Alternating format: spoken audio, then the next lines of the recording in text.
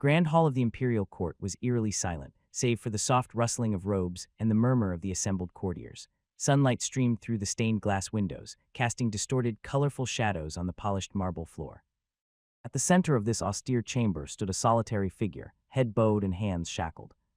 Alexander Harold von Triesenberg, the judge read aloud, "You have been found guilty of conspiracy to murder Her Majesty, Queen Elisabetta von Triesenberg." Collective gasp swept through the room, but Alexander remained unfazed. He knew the truth. He remembered the night vividly. The letter had come, bearing the Queen's seal, inviting him to a private meeting. The purpose was not stated, yet he came nonetheless. But when he arrived at her chamber, he found the Queen's lifeless body on the bed, a knife protruding from her chest. At that moment, the royal guards burst into the room as if with great timing. He was the only one there, the blood still fresh on his hands as he knelt beside her, trying to pull the knife out in a desperate attempt to save her.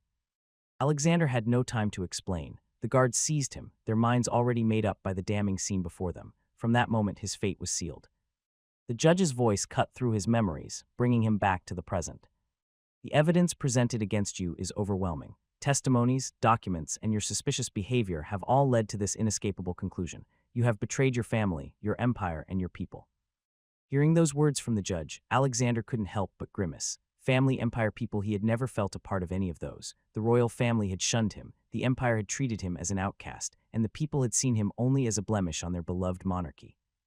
His gaze shifted to the side of the courtroom where his mother, Maria, stood with her head bowed, flanked by guards. She was not there as a witness but as a co-conspirator, dragged into this nightmare because of her unyielding love and loyalty to him. She was the only family he had ever known, the only person who had ever shown him genuine affection. But your crime is not solely your own. As a co-conspirator and to protect the dignity of the royal family, it has been decreed that your mother, Maria, shall bear the ultimate punishment. Therefore, Alexander Harold von Triesenberg, you are hereby sentenced to banishment from the Empire of Triesenberg. You shall be taken to the desolate Great Red Island, where you will live out the remainder of your days in isolation. As for your mother, she will be executed at dawn for her role in this treachery. "Don't give me that crap," Alexander yelled. "My mother has nothing to do with this."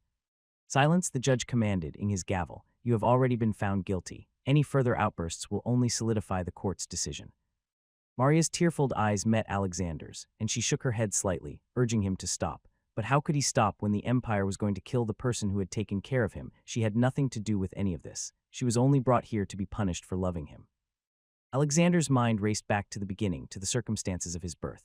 His mother, Maria, had been a maid in the royal household. The reigning king, Edward von Triesenberg, had seduced her one fateful night. It was an act of impulsive passion, but for Maria it resulted in a lifelong burden. She bore the king's child, a secret she could not keep hidden. When Alexander was born, the palace was rife with scandal. The king, unwilling to acknowledge his indiscretion, did nothing to protect Maria or their son. From the moment he took his first breath, Alexander was marked as an outcast. The courtiers whispered, the servants sneered, and his half-siblings openly mocked him. He was not a true prince in their eyes, but as a peasant who didn't know his place. He also didn't enjoy the privileges of being a member of the royal family. He was denied an education and access to the tutors who shaped the minds of his siblings. While his half-brothers and sisters studied under the finest scholars, he was left to learn what little he could from his mother. Now those half-siblings were present in the court. There are 5 of them, the first prince, second prince, the first princess, the third prince, and the second princess. They all have a neutral expression on their face as if they are watching a formal event. But Alexander noticed a subtle smirk from the second prince, Prince Theodore. Prince Theodore had always been the cruelest of them all. From childhood, he had taken every opportunity to torment Alexander, seeing him as a threat to the purity of their noble bloodline. The guards moved to separate Alexander from his mother, roughly pulling him away. Maria's tearful eyes met his one last time. "Be strong, my son," she whispered and added, "Remember, I love you." Alexander struggled against his restraints as he tried reaching out to her. "Mother, no, you can't do this," he shouted with great desperation, but his pleas fell on deaf ears as the guards dragged him out of the courtroom. Next day, he found himself on the deck of a battleship. His eyes were lifeless as he was informed that his mother was executed by guillotine. The words pierced through him like a blade, shattering the last remnants of his spirit. He had lost his will to live. Guards, indifferent to his anguish, roughly dragged him across the deck. The storm clouds above mirrored the turmoil within him, and he could barely muster the strength to stay on his feet. As the ship sailed toward the desolate Great Red Island, the weather worsened. Dark clouds gathered, and the wind picked up. The sea grew rougher, waves ing against the battleship with increasing force. The crew scrambled to secure the vessel, but it soon became clear that they were no match for the ferocity of the storm. The sky split open with a deafening crack of thunder, and torrential rain poured down in sheets. Lightning flashed, illuminating the terrified faces of the crew and guards. Alexander, chained and helpless, could do nothing but brace himself as the ship was tossed about like a toy in a bathtub. "Hold on," one of the guards shouted, but it was too late. A massive wave edged over the deck, sweeping several men overboard and sending the ship into a perilous tilt. The vessel groaned under the strain, and Alexander felt himself being pulled by the ireful currents. In the chaos, the ship's hull gave way, splitting open and allowing the sea to pour in. Alexander was thrown into the freezing waters, the shock of the cold nearly taking his breath away. He struggled against the chains that bound him, but the weight dragged him down, deeper into the dark depths. As he sank, he thought of his mother, her serene face in the face of death. He closed his eyes, accepting what he believed to be his final moments. But fate had other plans for him. When Alexander opened his eyes, he found himself lying on the shore of a sandy beach. The sky above was clear, and the sun was warm on his skin. He coughed, spitting out seawater, and rolled onto his back, trying to make sense of his surroundings. A soft chime caught his attention, and he looked up to see a glowing interface hovering before his eyes. Synchronizing host. Country creation system activated. Alexander stared at the odd-looking floating interface. The words hovered before his eyes, country creation system activated, pulsing gently as if waiting for his response.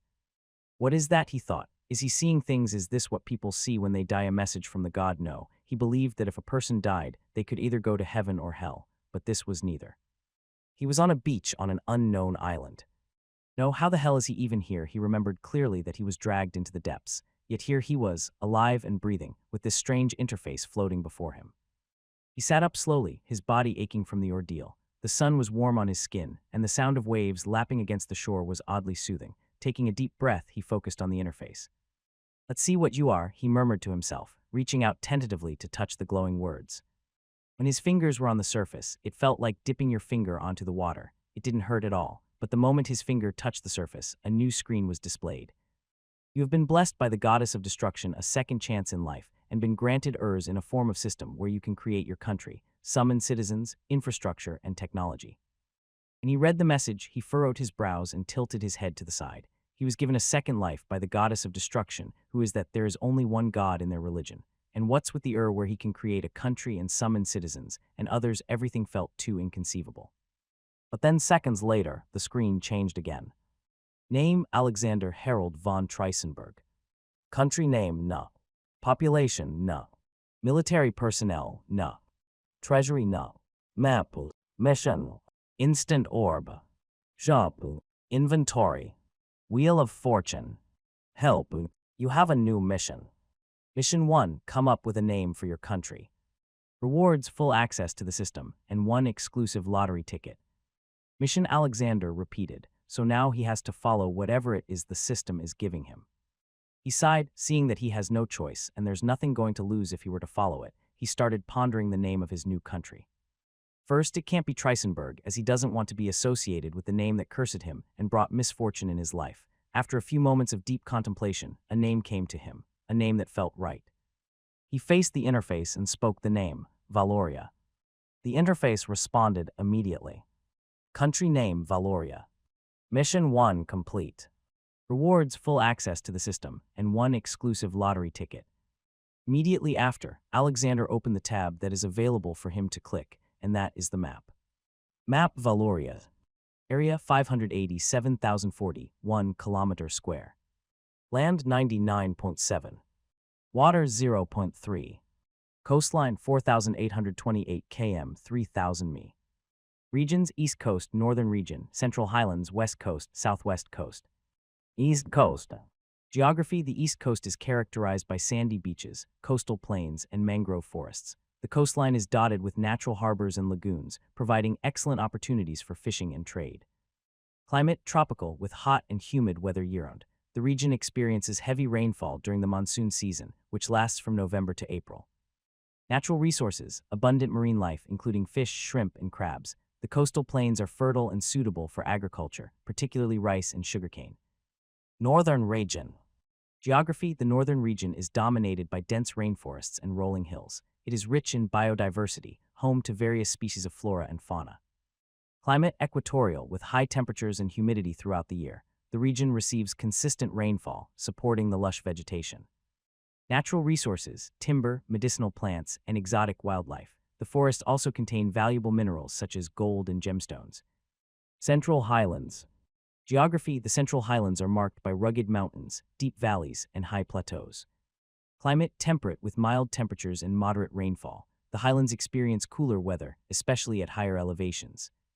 Natural resources: rich deposits of minerals, including iron ore, copper, and coal. The fertile valleys are suitable for growing tea, coffee, and various fruits. West Coast.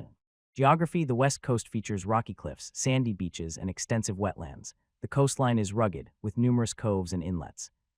Climate: tropical savanna, with distinct wet and dry seasons. The wet season lasts from November to March, while the dry season spans from April to October. Natural resources: rich fisheries, salt, and potential for aquaculture. The wetlands are home to diverse bird species and other wildlife. Southwest Coast. Geography: the Southwest Coast is characterized by coastal plains, mangrove forests, and coral reefs. Climate: tropical monsoon, with heavy rains during the monsoon season and dry periods in between. The climate is hot and humid year-round. Natural resources: coral reefs teeming with marine life, potential for tourism, and fertile land for agriculture. The region is ideal for growing tropical fruits and spices. Agriculture and seasons. Main crops: rice, sugarcane, tea, coffee, tropical fruits, bananas, mangoes, pineapples, and spices, pepper, cloves, vanilla. Seasons. Wet season November to April, heavy rainfall, ideal for rice and sugarcane cultivation. Dry season May to October, suitable for harvesting crops and growing drought-resistant plants like coffee and certain fruits. Alexander studied the map intently, and as far as his geography knowledge goes, he hasn't seen this island on the world map. This island just emerged on the eastern part of the southern tip of the Black Continent, but one thing is certain: that the island is diverse and huge, and its shape is like an oblong. So this is to be his country, a place where people don't even know existed, unless they discovered it. He wanted to know more about the system, so he tapped the Help tab, and there each description of the tab was displayed. Treasury: the main currency of the system. The only way to earn it is to complete a mission. Mission: this is where all the new, pending, and completed missions are going to be displayed. Map: display the map of your country. Instant Orb: a magical item that can be used to instantly build anything, specifically infrastructures. Shop: this is where you can buy everything you need to build your country. Inventory: store all your items and needs without limits. Wheel of Fortune: you can try your luck here by spinning the Wheel of Fortune and earn huge rewards. Reading those descriptions, Alexander nodded as he understood every function of the tab now. You have yet to use your exclusive lottery ticket. Alexander snapped back out of his reverie by the reminder of the system. Exclusive lottery ticket was an item he received by completing his first mission. Curious on what it can do, he went to his inventory tab, and there he saw the glowing icon of the exclusive lottery ticket. When he tapped that, a new interface popped up. There were 6 chests with question mark icons, and an instruction hovered about. Please select one among the boxes and receive your rewards. So he only needed to select one. That's fairly easy, and he didn't give much of a thought about it. So he chose randomly, and the one that he selected glowed in size, and an animation of it being fried open played. Congratulations, you have received 15 trillion treasury funds. Alexander's eyes opened. Based on the number of zeros, it must be in trillion. There's no mistaking it. It's a huge number, but how huge it is when there is nothing to base from, well, he'd study that later as another message popped up. New mission alert. Mission 3: now that you have a name for your country, the funds to build one, now it's time for you to build a country, starting from the government. Your mission is to select an ideal form of government: authoritarian, democratic, monarchy, dictatorship, oligarchy. Rewards: unlock the government structure, interface, 10,000 citizens, and essential infrastructure. Choose a form of government. Alexander read the message displayed by the system. The Empire of Trisenberg is a monarchical government where it is led by the emperor. The democratic is a form of government adopted by the United States of Fredonia, where the people have the to elect its leader for a limited term. He pondered over his choice. Since this is going to be his country, he doesn't want democracy, as he only wanted the country to be ruled by him. A monarchy could be an option, but so does the authoritarian. Main difference between the two is that in a monarchy, the ruler typically inherits their position by birth, often continuing a family lineage, whereas an authoritarian regime can be established through various means, not necessarily hereditary. Alexander mulled over his past experiences with the monarchy in Trisenberg. The backstabbing, the politics, the exclusion and disdain he faced, it left a bitter taste. While he yearned for the recognition and authority that a monarchy could provide, the wounds from his royal family's betrayal were still fresh. On the other hand, an authoritarian government could grant him the absolute control he desired, free from the constraints of traditional royal succession and the whims of other nobles. It would enable him to establish a new order, one centered around his vision and governance, without the interference of a court or council that might oppose him. He stood up, brushing the sand from his clothes as he gazed out over the ocean. The system interface pulsed gently, awaiting his input. Finally, his decision made, he spoke firmly, his voice carrying over the gentle roar of the waves. Authoritarian, he declared, I will lead Valoria as its sole authority. The decisions will be mine alone, guided by the lessons of my past and the vision I hold for our future. Government type authoritarian. Mission 3 complete. Rewards unlock the government structure, interface, 10,000 citizens, and essential infrastructure. As the reward details appeared, the interface updated to show new options, the government structure, and it showed new interfaces but are mostly blank and has prerequisites to unlock such as creating a constitution. New mission alert. Mission 4, now that you have selected your preferred form of government, it is now time for you to choose your capital before proceeding on building up your crew that will work under you. Rewards instant gem and 1x free residence facility of your choice. After the system displayed that, the map feature popped up, displaying the map of the country Valoria. Please tap at any location where you'd want your capital built. Your position currently is at East Coast. Alexander's finger hovered over the map, the glowing lines and icons beckoning him to make a pivotal decision. He considered the strategic and symbolic importance of each potential location for the capital of Valoria. His eyes were drawn to a spot in the Central Highlands. However, his instincts pulled him toward a different direction, a central location that was easily accessible and had a variety of natural resources and climates conducive to a thriving capital. With a decisive motion, Alexander tapped on the map. Capital location, Central Highlands. Mission 4 complete. Rewards instant gem and 1x free residence facility of your choice. The system will now teleport you to your capital location. As Alexander initiated the teleportation command on the interface, a swirling vortex of light enveloped him. The sensation was disorienting yet swift, and within moments he found himself standing at the center of the chosen capital location in the Central Highlands of Valoria. The air was crisp, the sky clear, and the sun bathed the land in a warm glow.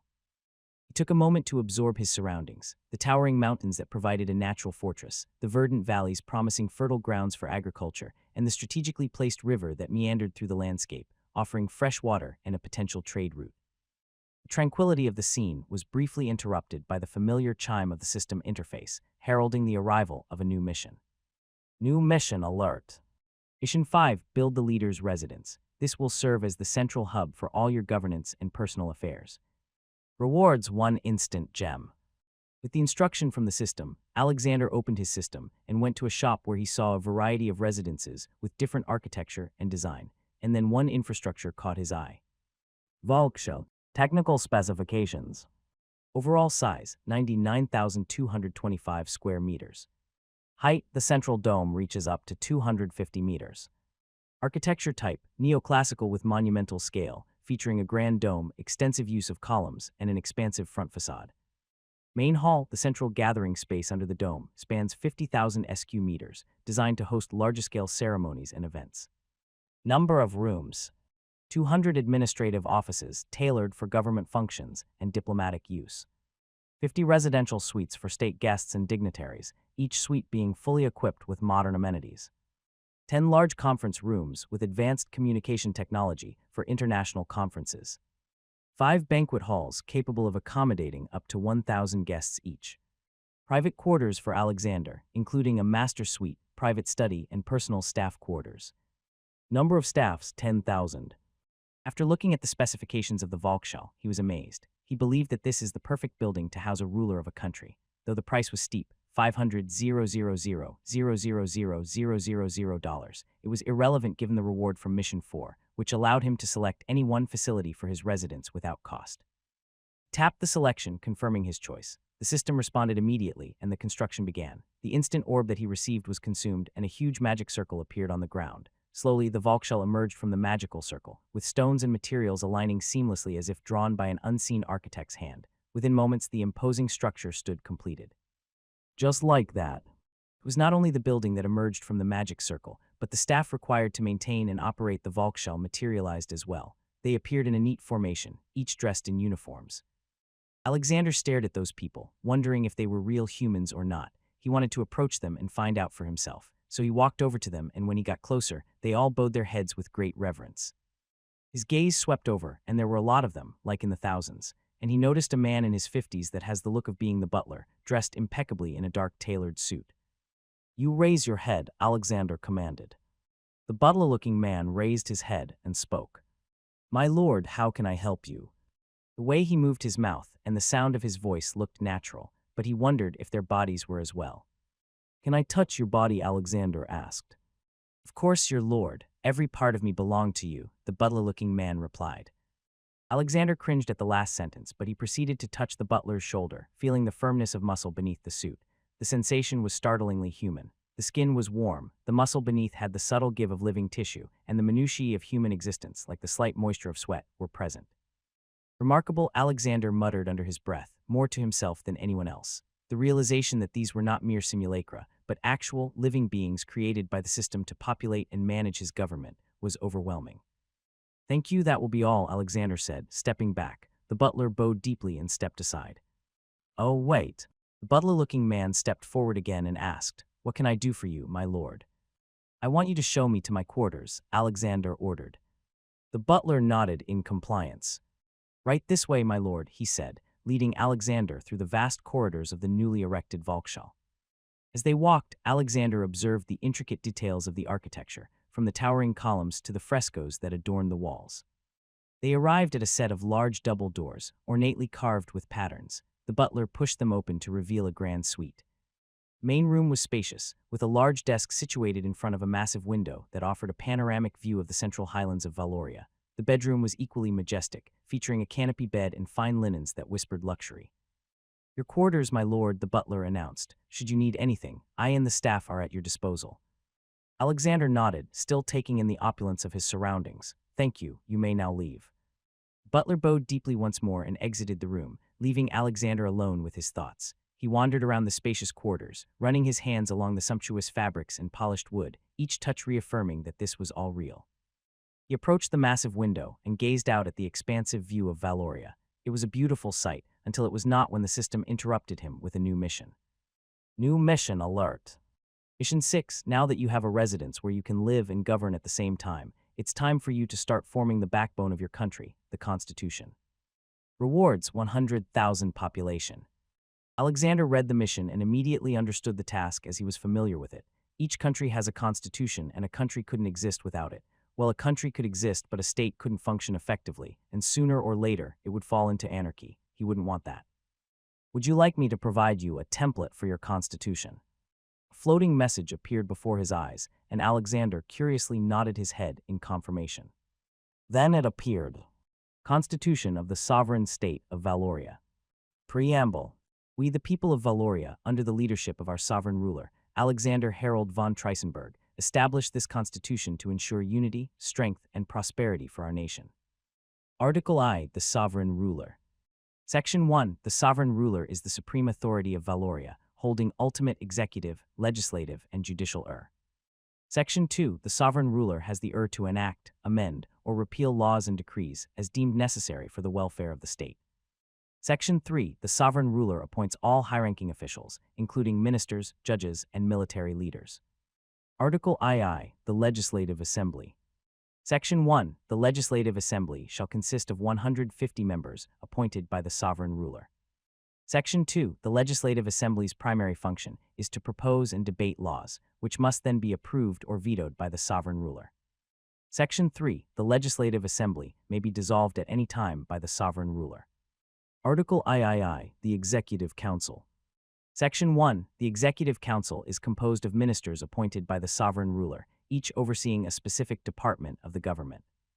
Section 2, the Executive Council implements the laws and policies decreed by the Sovereign Ruler and manages the daily operations of the government. Section 3, the Executive Council is directly accountable to the Sovereign Ruler and may be restructured at any time. Article IV, the Judiciary. Section 1, the judiciary is responsible for interpreting and applying the laws of Valoria, ensuring justice and order. Section 2, judges are appointed by the sovereign ruler and serve at his pleasure. Section 3, the judiciary operates independently, but is subject to the overriding authority of the sovereign ruler. Article V, rights and duties of citizens. Section 1, citizens of Valoria are entitled to protection, education, and opportunities for advancement.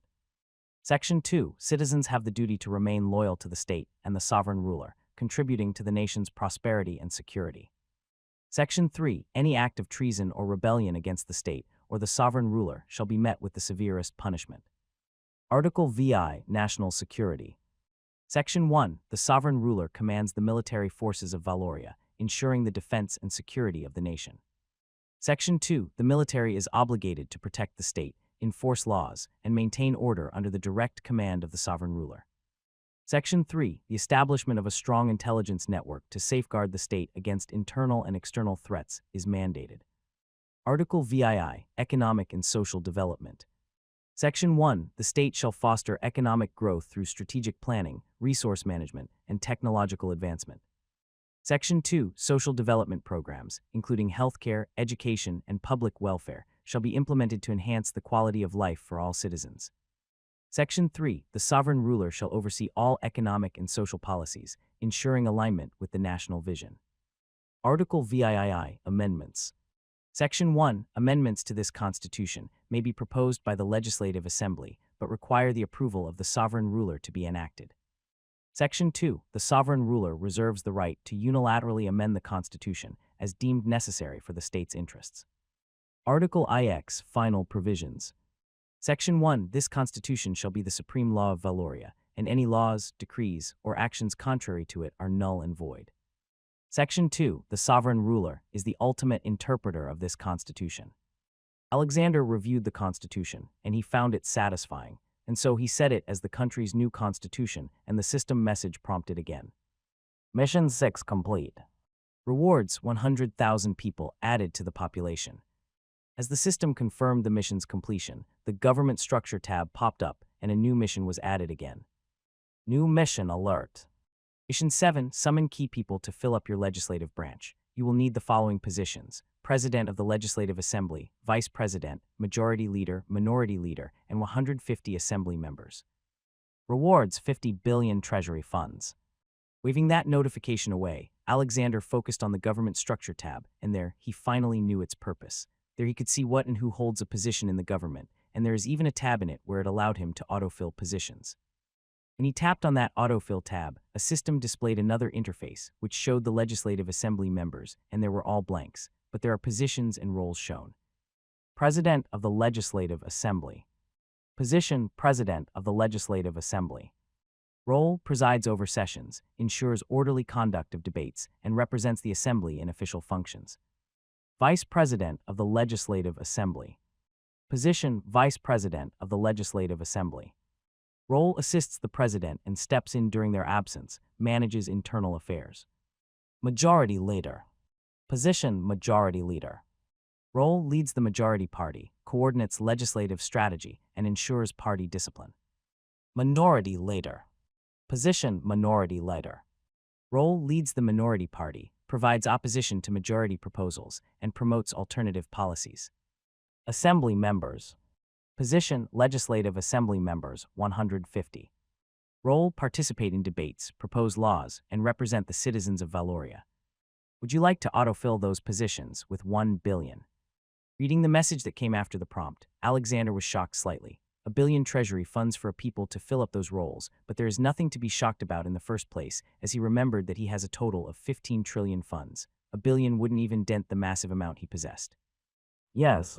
Deducting 1 billion treasury funds. Autofill in progress. The interface flickered as the names began to populate the previously blank fields. Alexander watched with keen interest as the key positions were filled with individuals who would soon shape the legislative future of Valoria. President of the Legislative Assembly. President of the Legislative Assembly. Thomas Richardson. Vice President of the Legislative Assembly. Valerie Collins. Majority Leader. Mark Anderson. Minority Leader. Julie Carter. Assembly Members. Claudia Johnson.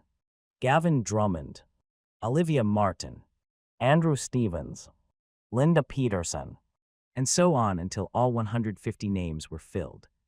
Mission 7 complete. Rewards: 50 billion treasury funds added. Current treasury funds: 15,049 billion. Wait, that's it. Alexander looked around, wondering where all these newly appointed officials were located. As if sensing his question, the butler cleared his throat to get Alexander's attention. Your Excellency, the members of the Legislative Assembly are currently in the Legislative Assembly Hall of the Volkshalle. Wait, what? Alexander turned around and faced the butler. Wait, you mean to say that in my residence there is a legislative hall? Yes, Your Excellency, the butler replied. The Volkshalle is designed to house not only your private quarters and administrative offices, but also the central hubs of governance, including the Legislative Assembly Hall. Would you wish to visit them? Alexander thought about it for a second and shook his head. No, I'll meet them later. Do you have a name? I have a name, Your Excellency. My name is Sebastian, but if you don't like my name, you can change it with anything you want. Alexander hummed. I won't change your name. In fact, it quite suits you. Thank you, Your Excellency. Sebastian bowed reverently. Please do not bow, I am not accustomed to it, Alexander said, beckoning him to raise his head. Your Excellency, you were a royalty in your country, and yet you aren't accustomed to this gesture. Well, I'm a bastard son who never received respect or recognition. In fact, I'm not even treated as a royal prince, Alexander replied bitterly, and Sebastian could sense his discomfort. I see, Your Excellency. Rest assured, you will receive the respect you deserve from your subjects here in Valoria. Alexander appreciated Sebastian's words, but quickly shifted his focus back to the system, who already had another mission.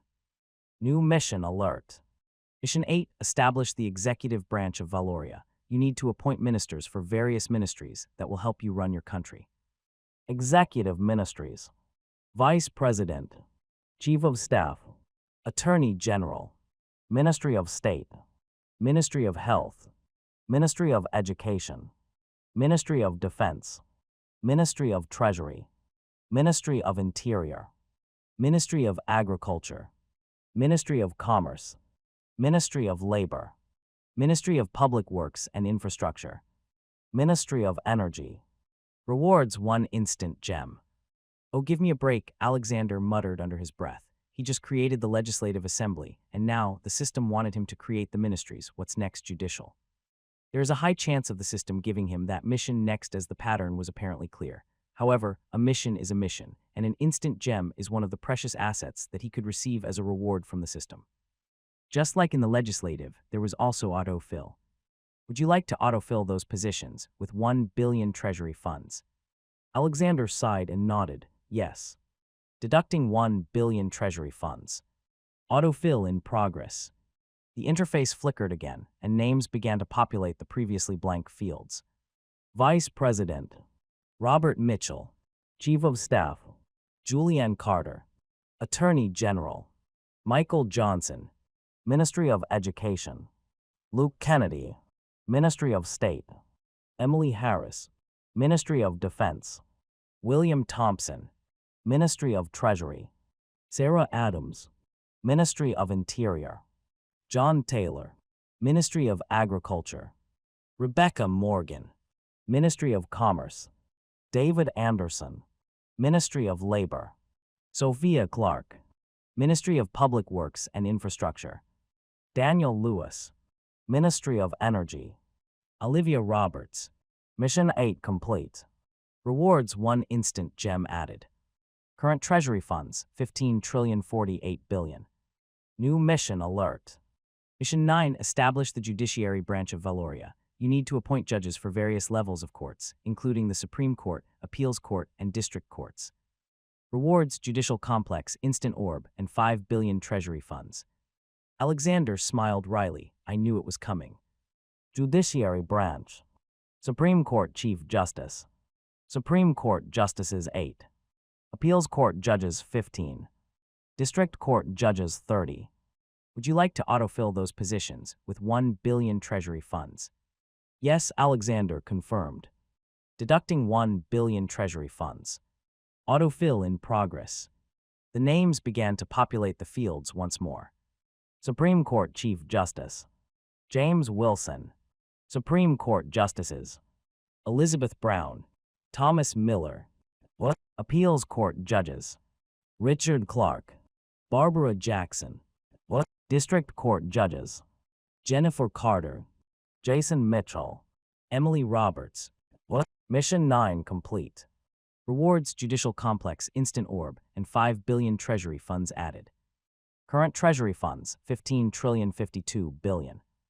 The judiciary now established, Alexander felt a sense of completeness. After almost an hour, he finished setting up the 3 branches of government. Now, he wondered where those people were. Could it be that their offices are inside the Volkshalle? If they are, then he wouldn't want that. He doesn't want his official residence to be crowded with politicians and staffers. He rolled his tongue and cheeks and tapped his foot rhythmically as he waited for another mission from the system. Usually, it would give him one right after he finished the last, but surprisingly, there was none, no matter how many minutes he waited. And then his stomach growled. Sebastian heard the growl and cautiously spoke. "Your Excellency, it seems that you are in need of sustenance. May I suggest that we adjourn to the dining hall, where a meal can be promptly arranged for you?" Sebastian inquired. Alexander looked at Sebastian, considering his proposal. He had eaten anything since he had been whisked in this place, and he was craving for food now. "Yes, that sounds like a good idea. Lead the way." Sebastian bowed slightly and began to walk down the elegant corridor. As they walked, Sebastian spoke again. "Your Excellency, if I may, it is imperative that we ensure the smooth functioning of your newly established government. I would advise you to hold an inaugural meeting with your appointed officials to set forth your vision and directives." "Maybe after I finish eating," Alexander replied. They arrived at the grand dining hall, a room of opulent design with a long table set for a feast. The staff, as if by magic, were already in place, awaiting Alexander's arrival. The table was laden with an array of dishes, from roasted meats to fresh fruits and vegetables, all prepared to perfection. "Please, Your Excellency, take your seat," Sebastian gestured to the head of the table. Alexander sat down, and the staff immediately began to serve him. As he tasted the first bite, he couldn't help but marvel at the quality and flavor of the food. It was a stark contrast to the bland and sparse meals he had been subjected to during his imprisonment. "Sebastian, this is excellent," Alexander said between bites. "Thank you, Your Excellency. It is our utmost duty and pleasure to ensure your comfort and well-being," Sebastian replied with a gracious smile. While Alexander was engrossed eating his food, he didn't notice the sounds of the footsteps coming from behind. Sebastian noticed it, but didn't step in her way as he recognized the person.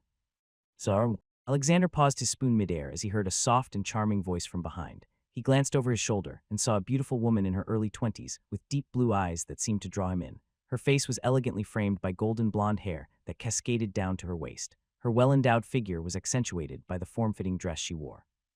"Who are you?" Alexander asked as if in trance. The woman stepped forward, a confident yet respectful smile gracing her lips. "My name is Julianne Carter, Your Excellency. I have been appointed as your Chief of Staff." Alexander's eyes widened slightly as he took in her words. "Chief of Staff." "Yes, your Chief of Staff. I will be the one responsible for directing, managing, and overseeing all policy development, daily operations, and staff activities within your administration." "Ah, okay," Alexander uttered, still processing what just happened. "Your Excellency," Julianne called. "Ah, yes," Alexander snapped back to reality. "Legislative Assembly President and the rest of your cabinet members are waiting for you in the conference room for a meeting about how we are going to run the nation. But don't rush. Please take your time finishing your meal as this meeting can commence at your convenience," Julianne added with a reassuring smile. "Actually, we can start now," Alexander said, grabbing a handkerchief and wiping his mouth before standing up. "Lead the way, Julianne." Julianne nodded and turned to lead him through the grand corridors of the Volkshalle. Sebastian followed at a respectful distance. As they approached the conference room, Alexander took a deep breath, preparing himself for the critical meeting ahead. Julianne opened the doors to reveal a spacious room filled with his appointed officials. They stood in respectful silence, waiting for him to take his place at the head of the table. Alexander walked to his seat, taking in the sight of the people present inside. They were all in their mid to late 20s, and they had a fair appearance. Julianne stepped forward and spoke authoritatively. "Ladies and gentlemen, the supreme leader of Valoria has arrived. Please show your respect." At her words, every individual in the room, from the president of the Legislative Assembly to the newest member of the cabinet, bowed deeply.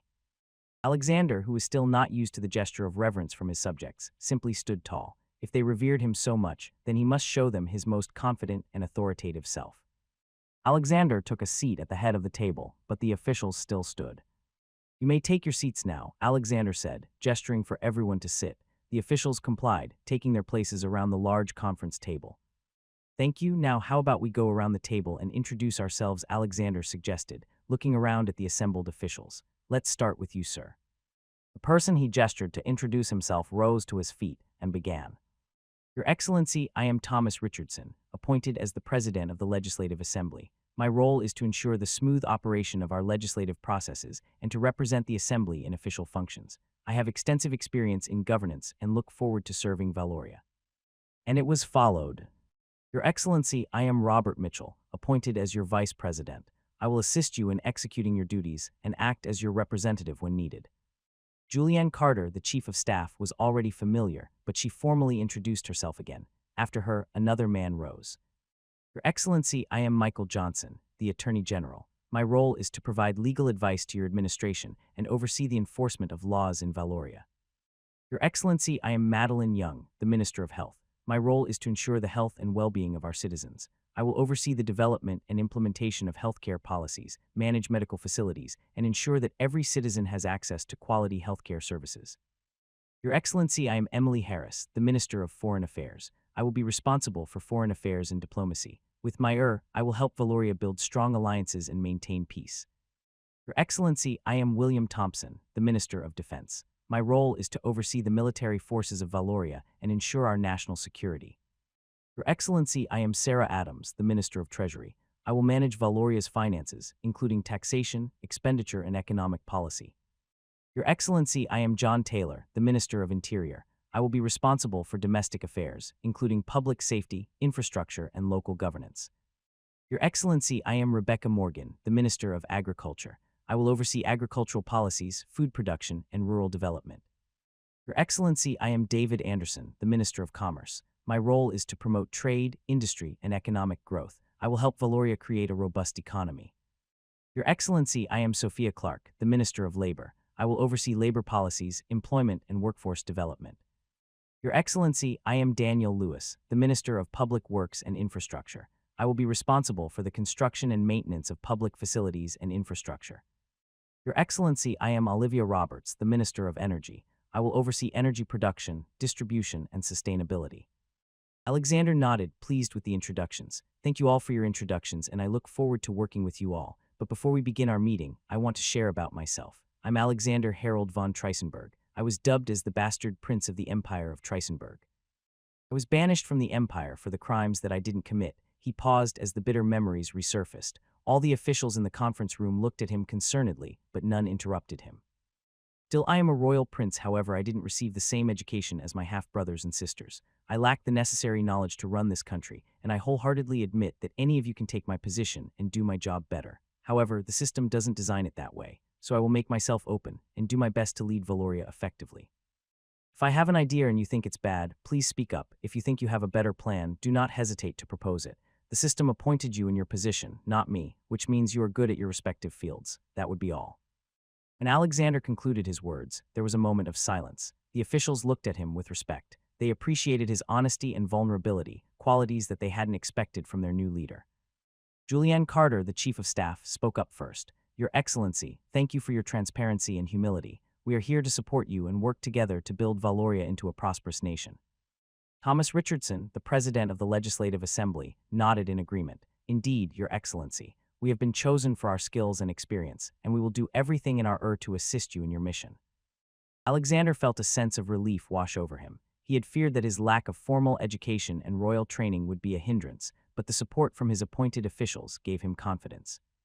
Thank you, he said steadily. Now, let's get to work. For now, this country doesn't have much of a population yet. The only people here on this island are the staffers of the Volksschule and your staff. In order to make Valoria a true country, we need to increase the population. I have a free 100,000 population that I can summon, but I can purchase more on the system. I need your help to determine how many I should buy. Before Alexander continued, he browsed the shop and saw the price of the people.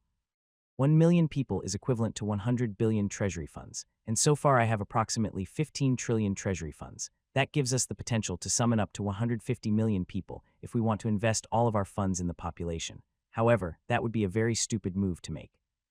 We need to balance our spending to ensure we can also invest in infrastructure, services, and development projects. Sarah Adams, the Minister of Treasury, spoke up. Your Excellency, while it is important to have a robust population to build a thriving nation, we must also consider the immediate needs for infrastructure, healthcare, education, and other essential services. I suggest we start with a moderate increase in population, perhaps 10 million people, which would cost us 1 trillion treasury funds. This would give us enough people to establish a functional society while still leaving us with substantial funds for development. Alexander nodded thoughtfully. That sounds reasonable. Any other suggestions? Madeline Young, the Minister of Health, raised her hand. Your Excellency, with the increase in population in an instant, I don't think we can serve them. For starters, we don't have basic needs such as food, housing, and medical facilities in place. Summoning 10 million people without these necessities would create chaos and suffering. We need to ensure that we have the infrastructure to support them first. Rebecca Morgan, the Minister of Agriculture, concurred. Madeline is right, Your Excellency. We need to have a plan for food production and distribution. We should prioritize building farms, establishing supply chains, and creating storage facilities to feed the population. So you are all saying that we need to establish the infrastructure first, and then after it, we can summon the population. Exactly, Your Excellency, Rebecca replied. We need to create a sustainable foundation before bringing in a large population. This will ensure their well-being and prevent potential crises.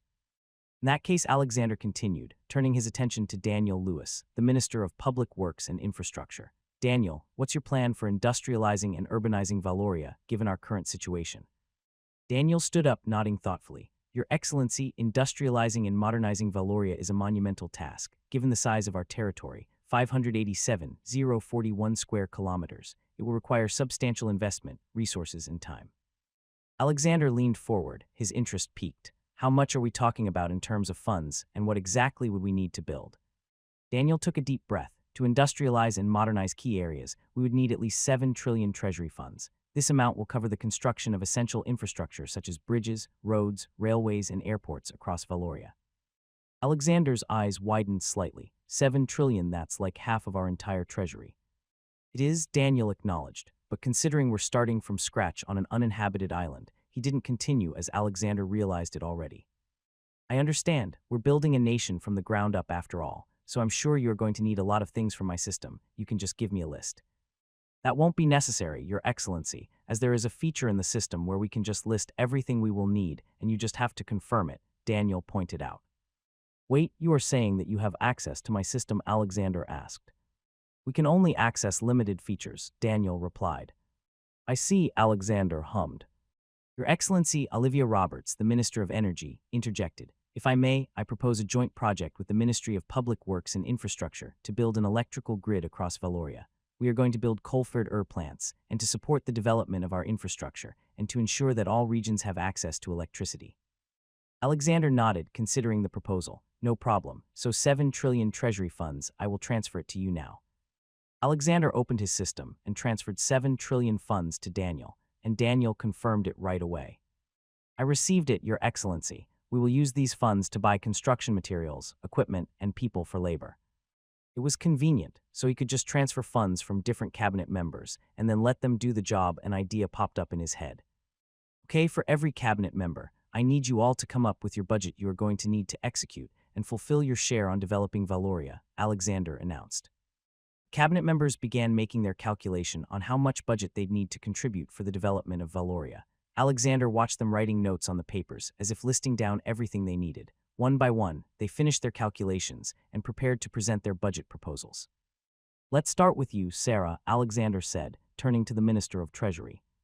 Sarah Adams stood up, holding her notes. Your Excellency, after careful consideration, I propose a budget of 1 trillion treasury funds for the initial setup of our financial systems. This includes the establishment of a central bank, financial regulations, and economic policies to ensure stability and growth. Alexander nodded, appreciating the thoroughness. Thank you, Sarah. Next, Madeline, your budget for the health sector.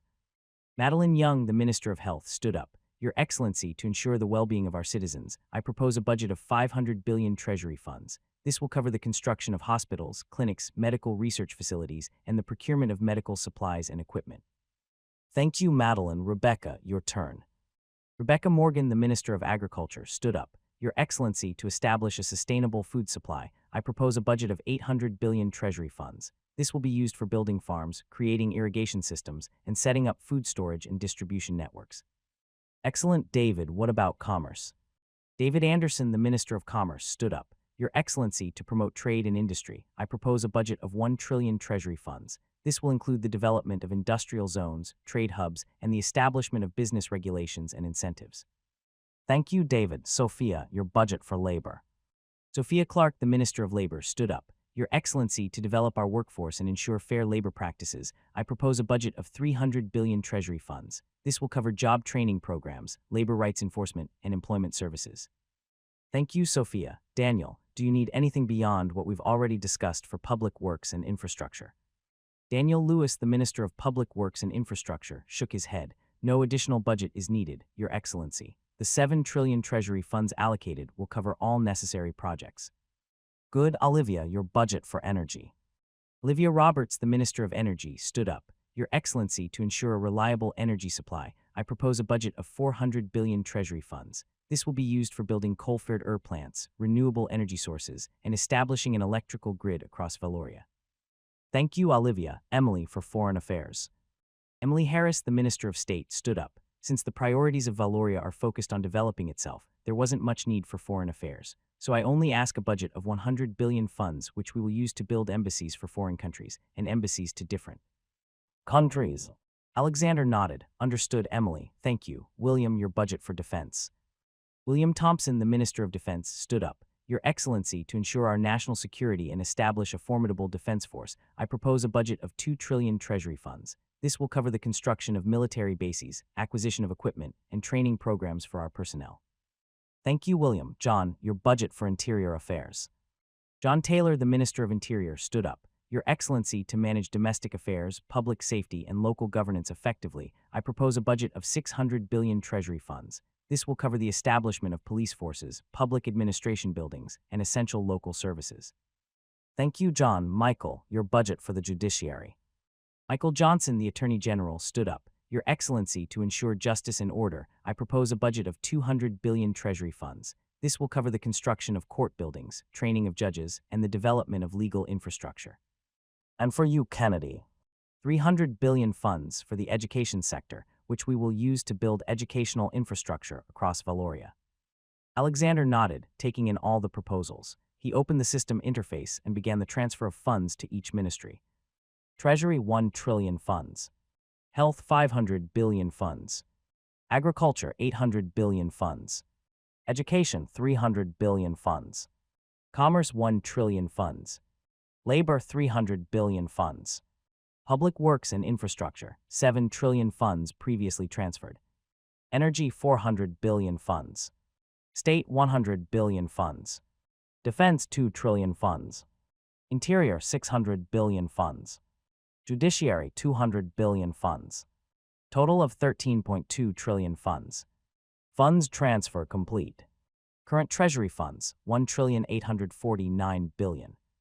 All funds have been allocated, Alexander announced. Now I expect that each and one of you will execute their duties efficiently and report back to me on the progress. The cabinet members nodded resolutely. Alexander rose to his feet, his gaze sweeping over them once more. That would be all. I will dismiss the meeting for now. Please proceed with your tasks and keep me updated regularly. The cabinet members stood up, bowed, and exited the room one by one, leaving Alexander alone with Julianne and Sebastian. He turned to Julianne. Why are you not joining them?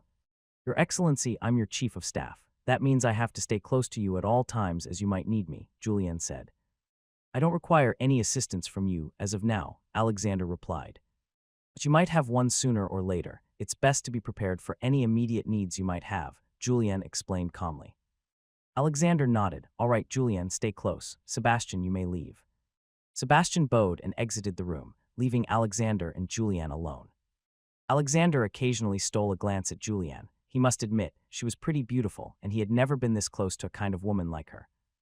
Not long after, Julianne noticed him glancing at her and asked, Is there anything you need? Your Excellency, Julianne asked respectfully. Drop the Your Excellency part. Call me by name, Alexander. Julianne nodded, a small smile forming on her lips. Of course, Alexander. Is there anything you need? She immediately went along with his suggestion that fast. Anyways, Alexander, Julianne said. It sounded formal but had a casual tinge in her voice. What do you plan in the future about this world? About this world. Alexander tilted his head to the side. He didn't expect he'd receive a deep question from Julianne. Well, what did this world do to him? He was born a bastard and was treated unfairly by his peers, but still lucky because he had a loving and caring mother by his side until the Empire took that away from him. He wanted to get back at the Empire of Trisenberg for all the suffering and injustice they had inflicted upon him and his mother. Now, with the granted by the country creation system, he finally had the means to exact his revenge. Julianne, he began, my primary goal is to establish Valoria as a erful and prosperous nation. But beyond that, I seek justice for my mother and retribution against those who wronged us. The Empire of Trisenberg will pay for their treachery. I will build Valoria into a force strong enough to challenge and ultimately overthrow them." Julianne's eyes widened slightly, but she remained composed. "I understand, Alexander. Your determination and resolve are clear. As your chief of staff, I will support you in every way possible to achieve these goals that I vowed and promise you." Empire of Trisenberg, March 25, 1938. At the royal palace of Trisenberg, Prince Theodore was having his jasmine tea while reading a newspaper that covers the ongoing tension between the Qing dynasty and the Yamato Empire in the east. He had been following the issue since it had started. The Qing dynasty is a erful nation in its domain, and the Yamato Empire is challenging it. It was not only him who had been keeping tabs on it, but the Empire of Trisenberg as well. They knew at one point in the future, those two would go to war with one another, and it would be up to the country in the west to choose a side. While he was engrossing himself with detail, there was a knock on the door. He glanced at the door as he set down the newspaper, wondering who might be interrupting his morning routine. "Enter," he called out. The door opened and his chief advisor, Lord Reginald Huxley, stepped into the room. Reginald was an elderly man, with a sharp mind and years of experience in the court. His presence usually meant important news. "Your Highness, may I have a moment of your time?" Reginald asked, bowing respectfully. Theodore nodded, intrigued. "Of course, Reginald. What brings you here so early?" Reginald approached and handed Theodore a sealed envelope. "A report has come from Admiralty. You should read it." Theodore took the envelope, noting the Admiralty seal, and carefully tore it open. He pulled out the letter and began to read. As his eyes scanned the lines, his expression darkened. "The battleship carrying Alexander to his exile at the Red Island has been sunk due to a severe storm. All hands, including the crew and guards, are presumed lost." Reginald watched Theodore closely, gauging his reaction. "Your Highness, are you concerned for your brother?" Theodore's grip tightened on the letter, his eyes flashing with anger. "Do not mistake my feelings, Reginald. Alexander is not my brother, never was and never will be. He is a bastard, an embarrassment to the royal family. My concern is not for him, but for the battleship and the crew we lost. Their lives and the ship's value far outweigh that of Alexander's, even the fuel." Reginald nodded, understanding the prince's stance. "Of course, Your Highness. What do you propose we do next?" Theodore took a deep breath. "What a waste. Do you have any idea how much it costs to construct those battleships? It's 15.5 million Reichsmarks, and that's not even accounting for the training and lives of the crew." Reginald remained silent, knowing it was best to let Theodore vent his anger. After a moment, the prince continued. "I thought our ship was designed by the best of the best. Why was it sunk by a storm? Do you know what would happen if this news were to be released to the public? We are going to be a laughingstock. The dignity of the Empire of Trisenberg will be tarnished." "Do you suggest that we keep it under the radar?" Your Highness, Reginald asked carefully. Theodore nodded slowly. "Yes, the last thing we need is for our enemies to see a chink in our armor. We must ensure that this incident is contained. Make sure that the families of the crew and guards are compensated quietly, and let the news die a silent death." "As you wish, Your Highness," Reginald replied, bowing slightly. "I will see to it immediately." Theodore watched as Reginald left the room, and once he left, he rose to his feet and walked over to a large window where it offered a panoramic view of the royal gardens. "Ah, Mother, if you weren't so supportive of my older brother, you wouldn't end up in the place where you are now," Theodore muttered under his breath. Now there's only one person that could hinder him from achieving his goals. His older brother, Prince Edward. Prince Theodore's thoughts drifted to his older brother, Prince Edward. Edward had always been the favored son, the heir apparent, the one who could do no wrong in their father's eyes. Despite his resentment, Theodore knew that Edward's popularity and influence were formidable obstacles in his path to ultimate heir. Theodore turned away from the window. He knew that to secure his place, he needed to outmaneuver Edward, and he would do whatever it takes to achieve it. 6 months later, in the country of Valoria, Alexander was in his vehicle, seated next to Julianne, who had been organizing papers containing various reports on the city's progress. As they drove through the streets of the capital, Alexander gazed out the window, marveling at the rapid transformation taking place. Wide asphalt roads crisscrossed the urban landscape, smoothly accommodating the flow of sleek, newly manufactured cars. Pedestrians walked along pristine sidewalks lined with ornate street lamps and meticulously maintained greenery. Neoclassical Baroque palaces stood as architectural masterpieces, each serving as headquarters for various government departments. Their grand facades, adorned with intricate carvings and stately columns, exuded an air of authority. The building's design seamlessly blended with the city's overall aesthetic, creating a harmonious and visually pleasing environment. Alexander took note of the ongoing construction of subways, a project that promised to enhance the city's transportation network. Workers diligently laid tracks and assembled the stations. Water pipelines and electrical poles were also being installed throughout the city, ensuring that every corner of the capital would have access to essential utilities. Alexander watched as workers maneuvered heavy machinery such as bulldozers, steamrollers, and cranes to shape the city's infrastructure. "I have never witnessed such a development," Alexander observed. "If this was in Trisenberg, it would take years for it to be completed, but here it's almost as if the city is growing right before my eyes." Julianne simply smiled at Alexander's enthusiasm with the progress of the construction. "Where are we going again?" Alexander asked. "The Department of Defense headquarters," Julianne replied. "You will meet with the defense minister, where you'd tour around the finished military facilities." "Military? Huh, I wondered what they have for me," Alexander said, grinning. For him, the military is one of the important pieces in a nation, as it needed a military to achieve a will of the nation. "We are here," Julianne informed Alexander, who was still gazing out of the window. "This is the Ministry of Defense," Alexander said, his eyes widening as he took in the sight before him. The building was a grand neoclassical Baroque palace, a masterpiece of architectural design. The exterior was constructed from gleaming white marble, its surface polished to a mirror-like sheen. Massive columns, adorned with intricate carvings, lined the front entrance, supporting a large triangular pediment decorated with bas-relief sculptures depicting scenes of valor and strength. Above the entrance, an expansive balcony stretched across the facade. Guarded by a row of statues, the windows were tall and arched, framed with delicate stonework that added to the building's majestic appearance. The roof was crowned with an enormous dome, its surface covered in gold leaf that gleamed in the sunlight. Flanking the dome were smaller towers, each topped with a spire and adorned with decorative elements that emphasized the building's grandeur. As they stepped out of the vehicle, Alexander noticed the meticulous landscaping that surrounded the palace. Neatly trimmed hedges and vibrant flower beds lined the pathways, and a series of fountains added a touch of elegance to the grounds. "Impressive, isn't it?" Julianne said, noting Alexander's awestruck expression. "It certainly is," Alexander replied. Julianne led Alexander up the wide marble steps towards the grand entrance. The heavy wooden doors, carved with intricate patterns and reinforced with iron, swung open to reveal a vast interior lobby. The floor was made of polished marble, reflecting the soft light from the crystal chandeliers that hung from the high ceiling with massive pillars supporting the structure. "Welcome to the heart of Valoria's defense," Julianne said as they made their way to the central hall. As they walked through the grand entrance into the vast lobby, Alexander noticed the numerous staffers bustling about donned in sharp military uniforms. The moment they saw Alexander, they stopped in their tracks, snapped to attention, and saluted. Alexander acknowledged their salutes with a nod, and they made their way further into the building. "How long have we been walking?" "Like 5 minutes." "How far is the office of the defense minister?" "Not much farther," Julianne replied with a smile. "The defense minister's office is just down this corridor."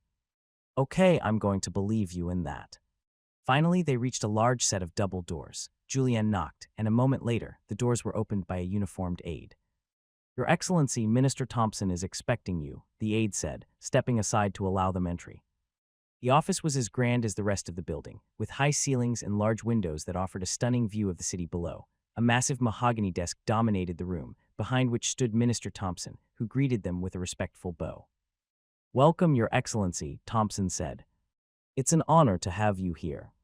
"Thank you, Minister Thompson," Alexander replied, shaking his hand. "I'm eager to see what you have to show me."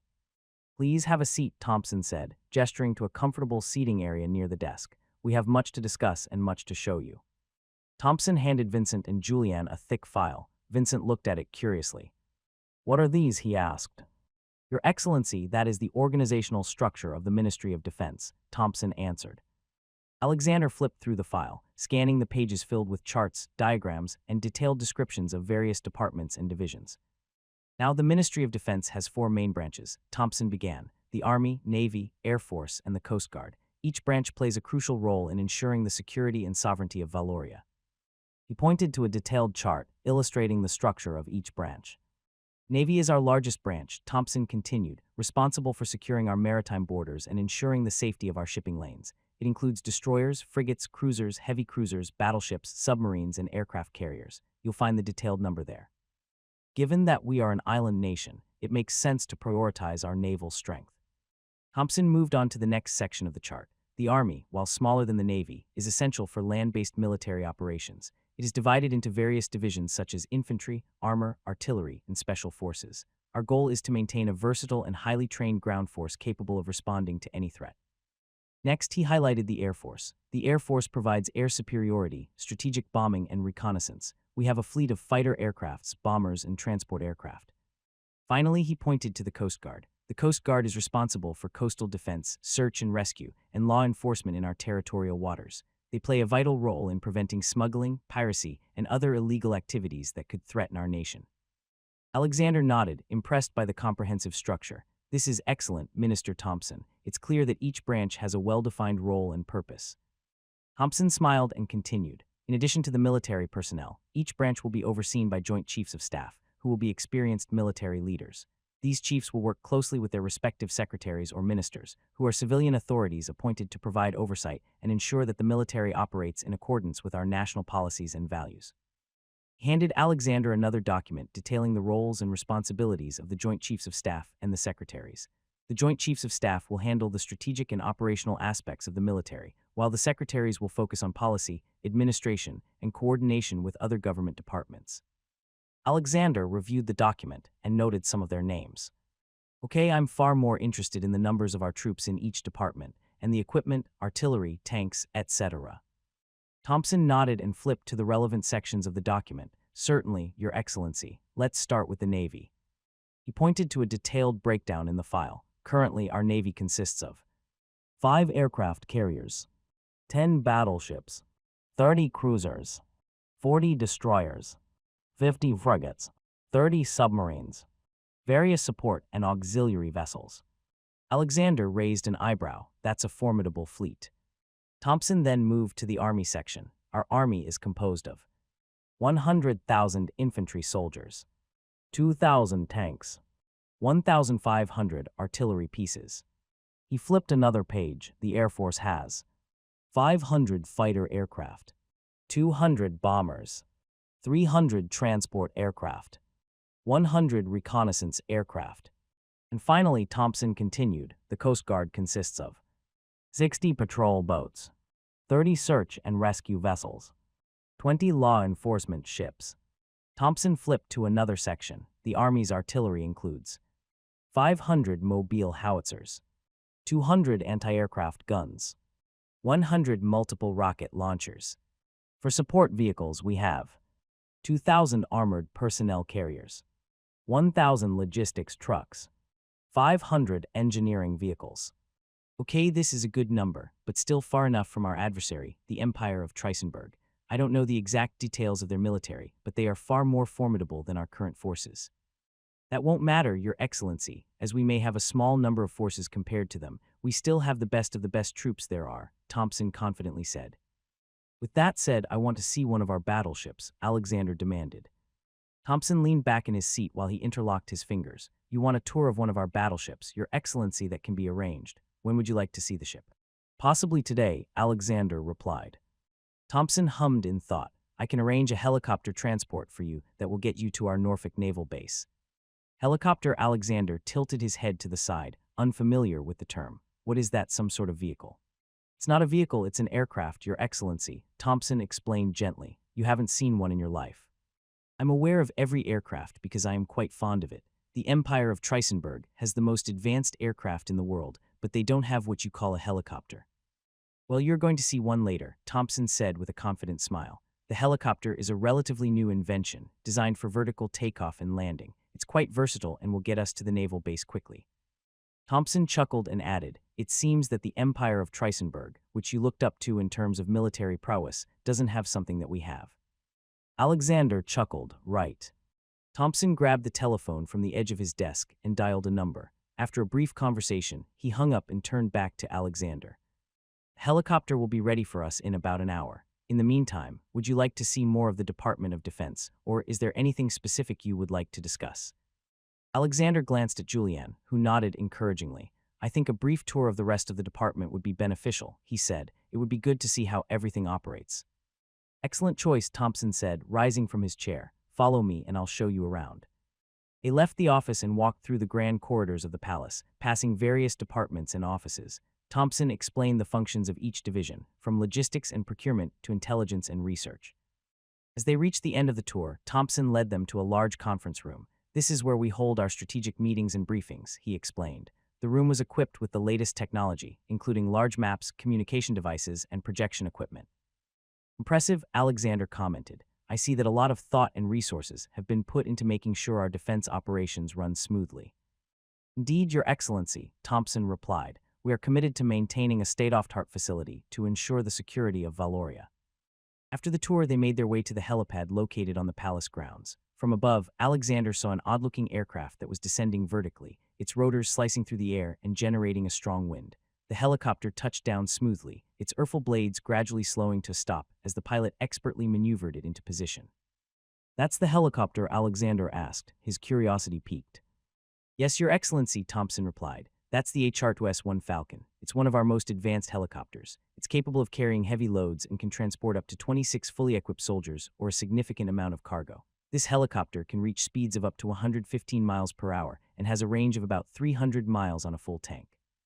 It's equipped with advanced navigation systems and communication equipment, making it ideal for a variety of missions, including rapid deployment and emergency evacuations. Now, shall we enter? Alexander nodded, his curiosity piqued. Yes, let's. Thompson led the way, and Alexander followed closely behind, with Julien right behind him, as they approached the helicopter. Welcome aboard, Your Excellency, the pilot said. Please watch your step as you enter. Alexander nodded and carefully climbed into the helicopter, taking a moment to absorb the interior. The cabin was spacious, with comfortable seating and ample space for cargo. The control panel in the cockpit was filled with an array of dials, switches, and gauges that looked complex. Thompson and Julien took their seats, and Carter proceeded with the pre-flight checks. The rotors began to spin faster, creating a steady hum that resonated through the cabin. Is everyone ready? The pilot asked, looking back to ensure his passengers were secure. Ready, Thompson confirmed. Helicopter lifted off smoothly, rising vertically before tilting forward and gaining speed. Alexander looked out of the window, watching as the city of Valoria shrank below them. The view was breathtaking. The city looked beautiful from above, and the fact that this was his first time flying in such an aircraft made the experience even more exhilarating. This is incredible, Alexander said, raising his voice to be heard over the noise of the rotors. I've never experienced anything like it. Thompson smiled. I'm glad you're impressed, Your Excellency. I'm sure there will be a lot of others that will take your breath away. As they soared above the landscape, Alexander took in the breathtaking views. The sprawling urban landscape of Valoria gave way to lush green countryside and sparkling blue waters. Below there was the Norfolk Naval Base. There were a lot of ships docked, mostly warships and support vessels. The centerpiece, however, was the massive battleship, and he realized that the helicopter was getting closer to it. 3 minutes later, the helicopter landed on the deck of the battleship. A naval crew from the deck approached the helicopter and opened the door for them to disembark.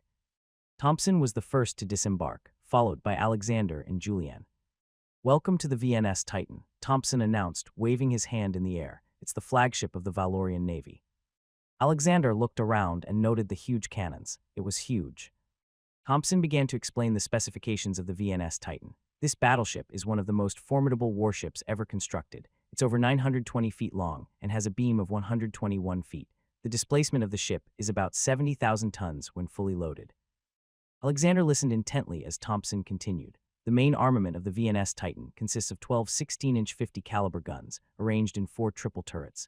These guns can fire shells weighing up to 2,700 pounds over a distance of more than 20 miles. The secondary armament includes 25-inch 54-caliber dual-purpose guns, providing both anti-ship and anti-aircraft capabilities.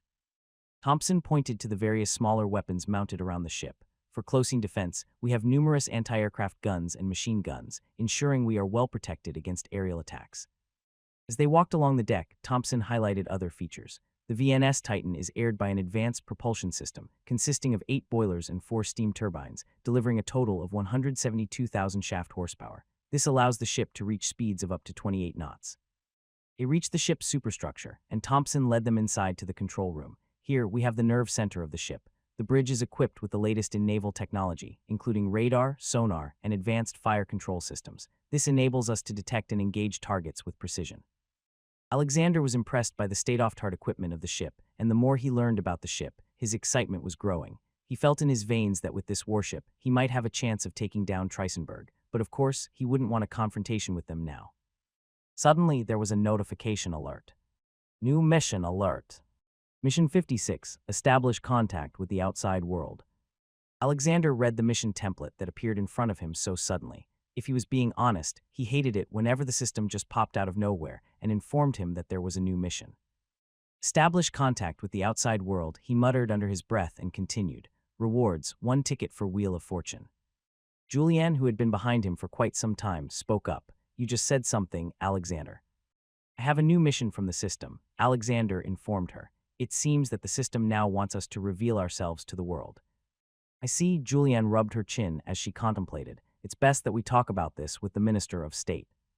Thompson, noticing their serious discussion, stepped closer. Is everything all right, Your Excellency? Alexander nodded, then turned to Thompson. Yes, everything is all right. I love the ship, Defense Minister. Now I'm afraid that I have to cut my tour short. Could we use the helicopter to drop me off at the Minister of State headquarters? Thompson nodded. Absolutely, Your Excellency. I'll make the necessary arrangements right away. They made their way back to the helicopter, and within a few minutes they were airborne again, heading back toward the capital. As they approached the city, the helicopter descended smoothly onto the helipad at the Minister of State headquarters. You are dismissed, Defense Minister. If there is anything I need related to defense, I'll contact you, Alexander said. No problem, Your Excellency. I'd be at your service anytime, Thompson replied with a respectful bow before stepping back to allow Alexander and Julianne to disembark. At the main entrance, the guards immediately opened the doors, allowing Alexander and Julianne to enter the building.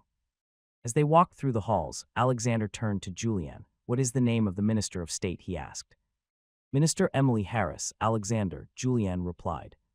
Alexander stopped in his tracks, and Julianne was confused as to why that was. Alexander, is there a problem?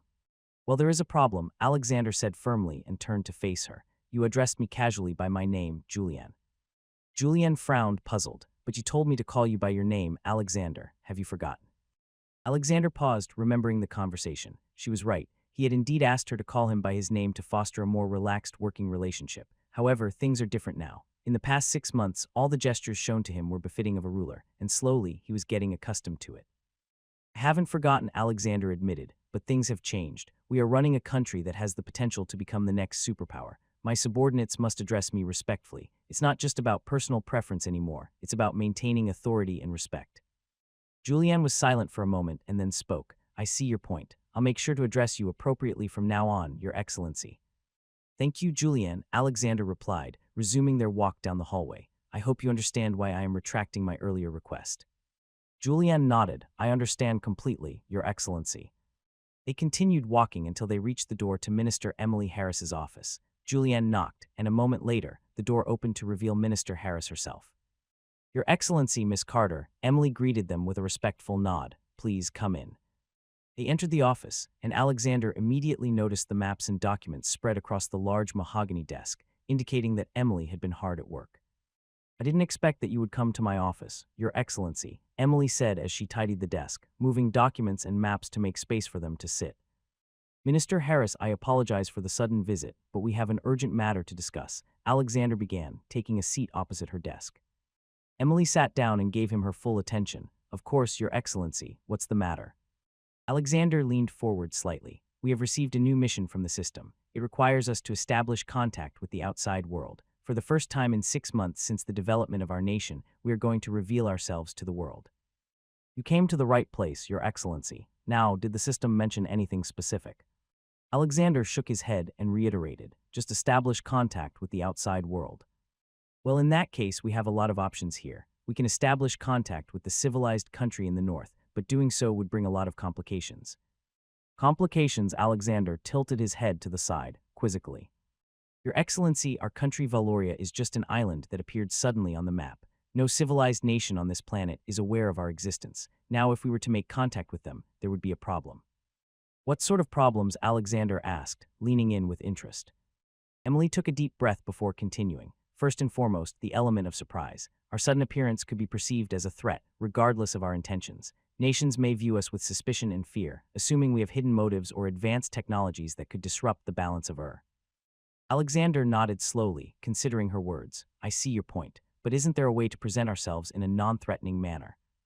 It's not just about our presentation, Your Excellency, Emily continued. Once we reveal ourselves, we will inevitably attract a lot of attention. This will include not just diplomatic interest, but also potential espionage and even military reconnaissance. Other nations will want to know our capabilities, our resources, and our intentions. We must be prepared for that level of scrutiny. Julianne interjected, we could start with smaller, less urful nations. I heard that there is a continent exploited by Westerners called the Black Continent, but not all of it was fully colonized by them. Emily nodded thoughtfully. That could be a more manageable first step. establishing relations with smaller nations could allow us to build alliances and gather intelligence without drawing too much attention from the major Urs. Alexander leaned back, contemplating the idea. So our first contact should be with nations that are less likely to see us as an immediate threat. Well, are there any countries in the Black Continent that are independent from the reigns of the Western Urs? There is, but there are few of them, Emily answered as she pulled out a map. She pointed a finger at the map. This is the southern tip of the Black Continent, Emily continued, tracing her finger along the map. Here, we have the Kingdom of Zambesi. It's one of the few regions that have managed to maintain a level of independence, despite the presence of Western colonizers in the surrounding areas.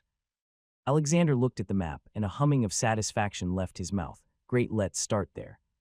After a meeting with the Minister of State, Alexander exited the headquarters and made his way along with Julian to a waiting car where they would be taken back to the Volksschule. He looked at his wristwatch and noted the time. It was already noon, and he hadn't had his lunch yet. Ever since becoming a ruler of this new nation, he was spoiled by his servants with utmost care. He had to follow his strict schedule, which included regular, well-prepared meals. Upon arriving at the Volksschule, Alexander was greeted by his staff and escorted to the dining hall. The aroma of freshly prepared seafood wafted through the air, making his stomach growl in anticipation. "Welcome back, Your Excellency," greeted Chef Marcel, bowing slightly. "Today we have prepared an array of seafood dishes for your lunch. The main highlight is a butter-poached lobster served with a garlic herb sauce. We also have a selection of fresh oysters, grilled scallops, and a seafood paella." Alexander simply nodded and made his way to his seat. Every day there would be a sumptuous feast where the chef would prepare a variety of exquisite dishes. This time, the spread looked particularly inviting. First course was presented, a platter of fresh oysters on a bed of crushed ice, garnished with lemon wedges and a tangy mignonette sauce. Alexander squeezed a bit of lemon on an oyster and savored the briny, fresh taste. Next, the grilled scallops were served, perfectly seared and accompanied by a balsamic reduction and sautéed spinach. Finally, the main course was brought in, the butter-poached lobster. The bright red shell glistened with a rich garlic herb sauce. Alexander took his time, enjoying the succulent lobster meat.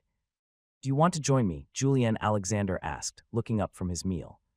Julian shook her head politely. "Thank you, Your Excellency, but I must decline. We have a busy afternoon ahead, and I need to ensure everything is in order." "Very well, what's on the agenda?"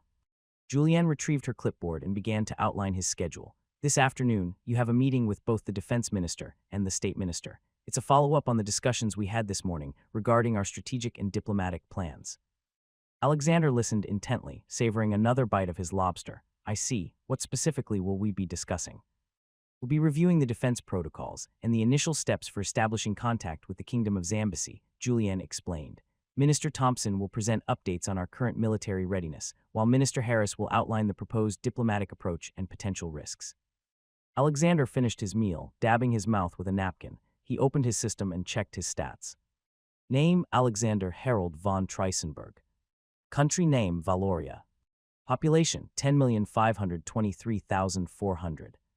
Military personnel: 250,000. Treasury: 2,260 billion. Map. Mission 56. Establish contact with the outside world. In progress. Instant orb 13x. Shop. Wheel of Fortune 0 ticket. Monthly operating expense, 80 billion. Monthly tax revenue, 60 billion. What is the monthly operating expense, you might wonder? Well, it is self-explanatory. It's the required amount of treasury funds to maintain the entire nation. So for an annual expense, it is 960 billion. Alexander also learned that funds could be obtained not only from missions, but also from population taxes. The higher the population of his country, the higher the monthly tax revenue. This is why, even though it was irritating for him to receive a mission right after he just finished one, he was glad that there was still coming. If not for the system, his whole treasury funds would be drained without even a year coming by. 3 o'clock in the afternoon, Volksschule at Alexander's office. Alexander, Julian, the defense minister, and the state minister were seated around a table. "Now, what do we know about the Kingdom of Zambesi?" Alexander began the meeting. Minister Harris opened a dossier and began her briefing. "The Kingdom of Zambesi has a population of approximately 4 million people," Minister Harris began, opening a dossier and distributing copies to everyone at the table. "Their government is a constitutional monarchy, with King Malabo IV as the head of state. The king is advised by a council, which includes representatives from various regions and sectors of society." She pointed to a section of the dossier highlighting Zambesi's governance structure. "The council is responsible for legislative functions and ensuring that the king's decrees align with the needs and aspirations of the populace. They have a relatively stable political environment, though there are occasional regional disputes. Alexander nodded, absorbing the information. What about their economy? Their economy is diverse but primarily driven by agriculture, mining, and trade, Harris continued. They are rich in natural resources, including gold, diamonds, and rare earth metals. Agriculture is also a significant sector, with crops like coffee, cocoa, and various fruits being major exports. They have trade agreements with several neighboring countries and some Western nations, though they are cautious about over-reliance on any single partner. Minister Thompson interjected. From a military standpoint, Zambezi has a standing army of about 50,000 troops. They focus heavily on defense with a small but well-trained force. Their equipment is a mix of old and new. They are slowly modernizing to counter the influence of Western countries. They don't have a navy and an air force. Emily nodded and added, in terms of foreign policy, Zambezi maintains a stance of anti-foreign influence and seeks to limit the presence of foreigners within their borders, so they won't welcome us with open arms the moment we show up on their doorsteps. Now you might wonder again, how are those ministers knowing information about the world? It turns out that those ministers who were summoned were already given knowledge about the world, especially those ministers who are dealing with international relations. It was a convenient perk but limited as the knowledge is general. Well, it doesn't matter if we are going to be welcomed or not, Alexander said. We just need to establish connections with them, and my mission will be complete. Defense Minister, what's our plan for establishing contact with them? Minister Thompson nodded and opened another folder. Your Excellency, we have an expeditionary force ready to go. 1 battleship, 1 aircraft carrier, escorted by 5 destroyers, 2 submarines, and 1 cruiser. We are going to saber-rattle a bit to show our strength. That should convince them that we are not to be messed with. Alexander leaned back in his chair and glanced at Julianne. She gave her a nod, indicating that everything was good. Very well, let's show ourselves to the world now, Alexander declared. April 2nd, 1938, 3 o'clock in the afternoon. At the port of Norfolk, Alexander was back on the flagship of the Valorian Navy, the VNS Titan. He was on the deck, scanning the harbor where the naval warships that were part of the expeditionary fleet were docked. Today was a significant day for him and for his country, as this would be the first time he'd established contact with the outside world under a new country, with him being the ruler of it. Julianne, as always, stood behind him, ready to take orders from Alexander. Julie. Yes, Your Excellency, Julianne interrupted, always attentive and anticipating his needs before he could fully articulate them.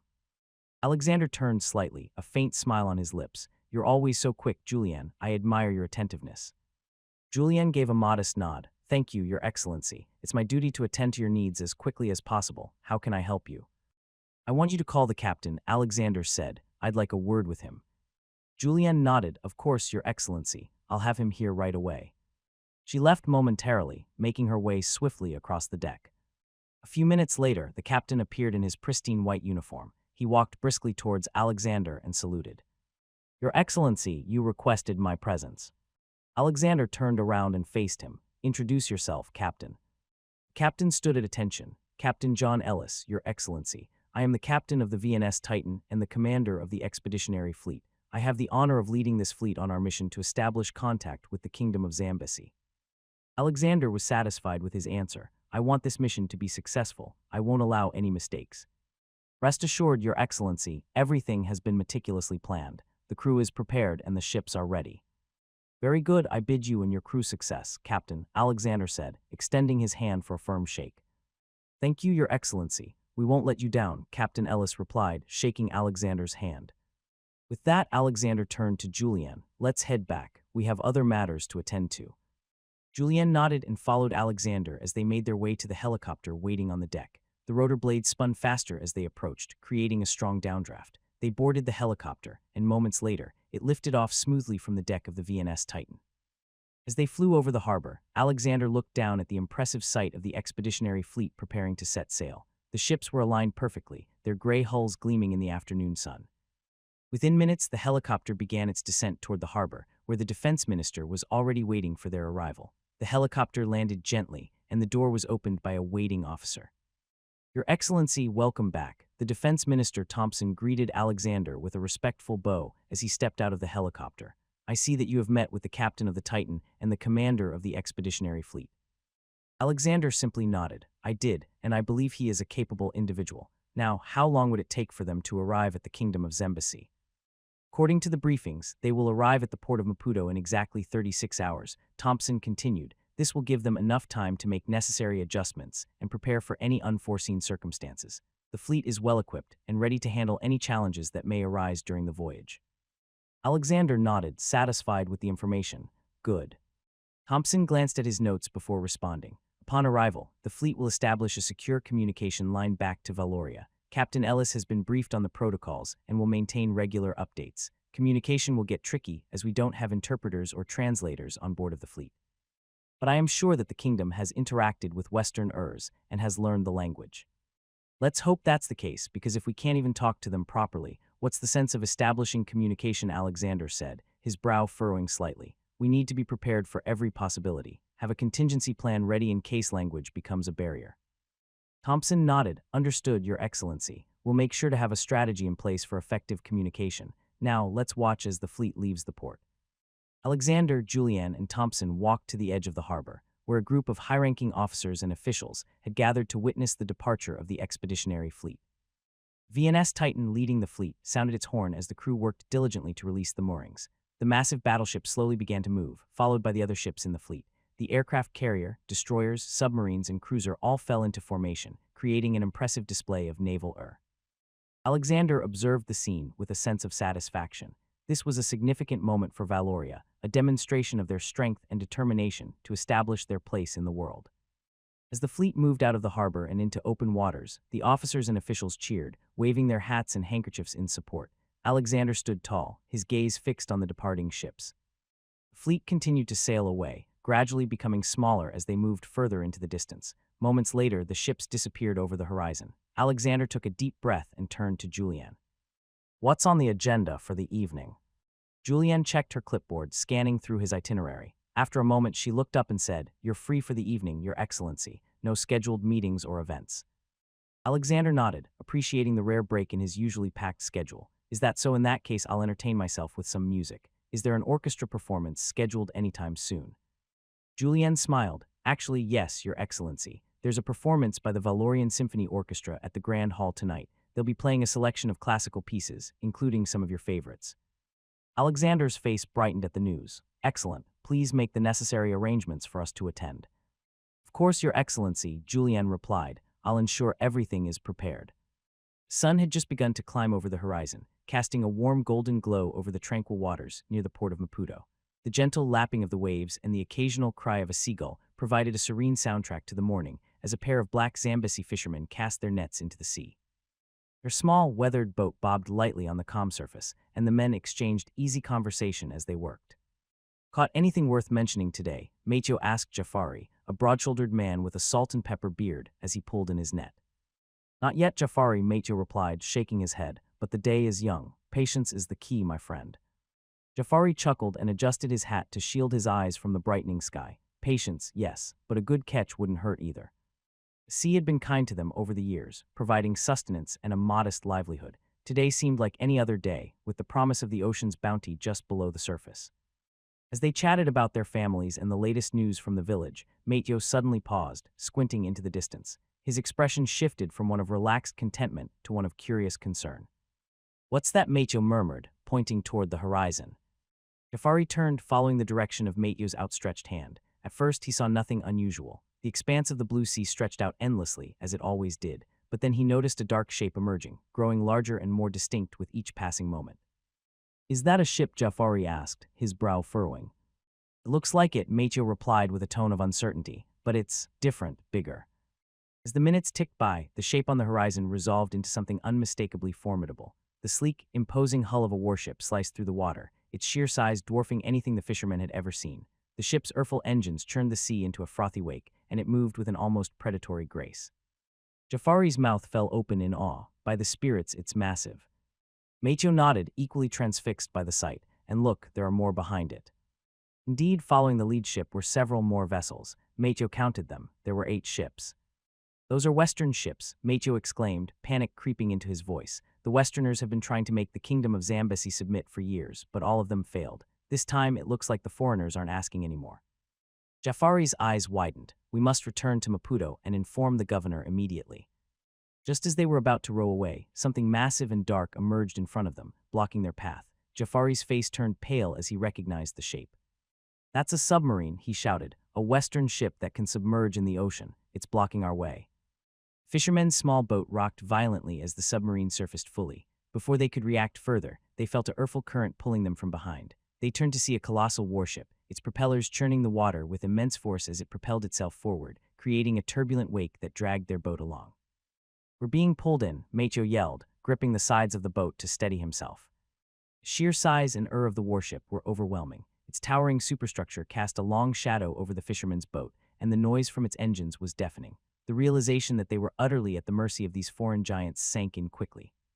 "What do we do?" Meicho Jafari shouted over the roar of the engines. Meicho's mind raced. "We have to get their attention, show them we mean no harm. Wave your arms, make it clear we're just fishermen."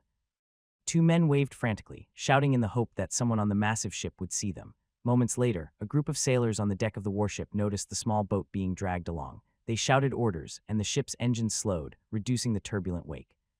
A rope ladder was thrown down from the side of the warship, and a voice called out in heavily accented Tritonese. "Climb aboard." Jafari and Meicho exchanged nervous glances but realized they had little choice. With trembling hands, they began to climb the ladder, leaving their small boat behind. As they reached the deck, they were met by stern-faced sailors and a man in a pristine white uniform. "You understand us?" one of the sailors asked. Jafari replied steadily, "Yes, we can understand you. I speak a little Tritonese." At this moment, he knew that the country trying to force its way in was the Empire of Trisenberg, one of the strongest in the nation on the planet. However, as he glanced up, the flag didn't seem to match the flag of the Empire of Tritonese. It was different. It has 3 vertical bands displaying the colors of black, yellow, and red. The Empire of Trisenberg has a bird-looking symbol on its flag, with a white background and black stripes at the top and bottom. Could this be a totally different country, or a vassal state of Trisenberg? Moments later, an officer in the white uniform and a peaked cap stepped forward.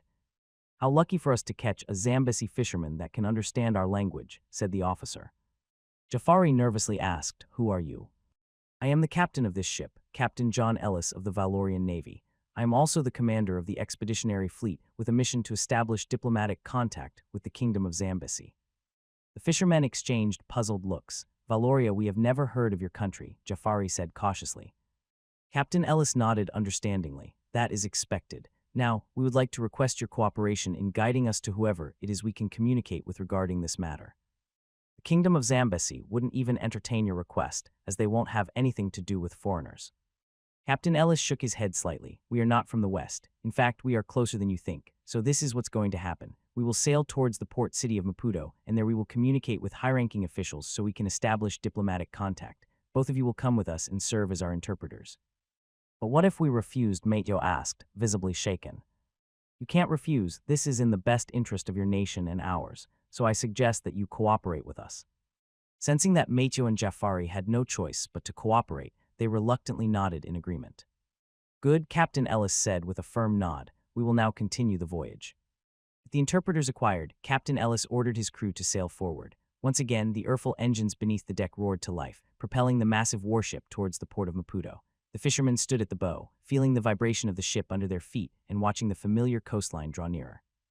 Meanwhile, at the port of Maputo, the city was busy with its routine activities. Citizens bustled about, vendors called out their wares, and fishermen prepared their boats for another day at sea. Suddenly, one by one, people began to notice something unusual on the horizon. At first, it was just a distant shape, but as it grew larger, the details became clearer. A murmur of confusion spread through the crowd as they realized it was not just one ship, but a fleet of massive warships heading straight for the port. Panic started to ripple through the crowd. Mothers clutched their children tighter, vendors abandoned their stalls, and dockworkers dropped their tools, all staring in disbelief at the approaching armada. Local authorities quickly responded, ordering soldiers to the docks and positioning cannons defensively. "Those are the Westerners again. They will not be tolerated," shouted a local militia leader. Coastal artillery crews, though their equipment was rudimentary compared to the advanced weaponry of the Western nations, scrambled to prepare their cannons. They loaded the heavy shells and aimed the barrels toward the approaching fleet. Cannons, old and well-worn, had been maintained meticulously by the soldiers, who knew they could still deal significant damage if they struck squarely on the ships. Soldiers hurriedly set up defenses along the coast, while the citizens of Maputo either fled to safety or watched anxiously from a distance. The fear of another invasion by foreigners was all too real for the people of Zambesi, who had resisted numerous attempts at subjugation. Captain Ellis, observing the preparations from the deck of the VNS Titan, remained calm. "Your people are arming up against us," Captain Ellis said. That's because they thought you were one of the Western Urs, Jafari replied. Your country truly hates the West. Captain Ellis glanced over his shoulder and looked him in the eye. That's because of what they did to our continent. They are subjugating and exploiting our lands, our people, Jafari responded bitterly. Captain Ellis acknowledged his words internally before returning his gaze back ahead. Clear the deck, all hands to battle stations, Captain Ellis commanded. Immediately the alarm blared through the ship, and red flashing lights illuminated the deck. Sailors sprang into action, manning their positions. Mateo and Jafari exchanged worried glances as they watched the well-coordinated chaos unfold around them. Are you preparing to fight, Mateo? Asked Ellis. Rules of engagement dictate that if we are fired upon, we have the right to defend ourselves. But didn't you just say that you are here to establish diplomatic relations? Mateo reminded him. Don't worry, we are not going to hit them. Rather, we are going to send them a message. Captain Ellis's words had barely left his mouth when the first artillery shell arced through the sky, heading straight for the fleet. The shell splashed into the water, missing its target but sending a towering column of water into the air. The coastal artillery crews were doing their best, but their aim was off, and the shells continued to miss the warships, only managing to drench the decks with seawater and create turbulence. Okay, load a blank shell into the forward cannon, Captain Ellis ordered. Aye, Captain, loading blank shell, the gunnery officer responded. The crew sprang into action, following naval protocol with practiced efficiency. The blank shell was loaded into the massive cannon, ready to fire a warning shot that would make a statement without causing harm. Ready the forward cannon, sir, the gunnery officer reported. Fire, Captain Ellis commanded. Cannon roared to life, sending a deafening across the water. The blank shell soared through the air, its trajectory arcing high above the coastal defenses before exploding harmlessly in a bright flash. The sound echoed across the port, capturing the attention of everyone on shore. Mateo and Jafari watched in awe as the flash illuminated the sky, their anxiety momentarily overshadowed by the spectacle. What was that? Mateo asked, his voice barely audible over the ringing in his ears. A warning shot, Captain Ellis replied. It's to show them we mean business but aren't here to destroy them. I hope the message was sent across. At the port of Maputo, the coastal artillery crews were stunned into silence by the massive explosion. They had never seen anything like it. The bright flash and deafening left no doubt in their minds about the of the approaching fleet. The artillerymen exchanged worried glances, unsure of what to do next. Should we fire again? Asked one of the crew. The local militia leader was approached by an official from the office of the governor and whispered in his ear. Seconds later, the militia leader swept his gaze across his crew and announced, Hold your fire, those ships aren't Westerners. The governor wants to know the purpose of their visits. They seem to have calmed down, Captain Ellis observed, but this is far from over. They could misunderstand our intentions. No, I think the message you want to deliver has been received loud and clear, Jafari said, still trying to steady his breathing. They'll think twice before firing again. The crew of the VNS Titan continued their advance, the imposing fleet creating a formidable sight as they neared the port. The coastal defenses remained on high alert, but no further shots were fired. As the warships approached the docks, Captain Ellis gave another order. Prepare the landing party. We need to establish direct communication with their leaders. Aye, Captain, responded one of the officers. Sailors quickly readied a small boat to ferry the delegation to shore. Captain Ellis, 5 soldiers, and Mateo and Jafari boarded the boat, and they were lowered into the water. The small boat cut through the waves, making its way toward the docks where a crowd had gathered. Among them was a guard aiming an authentic musket at them. Captain Ellis raised his hand as a gesture of peace. Hold your fire, we come in peace, he shouted, hoping the guard would understand. Mateo quickly translated, they come in peace. The guard hesitated, his grip on the musket loosening slightly. The crowd watched in anxious silence as the small boat reached the dock. This was it for the first time, a Valorian citizen would set foot on foreign soil. Captain Ellis was the first to set foot on the soil of the Kingdom of Zambesi. He took a glance around, noting the apprehensive and inquisitive looks of the people surrounding him. They sure are wary of foreigners, he thought, carefully observing the guarded expressions on their faces. The atmosphere was thick with tension, but there was no open hostility yet. His soldiers were the next to disembark. They moved swiftly, fanning out and securing the perimeter in a non-hostile manner, ensuring there were no sudden movements that could be misinterpreted. Mateo and Jafari followed, stepping onto the dock nervously. The crowd's eyes shifted to them, as if wondering why they were along with the foreigners. Captain Ellis glanced at Mateo, sensing the man's unease. Who should we have a discussion with? Mateo, snapping out of his momentary reverie, cleared his throat before replying. The governor. He is the one who can speak on behalf of the kingdom. Ellis nodded, his gaze shifting towards the center of the town where a more prominent building stood, likely the seat of the local government. As much as he wanted to get there as soon as possible, he can't. The reason the local militias were still surrounding them. Even though their muskets were lowered, he knew that any moment, they'd trained it towards them if they made any unwanted movements. Seconds later, Captain Ellis and his soldiers noticed the crowds parting, as if making way for someone important. Merging from the crowd was an older man dressed in ornate traditional robes. Behind him followed a small entourage of officials, their expressions a mix of curiosity and caution. The man stepped forward, his gaze locking onto Captain Ellis with a piercing intensity. He stopped a few paces away, maintaining a respectful but cautious distance. "I am Governor Moyo," the man introduced himself, and Ellis was glad that the governor could speak Tritonese. "I'd love to have a discussion with you alone in private." "You want me to come with you and leave my guards behind?" Captain Ellis asked, his brows narrowing. "You come here to our country, so it is only a common courtesy to abide by our customs," Governor Moyo replied. "I assure you, no harm will come to you while you are in my care. Your men will be treated with the same respect, but I must insist on this condition." Captain Ellis weighed the situation carefully. Leaving his guards behind would place him at a disadvantage, but he also knew that refusing the governor's request could escalate tensions. After a brief moment of consideration, he nodded. "Very well, Governor Moyo," Ellis agreed. "I will accompany you alone. My men will remain here under the watch of your militia." The governor's expression softened slightly, a sign that Ellis's decision had struck the right chord. "Thank you. Your understanding is appreciated." Ellis turned to his soldiers, giving them a reassuring nod. After that, he followed Governor Moyo into the heart of the town, leaving his soldiers behind on the docks.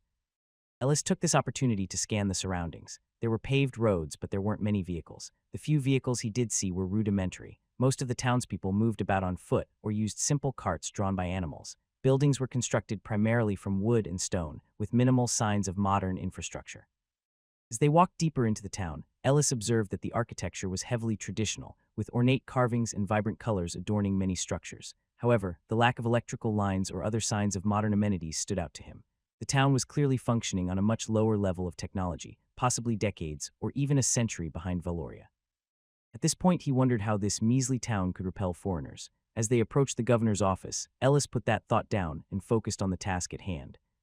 Governor Moyo led Ellis through the wide double doors of the building. Inside, the atmosphere was cool and dimly lit, with the scent of incense lingering in the air. The walls were lined with paintings and artifacts. It was clear that this room was designed to impress visitors and flaunt its beauty. Not far from the main entrance was the office of Governor Moyo. They entered there, and Governor Moyo gestured to Ellis. "Please have a seat." Ellis complied, sitting down and positioning himself where he could see the entrance and most of the room. Governor Moyo took his seat at the head of the table, with his officials flanking him on either side. Their expressions were serious, but there was a hint of curiosity in their eyes as they observed Ellis. It was as if they were trying to gauge his intentions before a single word was spoken. Moyo broke the silence. "Introduce yourself to us." Ellis cleared his throat and spoke. "I'm Captain Ellis, captain of the VNS Titan, and the commander of the expeditionary fleet tasked to visit your country and establish diplomatic ties. I'm from a country called Valoria, 1,000 kilometers east of the city." Valoria, Moyo repeated. "We haven't heard of that country before, and you lie. There is no country 1,000 kilometers east of us. It's just the ocean."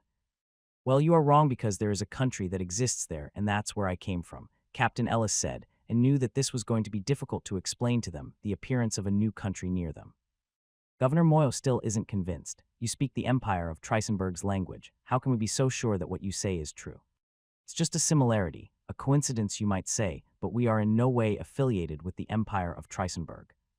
"Oh," Governor Moyo mused, "I still can't trust your words. None of us will. All the more reason we can't is because you have an armada on our territorial waters." "I know that it's going to be hard to trust what I say, and I completely understand that, but I tell the truth. If you want, you can send your representatives to our country and judge for yourself. As for our fleet, I can assure you that nothing is intended to provoke or intimidate your people. Our presence here is purely diplomatic." Governor Moyo leaned back in his chair, his gaze never leaving Ellis. The room was silent as the governor seemed to weigh Ellis's words carefully. His officials exchanged glances, their skepticism evident, but none dared to interrupt their leader's contemplation. After a moment, Moyo spoke again, his tone measured. "Captain Ellis, you must understand the position we are in. The kingdom of Zambesi has faced countless threats from foreign Urs who sought to take what was ours. Many of them came with promises of peace, just as you do now, only to reveal their true intentions later. We have every reason to be cautious."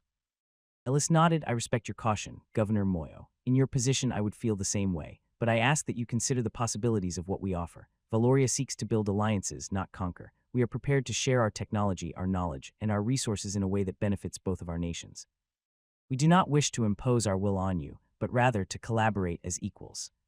The governor's eyes narrowed slightly, his expression unreadable. And what exactly do you seek in return? Captain, no nation offers such things without expecting something in exchange. Mutual cooperation and security, Ellis replied.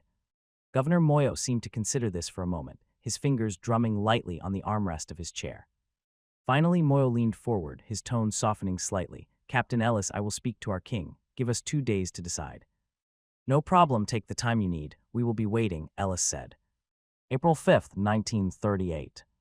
At the Valorian capital, Volkshaw, Julianne Carter was walking down the hallway, heading towards Alexander's office. Clutched in her hands was a document containing reports about the diplomatic efforts that were being made to the Kingdom of Zambesi. Arriving at the door, she knocked gently and spoke.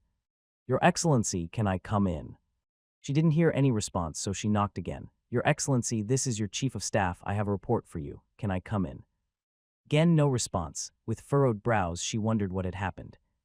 Julianne tried knocking again for the 3rd time, but before she could complete the motion, the door suddenly swung open. She stumbled forward, almost tripping over her own feet. As she caught herself, she looked up and found herself face to face with Alexander. Their gazes locked, and for a moment, neither of them spoke. The intensity of Alexander's eyes seemed to pierce through her, making her momentarily forget the reason she was there. Julianne, Alexander finally said, I didn't hear you knock. Julianne blinked, regaining her composure. I knocked 3 times, Your Excellency. I thought something might have happened.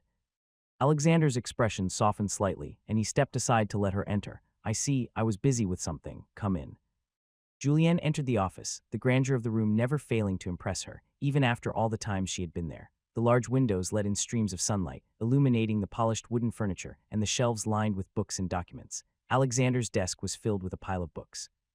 May I ask what you are doing? Your Excellency, Julianne asked, looking at the pile of books. This, Alexander said, pressing a hand on the pile of books. I am learning. As I have told everyone, I don't have experience in running a country, so I figured I'd use my free time to educate myself on the intricacies of governance. Julianne nodded, impressed by his dedication. That's commendable, Your Excellency. It's not every day you see a leader willing to admit what they don't know and take steps to rectify it. Alexander smiled faintly. There's much at stake, Julianne. I cannot afford to lead this nation blindly, especially with the world in its current state. Now, what do you have for me?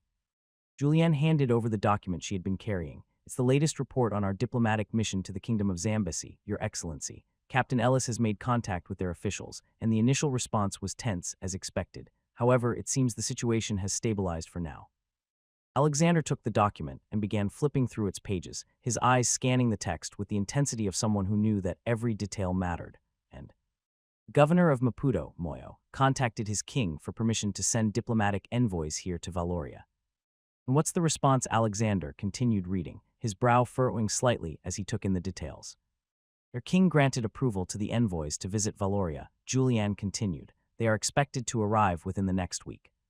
Really, I thought they would be cautious when sending a diplomatic envoy, especially when they have mistaken us for being a Western nation, Alexander said, reading along the lines of the report, which indicated that the Zambesi officials were wary of them. Perhaps we piqued their interest, Julianne said. Captain Ellis told them that we aren't a Western and that we are a country not far from them. Captain Ellis told us that we are 1,000 kilometers east of them. Alexander glanced up at Julianne. Why would he divulge such information? Telling bits of information about us, Your Excellency, would help us establish trust and credibility, Julianne explained. By being transparent about our location, Captain Ellis was likely trying to differentiate us from the Western they distrust so deeply. It could be seen as a gesture of goodwill, showing that we have nothing to hide. Alexander hummed in understanding and probed no further. Okay, we have an expected guest here in Valoria for the first time since our inception, and it's going to be historic. Julianne, is the Minister of State informed of the expected visit? Yes, Your Excellency, Julianne replied. The Minister of State has been fully briefed and is already coordinating with various departments to ensure that everything is in place for the arrival of the Zambesi envoys. Preparations are being made to ensure their visit goes smoothly and that we present Valoria in the best possible light. Alexander nodded, seemingly satisfied with her response. Good, I want to make sure that we extend every courtesy to these envoys. I want my mission to be a complete success. It's an instant gem that we can use to better our infrastructure here in Valoria. I will make sure that everyone knows the stake and that all preparations are flawless, Julianne assured him resolutely. Alexander nodded and grabbed one of the books from the pile. If there is nothing else, you may leave, Julianne. I will be returning to my studies. I can help you with that, Your Excellency, Julianne offered, her voice softening slightly. "If you need any assistance with your studies, or if there's something you find particularly challenging, I'm here to help." Alexander looked up from the book he had just picked up, his expression thoughtful. "I appreciate that, Julianne. I'll keep that in mind. You have matters to attend to anyway."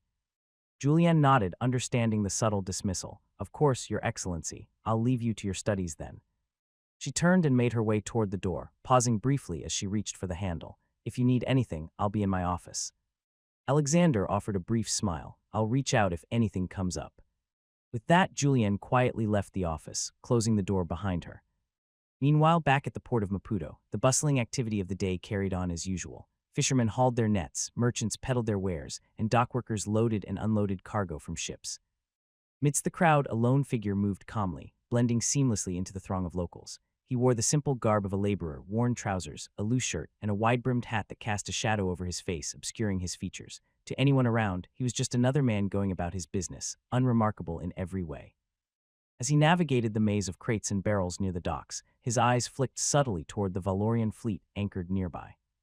The man's hand slipped beneath his shirt, fingers brushing against a small, hidden object. He continued walking with a steady pace until he reached a spot where the view of the fleet was unobstructed. He paused there, pretending to adjust his hat, while his other hand discreetly pulled out a small, compact camera. With the camera concealed beneath the fabric of his shirt, he raised it just enough to capture the fleet in its entirety. His thumb pressed down on the shutter, and a barely audible click followed as the camera captured the image. He quickly checked the result through a small slit in the fabric, ensuring the photograph was clear and unobstructed. Satisfied, he tucked the camera back into its hidden pocket and resumed his walk, as if nothing ever happened. After the man finished his job, he made it a priority to leave the port city of Maputo as quick as possible. "They'll be delighted with what I have got," he muttered under his breath. Man, satisfied with his work, pulled his wide-brimmed hat lower over his face as he hailed a horse-drawn carriage. The driver, a grizzled old man with a weathered face, barely glanced at him as he climbed into the carriage. "Where to?" the driver asked in a gruff voice, his hands gripping the reins. "Out of the city," the man replied curtly, "as far as you can take me toward the border." The driver gave a slight nod, urging the horses forward. The carriage clattered along the cobbled streets of Maputo, weaving through the bustling crowds and dodging the occasional stray dog. The man kept his eyes forward, his mind focused on the task at hand. He knew he needed to cross the border into Botswana, a country under the tight control of the Empire of Trisenberg. There he would report his findings to his superior, and the information he carried would be of great interest to the Empire.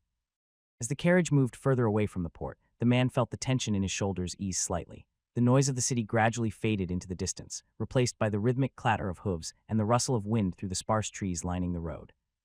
After several hours, the man signaled the driver to stop. They had reached the edge of a dense forest that marked the border between Maputo and Botswana. He paid the driver and slipped into the trees, the shadows swallowing him as he moved deeper into the forest. The journey through the dense woods was slow and arduous, but the man was accustomed to such travel. Eventually, he reached the outskirts of Botswana. Man paused briefly at the edge of the forest, taking a moment to survey the landscape before him. The rolling hills of Botswana stretched out under the fading light of dusk, with the capital city of Gaborone faintly visible in the distance. The sight of the city brought a sense of urgency to his mission. He had valuable information to deliver, and there was no time to waste. Man continued his journey through the rolling hills of Botswana, the landscape gradually transitioning from rural to more developed areas. As he neared Gaborone, the capital city of Botswana, the signs of Trisenberg's influence became more apparent. The roads were better maintained, and the architecture of the buildings grew more imposing. Man adjusted his hat and straightened his posture as he approached the city gates. Gaborone was a busy city with merchants, soldiers, and civilians moving about the streets. The Trisenberg flag fluttered atop government buildings, reminding the locals that the city is under Trisenberg control. Navigating through the crowded streets, the man kept his head down. He knew exactly where he needed to go, the office of the Empire of Trisenberg's governor. The governor was a key figure in the region, overseeing the Empire's interests and ensuring that Botswana remained firmly under Trisenberg's control. After weaving through a maze of narrow streets and dodging the occasional patrol, the man arrived at the governor's residence. The building was a grand structure, its facade a blend of European and local architectural styles, designed to impress and intimidate in equal measure. Armed guards stood at the entrance, their expressions stern as they watched over the comings and goings of those who sought an audience with the governor. The man approached the guards confidently. "What business do you have here, Negro?" Man halted at the gate, his gaze steady as he met the guard's eyes. The question, laced with contempt, didn't faze him. He was accustomed to such treatment in Trisenberg-controlled territories, where the locals were often viewed with disdain, but he knew better than to let his emotions show. His mission was too important.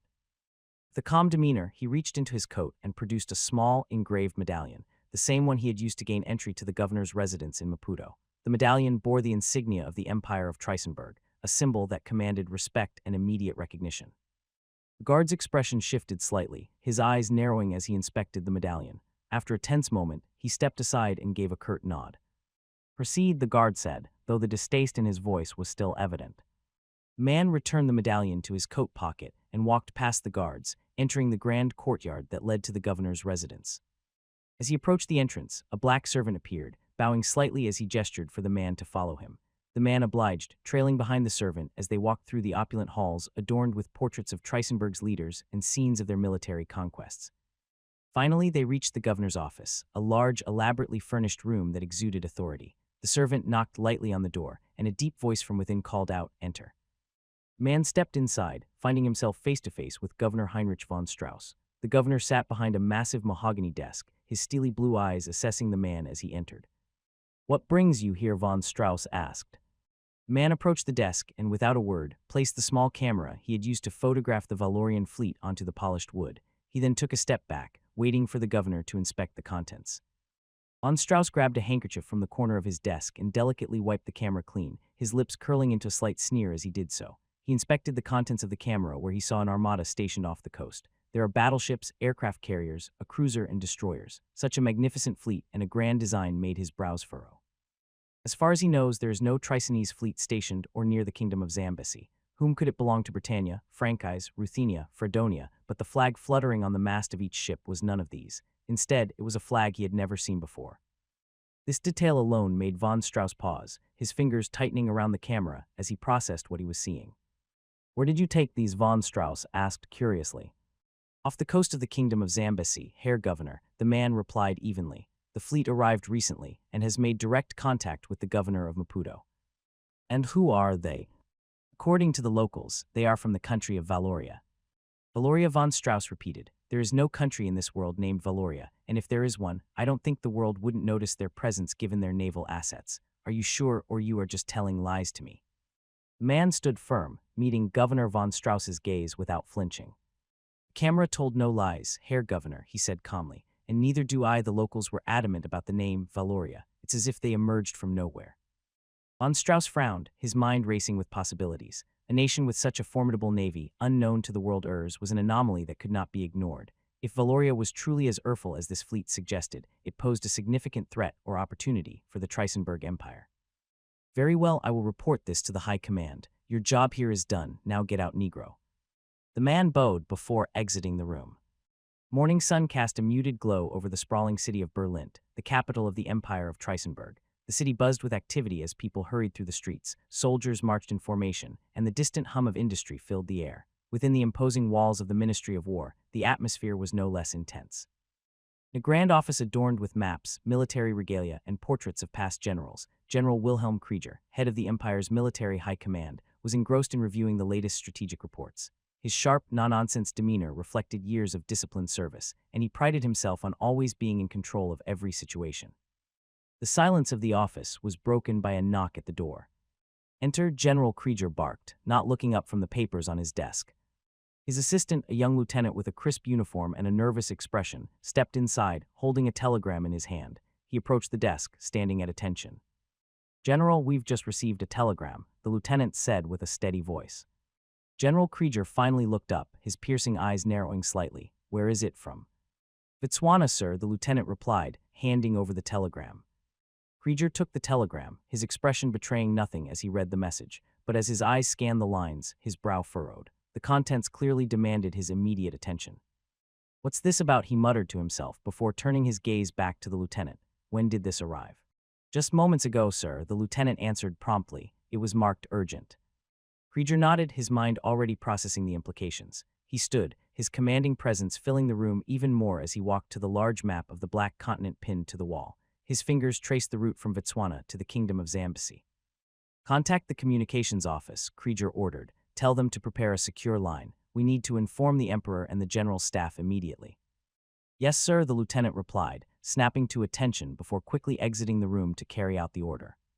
As the door closed behind him, General Krieger returned to his desk, the telegram still clutched in his hand. An armada from a country that doesn't exist. General Krieger's voice trailed off as he stared at the telegram in his hand, the words replaying in his mind. An armada from a country that doesn't exist. The thought alone was enough to send a chill down his spine. He had seen countless intelligence reports over the years, but nothing like this. He walked back to his desk and sat down, his eyes never leaving the map of the Black Continent on the wall. His mind raced with questions. Who were these people, where did they come from, and what was their purpose in Zambesi? The possibilities were unsettling, and the lack of information only added to the tension. As he sat there, the door opened again, and the lieutenant returned, his steps brisk. "Sir, the secure line is ready. The Kaiser and the general staff are awaiting your briefing." Krieger nodded, folding the telegram carefully and placing it in his jacket pocket. "Good, let's not keep them waiting."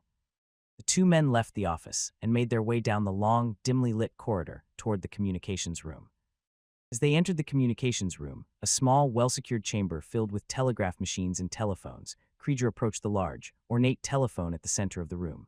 The line had already been connected, and the voices of the Emperor and his top generals could be faintly heard on the other end. Krieger picked up the receiver and addressed them. "Your Majesty, generals, I have received a telegram from our governor in Botswana. The information is troubling." There was a brief pause before the Emperor's authoritative voice came through the line. "What is it?" Krieger spoke plainly. "An unknown fleet has been spotted off the coast of Zambesi," Krieger began, carefully choosing his words. "A fleet belonging to a nation called Valoria. According to our sources, this Valoria has made direct contact with the local government, and the scale of their naval assets suggests a far greater than we have previously encountered in that region. However, there is no record of any country by that name." Silence followed his words, as if they too were stunned at the information as well. "Are you certain of this?" Krieger, one of the generals, finally asked skeptically. "The evidence is clear," Krieger replied firmly. "Our agent in the region has provided photographic proof. We must take this seriously, Your Majesty. If this Valoria is real, and if they possess such a formidable fleet, they could pose a significant threat to our interests in the continent. We cannot afford to ignore this." Krieger nodded, even though they could not see him. "Agreed, Your Majesty. I recommend we dispatch a reconnaissance team immediately to gather more intelligence. We need to understand who these people are and what their intentions might be."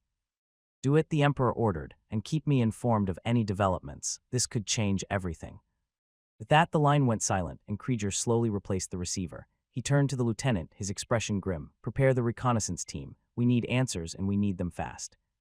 Meanwhile, at the royal palace of Trisenberg, Emperor Trisenberg just got off the phone, and just in time. His son, Prince Theodore, entered the room.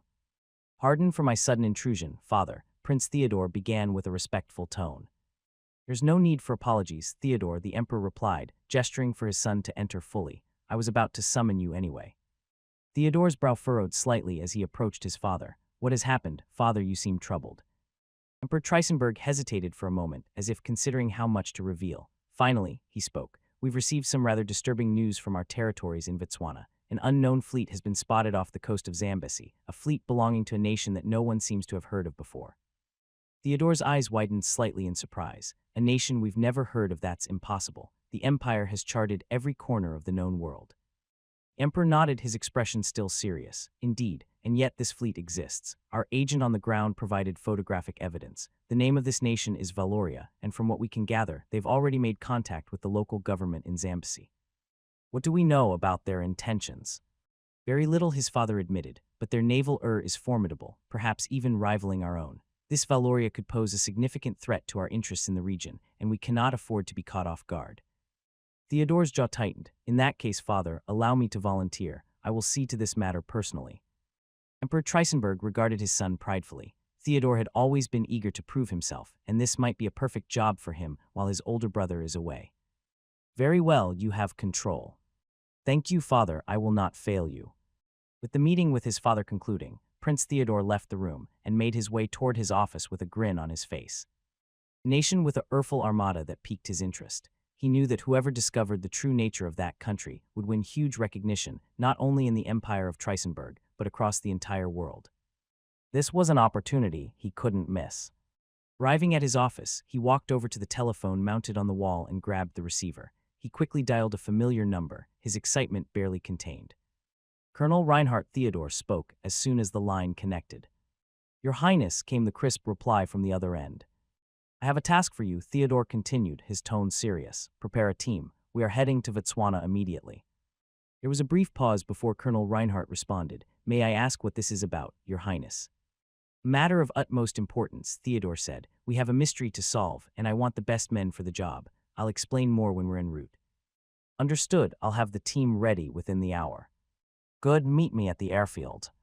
With that, Theodore hung up the phone and quickly began gathering a few essential items. While gathering his things, Theodore ran into his chief advisor, Lord Reginald Huxley. The older man, always sharp and perceptive, noticed the urgency in the prince's movements. "Your Highness, is something amiss?" Lord Huxley asked, his brow furrowed with concern. "Reginald, you are just right in time. I want you to pack your things as we are heading out." "Heading out to where?" "To our colony, Vitswana," Theodore revealed. "What are we going to do there?" Reginald inquired. Theodore glanced around the room briefly, ensuring no one else was within earshot. "It's a sensitive matter, Reginald," he said in a low voice. "We've received intelligence about an unknown fleet off the coast of Zambesi, a fleet from a nation no one has ever heard of, Valoria."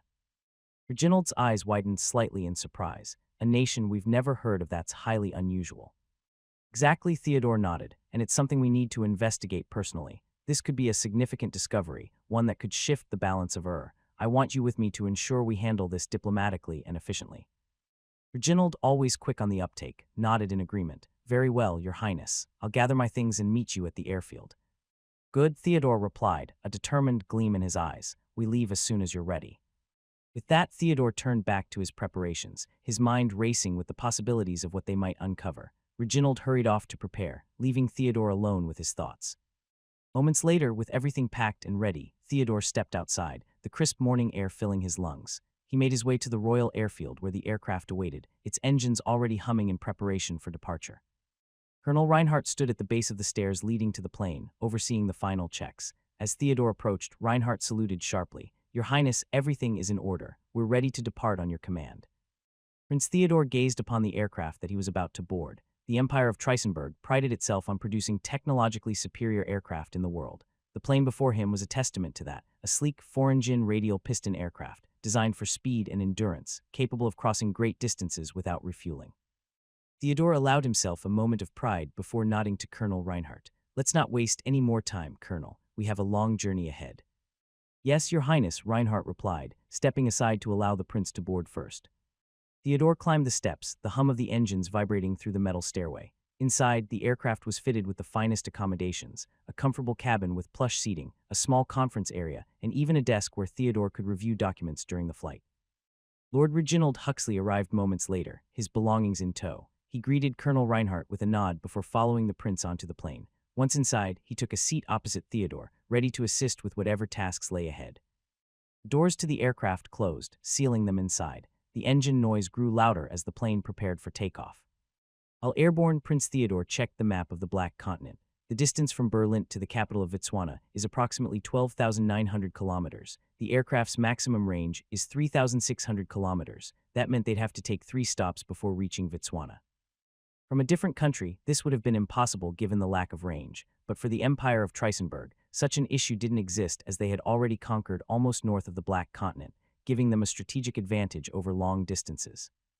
Their first stop would be in Algiers, a city under Trisenberg's control, where they would refuel and continue their journey southward. "Your Highness, this Valoria, if they are as Urful as the reports indicate, how do you plan to approach them?" That sudden question snapped Prince Theodore out of his reverie. "Well, we're going to assess how Urful that nation is. Then, the moment we figured out that the country is no match to our military we will do what we always do, which forces them to sign a treaty with us in the name of good relations," Theodore replied. "If they refuse, we'll exert pressure until they have no choice but to comply." Lord Reginald frowned slightly, his concern evident. "And if they are indeed as Urful as the reports suggest, what if they resist?" Theodore leaned back in his seat, crossing his arms. "Then we'll have to tread more carefully. We can't let another nation be stronger than us. The only nation on this planet that is allowed to be at its peak is the Empire of Trisenberg itself. Now, I'm sure the governor of Vitswana has sent the spy back to gather more intel. That would help us in the future. Now, what I'm concerned for now is the Kingdom of Zambesi, establishing diplomatic ties with Valoria. We can't let any more nations be in league with Black Continent nations. The Western Urs had already settled for the territorial division of the continent, and having any nation outside the Western Hemisphere taking a piece of the pie would not be tolerated." "That's correct, Your Highness," Reginald confirmed. "Reginald, I believe there is an ongoing dispute with the tribes there in Zambesi, that the minorities are being oppressed. What was it, the tribe of the Matabele? Correct. Lord Reginald nodded. Yes, Your Highness. The Matabele have long been at odds with the ruling government of Zambesi. They have faced oppression, and there have been several reports of unrest and skirmishes between the Matabele and the government forces. Calculating smile played on Theodore's lips. Perfect. If the kingdom of Zambesi were to align itself with Valoria, we could use the Matabele situation to our advantage. A casus belli, if you will. Reginald raised an eyebrow, intrigued. You intend to support the Matabele in a revolt. Precisely, Theodore confirmed. We'll position ourselves as the defenders of the oppressed. Publicly, we will declare our support for the Matabele in their struggle for autonomy. This will allow us to intervene in Zambesi under the guise of humanitarian aid and the protection of minority rights.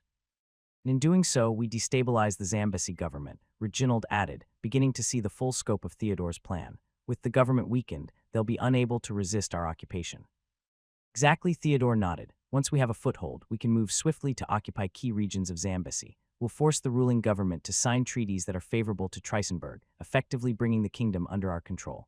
Valoria, should they attempt to interfere, will find themselves isolated. April 12, 1938. At the Kingdom of Zambesi, Maputo Port. A delegation of the Kingdom of Zambesi arrived at the port city of Maputo, their presence commanding attention as they disembarked from their carriage. Men in the delegation were adorned in the elegant capulana, a length of vividly colored fabric wrapped around their waists, extending down to their ankles. The patterns on the capulana are a vibrant mix of geometric shapes and floral designs in hues of deep red, gold, and indigo. Over their shoulders, they wore long flowing kapa cloaks made from the finest woven cotton, dyed in rich, earthy tones. Each man also wore a fez, a cylindrical hat that sat atop their heads, embroidered with delicate gold thread that glinted in the sunlight. So that's the Kingdom of Zambesi diplomatic officials, Captain Ellis muttered under his breath. Their presence alone demanded respect from the local population as they quickly hushed down and simply stared. At the forefront of the delegation was the leader, a man of imposing stature, who wore a capulana of the deepest blue, symbolizing his high rank. His kapa was longer than the others, the edges trimmed with fine golden tassels. His fez was taller, its gold embroidery forming a complex pattern that denoted his authority.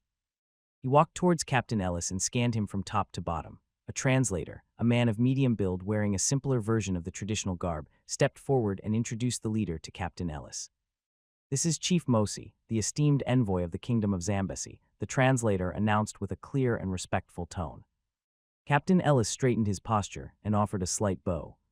Chief Mosi, Ellis greeted, choosing his words carefully. It is an honor to meet you. I trust your journey was pleasant. The translator relayed Ellis's words to Chief Mosi, who listened intently, his expression neutral. After a brief pause, the chief nodded and spoke in his native tongue, and the translator quickly conveyed his response. Chief Mosi said that the honor is mutual, Captain Ellis. In that case, we should prepare for our journey to my country, Valoria. It's going to be a 36 hours voyage. Our armada that you are seeing off the coast will be our transportation. Chief Mosi turned his gaze to the horizon, where the Valorian armada rested on the water like a row of steel giants. His breath caught in his throat as he took in the sight. The ships were unlike anything he had ever seen, massive structures of steel and iron, towering above the water with an imposing presence. They looked more like floating fortresses than ships, their sheer size and modern construction dwarfing the traditional wooden vessels that were familiar to the Zambesi people.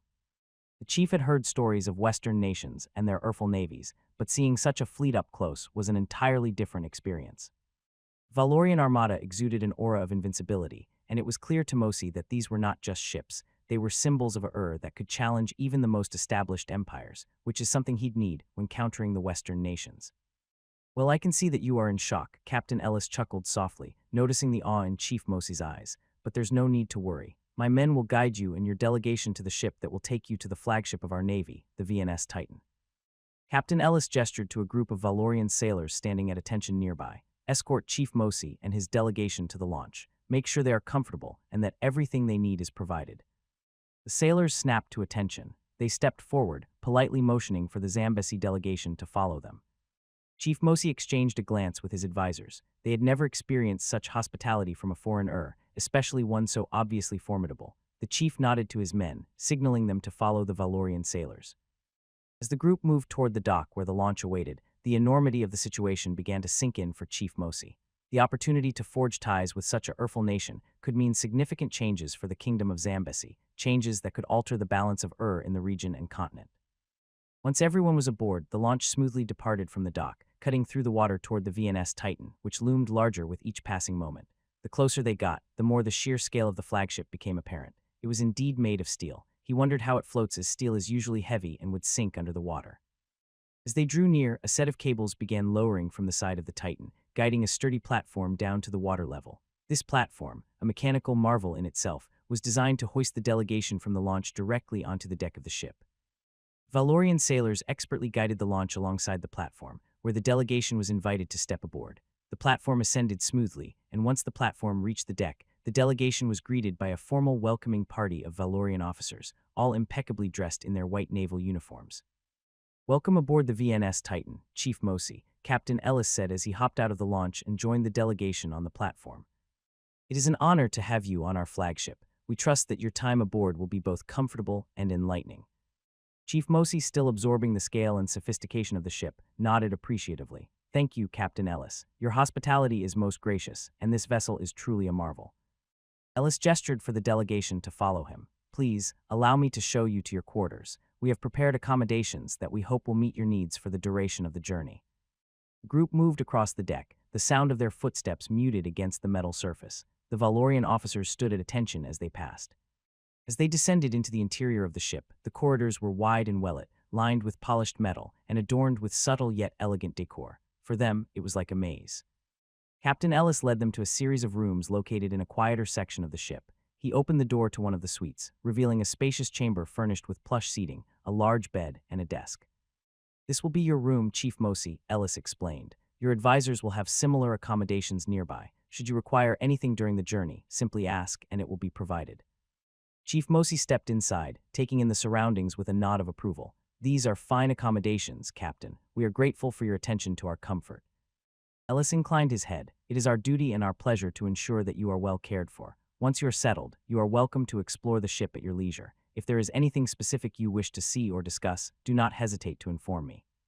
With that, Captain Ellis excused himself, leaving the delegation to settle into their rooms. Once alone with his fellow delegation, Chief Mosi spoke. "These Valorian people were different from the Western Urs. We would often be mocked and disrespected here, but they treat us with respect and dignity," Chief Mosi said, his voice thoughtful as he looked around the luxurious room. "Their technology, their ships, everything about them is advanced, yet they have not looked down upon us as others have." One of his advisors, a man named Zuberi, nodded in agreement. "Their is undeniable, but so far they have shown no arrogance. This could be the beginning of a beneficial alliance if we handle it correctly." Mosi sat down on the edge of the bed. "We must tread carefully. The opportunity here is great, but we must ensure that our own interests are protected. We need to learn as much as we can about these Valorians, what drives them, what they seek. Only then can we determine the best course of action for our kingdom." At the capital city of Valoria, April 13th, 1938, it was late in the afternoon.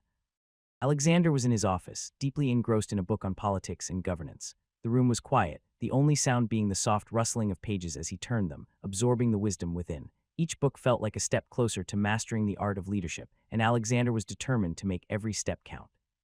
Just as he was about to start another chapter, a knock came at the door, interrupting his focus. He looked up, slightly annoyed at the disruption. "Who is it?" he called out. "Julian, Your Excellency," came the familiar voice from the other side of the door. Alexander's expression softened. "Enter." Door opened and Julian stepped inside. Her presence was always a welcome sight. However, she wasn't alone. Beside her stood a woman of equal elegance and poise, the Minister of State, Emily Harris. Emily's pristine bobcut ashen gray hair framed her face perfectly, giving her an air of sophistication. Her well-tailored dress accentuated her figure, complementing her strong yet feminine demeanor. Her face is as charming as Julian, which is another way of saying she is beautiful. "Your Excellency," Emily greeted with a respectful nod. Minister Harris, Julian, Alexander acknowledged them, setting his book aside. "What can I do for you?" "Delegation from the Kingdom of Zambesi will arrive in the evening at 8 o'clock, Emily reported. "I just dropped by your office because I will take my leave at 6 o'clock and head to Norfolk. I will be the one receiving them and initiate diplomatic discussion." Alexander listened intently and nodded. "I see well. I trust that you are capable of handling this given your position as my Minister of State. I want this to go smoothly, no mishaps." Emily bowed. "You can expect nothing less, Your Excellency," Emily finished and added. "My team and I have prepared extensively for this meeting. We understand the stakes and will ensure that the Zambesi delegation is treated with the utmost respect and professionalism." Alexander gave a slight nod of approval, his expression softening. "Good. If there is nothing else, I will return to my studies." Julianne, who had been silent since the conversation started, noted the files that she had brought for him to look up, sign, and stamp. Your Excellency, I don't want to interrupt your studies, but have you finished? Yes, I've finished them, Alexander cut her off, his tone decisive but not unkind. He gestured toward the neatly stacked papers on the corner of his desk. You can check them. Everything is signed and stamped. Julianne blinked, momentarily caught off guard by his promptness. She quickly recovered, a small smile appearing on her lips. She glanced at Emily, who also glanced at her, and both smiled, impressed at their supreme leader. We will leave you now, Your Excellency, Julianne finished. I will check on your work later after you finish your studies. As they exited the office, the door closing softly behind them, both women exchanged a look, one that quickly broke into wide smiles. Did you see how quickly he handled those documents? Julianne whispered admirably. Emily nodded, her own excitement barely contained. I know, he's so efficient, so in control. It's like he's always 10 steps ahead of everyone. Julianne sighed softly, holding the stack of signed papers close to her chest, and he just knew they were done, didn't even have to ask. It's like he's some kind of genius. Emily chuckled, a light blush tinting her cheeks. He really is something else. Isn't he so calm under pressure, so focused? You can just tell he's destined for greatness. Julianne nodded eagerly, and the way he speaks so authoritative yet thoughtful. Every word has weight. It's impossible not to be inspired by him. The first time I met him, he was like your kind-hearted leader, but as time goes by, he is becoming more and more commanding. He's growing into his role so naturally. Emily couldn't help but agree. Exactly. There's a certain aura around him now. It's like he knows exactly what needs to be done and how to do it. There's no hesitation, no doubt, but I also noticed things about you. You are not the type of girl who would have this neutral expression all the time. You can actually be like this. Julianne chuckled. In times of duty, I must act professionally, but in my personal time, I allow myself to be myself. So cute, Emily said playfully. It's refreshing to see this side of you, Julianne. We should let loose more often, don't you think? Julianne laughed softly, her serious demeanor fading. Maybe you're right. We're always so focused on our duties, but a little fun wouldn't hurt. Emily's eyes sparkled with an idea. How about after the meeting with the Zambesi delegation tonight? It's going to be a long day, and I'll definitely need to unwind afterward. How about we grab a drink together? Julianne's eyes lit up at the suggestion. That sounds like a great idea. Exactly, Emily agreed, nodding enthusiastically. There's this lovely little lounge in the city that just opened. Very private, very classy. It'll be the perfect spot. Julianne smiled, already looking forward to the evening. Consider it a date. I'll meet you there after everything wraps up. Perfect, Emily said, giving Julianne a light pat on the shoulder. Now let's get through this day so we can enjoy our evening. 8 o'clock in the evening at the port of Norfolk. The expeditionary fleet returned, and on the deck was Chief Mosi and his associates. They were gazing at the sky as their attention was drawn to the noise being made from there. They observed it and saw it was flying steel with steel blades rotating at high speed, and it was descending slowly. Chief Mosi tried his best to compose himself in the unknown as he was battling with his inner struggles. He wanted to run as he didn't know what that was, but when he glanced at Captain Ellis, who looked undisturbed and completely at ease, Chief Mosi forced himself to remain calm. The helicopter touched down with a smooth landing, and as the blades gradually slowed their rotation, the door swung open. Chief Mosi and his delegation turned their gaze to the figure stepping out. A woman emerged, her presence commanding immediate attention. Her short ashen gray hair framed a face that was both beautiful and authoritative. She wore a tailored suit that accentuated her form, projecting both elegance and strength. This was no ordinary person. Her aura alone suggested someone of significant importance. The woman walked forward with graceful confidence, her gaze steady as she approached Chief Mosi and his entourage. Captain Ellis stepped aside, acknowledging her with a respectful nod. Chief Mosi, she began, I am Emily Harris, the Minister of State of Valoria. It is an honor to finally meet you in person. I will be your point of contact throughout this process as we work to establish diplomatic ties between our nations. The translator translated her words, and the more words Chief Mosi absorbed, the more his face frowned, so he whispered to his translator. Chief Mosi asked if it's true that you will be the person whom he will discuss with, the translator asked. Emily nodded in confirmation.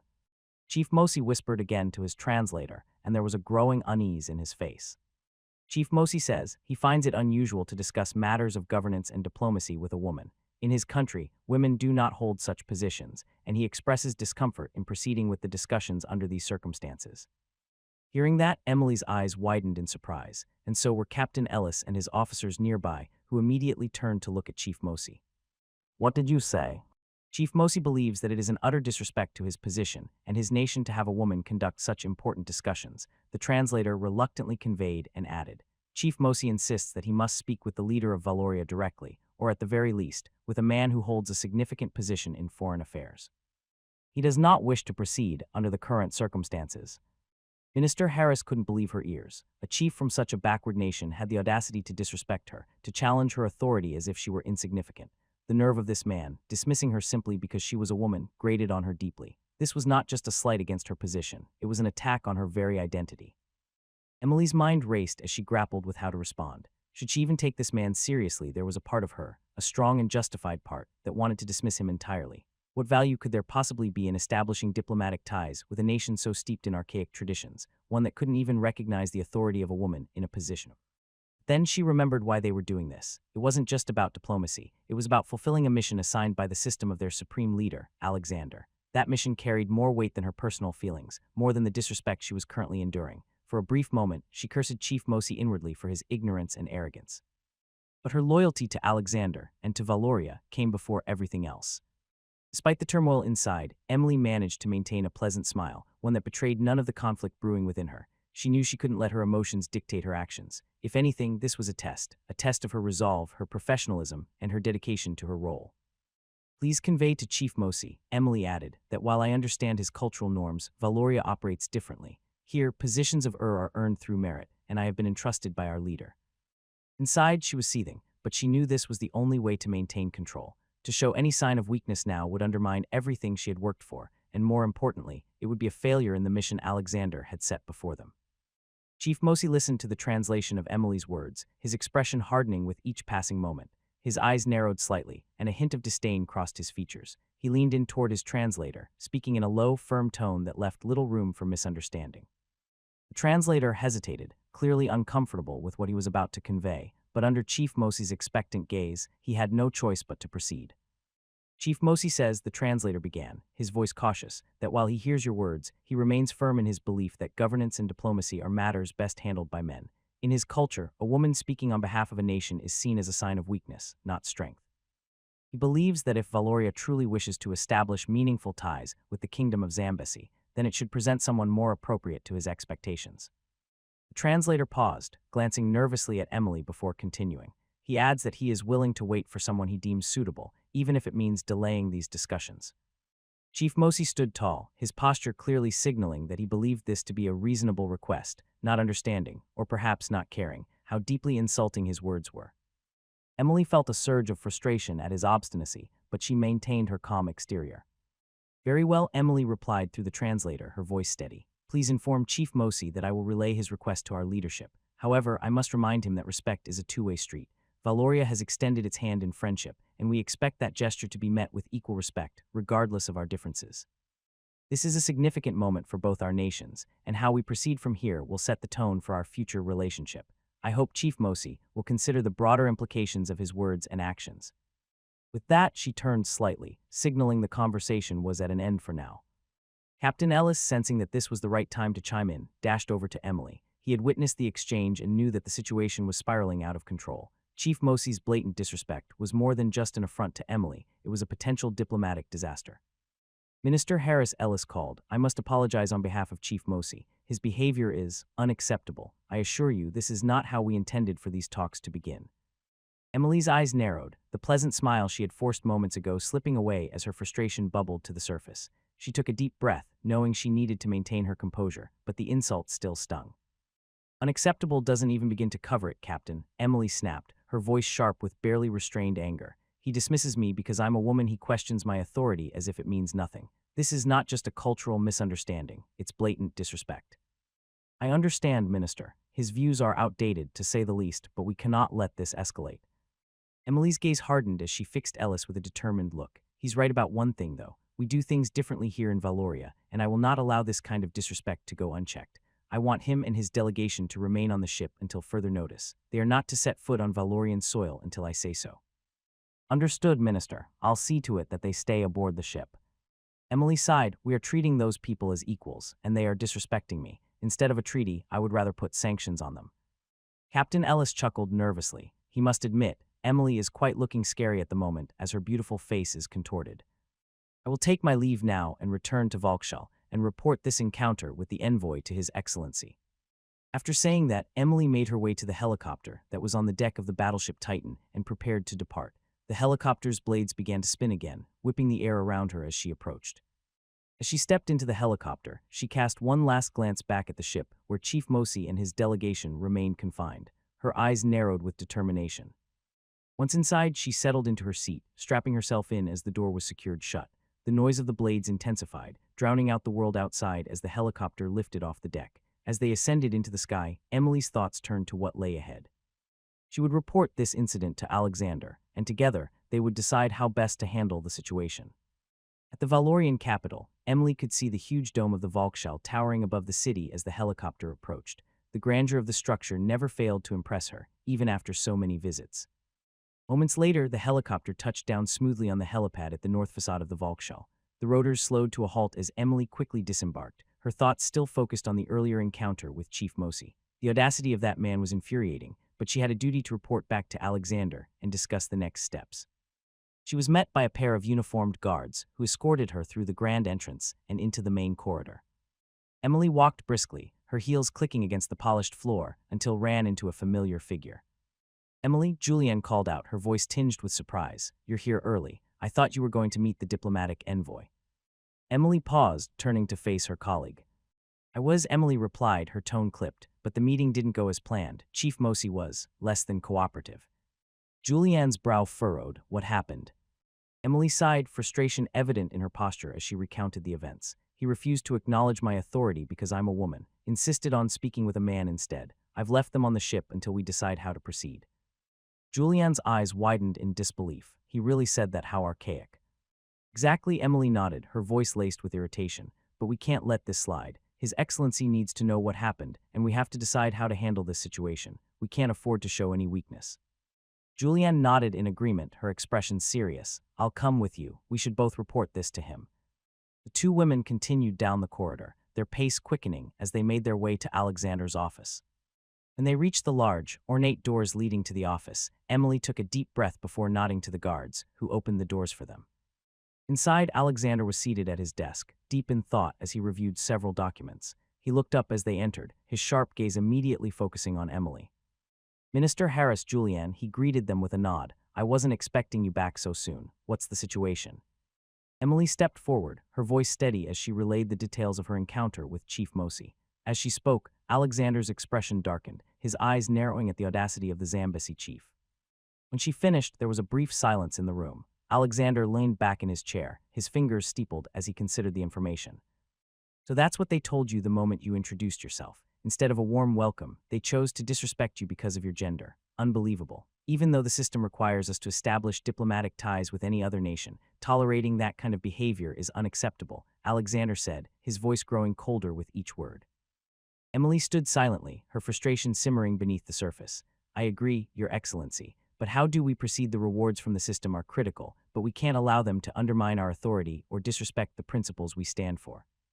Alexander's gaze shifted to Julianne, who had been listening intently. "The instant gem is a crucial asset," he said, addressing them both. "We must complete this mission, but that doesn't mean we have to lower our standards." He turned his attention back to Emily. "We will proceed with the mission, but we will do it on our terms. I want you to draft a response to Chief Mosi, making it clear that while we are committed to establishing diplomatic ties, respect is non-negotiable. Make it known that if they cannot engage with us as equals, then perhaps they are not ready for the benefits of an alliance with Valoria." Emily nodded, already formulating the letter in her mind. "I will make it clear, Your Excellency. They will understand that we will not be disrespected." "Good," Alexander said, his tone firm. "And if they refuse to comply, we will explore other avenues. There are other nations that would value an alliance with Valoria, and we won't waste time on those who do not respect our values." Julianne spoke up, her voice steady. "Perhaps we should also consider a contingency plan, Your Excellency, in case the situation escalates further. We need to ensure that we maintain control over the negotiations." "Agreed," Alexander replied. "Keep me informed of any developments, and be prepared to adjust our strategy as needed. This mission is too important to let it be derailed by narrow-minded thinking." Emily and Julianne exchanged a determined glance. They had their orders, and they would see them through. April 14th, 1938. Chief Mosi stood on the deck of the Valorian Navy's flagship, his eyes wide with amazement as he took in the vast expanse of the port of Norfolk. The scene before him was unlike anything he had ever seen. Massive steel cranes towered above the docks, their arms moving as they hoisted enormous container boxes from the ships and placed them onto waiting trains and trucks. As Mosi took in the sight, he couldn't help but feel a mix of awe and apprehension. The and sophistication on display here were far beyond anything he had encountered before. The kingdom of Zambesi, with its traditional ways and simpler technology, seemed almost primitive by comparison. For the first time, Mosi began to question the wisdom of his earlier stance. Perhaps he had underestimated the Valorians, and perhaps his rigid adherence to tradition was blinding him to the realities of the modern world.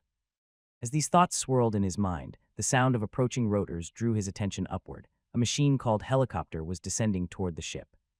Mosi watched as the helicopter landed on the deck with a soft thud, the rotors gradually slowing to a stop. The door of the helicopter opened, and Emily Harris stepped out with a letter clutched in her hands. She unfurled it and read it out loud. Chief Mosi, Emily began. This letter is from His Excellency, Alexander, the leader of Valoria. It contains our official response to your actions and the continuation of our diplomatic discussions. To Chief Mosi of the Kingdom of Zambesi, Valoria values mutual respect and equality in all diplomatic engagements. You're committed to establishing diplomatic ties with your nation, but this commitment is built on the foundation of mutual respect. We cannot and will not tolerate any actions that undermine the principles we hold dear. As the translator conveyed the message, Chief Mosi's expression shifted from curiosity to concern. The tone of the letter was unmistakable. Valoria would not bow to outdated customs that disrespected their leadership, regardless of cultural differences. Furthermore, Emily continued, we expect that all further discussions will be conducted with the understanding that Valoria's representatives, regardless of gender, are to be treated with the same respect and dignity that we extend to your delegation. Failure to adhere to this will result in the termination of these discussions and a reassessment of our diplomatic relations. The translator finished, and silence hung in the air as Chief Mosi absorbed the words. The weight of Valoria's stance was clear, and Mosi realized that any further insistence on his previous position could jeopardize the potential alliance with Valoria, a nation whose and sophistication he had just witnessed firsthand. Emily folded the letter and handed it to the translator, who passed it to Chief Mosi. She waited, her gaze unwavering, for his response. Chief Mosi took the letter, his expression thoughtful. He could sense the strength behind Valoria's words, and he knew he was at a crossroads. The alliance with Valoria was crucial, but it would require him to adapt, to consider a perspective that was foreign to him. After a long pause, Chief Mosi nodded slowly. I will consider the words of your leader carefully, he said through the translator. I see now that Valoria is a nation of great strength and principles. We will continue our discussions, with respect as the foundation. Emily inclined her head in acknowledgement. We look forward to continuing our discussions on those terms, Chief Mosi. Let us work together for the benefit of both our nations. Are we going to discuss it in your capital, Chief Mosi asked. Emily shook her head slowly. No, Chief Mosi, she replied politely. The preliminary discussions will be held here, on the deck of this battleship. It's important that we establish mutual respect and understanding before proceeding to any further engagements in our capital.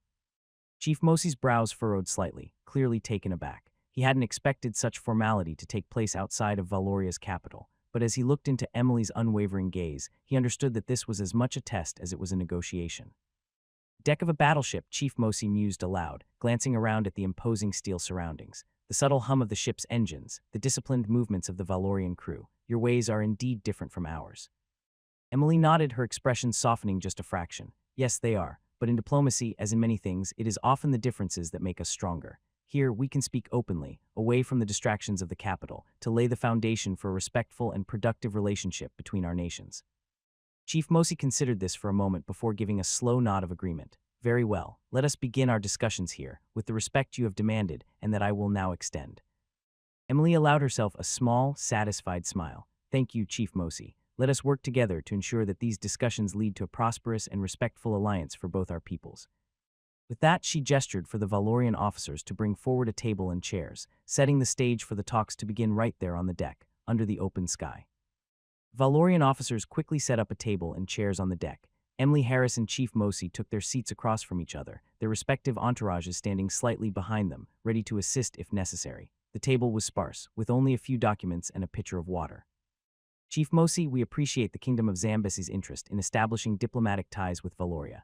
As you know, our nations have much to offer one another. However, it is crucial that we first address several key issues to ensure that our relationship is built on a solid foundation of mutual respect and understanding. Chief Mosi nodded, signaling for Emily to continue, unaware of the underlying machinations in her mind. First topic we must discuss is trade, Emily said, her voice warm but calculated. Valoria is interested in accessing the rich natural resources of Zambesi, particularly your mineral wealth and agricultural products. In exchange, Valoria can offer advanced technologies, infrastructure development, and training for your people in various modern industries. Chief Mosi listened carefully, his expression thoughtful. Zambesi has always been self-sufficient, he replied slowly, but I recognize the potential benefits of modern technology and infrastructure for my people. However, we must ensure that any trade agreements do not lead to exploitation or the erosion of our cultural identity. Emily nodded in agreement, her expression sympathetic, though her thoughts were focused on how best to position Valoria's interests. That is a valid concern, Chief Mosi. Valoria is committed to fair trade practices that benefit both parties. We can draft agreements that include provisions to protect Zambesi's cultural heritage and ensure that your people retain control over their resources. As she spoke, Emily's mind raced with the possibilities. She knew that once Valoria's technology and infrastructure were embedded in Zambesi, it would be easy to influence the nation's future development, subtly, of course, under the guise of partnership. You're also open to joint ventures, Emily continued, carefully laying her trap, where Zambesi and Valoria worked together on projects, sharing both the risks and the rewards. Chief Mosi's eyes narrowed slightly as he considered her words. Joint ventures could be beneficial, but we would need clear terms and guarantees that our sovereignty will not be compromised. Of course, Emily replied smoothly, hiding her satisfaction. Valoria has no interest in undermining Zambesi's sovereignty. We can work together to draft agreements that respect your nation's independence while allowing both our countries to benefit from shared opportunities. In reality, Emily knew that these joint ventures would allow Valoria to slowly integrate itself into Zambesi's infrastructure and economy, but she presented it as a mutual benefit, allowing Chief Mosi to believe he was making a wise and independent decision. Satisfied with her response, Chief Mosi nodded. Very well, trade is an important issue, but I would also like to discuss security. Zambesi has faced challenges from neighboring regions, and we need to ensure that any alliance with Valoria will help protect our borders and maintain peace. Emily leaned forward slightly. Valoria is prepared to offer military assistance, including training and equipment, to help Zambesi secure its borders. We can also explore the possibility of a mutual defense pact, where both our nations agree to come to each other's aid in the event of external aggression. However, this must be based on mutual trust and respect. She knew that offering military support would make Zambesi more reliant on Valoria, but she framed it as a benevolent gesture of protection, knowing that Chief Mosi was unlikely to see the full implications until it was too late. Chief Mosi considered her offer carefully. Security is paramount, but we must ensure that our people do not become overly reliant on foreign ers for our defense. Any military cooperation must include provisions for training Zambesi's forces to be self-sufficient in the long term. Emily smiled inwardly, appreciating his cautious approach. It was exactly what she had anticipated. That aligns with Valoria's philosophy. We believe in empowering our allies, not making them dependent. We can work together to create a comprehensive security plan that strengthens Zambesi's capabilities while respecting your sovereignty. She knew that once Valoria's military advisors were embedded within Zambesi, they would have the ability to shape the nation's defense strategies from within, ensuring that Valoria's influence would grow steadily over time. Conversation continued for several hours, covering various topics including cultural exchange, educational programs, and the potential for joint infrastructure projects. Throughout the discussions, Emily remained calm and poised, subtly steering the conversation in Valoria's favor while maintaining the appearance of a fair and balanced negotiator. As the sun began to set, Emily and Chief Mosi reached a tentative agreement on several key issues. It was clear that there was still much work to be done, but the foundation for a mutually beneficial relationship had been laid, or so it seemed. Chief Mosi, Emily said as they concluded the day's discussions, I believe we have made significant progress today. These preliminary agreements will form the basis of a formal treaty, which we can finalize in the coming weeks. Indeed, Minister Harris, I appreciate the respect and understanding you have shown during these discussions. I look forward to continuing our work together. Emily extended her hand, and after a brief hesitation, Chief Mosi shook it firmly. April 16, 1938. At the capital of Botswana, Gaborone, Prince Theodore's aircraft landed on the airfield of Gaborone, a sight that immediately struck him as unusual. The airfield was packed with Trisenberg aircraft, from bombers to fighters. As the aircraft came to a halt and the door was opened, Prince Theodore stepped out, and the first thing that welcomed him was the intense heat. The sun blazed down, reflecting off the tarmac and making the air shimmer. Theodore squinted slightly, adjusting to the brightness and the sweltering temperature as he descended the steps. Heat was oppressive, almost suffocating, but Theodore maintained his composure, his expression calm and unreadable. He was greeted by a delegation of Botswanan officials, led by General Mabasa, whose uniform seemed to soak in the sun's rays, making him appear even more imposing. Your Highness, General Mabasa greeted, offering a stiff bow, sweat already forming on his brow. Welcome to Gaborone. We are honored by your presence. Prince Theodore's gaze swept over the Botswanan officials with a hint of disdain as he continued. I need a room with air conditioning, he said loftily, his tone making it clear that this was not a request but a command. The expectation of deference was evident in every word. After all, he was an imperial prince of the Empire of Trisenberg, and these men were, in his view, subservient to the he represented. General Mabasa stiffened slightly, but he quickly masked any irritation. "Of course, Your Highness," he responded, bowing his head. "We have prepared accommodations suitable for your stature. You will have all the comforts you require." Theodore gave a curt nod, acknowledging the general's words without a hint of gratitude. He was accustomed to this treatment and expected nothing less. Vitswanen officials led Theodore through the building, the air noticeably cooler as they entered. Theodore's entourage followed closely behind. As they walked, Theodore observed the surroundings with a critical eye, noting the attempts to impress him with grandeur and luxury. While the Vitswanens had clearly gone to great lengths to accommodate him, he remained unimpressed. In his mind, nothing could compare to the opulence of the Trisenberg Empire. They reached the designated room, where the temperature was indeed a relief from the stifling heat outside. Theodore stepped inside, his gaze briefly surveying the space before he turned to General Mabasa. "This will do," Theodore said dismissively, making it clear that he expected no further conversation on the matter. General Mabasa bowed again. "I am pleased it meets your standards, Your Highness. If there is anything else you require, do not hesitate to inform us." "I have a question, though. Why is Governor von Strauss not here? Didn't he receive a letter informing everyone that I would be coming here? Get him here." General Mabasa nodded and quickly left the room. Meanwhile, Reginald turned and looked at Prince Theodore and spoke. "I can't believe that we were received by those Negros. I don't even know why we put them in an official military position." "Well, that is because he did something remarkable by preventing his own people from rebelling against the Empire," Theodore continued, his tone indifferent as he glanced at Reginald. "It's a strategic move, nothing more. By elevating men like Mabasa, we keep the local population in check. They see one of their own in a position of authority and believe they have a voice when in reality, all decisions are made by us." Reginald chuckled darkly, "And they think they have it's almost amusing."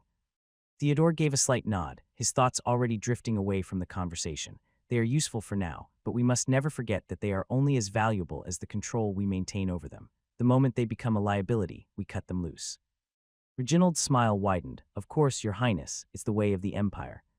Before Theodore could respond, there was a knock at the door, and General Mabasa re-entered the room, followed closely by Governor von Strauss. "Your Highness, I apologize for the delay in my arrival," Governor von Strauss stammered, his face flushed with anxiety. He bowed deeply, his posture almost desperate in its attempt to convey humility. "Please, Your Highness, accept my sincerest apologies. I was informed late, and there were unforeseen circumstances that required my immediate attention. I assure you, it was never my intention to offend or disrespect you." Prince Theodore remained silent, his cold gaze fixed on the groveling governor. "Your Highness, I beg your forgiveness," von Strauss persisted, his tone edging into a whine. "I am fully at your service and will ensure that everything is arranged according to your wishes. Please, do not let this unfortunate delay tarnish your view of our operations here." Theodore finally spoke, his voice cutting through the air like a blade. "Governor von Strauss, your negligence is noted. It is fortunate for you that I am more interested in the report that you have for me." Governor von Strauss glanced down at the documents containing intel about the Kingdom of Zambesi's intent of establishing diplomatic ties with the Valorians. He quickly recovered, realizing that he was being granted a reprieve, albeit a temporary one. He straightened up, clutching the documents tightly as if they were a lifeline. He cleared his throat, trying to regain some semblance of composure. "Yes, Your Highness," von Strauss said, his voice steadier now. "I have gathered detailed intelligence regarding the Kingdom of Zambesi's recent diplomatic overtures towards Valoria. It appears they're seeking to establish formal ties, likely to leverage Valoria's technological and military prowess for their own strategic advantages." Prince Theodore's eyes narrowed slightly as he listened, his expression unreadable. "I don't care about the Kingdom of Zambesi's intentions or about them. What I need to know is the Valorians, that new country with a modern naval fleet. Do you have any information aside from that?" Governor von Strauss shook his head. "I have none, Your Highness." "Then in that case I want to have one," Prince Theodore demanded. "There is only one way for us to learn about the Valorians, and that is through the Kingdom of Zambesi." "What do you propose?" Sire Reginald inquired. "It's simple. We are going to enter the Kingdom of Zambesi with an army."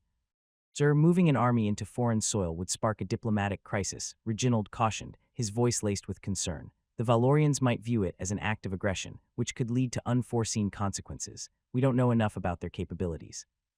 I believe that the Kingdom of Zambesi is not in any way affiliated with the Valorians, so even if we enter the army into Zambesi, they won't react unless they aren't civil. But there is still a problem, Your Highness. We need justification on why we are sending our army into Zambesi. Only the military high command can issue that order even if you advise it," Reginald reasoned. "That is exactly why we need a casus belli. The tribe of the Matabili," Prince Theodore began. They are an oppressed minority in the kingdom of Zambesi vying for autonomy. We will position ourselves as their protectors. This will give us the perfect pretext to enter Zambesi under the guise of a humanitarian intervention.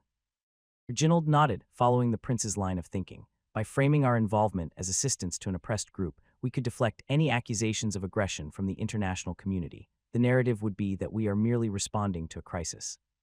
Prince Theodore continued, his gaze sweeping over the assembled officers and advisors who had joined them in the strategy room. The plan is simple. We will clandestinely support the Matabele with weapons, supplies, and training. We will ensure that they are well prepared to mount a serious challenge against the Zambesi government. When the conflict reaches a peak, we will intervene, ostensibly to prevent further bloodshed and to stabilize the region. Governor von Strauss leaned forward, concern etched on his face. Your Highness, how do we ensure that the Matabele do not become a liability if they start making demands that conflict with our objectives? It could complicate matters. Theodore's expression hardened. The Matabele will be useful tools for our cause. If they overstep their bounds or become a threat to our interests, we will deal with them accordingly. The key is to maintain control over the situation at all times. Reginald interjected, we must also be prepared for the Valorians to react, even if they aren't directly affiliated with Zambesi. We need to ensure that our forces are strategically placed and ready to respond to any unexpected moves.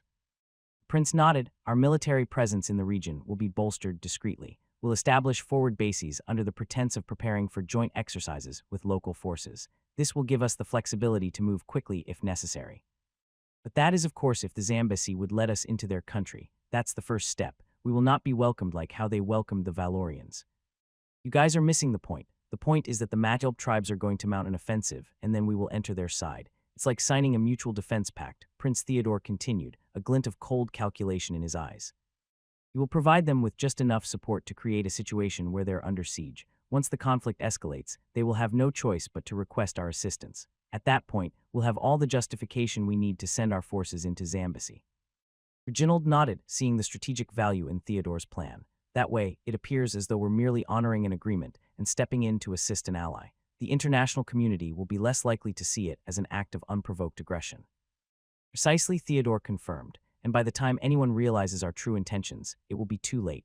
The Matabele will be in our debt, and Zambesi will be too weakened to resist our influence. We'll gain a foothold in the region without firing the first shot. Okay, and after that we will have Zambesi under our control, von Strauss grinned. Once Zambesi falls under our influence, then most of the Black Continent will follow. We will systematically bring each region under our control, using their resources to fuel the empire's expansion. We'll exploit every mineral, every piece of fertile land until there is nothing left. Okay, this seems like a solid plan. Your Highness, you should start writing a letter to His Majesty, to which His Majesty will send a letter to the military high command. Prince Theodore's expression darkened immediately as Reginald finished speaking. His eyes narrowed, and his voice, though calm, carried a biting edge. Reginald, are you suggesting that I need your permission to proceed, or perhaps you are under the impression that you are in a position to give me orders? The room fell silent, the tension thickening as everyone sensed the prince's rising anger. Reginald, realizing his misstep, quickly lowered his gaze and took a step back, bowing his head in submission. Your Highness, that was not my intention, Reginald said, his voice faltering. I merely meant to suggest a course of action that would ensure the success of your plan. Theodore's gaze remained fixed on Reginald, his expression cold and unyielding. Remember your place, Reginald. I do not require your advice on matters of strategy or protocol. If I say we move forward with this plan, then that is exactly what we will do. The letter to His Majesty will be sent, and the military high command will fall in line, as they always do. Reginald nodded quickly, his posture deferential. Of course, Your Highness, forgive my presumption. Theodore took a deep breath, his temper cooling slightly as he looked around the room. We will proceed as planned. The Matabele will be our entry point, and once we have established our presence in Zambesi, we will meet our new friend Valoria. Our strategy is sound, and our timing is perfect. We will not let minor obstacles or overcautiousness derail our progress. Governor von Strauss, sensing the need to steer the conversation back on track, spoke up. Your Highness, we should start establishing contact with the Matilb tribe as soon as possible. Prince Theodore nodded in agreement, his earlier irritation now fully replaced by focus on the task ahead. Yes, Governor, I want you to send our most capable envoys to the Matabele leaders. Make it clear that we offer them not just survival, but a path to true within Zambesi. They will be the ones to tip the balance in their favor, with our backing, of course. I will personally oversee the arrangements, Your Highness. In the Volkshalle, April 19, 1938. Alexander was in his bedchamber, donned in a velvet bathrobe that draped elegantly over his broad shoulders. The morning light filtered through the heavy curtains, casting a soft glow over the room's opulent decor. Alexander moved to the wardrobe, where a team of male attendants awaited him. They stood respectfully, holding various formal outfits, each meticulously selected for the occasion. The meeting with the diplomatic envoy from the Kingdom of Zambacy was a significant event, one that required a display of both authority and elegance. Attendants began presenting the outfits, one by one, each accompanied by a brief description of its design and significance. Alexander observed them silently, his discerning eye quickly assessing the suitability of each option. His standards were exacting. He knew the of first impressions and the subtle messages that attire could convey. Finally, his gaze settled on an ensemble that immediately struck a chord with him. It was a pristine white suit, immaculately tailored, with a waistcoat that added an extra layer of sophistication. The outfit exuded a sense of control and refinement, perfectly aligned with the image Alexander wished to project. The attendants quickly moved to assist him, expertly dressing him in the chosen attire. As the final touches were made, Alexander glanced at himself in the full-length mirror. The suit fit him like a glove, but as the attendant was about to fix the collar, something within Alexander snapped. His hand shot out, gripping the attendant's wrist with a force that startled the young man. The grip was tight, almost painful, and the room seemed to grow colder in that instant. Bitter memory flooded Alexander's mind. He was no longer in the Volkshalle, no longer the composed and earful leader of Valoria. Instead, he was back in that darkened room, years ago. He remembered the moment vividly, the feel of Prince Theodore's hands around his throat, squeezing the life out of him as if he wanted to kill him. The terror, the helplessness, and the burning humiliation all surged back with a vengeance. In the memory, Theodore's face was twisted with rage, his grip tightening as he hissed words that still echoed in Alexander's mind. "You are nothing like us. You don't belong here, bastard." "Sir?" At that moment, Julianne entered the room and saw the scene unfolding before her. Alexander's grip on the attendant's wrist was unnervingly tight. The attendant stood frozen, his eyes wide with fear and confusion, not daring to move. Julianne's eyes widened in shock, quickly assessing the situation. She had seen Alexander in many moods, but this was different. There was a darkness in his expression, something far more intense than the usual calculated demeanor he displayed. "Your Excellency," she called out, her voice firm but laced with concern. She stepped forward, placing a hand gently on his shoulder. "Let him go." Touch and the sound of her voice snapped Alexander out of the bitter memory. His eyes refocused on the present, and he blinked as if just realizing where he was. He released the attendant's wrist abruptly, the young man stumbling back a step, cradling his hand with a look of bewildered relief. Alexander's face softened, the hard lines of his expression easing as he took a deep breath. He turned to Julianne, his gaze meeting hers. For a moment, there was a flicker of vulnerability, quickly masked by the stoic composure he was known for. "Julianne," he said. "I apologize for that." He glanced at the attendant, who was still trembling slightly, before turning his gaze back to Julianne. "I lost myself for a moment." Julianne offered him a small, reassuring smile, though her eyes remained concerned. "It's all right, Your Excellency. What happened?" Alexander took another deep breath, steadying himself before he responded. "It was nothing, just an old memory," he said. Julianne studied him for a moment, her concern deepening. She knew better than to press him when he was like this, but she couldn't ignore the intensity of what she had just witnessed. This was something deeper, more personal. "Your Excellency," she began carefully, "if there's anything you need to discuss, or if there's anything troubling you, you know I'm here." Alexander turned away from the mirror, his gaze now fixed on the ornate carvings of the wardrobe. "I appreciate your concern, Julianne," he replied, his tone softening slightly, "but this is something that you shouldn't worry about."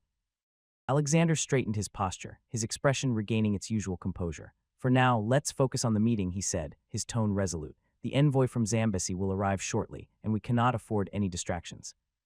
Julianne nodded, understanding that this was as much a command as it was a dismissal of the topic. "Of course, Your Excellency. Everything has been arranged according to your instructions. The reception hall is prepared, and the diplomatic staff is in place. All that remains is your presence." Alexander took one final look in the mirror, smoothing down his suit and adjusting his cufflinks with precision. The earlier moment of vulnerability was already receding into the depths of his mind, replaced by the steely determination that had become his hallmark. The memory of Theodore would not control him. It would serve only as a reminder of what he had overcome and what he still needed to achieve. "Very well," Alexander said, turning to face Julianne. "Let's not keep our guests waiting any longer." With that, he strode towards the door, his footsteps echoing softly on the polished floor. Julianne followed closely behind, her concern still lingering but her focus now on the task at hand. As they made their way through the corridors of the Volkshalle, the staff they passed bowed or curtsied, their respect for Alexander evident in every gesture. Grand doors to the reception hall loomed ahead, and with a nod from Alexander, they were opened by the attendants stationed there. Inside, the hall was a masterpiece of Valorian architecture, with high ceilings, intricate moldings, and grand chandeliers casting a warm glow over the polished marble floors. A murmur of conversation filled the room, but it hushed almost immediately as Alexander entered. Whatever happens here soon will go down in history, as this is where they'll receive the first foreign diplomat. How long until the diplomats from the kingdom of Zambesi arrive? Alexander leaned his head near Julienne's ears. Julienne glanced at her wristwatch before responding softly. They should be here within the next 15 minutes, Your Excellency. The envoy has been making steady progress, and I've received word that they are en route from the city gates. Alexander nodded, his gaze sweeping over the reception hall once more, ensuring that everything was in place. Every detail had been meticulously planned, from the arrangement of the seating to the placement of the Valorian and Zambesian flags. The significance of this meeting was not lost on him. This was a moment that would define Valoria's standing on the global stage. 15 minutes, how well, where do I sit? Julienne gestured toward the head of the long, ornately decorated table that dominated the center of the reception hall. Your seat is at the head of the table, Your Excellency, she replied. Alexander nodded approvingly, his eyes lingering on the chair that awaited him. The chair was grand, with high-backed velvet upholstery and intricate carvings that matched the grandeur of the Volkshalle. As the moments passed, Alexander walked towards his designated seat, his footsteps echoing softly in the grand hall. He moved with deliberate grace, knowing that every eye in the room was on him. When he reached the chair, he paused, placing a hand on the backrest and surveying the room once more. I want everything to go smoothly, Alexander said. We cannot afford any missteps. This is not just a meeting, it's a demonstration of our capability and resolve. Julienne nodded, standing close by, ready to assist at a moment's notice. Everything is in place, Your Excellency. The staff is well prepared and all contingencies have been considered. We are ready. 15 minutes later, the grand doors to the reception hall began to open, revealing the Zambesian diplomats. They entered the hall with a composed and measured pace, their expressions calm but filled with curiosity as they took in the opulence of the Volkshalle. The grandeur of the hall seemed to momentarily awe them, but they quickly recovered, their gazes turning to Alexander, who stood at the head of the table. Your Excellency, the diplomats from the kingdom of Zambesi, Julienne announced. Alexander scanned the diplomats. As expected from someone born in the Black Continent, they have a black skin tone. Usually, people hailing from the Black Continent are frowned upon, discriminated against, and considered inferior. Well, that might be true due to the fact that almost the entire continent was a colony of the Western empires. However, these men carried themselves with a dignity and confidence that belied the stereotypes often associated with their homeland. They were not here to be subjugated or patronized. They were here to negotiate as equals. Once the diplomats neared Alexander, Alexander stood up from his seat, offering a polite nod in greeting. Welcome to Valoria, Alexander said. Please take your seats. Zambesian diplomats settled into their seats, their eyes briefly scanning the room before focusing on Alexander. Chief Mosi, the leader of the Zambesian delegation, spoke first. Your Excellency, we thank you for your hospitality and the opportunity to engage in this important discussion. The Kingdom of Zambesi is keen on exploring mutual benefits between our nations, particularly in the areas of trade and development. The translator continued, relaying Chief Mosi's words to Alexander in a clear, respectful tone. Alexander listened intently, his expression thoughtful as he considered the implications of their opening statement. I see well that is the goal of this event. We are to establish diplomatic relationships with one another. Now, without further ado, we shall start with the preliminaries, which I am certain that my Minister of State already briefed you on. Yes, that is correct. I met with your Minister of State. And I do believe that there was a problem during your first encounter, but was resolved on the second, Alexander continued. I trust that any misunderstandings have been fully addressed. It is imperative that we move forward without any lingering issues that could impede our progress. Chief Mosi nodded, his expression remaining composed. Indeed, Your Excellency. The initial difficulties were a result of cultural differences and misunderstandings, but they have been resolved. We are ready to engage in meaningful dialogue and to explore the opportunities that lie ahead for both our nations. Good, Alexander replied, his gaze steady as he looked across the table. In diplomacy, transparency and mutual respect are key. I am confident that we can work together to build a partnership that benefits both Valoria and Zambesi. Now, let's get started. First, your country, what can it offer to Valoria for us? We can provide technology to modernize your nation. Your Excellency, the Kingdom of Zambesi is blessed with abundant natural resources. We have vast reserves of gold and a wide array of minerals. We can offer you mining rights to some of our richest deposits, Chief Mosi replied. He continued, moreover, we have recently discovered significant oil fields in the northern regions of our country. This discovery presents a tremendous opportunity for both of our nations. With Valoria's technological expertise, we believe we can develop these resources efficiently and to the mutual benefit of our peoples. Alexander leaned back in his chair, carefully considering Chief Mosi's words. The prospect of securing access to gold, minerals, and especially oil was exactly the kind of thing that he wanted for his nation. After all, he can't rely on the system all the time for raw materials. They needed a stable source from the planet itself if they wanted to be self-sufficient. Your offer is indeed valuable, Chief Mosi, Alexander replied thoughtfully. Valoria's technology and infrastructure development capabilities could certainly assist in unlocking the full potential of your nation's resources. In return, we would expect favorable terms on trade agreements and long-term access to these resources. Chief Mosi nodded. That is exactly what we had in mind, Your Excellency. We are prepared to negotiate terms that will ensure a prosperous future for both our nations. The resources of Zambesi are vast, and with the right partnership, we can achieve great things. The conversation continued, with both sides delving into the specifics of potential agreements, from the percentage of resource extraction to infrastructure projects and the involvement of Valorian companies in Zambesi's development. We seem to be in agreement on many points, Alexander finally said, a slight smile forming on his lips. I believe we are on the path to a fruitful partnership, one that will elevate both Valoria and Zambesi to new heights. Chief Mosi returned the smile, a sense of accomplishment evident in his expression. Indeed, Your Excellency, this is the beginning of a new era for both our nations. The last thing we are going to do is to wait for the official papers to be finalized and signed. Once everything is in order, we can begin signing the agreements and move forward with our plans, Alexander concluded. The discussion concluded, Alexander rose to his feet and beckoned the diplomats to join him for a feast that had been meticulously prepared for the occasion. The grand doors at the side of the hall swung open, revealing a long table adorned with an array of exquisite dishes, each meticulously crafted by the finest chefs in Valoria. Please, esteemed guests, Alexander invited, join me in celebrating the beginning of our partnership. This feast is a symbol of the prosperity and friendship that we hope to cultivate between our nations. Zambesian diplomats exchanged pleased glances, clearly appreciative of the hospitality. They followed Alexander to the dining area, where the table was set with fine china, crystal goblets, and an array of silverware that gleamed under the soft lighting. As they took their seats, servants moved gracefully around the table, pouring fine Valorian wine into the goblets and presenting each dish with care. Alexander raised his goblet, waiting for the others to do the same. To a future of mutual prosperity and collaboration, he toasted, his eyes meeting those of Chief Mosi and the other diplomats. To prosperity and collaboration, Chief Mosi echoed, raising his goblet in return.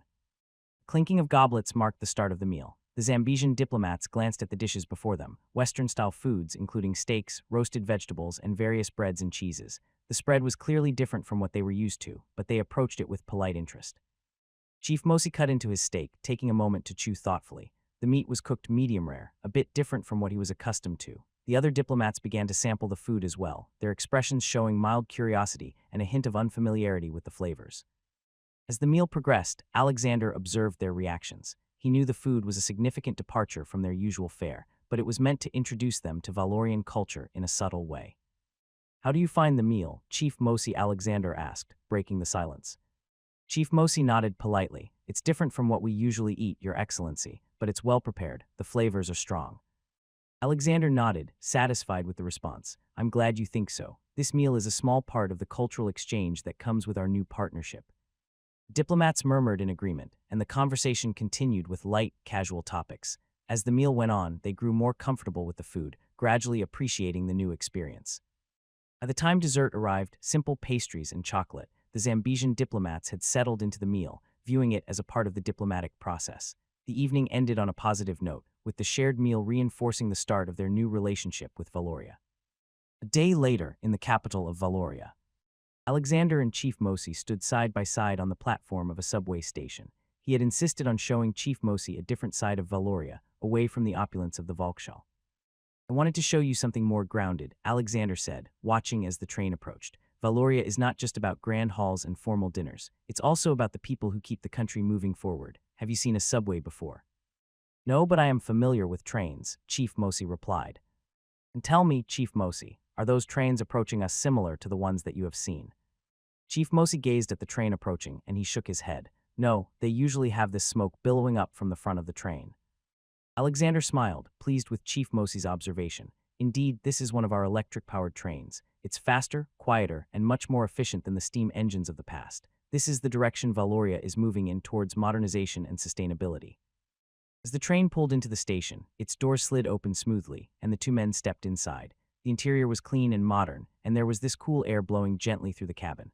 The seats were comfortable and upholstered in soft fabric, and the walls were adorned with subtle patterns that gave the space a sophisticated yet welcoming feel. The train wasn't crowded. allowing Alexander and Chief Mosi to find seats near the window. With this train, you can travel to any district of the capital. There's a commercial district where you'll find our most prominent businesses and markets. It's a bustling area, always filled with activity, Alexander explained, gesturing out the window as the train began to move. There's also the cultural district, Alexander continued. It's home to our theaters, museums, and art galleries. If you're interested, I can arrange a visit for you. Chief Mosi didn't reply. Instead, he gazed out of the window and saw towering skyscrapers when the train emerged and was trailing down on an elevated track. Alexander noticed his silence and allowed him the moment, understanding that the view of the city could be overwhelming, especially for someone from a place where the pace of development was different. Looks like we're bound for the commercial district, Alexander continued, trying to re-engage Chief Mosi in conversation. You'll get to see some of our most successful enterprises in action. Chief Mosi finally turned his attention back to Alexander, a thoughtful expression on his face. Valoria has certainly achieved much. The infrastructure, the businesses, the culture, it's all very impressive. We have much to learn from your nation. We have much to learn from yours, Alexander replied diplomatically. But I'm sure you'd want all this to happen in your country, and we can work on that. But I do have one question for you. What is it? Does the kingdom of Zambesi have internal strife, such as struggles, a tribe not aligned with the central government, or any unrest that might hinder development efforts?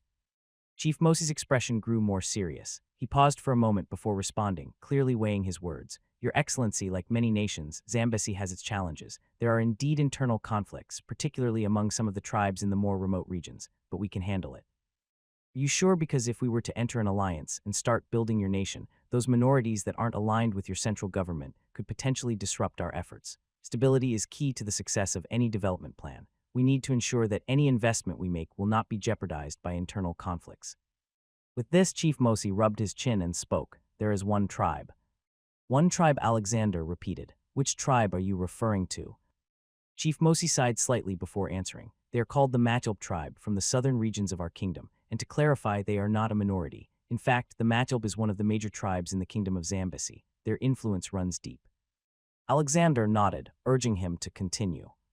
Long time ago, our country was not a unified entity, Chief Mosi explained.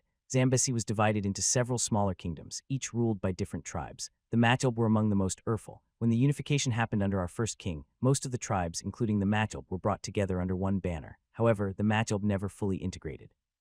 They have always maintained a degree of autonomy, clinging to their traditional ways and resisting the full authority of the central government. Alexander listened intently, understanding the potential challenges this posed. I see. And how does this affect the current state of affairs in Zambesi?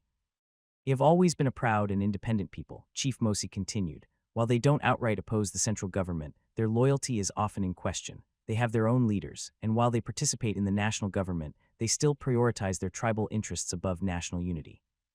This has led to tensions, especially when it comes to development projects initiated by the government.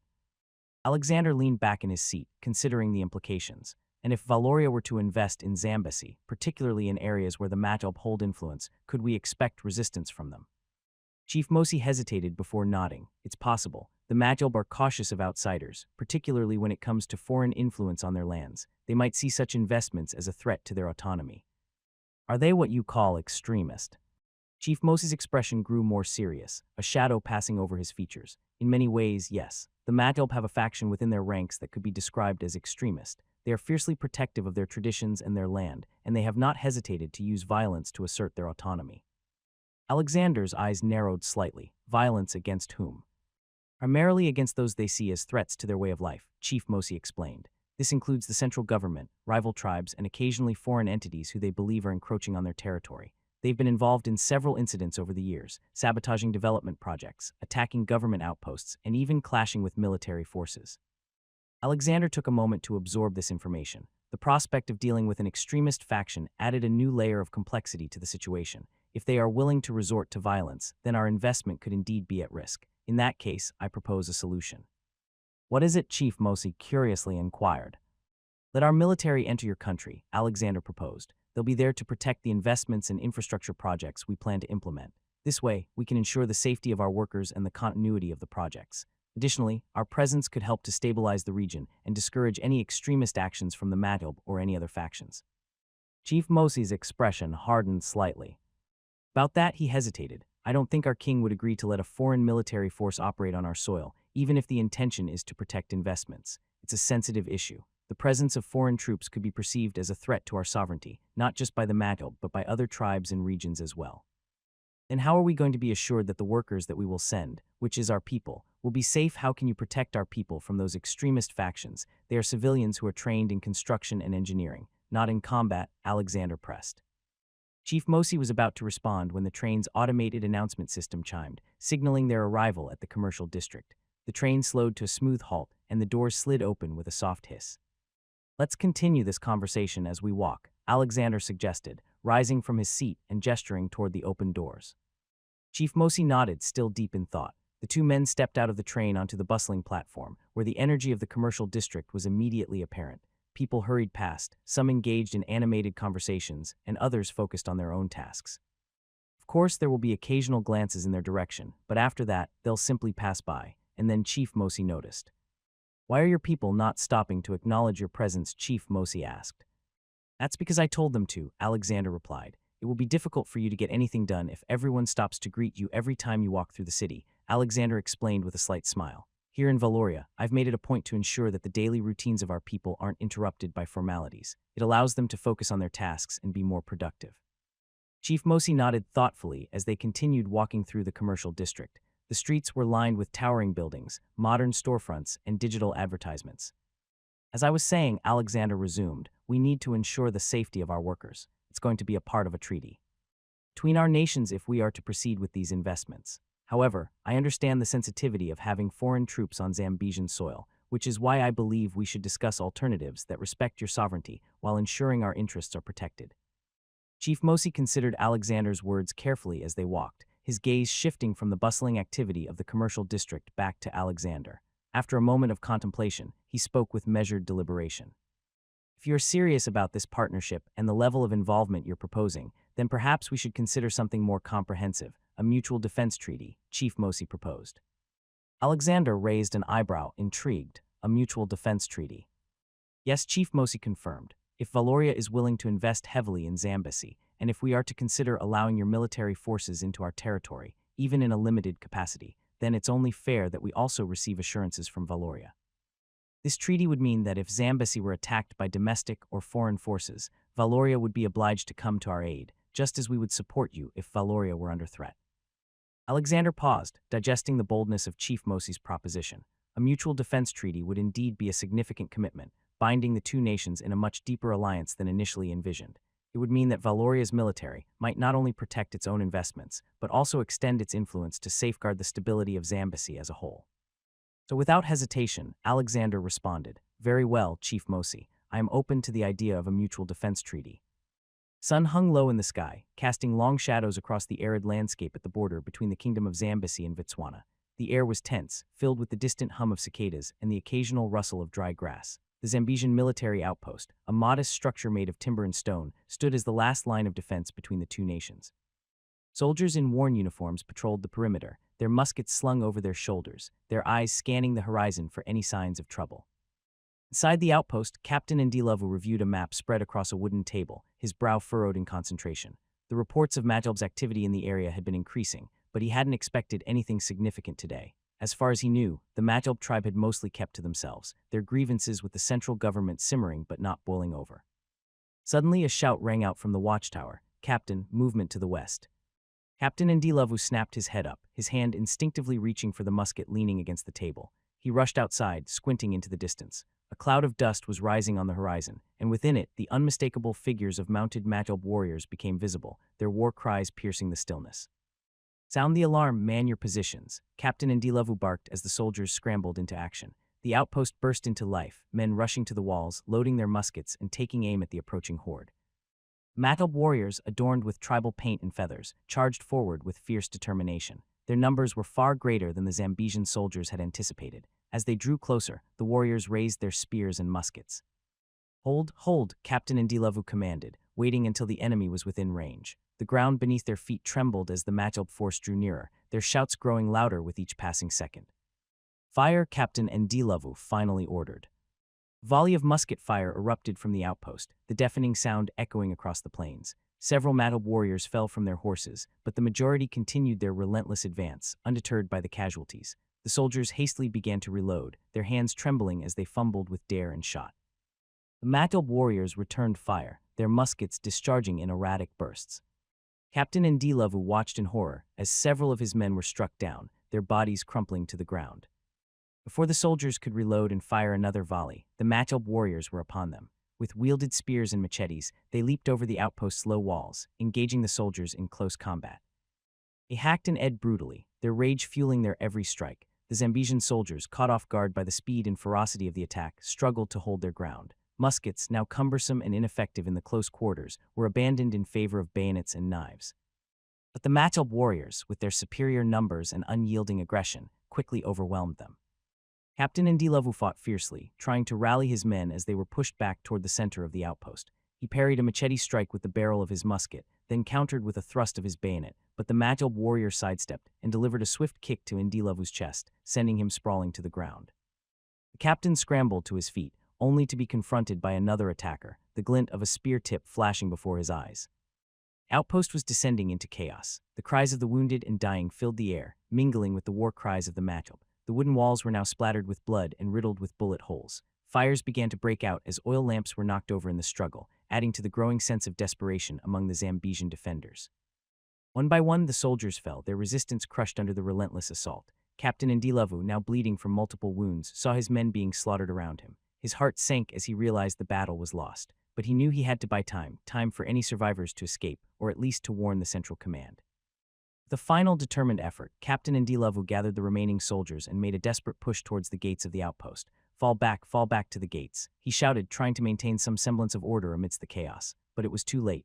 The manhwaedit warriors, sensing their victory, surged forward with renewed intensity, cutting off any hope of retreat. Captain Ndilavu, surrounded and outnumbered, fought to the last, refusing to give in to the overwhelming odds. He managed to take down several attackers before a spear struck him in the side, the force of the blow driving him to his knees. Blood poured from the wound and his vision began to blur, but even as his strength ebbed away, he continued to fight, refusing to surrender. Finally, as the world around him faded to darkness, Captain Ndilavu fell to the ground, his hand still gripping the hilt of his bayonet.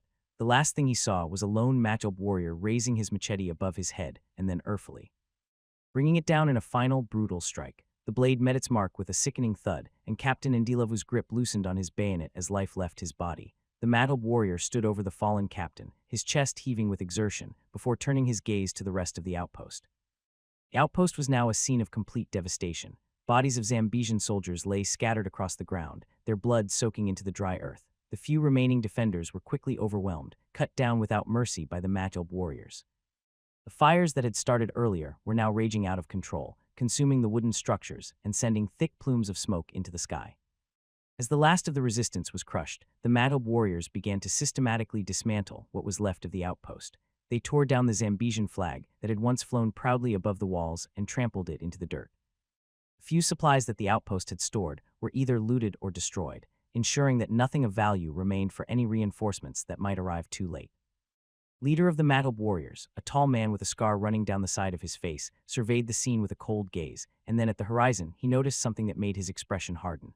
A new dust cloud was forming in the distance, similar to the one that had heralded their own approach, but this time it was accompanied by the unmistakable glint of steel in the sunlight. Leader narrowed his eyes, focusing on the approaching figures. These were not Zambesian reinforcements. The disciplined formation, the uniformed soldiers, and the fluttering banners made it clear this was the colonial army of Botswana. He quickly raised his hand, signaling his warriors to regroup. The manhwaedit, though fierce and skilled in close combat, were not equipped to face a well-armed, organized military force head-on, especially not one as formidable as the Botswana colonial army. The leader knew they had to make a swift decision. "Prepare to fall back," he commanded, his voice cutting through the noise of the burning outpost and the murmurs of his men. Suddenly, the sound of a low rumble filled the air, growing louder with each passing second. The leader of the manhwaedit warriors froze, his eyes widening as he looked up at the sky. The rumble grew into a deafening roar, and then he saw them, aircraft, 4 of them, slicing through the sky with menacing speed. "Take cover," he shouted, but his voice was drowned out by the ear-splitting noise of the planes. The manhwaedit warriors scrambled, some diving for cover among the rocks, others standing in stunned disbelief. Without warning, the aircraft began their deadly work. Bombs tumbled from the planes, hurtling toward the ground with terrifying speed. The first explosion rocked the earth, sending a massive plume of dirt, debris, and fire into the air. The shockwave knocked several men off their feet, the force of the blast tearing through the already devastated outpost. More bombs followed in rapid succession. The air was filled with the sounds of explosions, shrapnel slicing through the air, and the screams of those caught in the blasts. The outpost, already a scene of carnage, was now being obliterated piece by piece. Timber and stone flew in all directions, and the flames from earlier fires were fanned into raging infernos by the concussive blasts. Matchel Bleeder, half buried under debris, struggled to his feet, coughing as the thick smoke filled his lungs. He could barely hear anything over the ringing in his ears and the continued thunder of the bombs. The leader of the Matchel warriors blinked, trying to clear his vision, but the smoke and dust made it difficult to see. The intense heat from the fires stung his eyes. "What's happening?" He looked around confusedly. His warriors, though dazed and injured, were still alive. The bombs had been terrifyingly precise, targeting the outpost and sparing the Matchel warriors who had been on the outskirts. The realization struck him. This was no accident. The Vitswana colonial army hadn't come to wipe them out. They had come to send a message. Leader quickly surveyed his men. They were shaken but still standing. The aircraft had made another pass but had not dropped any more bombs. Instead, they flew in tight formation, circling the area as if to ensure that the destruction below was complete. "Tricenese aircraft," the leader muttered under his breath. Not a long moment after, the Vitswana colonial army arrived at the outpost manned with machine guns and semi-automatic bolt-action rifles. The leader knew that they had no chance against the heavily armed Vitswana colonial army. Matchel warriors watched from a distance as one of the vehicle's doors swung open. A man stepped out, his posture stiff and authoritative. The leader recognized him immediately as a Tricenberg, pale-skinned, dressed in a crisp military uniform that contrasted sharply with the rugged surroundings.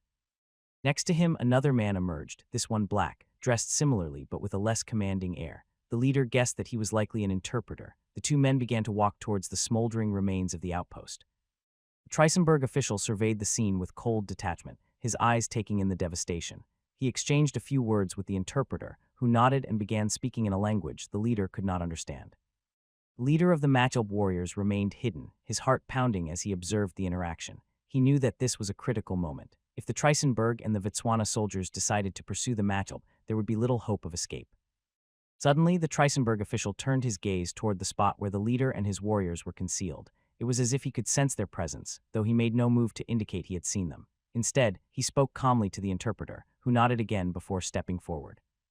Interpreter raised his voice, speaking in the local dialect, his words carrying across the battlefield. "Matchel warriors, we know you are there. We have no desire for further bloodshed. The Vitswana colonial army has no quarrel with your people. We are here to speak with your leader, so whoever it is, please step forward so we can discuss this matter peacefully." Matchel leader hesitated, his instincts telling him to remain hidden, but he knew that refusing to show himself could escalate the situation further. He took a deep breath, steeling himself for what might come, and slowly emerged from the shadows. His warriors watched anxiously as he stepped forward. "I am the leader of the Matchel," he declared. He met the gaze of the Tricenberg official, who regarded him with a neutral expression. The interpreter translated the leader's words, and the Tricenberg official nodded, seemingly satisfied with the response. He took a step closer and spoke. "We have no interest in your destruction," the Tricenberg official began, his words relayed through the interpreter. "We have orders from His Royal Highness, Prince Theodore Tricenberg, to make contact with the Matchel tribes." The Matchel leader tilted his head to the side. Why does the prince of a Western nation care about the Matchel tribes? Why would a prince from a distant land concern himself with our people? The Matchel leader asked. The Tricenberg official, still composed, gestured for the interpreter to relay the message. Prince Theodore has interests in the region, and he understands that the Matchel have a significant role to play in the stability of this area. He is aware of the struggles you face and the resistance you have shown against domestic oppression. The prince wishes to propose a mutually beneficial arrangement. The Matchel leader narrowed his eyes. What kind of arrangement? That will be discussed if you come with us. Matchel leader's eyes flickered with suspicion. The idea of leaving his warriors and going with these foreigners was unsettling. He knew that any misstep could lead to his capture or even death. Yet the mention of a mutually beneficial arrangement piqued his interest. If there was a chance to secure something advantageous for his people, it was worth considering. He glanced back at his warriors. They would follow his lead, no matter where it took them, but this decision was his alone to make. The Tricenberg official watched him closely, waiting for a response. Finally, the Matchel leader spoke. "I will go with you, but my warriors stay here. Any harm that comes to them will be met with swift retribution." The interpreter relayed the message, and the Tricenberg official nodded, seemingly unperturbed by the leader's conditions. "Agreed. Your warriors will remain unharmed. Now shall we?" Matchel leader took a deep breath, casting one last glance at his warriors. Their faces were etched with concern, but they remained silent, trusting in his judgment. He knew that this decision could change the fate of his people, for better or worse. With a firm nod, he stepped forward, signaling that he was ready to proceed. The Trisenberg official gestured towards one of the waiting vehicles, an armored car that stood out amidst the rubble and devastation. As they reached the vehicle, the Trisenberg official opened the door, motioning for the Mattelb leader to enter first. He hesitated for a moment, then climbed inside, the unfamiliar scent of leather and metal assaulting his senses. The interior was surprisingly spacious, designed with both comfort and function in mind. The Trisenberg official and the interpreter followed him in, and the door closed with a soft click, sealing them inside. Vehicles started moving, the hum of the engine barely audible over the thick, armored walls. The Mattelb leader sat rigidly in his seat, his eyes flicking between the two men seated across from him. The Trisenberg official maintained his calm, detached demeanor, while the interpreter watched the leader closely, ready to translate any conversation that might occur. After a few moments of silence, the Trisenberg official spoke.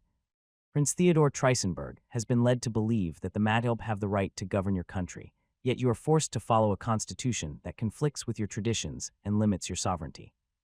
The prince understands that the Mattelb people have been marginalized and that their culture and way of life are under threat. He believes that your tribe has a rightful place as leaders in this region, not subordinates. The Mattelb leader's eyes narrowed as he listened, his suspicions growing. Again, why would a prince from a distant land care about our people? What does he stand to gain from this? Trisenberg official remained composed, his expression unreadable. Prince Theodore is a man of vision. He understands that in order to secure stability and prosperity in this region, he needs strong allies, people who know the land and who have a stake in its future. The Mattelb are such a people. You have the strength, the history, and the will to lead. The prince seeks to support that leadership, not just for his own benefit, but for the benefit of your people as well. Mattelb leader considered this carefully. It was true that his people had been sidelined, their influence eroded by the central government. The idea of reclaiming their place, of leading their nation on their own terms, was undeniably appealing. But the involvement of a foreign one with its own interests, complicated matters. Also, he couldn't help but doubt the sincerity of his words. It's just too good to be true. The Western nations had colonized almost all of the Black Continent, and their promises had rarely been kept. The Mattelb leader had seen enough of history to know that alliances with foreign often came with hidden chains, binding his people in ways they would not foresee until it was too late. He studied the Trisenberg official, searching for any sign of deceit in his calm demeanor. The man's expression was impassive, giving nothing away. The interpreter, too, waited patiently, his eyes betraying no emotion. What assurances do we have? The Mattelb leader finally asked. That your prince's offer is genuine, that this isn't just another way to exploit our people for your own gain. After all, the country that they were in right now, the Vitswana, is a colony of the Empire of Trisenberg, so he had every reason to be cautious. The history of colonization was written in the blood and betrayal of those who had trusted too easily, and the Mattelb leader was determined not to repeat those mistakes. His Royal Highness would be the one to answer that question, the Trisenberg official replied calmly. You will have the opportunity to meet with him directly in Gaborone. He understands the weight of the decisions you must make, and he respects your right to seek assurances. Rest assured, Prince Theodore intends to demonstrate his commitment to this alliance in a way that will leave no doubt in your mind. The Mattelb leader remained silent. As the armored car rumbled on, the landscape outside began to change. The rugged terrain of the borderlands gradually gave way to more developed areas, with paved roads, clusters of buildings, and signs of increasing human activity. It wasn't long before they entered the outskirts of Gaborone, the capital of Vitswana. Mattelb leader observed everything closely, taking in the signs of wealth and that marked the capital. He noted the way the local population interacted with the Trisenberg officials and soldiers, some with deference, others with quiet resentment. It was clear that the empire's influence was pervasive, and the leader wondered how much of this wealth had been built on the backs of the local people. The vehicle eventually slowed as they approached a large, imposing building at the heart of the city. It was a palace of sorts. The sight of the building made the Mattelb leader's stomach tighten with unease. The car came to a stop, and the door was opened from the outside. The Trisenberg official and the interpreter stepped out first, followed by the Mattelb leader. He took a moment to steady himself, drawing in a deep breath before exiting the vehicle. A small delegation of Trisenberg and Vitswanan officials awaited them at the entrance to the palace. You must be the leader of the Mattelb tribe, Lord Reginald greeted. No, I am not the leader. I'm what you call a military leader of our army, but I can stand as a representative for our tribe in this meeting, Kajizo replied. Lord Reginald nodded, acknowledging Kajizo's role. Very well, Commander Kajizo. You will represent the Mattelb in these discussions. Please follow us. Kajizo followed Lord Reginald and the other officials through the grand entrance of the palace. After several turns through the labyrinthine corridors, they arrived at a large set of double doors. Two guards stationed outside moved to open them, revealing a spacious office beyond. The room was dominated by a large, intricately carved wooden desk, behind which sat Prince Theodore Trisenberg. "Now who do we have here?" Prince Theodore spoke. "Your Highness, this is Commander Kajizo from the Matilp tribe," Lord Reginald introduced, his voice echoing slightly in the spacious office. Prince Theodore Trisenberg, seated behind the large wooden desk, looked up from the documents he had been reviewing, his sharp blue eyes locked onto Kajizo, assessing him with a mix of curiosity and authority.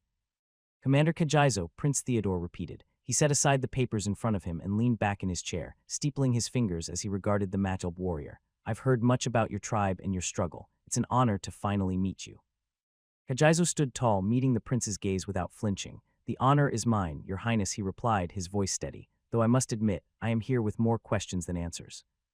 A faint smile played on Prince Theodore's lips. "I would expect nothing less. Please have a seat." He gestured to the chair opposite his desk, inviting Kajizo to sit. Lord Reginald stepped back, allowing the two men to converse privately, though the interpreter remained nearby, ready to assist if needed. "Now before we discuss, I don't think that my men have given you refreshments. Do you want some tea or perhaps something stronger?" Prince Theodore offered, his tone casual, almost conversational. Kajizo shook his head slightly. "Thank you, Your Highness, but I'm fine." "How about food? I'm sure the trip must have been tiring. A meal can help clear the mind," Prince Theodore insisted, his tone gentle but firm. Kajizo hesitated, sensing the prince's determination. It was clear that Theodore was not going to take no for an answer. Before Kajizo could respond, the prince had already signaled to a servant waiting just outside the door. "Bring in some tea and a light meal for our guest," Prince Theodore instructed. The servant bowed and quickly left to fulfill the order. Kajizo sat back in his chair, understanding that this was not just about hospitality. The prince was setting the tone for their conversation, asserting control in a subtle but unmistakable way. Prince Theodore leaned forward slightly, his expression softening as he continued. "I insist, Commander. You are our guest and it's important that you feel at ease. Now, while we wait, let's start addressing some of those questions you have." Kajizo nodded slowly, deciding to play along for now. "Very well, Your Highness. My first question is straightforward. What exactly does the Empire hope to gain from aligning itself with the Matilp tribe? What do you stand to benefit from this alliance?" Prince's expression became more serious, his gaze intense. "The Empire, like any nation, seeks stability and prosperity. The Matilp tribe holds a unique position in this region. You are warriors, leaders, and custodians of traditions that have endured for generations. Your influence is significant, and in the right circumstances, it could shape the future of this land." The servant returned, quietly setting down a tray with a teapot, cups, and a selection of light snacks. Prince Theodore waited until the servant had finished pouring the tea and left the room before continuing. "We are offering you the opportunity to lead your people into a future where their culture and sovereignty are respected, not eroded by the pressures of modern governance that conflict with your traditions," Theodore explained. "You are awfully too formal. You can be direct with me, Your Highness." Prince Theodore arched an eyebrow, momentarily caught off guard by Kajizo's directness. A faint smile tugged at the corners of his mouth, and he leaned back in his chair, folding his hands in his lap. "I see, so you want a direct answer, huh? Then in this case, we want to know about the new nation that is trying to establish diplomatic ties with Zambesi. Do you know about it?" "Ah, the Valoria. We have heard of an armada that arrived in the port of Maputo. We thought it was you or another Western nation, but it was surprisingly new, and according to our spies, it spoke the same language as yours." "It spoke the same language as us." Prince Theodore raised an eyebrow, intrigued by the revelation. "Are you sure?" "According to our spy," Kajizo confirmed. "I can't believe this. A new nation spoke the same language as us." "But why are you asking about Valoria anyway?" Kajizo asked. "That's because we want to know about that country," Prince Theodore replied. "Then why not reach out to them directly?" Prince Theodore leaned back in his chair, his gaze never leaving Kajizo's. "Caution is necessary, Commander. Valoria is an unknown entity, and in diplomacy, the unknown can be dangerous. Reaching out directly without understanding their motives, strengths, and intentions could put us at a disadvantage." Kajizo nodded, understanding the prince's reasoning, but still wary of his true intentions. "And you believe the Matilp can provide you with the information you seek about Valoria?" "Something like that," Prince Theodore replied. "Now let's talk business. I know your tribes are running out of ammunition and weapons, which is why you are raiding Zambesi's military outpost for weapons and supplies. I can offer you something better: advanced weaponry, training for your warriors, and the resources to strengthen your position in the region. Do you want to overthrow Zambesi's government?" "Well, that's fine for us." Prince Theodore paused, letting his words sink in. Kajizo's eyes narrowed slightly, his mind racing as he considered the implications of the prince's offer. The idea of toppling the Zambesi government had been a distant dream for the Matilp, but with the support of the Empire, it could become a reality. However, the cost of such an alliance was something he could not ignore. And in return, Kajizo asked, his voice calm but laced with suspicion, "What do you expect from us?"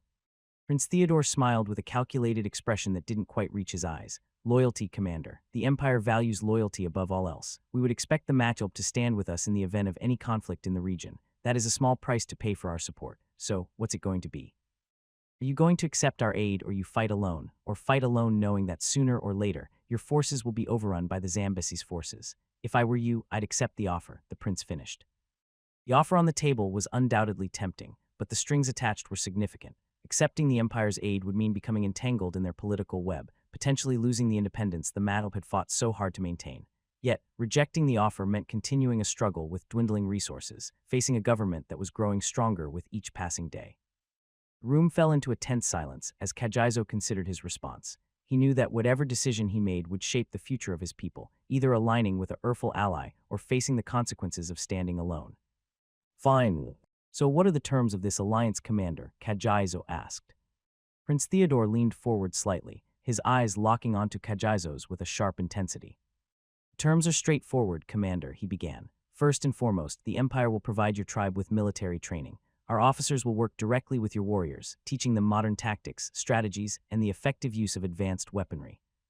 Kajizo nodded, his interest piqued. The Matulp had always been fierce fighters, but the idea of gaining new skills and techniques from a Urful nation was tempting.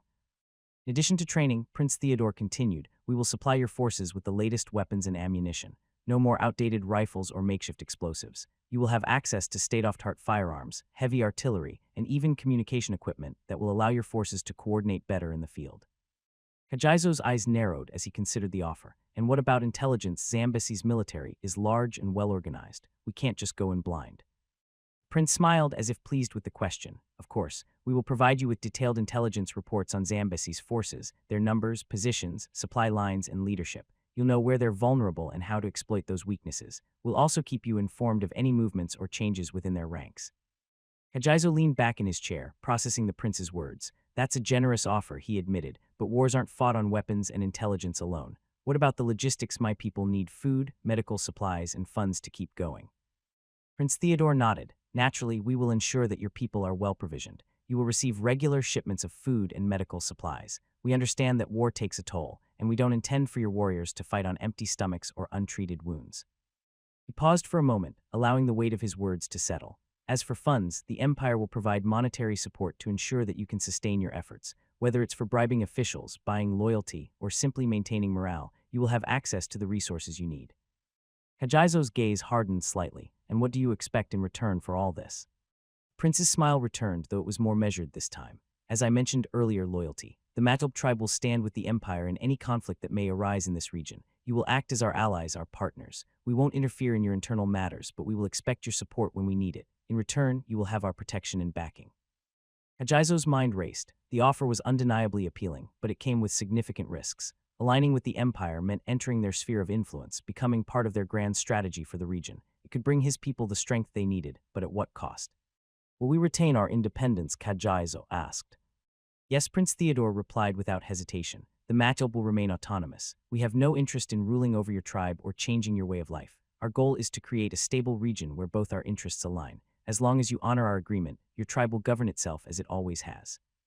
Kajizo took a deep breath, weighing the decision before him. Accepting the offer would give his people a fighting chance, the means to stand against Zambesi and secure their future, but it also meant trusting a foreign one with its own agenda. "What if we refuse?" Kajizo asked, testing the prince's resolve. Prince Theodore's expression didn't waver. "You can't refuse, Commander. You see, this isn't just a polite offer, it's your only option, and we are being generous here. This isn't just about what we can give you, it's about what we can take away if you choose to refuse." Kajizo felt a chill run down his spine, but he maintained his composure, refusing to let the prince see any hint of fear. "And what exactly are you implying, Your Highness?" Theodore's smile was thin, almost predatory. "I'm implying that the Empire does not tolerate opposition lightly. If you choose to decline our offer, the consequences will be severe. Your people will be left to fend for themselves, without the resources, intelligence, or support needed to survive. The Zambesi government will crush you, and the Matulp will be wiped out completely. And rest assured, we won't lift a finger to stop them."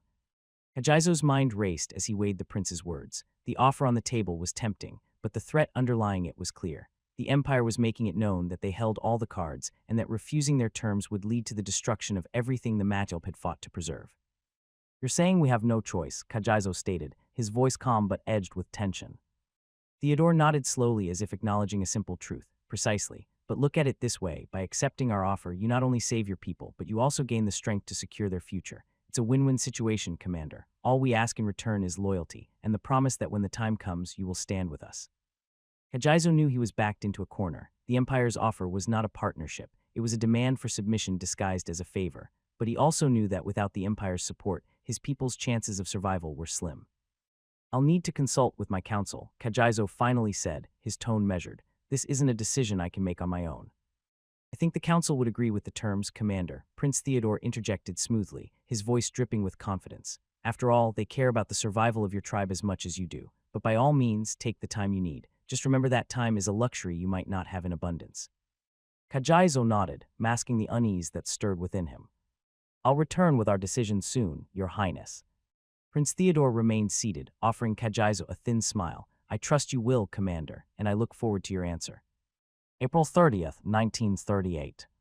At the royal palace of Trisenberg, Emperor Trisenberg, General Wilhelm Krieger was standing in front of the ornate door of the emperor's office. He signaled to the guards who were standing on either side, and they promptly opened the door. The general took a deep breath, straightened his uniform, and stepped inside.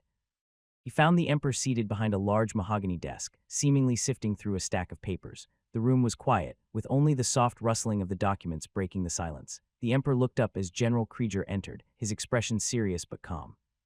General Krieger, the emperor greeted, his tone neutral. What news do you bring? Wilhelm Krieger marched forward, stopping in front of the desk. He saluted crisply before speaking. It's about the developing events in the Black Continent, where a country called Valoria has appeared out of thin air. His Highness Theodore has made contact with the Magilb tribes who have been cooperative. They have sealed an alliance. What is his plan? According to the telegram, they wanted the Magilb tribes to mount an offensive at the capital of Zambesi. They have assumed that the Kingdom of Zambesi has struck a mutual agreement with the country of Valoria and would help the Zambesi in case of domestic terrorism. That way, we would be able to find out Valoria's military capabilities through Magilb. The prince is also requesting military equipment, funds, and manpower. The emperor leaned back in his chair, his expression thoughtful as he absorbed General Krieger's words. So Theodore intends to use the Magilb as a proxy to provoke a response from Valoria, a bold move, but also a dangerous one. If Valoria's military capabilities are as advanced as we suspect, this could escalate quickly. General Krieger nodded. Yes, Your Majesty. Prince Theodore is fully aware of the risks, but he believes that this is the best way to assess Valoria's strengths without directly engaging them. The Magilb will serve as the first line, and depending on the outcome, we can adjust our strategy accordingly. The emperor remained silent for a moment, his gaze distant as he considered the implications. And what of the request for military equipment, funds, and manpower? Does he specify what he requires? Yes, Your Majesty, Krieger replied. The prince is requesting a significant amount of modern weaponry, rifles, machine guns, artillery, and ammunition. He also asks for a detachment of seasoned officers to oversee the training of the Magilb forces. Additionally, he needs financial support to secure the loyalty of the Magilb leaders and ensure that the operation proceeds smoothly.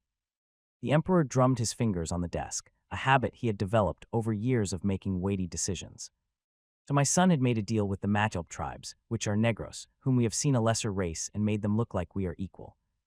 Yes, Your Majesty, Krieger finally responded. It is true that the Magilb are not of our race, and traditionally we have seen them as beneath us. However, Prince Theodore's strategy appears to be rooted in pragmatism. He sees them as a means to an end, a tool to gauge Valoria's strength without directly risking our own forces. The emperor's expression remained stern, but there was a flicker of something in his eyes, perhaps recognition of the necessity of such an alliance, however distasteful it might be to him. Pragmatism is indeed a virtue in these uncertain times, the emperor said slowly, but we must not forget who we are and the values we uphold. Aligning ourselves with the Magilb in this manner must be done carefully. They should never be allowed to forget their place. General Krieger nodded, understanding the emperor's underlying message. Of course, Your Majesty. We will ensure that the Magilb understand that this alliance is one of convenience, not equality. The officers we send will be instructed to maintain strict discipline and reinforce our superiority at every opportunity. The emperor seemed somewhat placated by this, though his face remained hard. Very well. Authorize the transfer of the requested military equipment and funds. Yes, Your Majesty, Krieger replied, saluting again. I will see to it personally. The emperor nodded, dismissing the general with a wave of his hand. Keep me informed of any developments, General. This situation with Valoria is precarious, and we must be prepared for any eventuality. As you command, Your Majesty, Krieger said before turning on his heel and exiting the room. 5 days later in Vitswana, Commander Kajizo returned to the palace where Prince Theodore and his officers were stationed. Kajizo walked straight to the office where Prince Theodore was waiting. The prince, flanked by his officers, looked up as Kajizo entered, a calm yet expectant look on his face. "So, Commander Kajizo," Prince Theodore began, his voice steady, "what has your council decided?" Kajizo took a deep breath, standing tall as he delivered the message. "The council has agreed to your terms, your highness. We will accept the alliance and the support of the empire. The manhwaedit will stand with you." A flicker of satisfaction crossed Prince Theodore's face. "Excellent," he said, leaning back in his chair. "You've made a wise decision, Commander. This alliance will ensure the survival of your people and the downfall of your oppressor." Prince Theodore's satisfaction deepened as he observed Kajizo's resolute expression. "With the council's agreement, we can move forward swiftly. The first shipment of weapons and supplies will arrive within days. Your warriors will receive the finest training our officers can provide." Kajizo nodded, though his gaze remained cautious. "We appreciate the support, your highness. My people have endured much, and this alliance offers a chance to reclaim what was lost."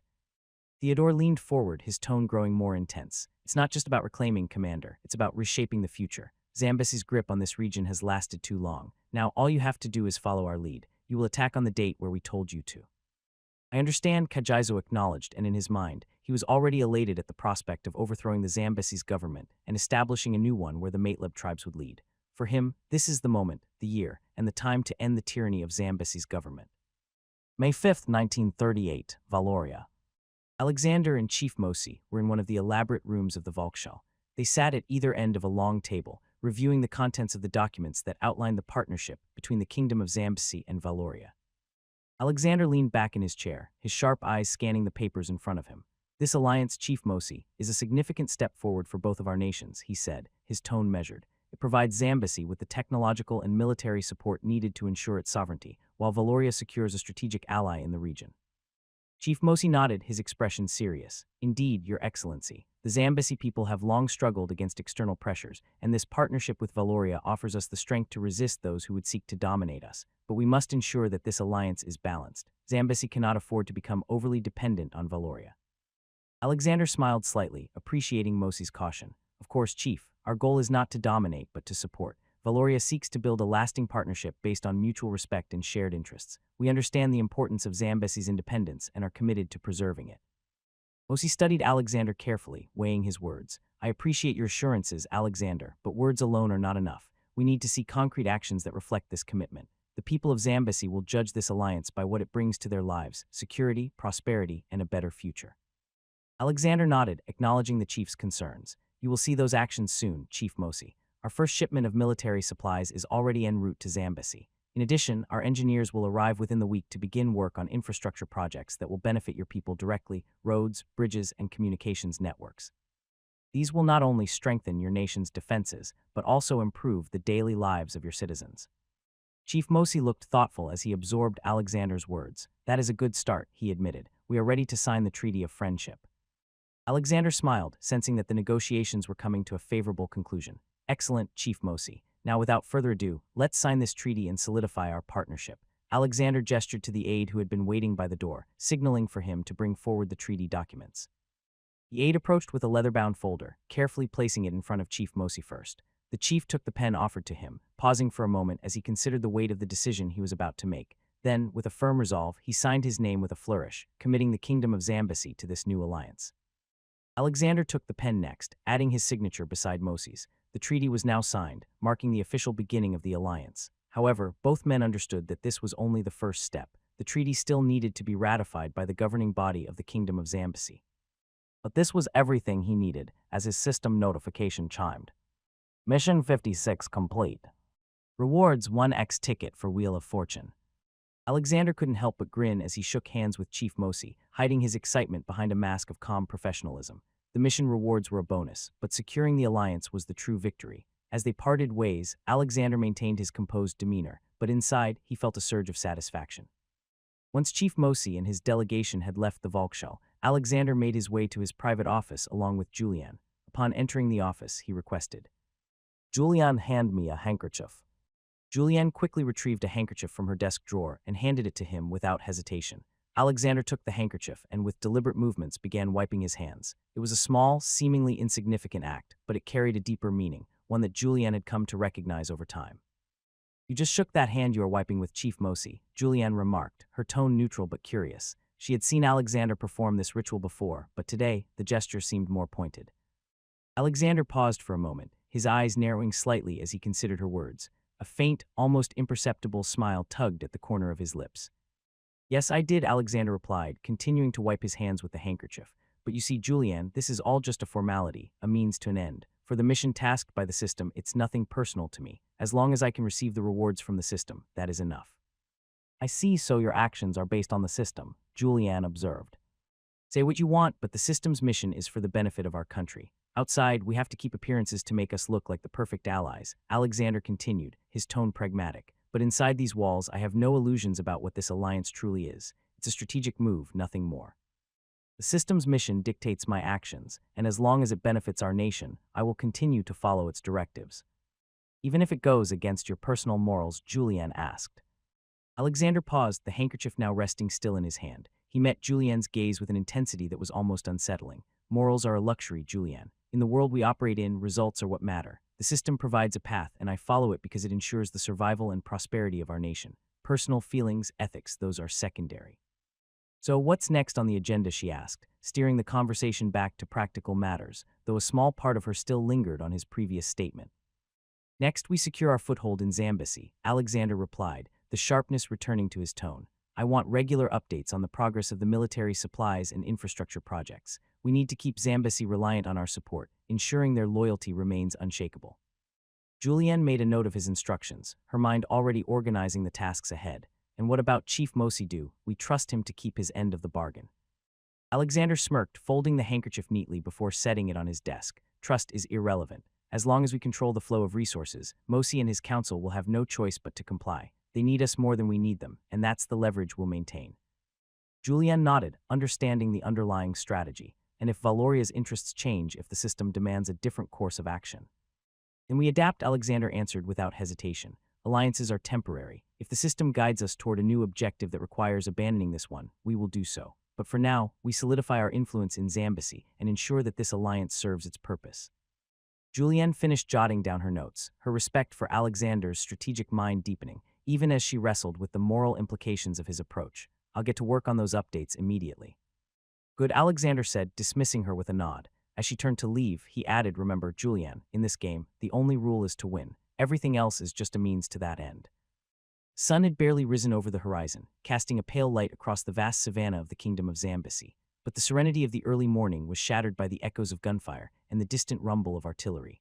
The Machilp tribes, armed with Western weaponry provided by the Empire, had begun their coordinated raids on military outposts across the kingdom. At the Jakala outpost, nestled on the edge of the dense jungle, the Zambesi soldiers had been caught off guard. The outpost was under siege. The Machilp warriors moved with ruthless efficiency, their new rifles cutting down the Zambesi soldiers before they had a chance to mount a proper defense. Lieutenant Dube, one of the few surviving officers, crouched behind a sandbag fortification, desperately barking orders to his men, but his voice was drowned out by the relentless barrage of bullets. The Machilp, equipped with machine guns, tore through the Zambesi lines with a ferocity that left no room for mercy.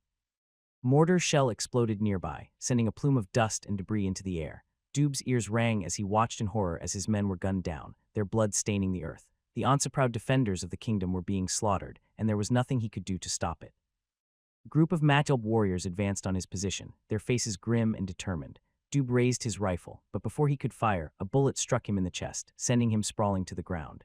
As his vision faded, the last thing he saw was the Machilp flag being raised over the outpost. In the heart of the kingdom, the Ndola barracks, a key military installation, was under heavy attack. The Machilp had launched a surprise assault at dawn, using their superior firepower to overwhelm the Zambesi defenders.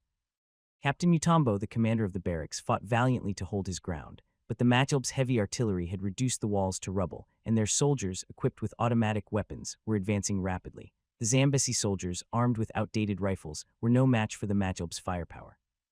"Hold the line," Mutombo shouted, firing his rifle at the advancing enemy, but his words were lost in the chaos. The Machilp, fueled by their hatred for the Zambesi, showed no mercy. They cut down the defenders with brutal precision, their bullets tearing through flesh and bone.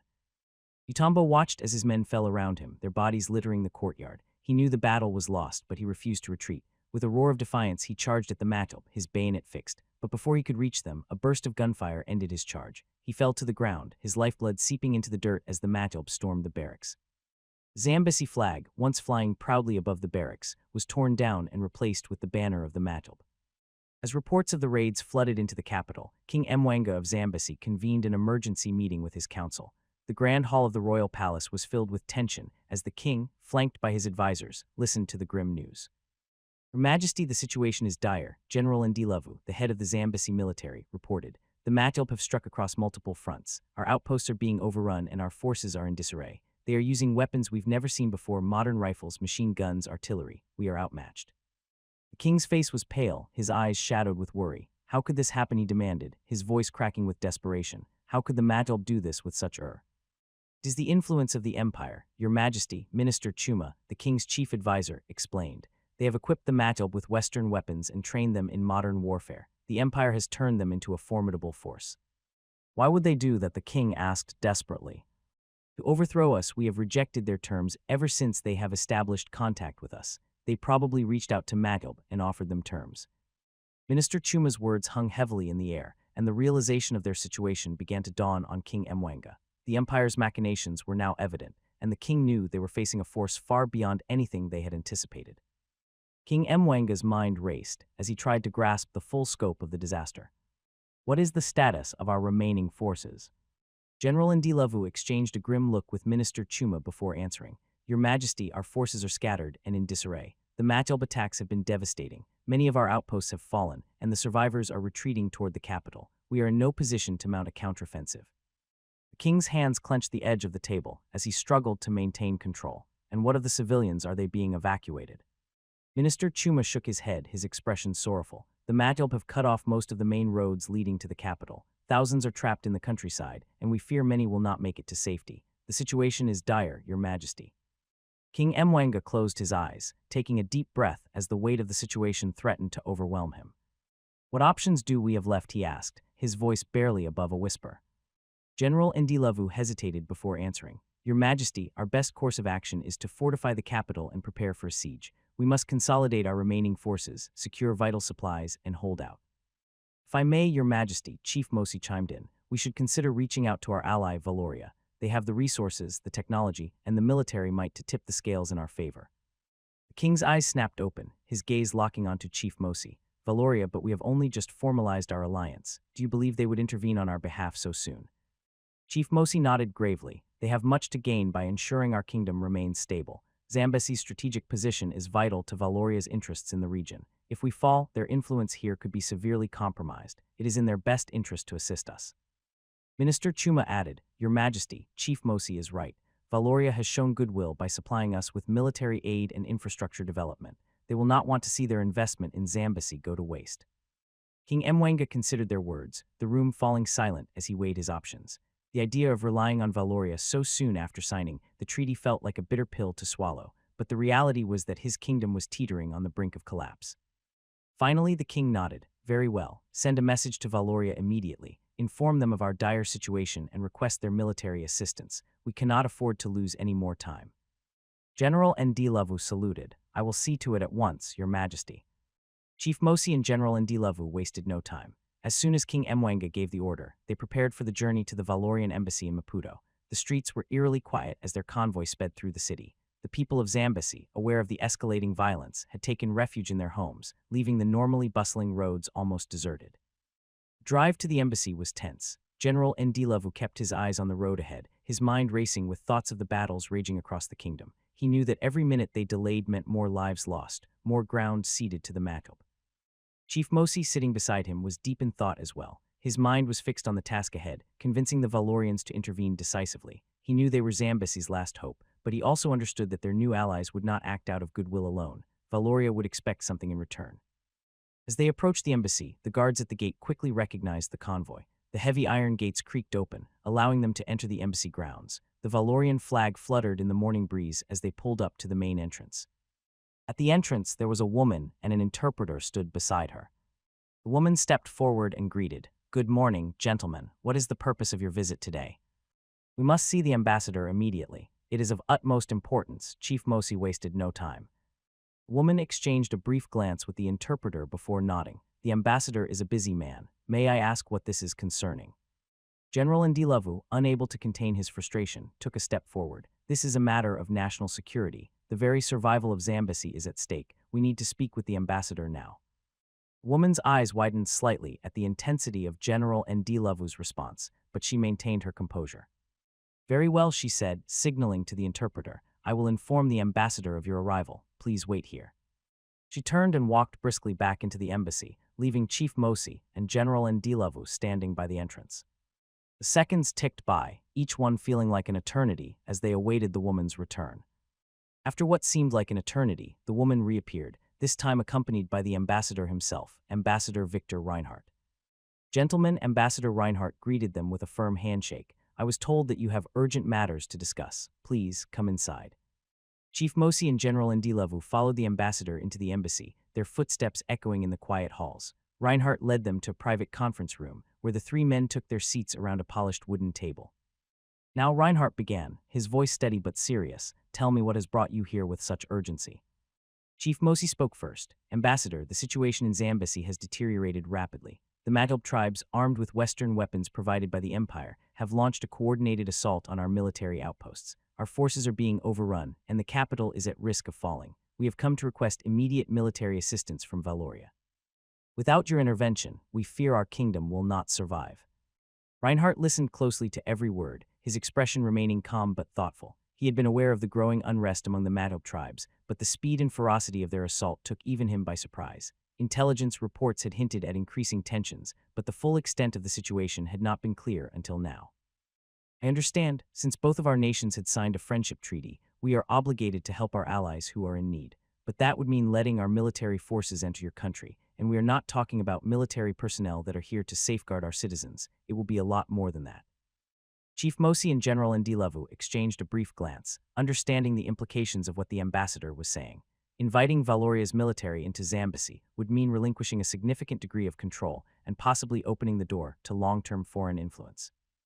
General Ndilavu, always one to get straight to the point, leaned forward. Ambassador, we are fully aware of the implications, but our situation is dire. If the Matlab take the capital, there will be nothing left to defend. We have no choice but to accept whatever assistance you can provide, even if it means allowing your forces to enter Zambesi in large numbers. Chief Mosi nodded in agreement. Zambesi's sovereignty is important to us, but survival is paramount. We need your help to turn the tide, Ambassador. Reinhardt smiled pleasingly. Very well, I will inform Valoria of the gravity of the situation and the urgency of your request. You have my assurance that we will act swiftly. I will send a detailed report to my superiors immediately and request authorization for military intervention. Given the nature of our alliance, I am confident that we will receive a prompt and favorable response. Chief Mosi and General Ndilavu both felt a slight sense of relief at Reinhardt's words, but they knew the true test was still to come. The decision would ultimately rest with Valoria's leadership, and until they had boots on the ground in Zambesi, their kingdom remained in grave danger. Thank you, Ambassador, Chief Mosi said, his tone sincere. Your assistance is the lifeline we desperately need. Reinhardt nodded, his expression one of firm resolve. I will do everything in my to ensure that Zambesi does not stand alone in this fight. Our forces are well-equipped and experienced in dealing with such threats. Once they are deployed, I believe we will be able to push back the Matlab and stabilize the situation. General Ndilavu stood, his demeanor reflecting the urgency of their mission. We must return now. Please inform us as soon as you receive any updates from Valoria.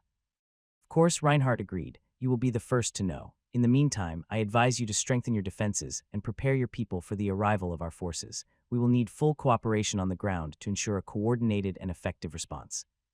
With that, the meeting concluded. Chief Mosi and General Ndilavu shook hands with Ambassador Reinhardt once more before leaving the embassy. At the Valorian capital, same date. Alexander was in the Volkshall Gardens, enjoying the beautiful view of the lush flora that surrounded the grand palace.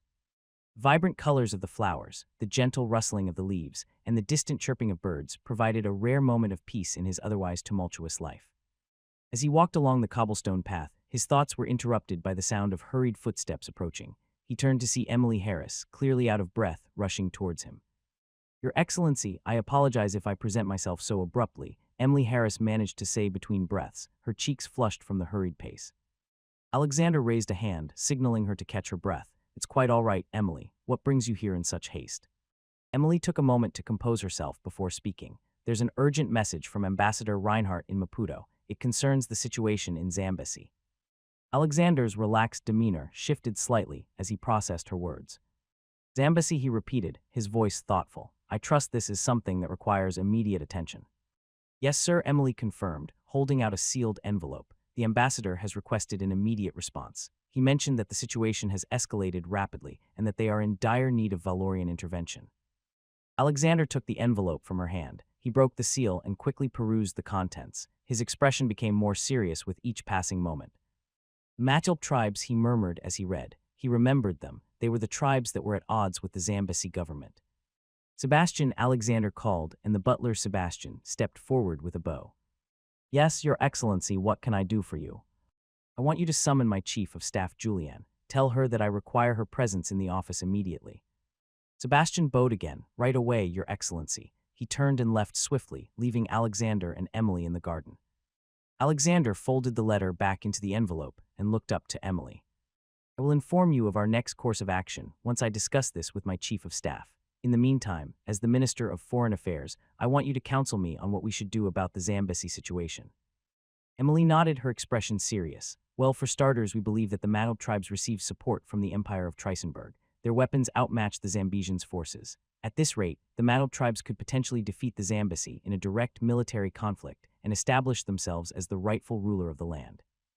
According to our military analyst, the Kingdom of Zambesi's chances of winning this war are slim, unless we intervene. And if we intervened, I don't think the Empire of Trisenberg would just sit there and watch as their allies were being overrun by Valoria's forces. They might see it as a direct challenge to their influence in the region and could escalate the conflict further.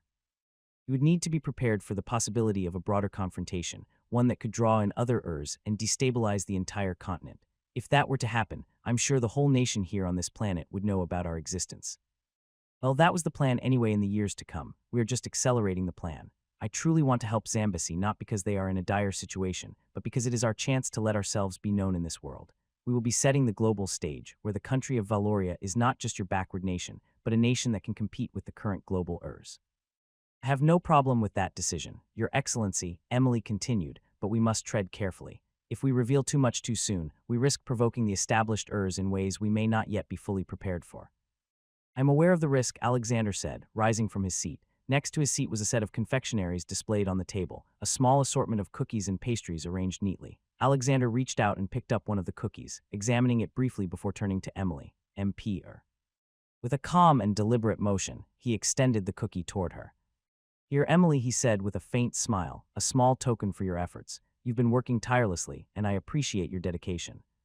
Emily hesitated for a moment, then accepted the cookie with a nod of gratitude while her cheek blushed. Thank you, Your Excellency, she said, feeling a slight warmth in the gesture despite the serious nature of their conversation. Alexander nodded in acknowledgement, his thoughts already shifting back to the pressing matters at hand. You've given me much to consider, Emily. For now, I'll need you to return to your duties. Yes, Your Excellency. Alexander watched as Emily left the garden, the cookie in hand, before he turned on his heel and made his way back toward the Grand Palace.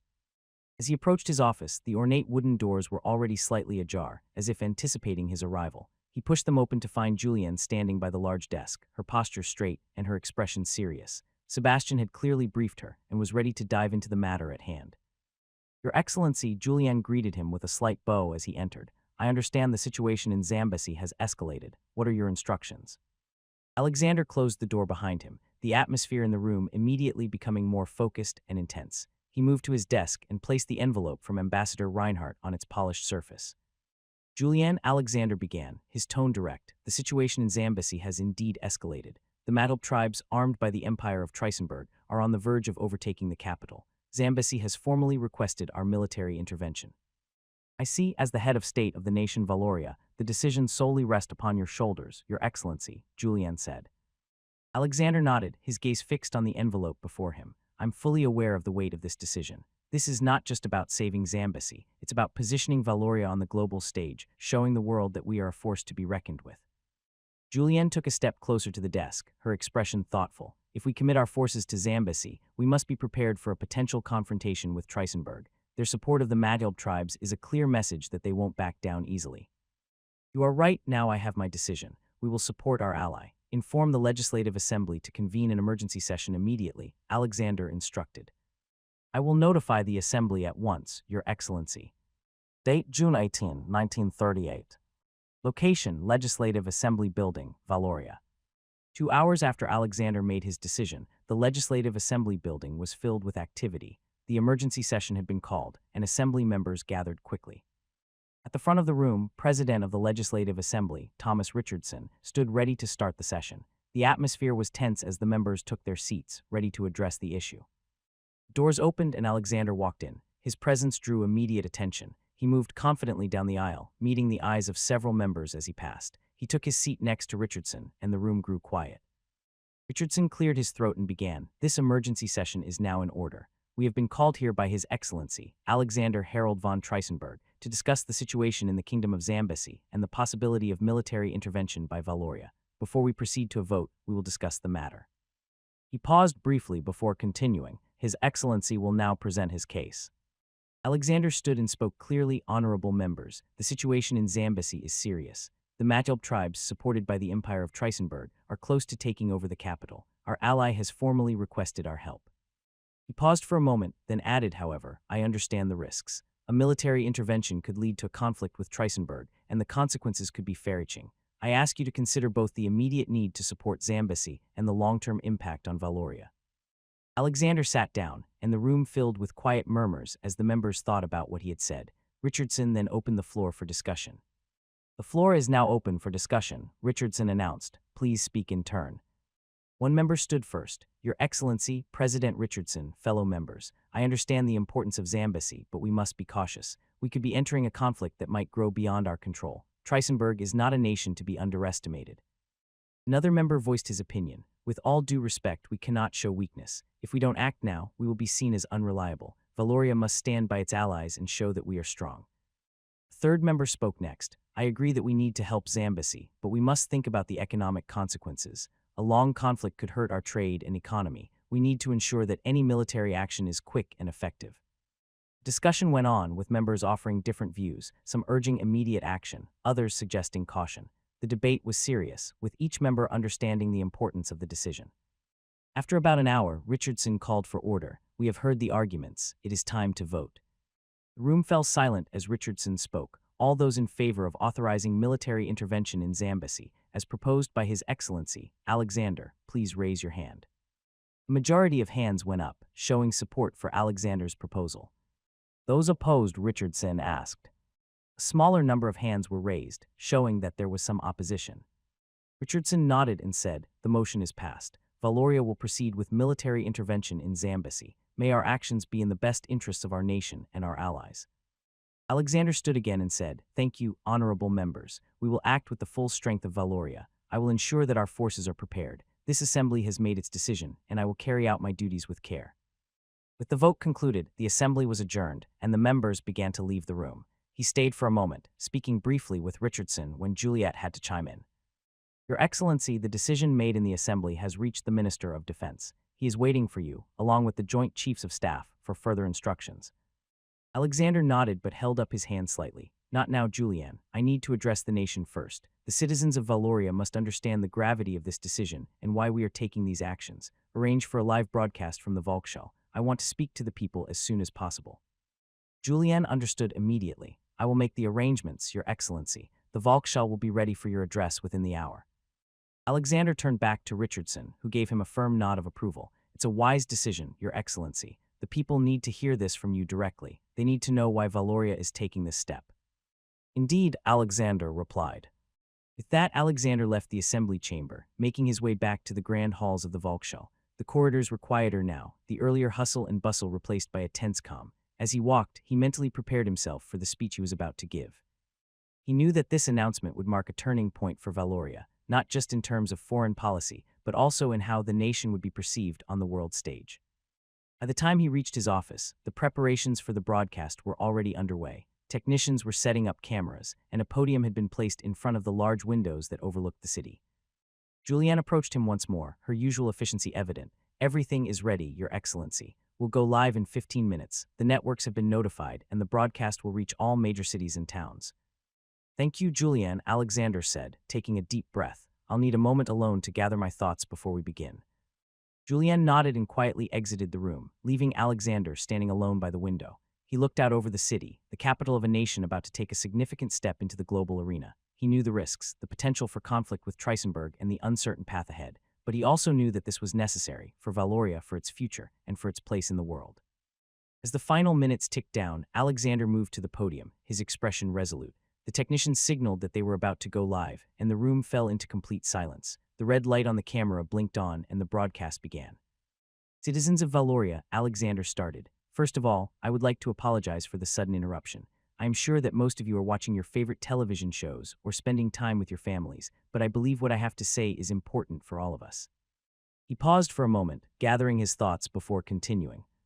Our nation stands at a crossroads today. As many of you may already know, the kingdom of Zambesi, a close ally of Valoria, is currently under attack by the Matop tribes. These tribes are being armed and supported by the Empire of Trisenberg, a Urfel nation with interests that conflict with our own. The situation has escalated rapidly, and Zambesi's very existence is now at risk. Alexander's expression grew more serious as he spoke. I want to be clear about what this means. Zambesi has asked for our help, and as a nation that values its alliances and honors its commitments, we cannot turn a blind eye to their plea. We have a responsibility to stand by our friends in their time of need, just as they would stand by us. Earlier today, the Legislative Assembly convened an emergency session to discuss the situation. After much deliberation, it was decided that Valoria would provide military assistance to Zambesi. This was not an easy decision, but it was the right one. We must show the world that Valoria is not a nation that backs down when faced with challenges, especially when the freedom of an ally is at stake. Alexander's tone softened slightly as he addressed the concerns he knew many citizens would have. I understand that this news may bring concern or even fear to some of you. The prospect of conflict is never something we take lightly, but I want to assure you that we are prepared. Our military is strong and our economy is stable. We will do everything in our to protect Valoria and ensure the safety and well-being of our citizens. We are at the dawn of a new chapter in Valoria's history. This is a moment that will define our place in the world, a moment where we must stand together and show that we are a nation of strength, honor, and resolve. Together, we will support Zambesi, and together, we will face whatever challenges lie ahead. I thank you for your trust, your support, and your unwavering commitment to our great nation. May we move forward with courage and unity, as we have always done. With that, Alexander concluded his speech, stepping back from the podium as the broadcast ended. Julianne, who was watching from the side, walked forward and clapped her hands softly. That was a Urfel speech, Your Excellency, Julianne praised admirably. Alexander turned to her, offering a faint smile. What was it that you told me earlier about the meeting with the Joint Chief of Staff? Your Excellency, Julianne began, her tone shifting to one of professionalism. The Minister of Defense and the Joint Chiefs are waiting for you in the war room. They're ready to discuss the strategic details of our intervention in Zambesi. I see, let's head there now. Julianne led the way out of the room, with Alexander following closely behind. As they approached the war room, the heavy doors were opened by guards, revealing a large table surrounded by the highest-ranking military officials in Valoria. The maps of Zambesi and the surrounding regions were spread out, indicating that they had prepared for this meeting. Minister of Defense William Thompson stood up as Alexander entered. Your Excellency, welcome to the war room. Alexander took his seat at the head of the table. Thank you, Minister. Let's get started by discussing first who we are dealing with here, the Matop. Your Excellency, the Matop tribes are a formidable force. They are a coalition of various smaller tribes that have united under a single banner, driven by a desire to reclaim what they believe is their ancestral land. This unity has made them much more dangerous than they were in the past. Thompson gestured to the map in front of him. We estimate that their forces number between 15,000 to 20,000 fighters. They are well-armed, thanks to the Empire of Trisenberg, which has supplied them with modern rifles, machine guns, and artillery. Their tactics are guerrillastal, using their knowledge of the local terrain to their advantage. Alexander studied the map, noting the red markers indicating enemy positions. Where are they stationed, and what regions have they already occupied? General Marcus Hauer, the chief of the army, leaned forward, pointing to several locations on the map. The Matop have established strongholds in the northern and eastern regions of Zambesi. They control key areas, including the cities of Kendara and Moba, both of which have strategic importance due to their proximity to supply routes and natural resources. He continued, they are currently advancing towards the capital, Maputo, with the bulk of their forces concentrated here. He pointed to a location near the capital. Their latest movements suggest they are preparing for a final push to seize the city. If Maputo falls, it would likely mean the collapse of the Zambesi government. And what of the Zambesi forces? What shape are they in? Minister Thompson sighed, his expression grim. The Zambesi military has been severely weakened. They are outnumbered and outgunned. Most of their forces are either in retreat or are attempting to regroup near the capital. Their morale is low, and they're desperately holding on, hoping for our intervention. Hearing those answers from his subordinates, he couldn't help but smile in satisfaction. He was proud that they were able to gather information about the Zambesi and its belligerents through whatever means they employed. So that's how his Ministry of Defense works. They had already had their own intelligence gathering beforehand and were prepared with comprehensive details. Okay, now that we have all the required information about our enemy, we know where they are, their numbers. Let's discuss how we will strike Matub. First, we have to relieve the tension, Minister Thompson answered. We can task our Air Force to conduct precision airstrikes on the Matub's key strongholds, particularly in Kandara and Moba. These cities are critical to their operations due to their strategic locations and resources. By targeting their supply depots, communication lines, and troop concentrations, we can weaken their offensive capabilities. What about the Navy? The Navy would act as an auxiliary to our main forces, Minister Thompson continued. It will escort our expeditionary troops to the shores of Maputo to ensure a safe landing. Additionally, our battleships will be positioned to provide offshore bombardment of Matub positions. Furthermore, we have our aircraft carrier, Along, ready to deploy air support. Our carrier-based aircraft will conduct airstrikes on enemy supply lines and offer close air support to our ground forces as they advance. Alexander nodded, appreciating the comprehensive approach and the timeline. How soon can we mobilize these forces? General Hauer spoke up. We can have the initial airstrikes and naval bombardment commence within 48 hours. The ground forces will be ready to deploy shortly after, with the full expeditionary force landing in Maputo within 72 hours. Our logistics teams are already working on ensuring a steady flow of supplies and reinforcements. Good, Alexander said firmly. I want no mistakes. 2 days later, at a Valorian airfield, preparations were underway for the first phase of the military mission in Zambesi. 5 long-range bombers, known as the VAF-94 Thunderhawk, were lined up on the tarmac. Thunderhawk has a length of 99 feet and a wingspan of 141 feet. It was equipped with 4 V-turbo engines, each producing 2,400 horsepower, allowing the bomber to reach speeds of up to 350 miles per hour. It had a range of 3,250 miles, making it suitable for long-distance missions. Each Thunderhawk could carry up to 20,000 pounds of bombs, including 500-pound general-purpose bombs, 1,000-pound armor-piercing bombs, and incendiary devices. The ground crews were busy loading the bombs into the aircraft, making sure everything was secure. Bombers were also armed with defensive weapons to protect against enemy fighters. They had twin 20mm cannons mounted in different positions on the aircraft, providing coverage in all directions. The gunners were already checking their weapons, preparing for the mission. Colonel Jackson Hughes, the commanding officer, was briefing the crews. We'll be heading towards Kandara and Moba. Our primary objective is to hit key supply depots, communication hubs, and troop concentrations. Intelligence indicates that these targets are crucial to the Matub's operational capabilities. We're going in heavy, so make sure your birds are ready to drop every ounce of ordnance they're carrying. He pointed to the map displayed behind him, showing the route and target areas. You'll be flying at an altitude of 25,000 feet to avoid most of their ground-based defenses, but don't get too comfortable. The Trisenberg forces have been supplying them with anti-aircraft guns, so stay sharp and keep those gunners on their toes. You've got fighter escorts, but if anything gets through, I want those 20mm cannons ready to chew up anything that gets close. This isn't just a routine bombing run, gentlemen. The success of this mission is critical to our overall strategy in Zambesi. If we can cripple their supply lines and knock out their infrastructure, we'll give our ground forces a fighting chance to push them back. He looked each of the pilots in the eye. Remember your training. Stick to the plan, stay in formation, and follow the lead aircraft. We need precision here, no wild heroics. Drop your payloads, get out, and bring those birds back home. One of the pilots, Captain Reynolds, raised his hand. Colonel, any intel on enemy air presence? Hughes nodded. Expect light to moderate resistance. The Matub don't have much in the way of an air force, but Trisenberg might have slipped a few fighters into the area. We've got interceptors on standby, but keep your eyes peeled. If you see something, call it out and adjust accordingly. The colonel took a deep breath, then added, "This is a big one, men. The first of many. We're counting on you to deliver a knockout blow. Make your country proud." With that, Hughes dismissed the crews, and the pilots headed to their aircraft. Ground crew continued to make final checks, while the gunners and bombardiers took their positions, steeling themselves for the task at hand. The Thunderhawk's engines roared to life, one by one, as the crews completed their final pre-flight checks. The bombers were ready, and so were their crews. The Thunderhawk's engines hummed with as they idled on the runway, the crews inside performing their last checks. Ground crews cleared the area, giving the thumbs up to the pilots, signaling that everything was set. Colonel Hughes watched from the control tower, his eyes fixed on the lead bomber. This was it, the culmination of all their training and preparation. He nodded to the tower operator, who gave the signal to the first aircraft. "Thunderhawk 1, you are clear for takeoff," the operator's voice crackled over the radio. Roger that, Control, Captain Klein, the pilot of the lead aircraft, responded, Thunderhawk 1 rolling. Massive bomber began to move, slowly at first, as the engines roared to full air. The aircraft picked up speed, barreling down the runway, its massive wings slicing through the air. The ground shook slightly as the Thunderhawk's wheels lifted off, the aircraft climbing steadily into the sky. Thunderhawk 2, you're clear for takeoff, came the next command. Copy that, Control, Thunderhawk 2 rolling, another pilot confirmed.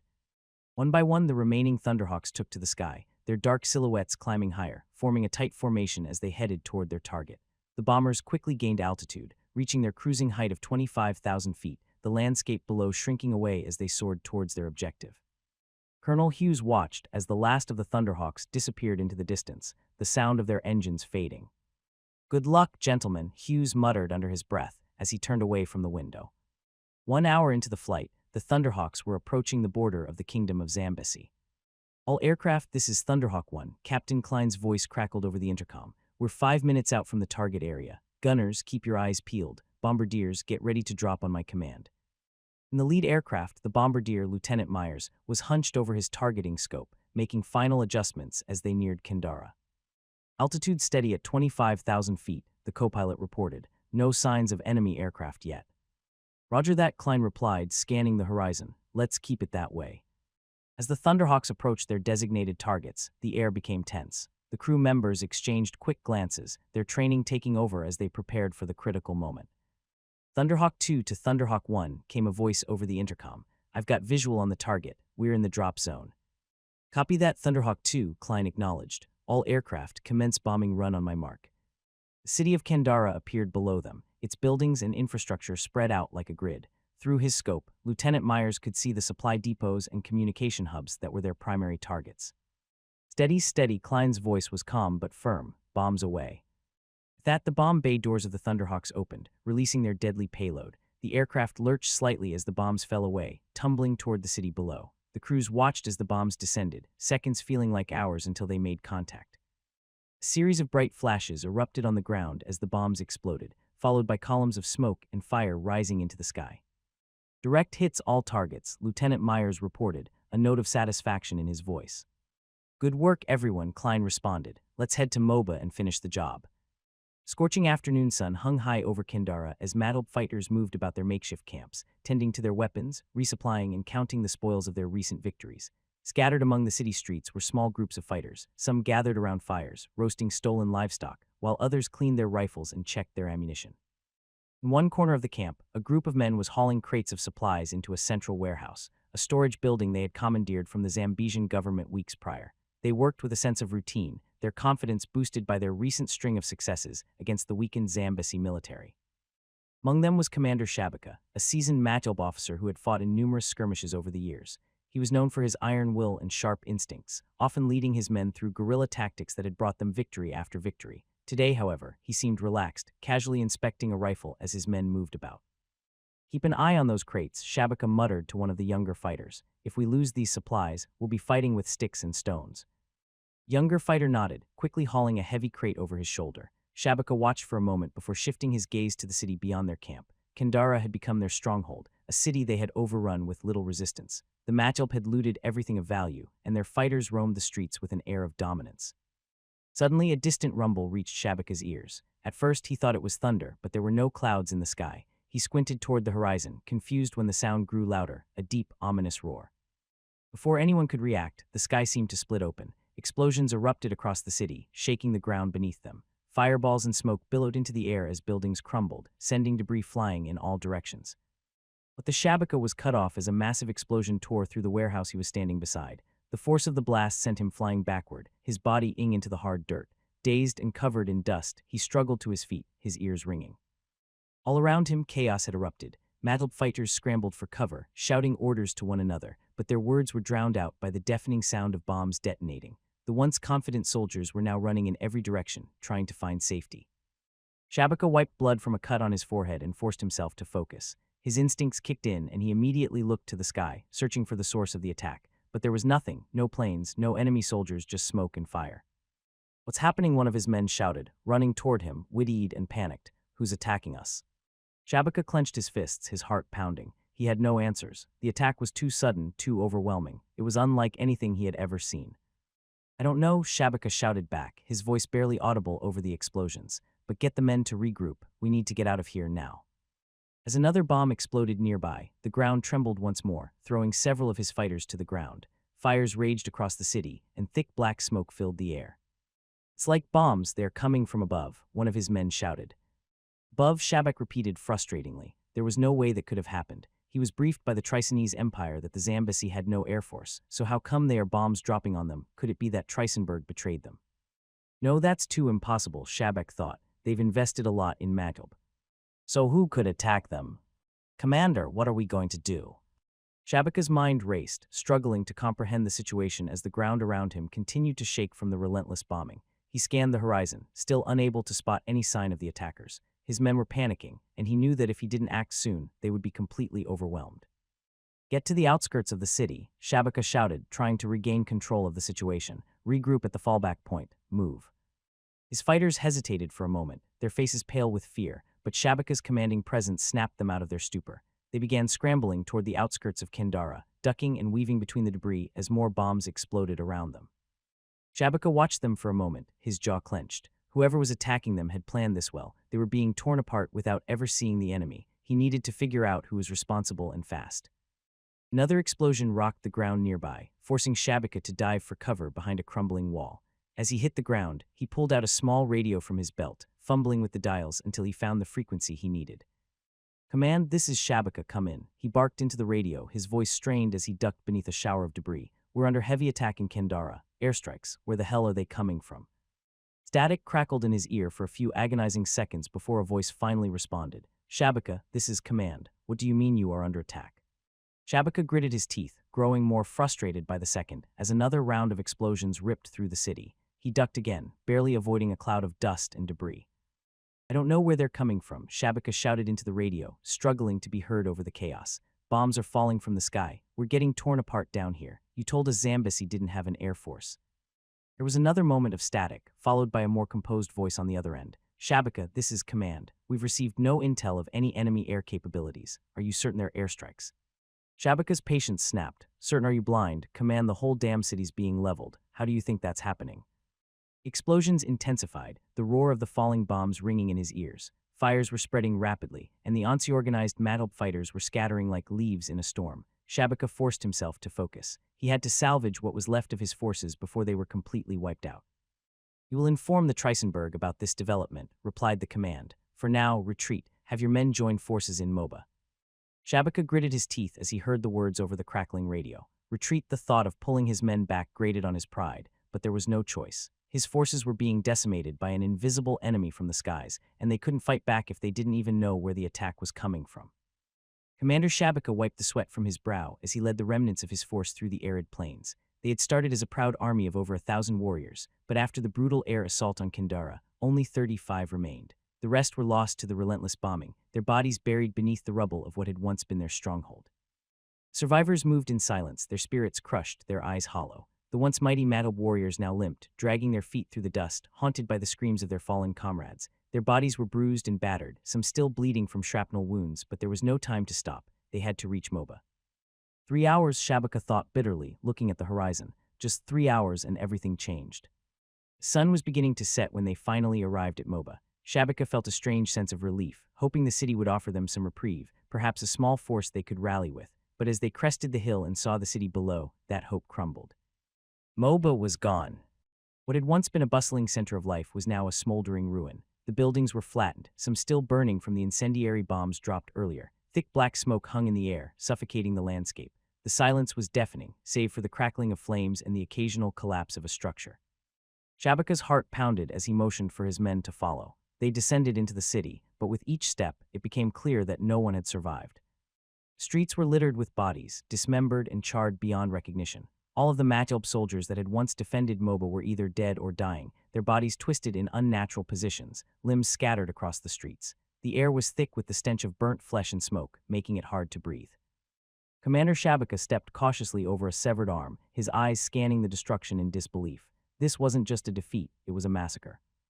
I think it was the same thing that attacked us in Kendara, one of his lieutenants, barely able to speak, whispered as he stared at the devastation before them. His voice trembled, echoing the fear and disbelief that gripped the few remaining soldiers. Commander Shabaka, still staring at the devastation, pulled his radio from his belt with trembling hands. He could barely keep his voice steady as he pressed the button, forcing himself to report the nightmare he had just witnessed. "This is Commander Shabaka." His voice was hoarse, the words difficult to form as he tried to process the scene around him. Moba has fallen, the city is gone. All of our soldiers, everyone, they're dead. The entire defense force is wiped out. There was a long, painful silence on the other end of the radio. Shabaka's breath was ragged as he waited for a response, the static crackling loudly in his ears. His eyes swept over the ruins, trying to make sense of what had happened. No force he knew of, not even Zambases, could have done this level of destruction. Finally, the voice of command crackled through the radio, grim and cold. "Shabaka, we've received confirmation. It wasn't Zambasi." Shabaka's brow furrowed. "What do you mean if not Zambasi, then who?" Command responded quickly. "It was Valoria. The Zambasi have new allies, and it seems they've unleashed their air power on us. Our intelligence indicates it was a Valorian bombing run that destroyed both Kindara and Moba. This isn't just Zambasi anymore. We're up against a far more advanced enemy." "Oh." "Valoria," the command revealed. "Valoria," Shabaka repeated. The Trisenberg Empire had just dispatched a fighter aircraft to intercept the bomber aircraft that took down 2 of our cities. That is if they are still here in Zambasi. What is going to happen to us now since Kindara and Moba have been decimated? Our supply lines have been destroyed. I don't think we can mount an offensive against Maputo. Plan to attack Maputo has been cancelled at this point, command confirmed over the crackling radio. Without Kindara and Moba, our supply lines are non-existent. The remaining forces are either in retreat or wiped out. We are shifting to defensive operations. Commander Shabaka lowered the radio and looked around at the remnants of his force. The news hung heavy in the air, like the ash and smoke still swirling around the ruins of Moba. The offensive they had planned, the hopes they had of reclaiming Zambasi for the Matchel, was now nothing more than a memory. Meanwhile, in the air, 2 fighter aircraft from the Trisanese Empire that took off from Botswana were cruising above Zambasi's vast plains. Captain Friedrich Weiss, the lead pilot, kept his eyes fixed on the horizon, scanning for any signs of the Valorian bombers. His wingman, Lieutenant Karl Reinhardt, flew in tight formation beside him, his voice crackling through the radio. "Captain, do you think they're still in the area?" Felix asked. Weiss's jaw clenched as he responded, "If they're smart, they've already cleared out, but if they're still here, we'll find them." "But what kind of bomber aircraft is it? There is no way it's Rusinia or other major Urs in Europa. They are too far from here, and they don't have installations near the area." "That is what we are going to find out." Weiss's grip tightened on the control stick as he scanned the skies for any sign of the Valorian bombers. The information they had been given was vague. No one knew exactly what kind of aircraft had caused such devastation to Kindara and Moba. What they did know was that the Matchel forces had been decimated, and the source of the destruction was airborne. Captain Reinhardt's voice crackled again through the headset. "We're approaching the last known coordinates where the bombers were reported. Do you think the Valorians have something more advanced than we're used to seeing?" Weiss sighed, his mind racing. "I don't know, but they took out 2 entire cities. Whatever they're using, it's beyond what we've seen on this continent. Stay alert." Sky ahead was clear, with nothing but open air and the rolling plains of Zambasi below. But the calm was unsettling. There should have been something. If the bombers were still in the area, they would have left some traces. Yet the vastness of the airspace made it feel like they were searching for a needle in a haystack. Captain Reinhardt's voice interrupted again. "I'm picking up something on the radar, faint, but it's there. Could be the bombers." Weiss glanced down at his instruments, noticing the blip on the radar screen. "I see it. Adjust the heading, we're closing in. Maintain visual contact, and don't engage until we know what we're dealing with." The 2 fighters banked left, adjusting their course toward the faint signal. As they closed the distance, the outline of an aircraft came into view. 2 Trisanese pilots, flying in formation, had their eyes glued to their radar screens as they soared through the sky over Zambasi. They had been dispatched to intercept what was reported to be a group of Valorian bombers responsible for the destruction of Kindara and Moba, but something was off. "For more, do you see this?" Lieutenant Erich, the pilot of the lead aircraft, asked through the crackling radio. His wingman, Sergeant Felix, responded immediately. "Yeah, this doesn't look right. The outline doesn't match the profile of a bomber at all." Both pilots squinted through their cockpits at the 2 distant silhouettes ahead of them. Instead of the large, lumbering bombers they expected, the shapes were sleek and agile, cutting through the sky like birds of prey. "Are we sure these are the bombers?" Felix asked, his voice tinged with uncertainty. "Command said bombers," Erich replied, "but these things, they're fighters." Aircraft they were tracking had a slim fuselage, tapered to the rear with a Earth-looking propeller at the front. The wings were broad but curved gracefully, not unlike a falcon's wings in flight. The design gave off a sense of raw speed and agility. Unlike the bulky, heavily armored bombers they had expected, these aircraft were built for swiftness and maneuverability. The planes were painted in a deep matte gray, with bold insignias of the Valorian Air Force emblazoned on the wings and fuselage. That's a fucking fighter aircraft, Weiss cursed. They are heading straight on us. As the two Tritonese pilots realized they were flying head-on into a group of Valorian fighter aircraft, panic began to set in. "Brake left," Erich shouted into his radio, yanking his control stick to the side. Sergeant Felix did the same, both pilots trying to evade what was clearly an incoming threat. The Valorian fighters, swift and deadly, had the advantage of altitude and speed. They closed in on the Tritonese aircraft with astonishing precision. "Watch your six, Felix," Erich barked, glancing over his shoulder as the Valorian fighters executed a textbook pincer maneuver. Valorian fighters were like predators toying with their prey. Their planes were superior in every way, sleeker, faster, and more agile. One of the Valorian pilots locked onto Felix's aircraft, closing the distance in seconds. He fired a short burst from his 20 cannons. Thud, thud, thud. Rounds shredded through the tail of Felix's plane, sending debris flying into the air. Felix screamed into his radio as he struggled to regain control, but it was too late. His aircraft spiraled down, smoke billowing from the engine, and ed into the Zambesi plains below, erupting into a fireball. "Felix, no," Erich yelled, but there was no time to mourn.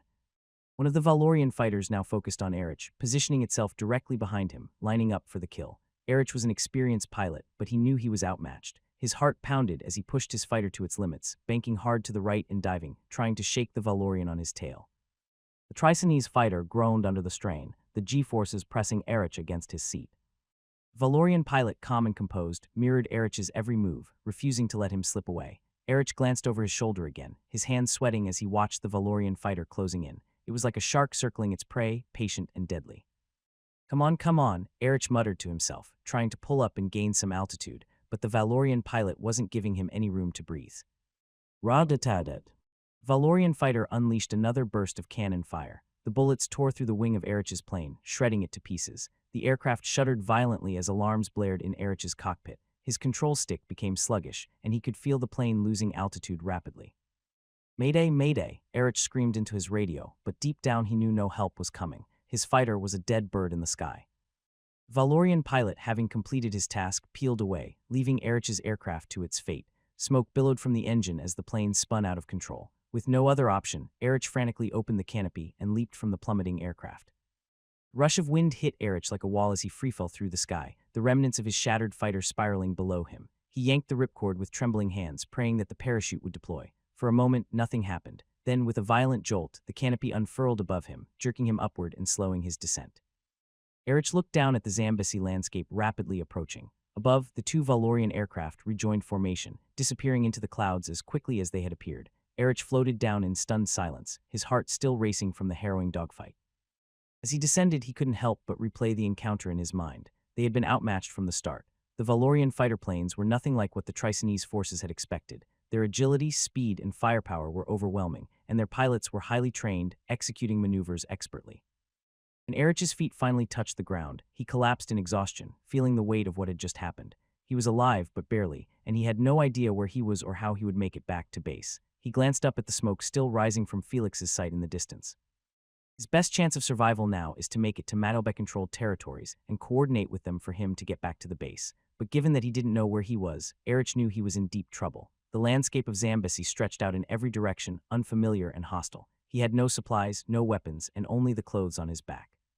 The thought of traversing enemy territory alone sent a shiver down his spine. But nevertheless, it is imperative that he report this to his superiors as soon as possible. The Valorian fighters were a game-changer, and the higher-ups needed to know what they were up against. Gathering his bearings, Erich looked around, trying to figure out the best course of action. With no map and little knowledge of the land, Erich knew he'd have to rely on his instincts to survive. "All right," he muttered to himself as he brushed the dust off his uniform. No time to waste. He started walking toward the direction he assumed would lead him to Mattelbeck territory, hoping to find shelter or friendly forces along the way. Vitswana Gaborone. A day later, Prince Theodore sat at a large wooden table, watching as Lord Reginald stepped forward with a document in his hand. "Your Highness," Lord Reginald said as he approached the table, bowing slightly before setting the folder down, "we have received reports from our intelligence in Zambesi. The situation has taken a significant turn." Prince Theodore motioned for him to sit. "Go on, Reginald, tell me everything." Reginald opened the folder, revealing aerial photographs and detailed reports. Valorian forces have launched their initial airstrikes. Both Kandara and Moba have been utterly decimated. It seems the Valorians sent bombers to target key military installations and supply lines. Theodore leaned forward, his brow furrowed. What about the Matchelp forces, how did they fare? Lord Reginald flipped through the papers. According to our intelligence, the Matchelp forces suffered severe casualties. Reports suggest that of the thousands stationed in Kandara and Moba, only a handful, around 35 men, survived the attacks. Commander Shabaka was among the few to escape, but he and his men trekked to Moba, only to find it in ruins as well. The destruction was total. The prince's eyes narrowed. Total, no survivors at all. Reginald shook his head solemnly. None, your highness. The Valorian bombers hit them hard. Bodies were found scattered, dismembered, and burnt. It was clear the Valorians were not holding back. That's ridiculous, Prince Theodore cursed. How could a country such as Valoria send their bombers at Zambesi and not be detected by our forces? According to our radar officers, the plausible reason is that they are just too high. Too high, Prince Theodore repeated, his voice laced with disbelief. You mean to tell me that our radars couldn't detect them because of their altitude? Lord Reginald nodded, flipping to another page in the report. Yes, your highness. The Valorian bombers were flying at an altitude far beyond the range of our radars installed in Zambesi. We can safely assume that Valoria has a modern air force that can rival our own.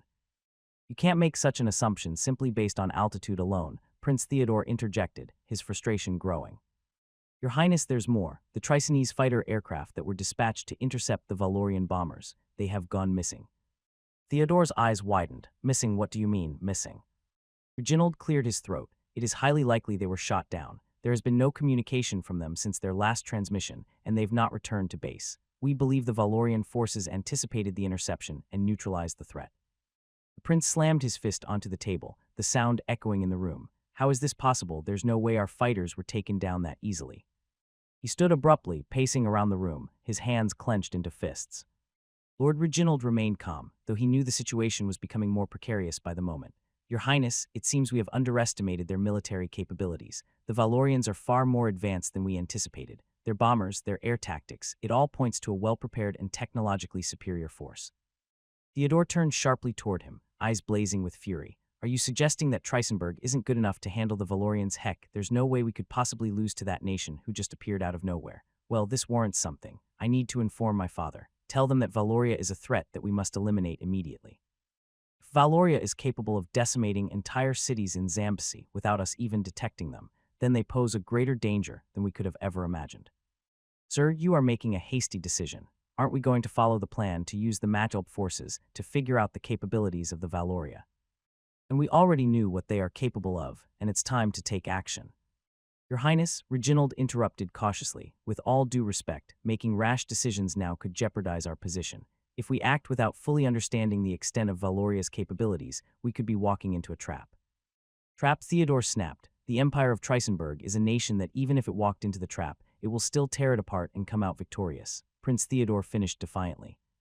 Your Highness, please listen to reason, Lord Reginald urged, keeping his tone steady despite Theodore's rising fury. The Trisenberg Empire has always been Urfel, but that doesn't mean we should underestimate this new player on the global stage. Valoria has proven themselves capable of conducting precision airstrikes, something we clearly weren't prepared for.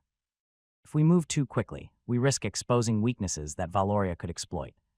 Theodore glared at Reginald, his chest heaving as he struggled to control his anger. So what are you suggesting, that we sit back and do nothing, while Valoria continues to make a mockery of our forces?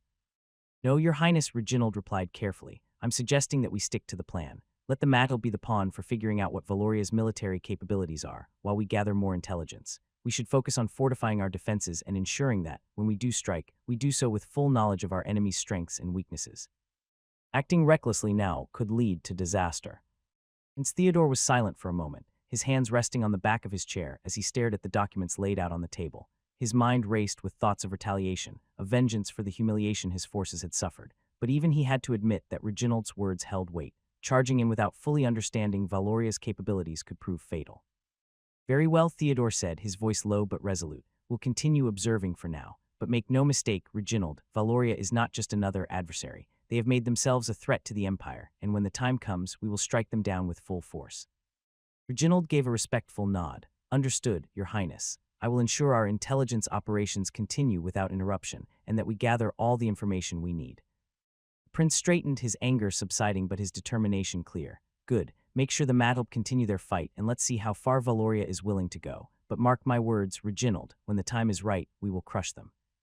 June 26, 1938, Port City of Maputo, Kingdom of Zambesi.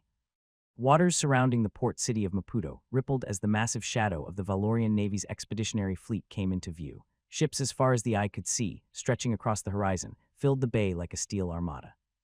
Towering aircraft carriers and battleships, sleek destroyers, and the massive amphibious assault ship anchored closer to shore, casting an imposing silhouette over the city's skyline.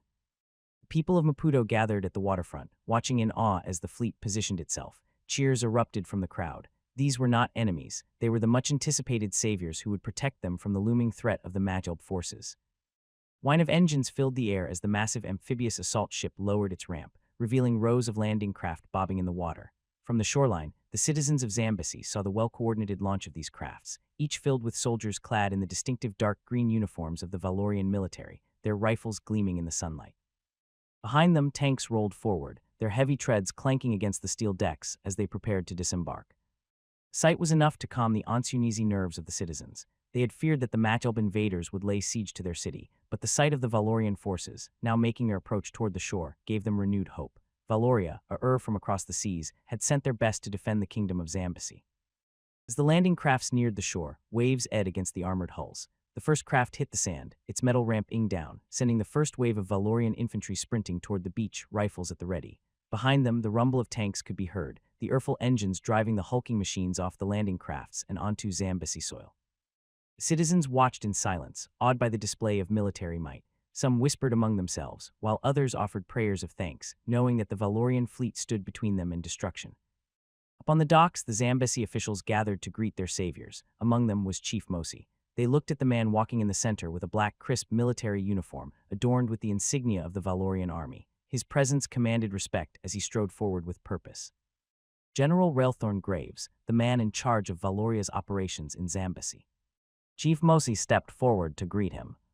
General, he began, on behalf of the Kingdom of Zambesi, we welcome you. Your arrival has brought hope to our people, and we are honored by your presence. Graves extended his hand, his grip firm.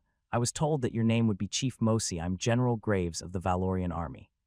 Chief Mosi clasped General Graves' hand with a steady grip, his weathered face betraying only a hint of the anxiety that had gripped him for days. Yes, General, Chief Mosi of Maputo, it is a privilege to stand with you in defense of our people. Graves gave a curt nod, his gaze sweeping over the city, already scanning for strategic points and weaknesses. Your city will not fall, Chief. My men are well prepared, and we've brought enough firepower to ensure the manhwaedit forces will be repelled. We are here to ensure that Zambesi remains free. Mosi offered a small but weary smile, nodding his head. Your presence alone has already done much to raise the spirits of my people, but I fear that the manhwaedit will not retreat easily. They are fierce, and their numbers are not small. Graves looked to his men, Valorian soldiers moving in unison, tanks rumbling into position, artillery being set up in strategic locations.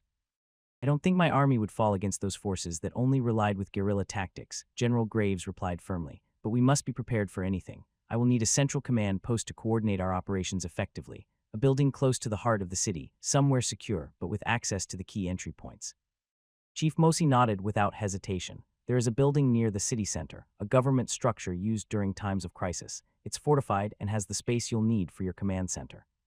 Good, Graves said, his eyes scanning the horizon. We'll begin moving equipment there immediately. I want my officers stationed there by sundown. Chief Mosi signaled one of his aides. Send word to have the building cleared and prepared for the Valorian forces. Make sure they have whatever they need.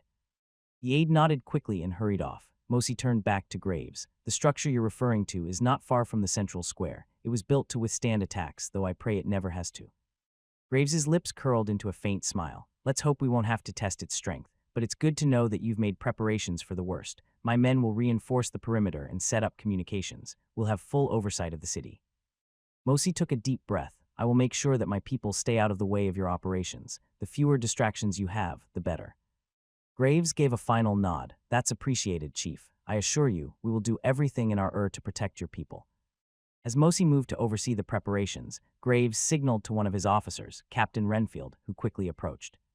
Captain, Graves said, get our tactical teams to the designated building. I want fortifications in place and ensure that our communications network is fully operational by the end of the day. We'll need eyes on all key areas of the city, especially the eastern approaches where the manhwaedit are likely to strike. Renfield saluted sharply. Consider it done, General. As the orders were relayed, the Valorian forces began to shift into high gear. Trucks loaded with equipment and soldiers moved toward the city center, while engineers worked to secure their defenses. The sound of hammers striking metal echoed through the streets as barricades were erected, and the fortified government building that would serve as Valoria's command center began to buzz with activity. Chief Mosi stood at a distance, watching the swift efficiency of the Valorian forces. The sight of such well-coordinated preparation brought him a measure of peace. General Graves approached Chief Mosi once again.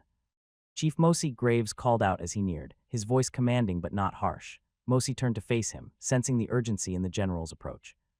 General, Mosi greeted, his voice steady though the underlying tension still lingered. It seems your men are making swift progress. The city is becoming a fortress. Graves nodded, his expression grim. That's the intention, but fortifications alone won't guarantee victory. I need to take full control of Maputo, Chief. Your officials, your forces, they need to follow my command if we are to succeed. The Majlb are not just a threat at the gates, they have the means to infiltrate the city if we aren't careful. Mosi hesitated, the weight of the request sinking in. Full control, he repeated, his brow furrowing. Don't misunderstand it for me seeking over your people, Graves clarified. This is about efficiency and the survival of your city. If we're to protect Maputo, every defense, every move must be executed with precision, without hesitation or conflicting orders. We can't afford divided authority when the enemy could strike at any moment. Chief Mosi studied Graves carefully, the tension between his duty to his people and the necessity of ensuring their survival pressing heavily on his mind. He understood the logic in Graves' request, but couldn't ignore the significance of relinquishing such control. I do not doubt your intentions, General, Mosi said thoughtfully, but you must understand this city is not just a military stronghold to us. It is the heart of our culture, our people. Handing over complete control is not a decision I take lightly. The people of Zambesi look to me for leadership, and I must answer for their future. Graves's expression softened, though his resolve remained. I understand, Chief. I don't take this responsibility lightly either. Valoria is not here to occupy or claim your lands. We are here to ensure that Maputo remains standing, that your people have a future to return to when this is over. But to do that, I need the flexibility to make swift decisions without bureaucracy slowing us down. I have seen what happens when hesitation is allowed to creep into battle, Mosi said slowly. I know what you're saying is true. Graves waited, sensing that Mosi was still weighing his options. Finally, Mosi turned to meet the general's eyes. Very well, General Graves. I will grant you full control of Maputo's defenses. I will speak to my officials and make it clear that they are to follow your orders without question. Thank you, Chief Mosi, Graves replied. I won't betray your trust. This city and its people will be defended with every resource I have. June 27, 1938. At the Valorian capital in Volkshel, Alexander sat in a grand, high-backed chair beside an ornate wooden radio, the low hum of the machine filling the otherwise silent room. His piercing gaze was fixed on the device as the voice of the news reporter crackled through the air. Reports from Zambesi have confirmed that General Railthorn Graves and the Valorian Expeditionary Force have successfully landed in Maputo.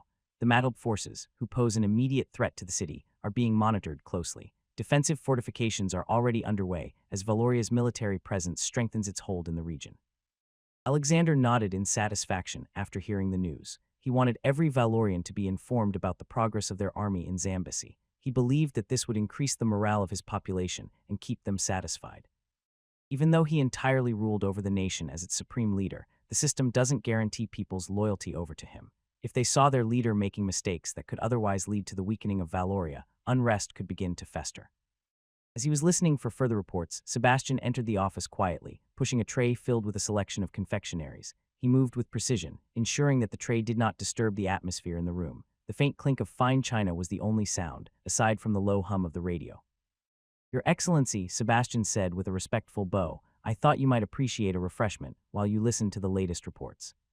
Alexander glanced at the tray, then back to the radio. He waved a hand toward the confectionaries, signaling that he wasn't ready to partake just yet.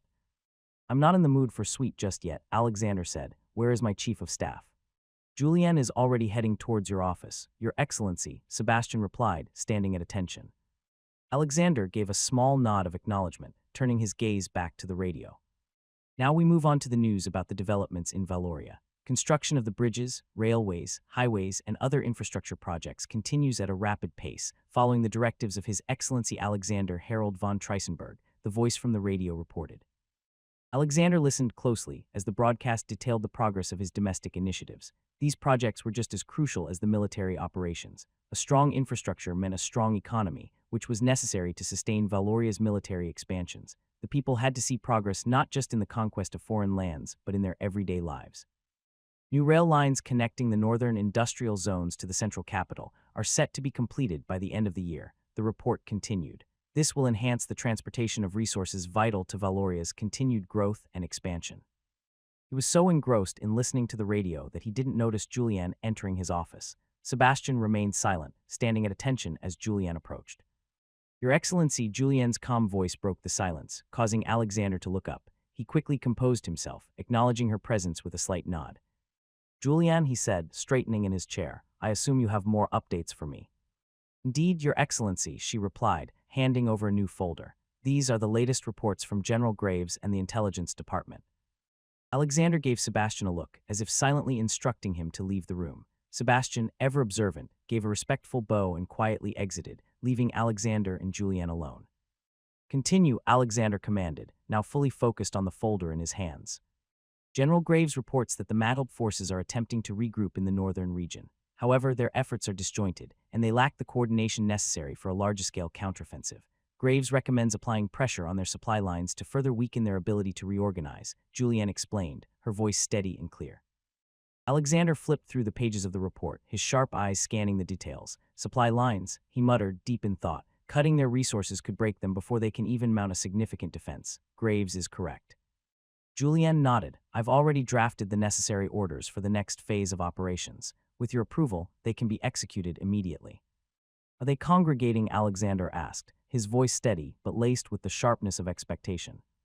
Julianne nodded. Yes, Your Excellency. Then why not bomb the place where they are congregating? Instead of attacking their supply lines, it's like we are prolonging the conflict. I want this conflict settled as soon as possible. But Your Excellency, I think it's best that we don't decimate them with one blow. Instead, let them realize that they are being suffocated slowly, deprived of resources, and forced to retreat or surrender. I don't care about the messages. If there is a faster way of securing a victory, then snatch it, Alexander said firmly. Well, Your Excellency, there will be a bit of a problem with that plan, Julianne said, chuckling nervously. What do you mean? You see, the three departments of the Valorian armed forces, Air Force, Navy, and Army, are contending for glory. The Army wants total decimation of the Mattled tribes through ground operations, whereas the Air Force insists that a precision bombing campaign will bring faster results, Julianne explained, her tone betraying the delicate balance she was trying to maintain. And the Navy, though mainly supportive of both, believes that they too can be as significant as the other two. By pounding the locations of the Mattled tribes through naval artillery strikes from the sea could deal enough damage to the Mattled forces, while also asserting their dominance in this campaign.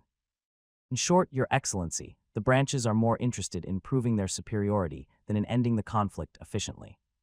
Alexander leaned back in his chair, his brow furrowing in irritation. So it's a contest for glory. Instead of focusing on the victory of Valoria, they're focused on their own status. Yes, Your Excellency, that's the unfortunate truth, Julianne replied. Alexander's eyes narrowed as he mulled over the situation. Send a message to all three branches. Inform them that I will not tolerate competition at the expense of the country's objectives. I want this conflict over quickly, with as few Valorian casualties as possible. Julianne bowed slightly. Understood, Your Excellency. I will send out the orders immediately. At Maputo, General Graves was handed a note from one of the officers. He curiously read the note and read. The Air Force will conduct another bombing raid, and the Army should advance forward to eliminate those who survived. After reading the note, he scoffed. So they want to end the war that quickly. Very well, let's give it to them. General Railthorn Graves stood at the command table with his officers gathered around. The map of the northern region of Zambesi, where the Mattled forces were regrouping, was spread out in front of them. We need the numbers before we proceed, Graves said in a firm tone, directing his attention to Captain Renfield. Renfield nodded and referred to his clipboard. General, we currently have 1,000 infantry troops ready to mobilize. We have 30 heavy tanks, 15 light reconnaissance vehicles, and 20 half-tracks available. There are also 10 artillery pieces positioned on the eastern approach, within striking range of the target area. Graves nodded. Air support. The Air Force has scheduled an airstrike for 600 tomorrow. They will deploy 12 bombers loaded with high-explosive ordnance. Their objective is to weaken the Mattled positions before we move in. After that, they'll provide aerial reconnaissance to update us on the situation. Graves looked down at the map, assessing the terrain. Good, here's the plan. After the airstrike, we'll send in 3 waves of infantry. The first wave will secure the main roads leading into the valley to cut off any escape routes. The second wave will flank from the east. Our tanks and vehicles will support the infantry with suppressive fire and clean up any remaining resistance. He pointed to a narrow pass on the map. This pass will be critical. It's their main exit. We'll position our artillery here. I want continuous shelling of that pass until we confirm it's clear of any Magilb forces. One of the junior officers, Lieutenant Keller, asked General, what if they use guerrilla tactics to break through our lines? Graves answered without hesitation, we'll keep a mobile reserve of light vehicles and infantry on standby. They'll be ready to reinforce any weak spots or respond to sudden attacks. Speed and flexibility will be key. The objective is to overwhelm them quickly. Captain Renfield added, we've established communication links with the Air Force. Once the airstrike starts, we'll coordinate directly with their pilots. If the Magilb try to regroup or launch a counterattack, we can call in additional airstrikes immediately. Graves looked satisfied. We start mobilizing at 500. I want all units in position before dawn. The airstrike begins at 600, and as soon as it's done, we move in. This needs to be fast and efficient. He paused and scanned the room. Any questions? There were none. The officers stood quietly, ready to execute the plan. Good, dismissed. Prepare your men and brief them. We begin at first light. Late night before the attack. As the hours passed, the sounds of engines starting and tanks moving filled the air. Soldiers were getting into position, preparing for the operation. Weapons were checked and final briefings were given. The tanks and artillery lined up, waiting for the signal. General Graves stood outside, watching the preparations. Everything was on schedule. At 600, the airstrike would begin, and shortly after, the ground forces would follow. The attack was planned, and now it was just a matter of execution. June 28, 1938. 500 hours, Valorian Command Post Maputo. Sky was still dark, with the first hints of dawn just beginning to creep over the horizon. The Valorian troops were already in position, the low rumble of tanks and the occasional clanking of weapons being the only sounds breaking the stillness. General Graves stood with Captain Renfield and the other officers, overlooking the operations from the command post. Through his binoculars, he watched as the infantry units moved into position along the eastern approach and the narrow pass that would serve as the key exit for the Magilb forces. Status on the airstrike, Graves asked, not looking away from the horizon. Renfield glanced at his wristwatch. The Air Force reports that the bombers are en route, General. ETA, 30 minutes. Graves gave a curt nod. Good, keep monitoring their communications. I want real-time updates when the bombs drop. Renfield responded with a quick, yes, sir, and relayed the orders to the communication officers. 5:55 hours.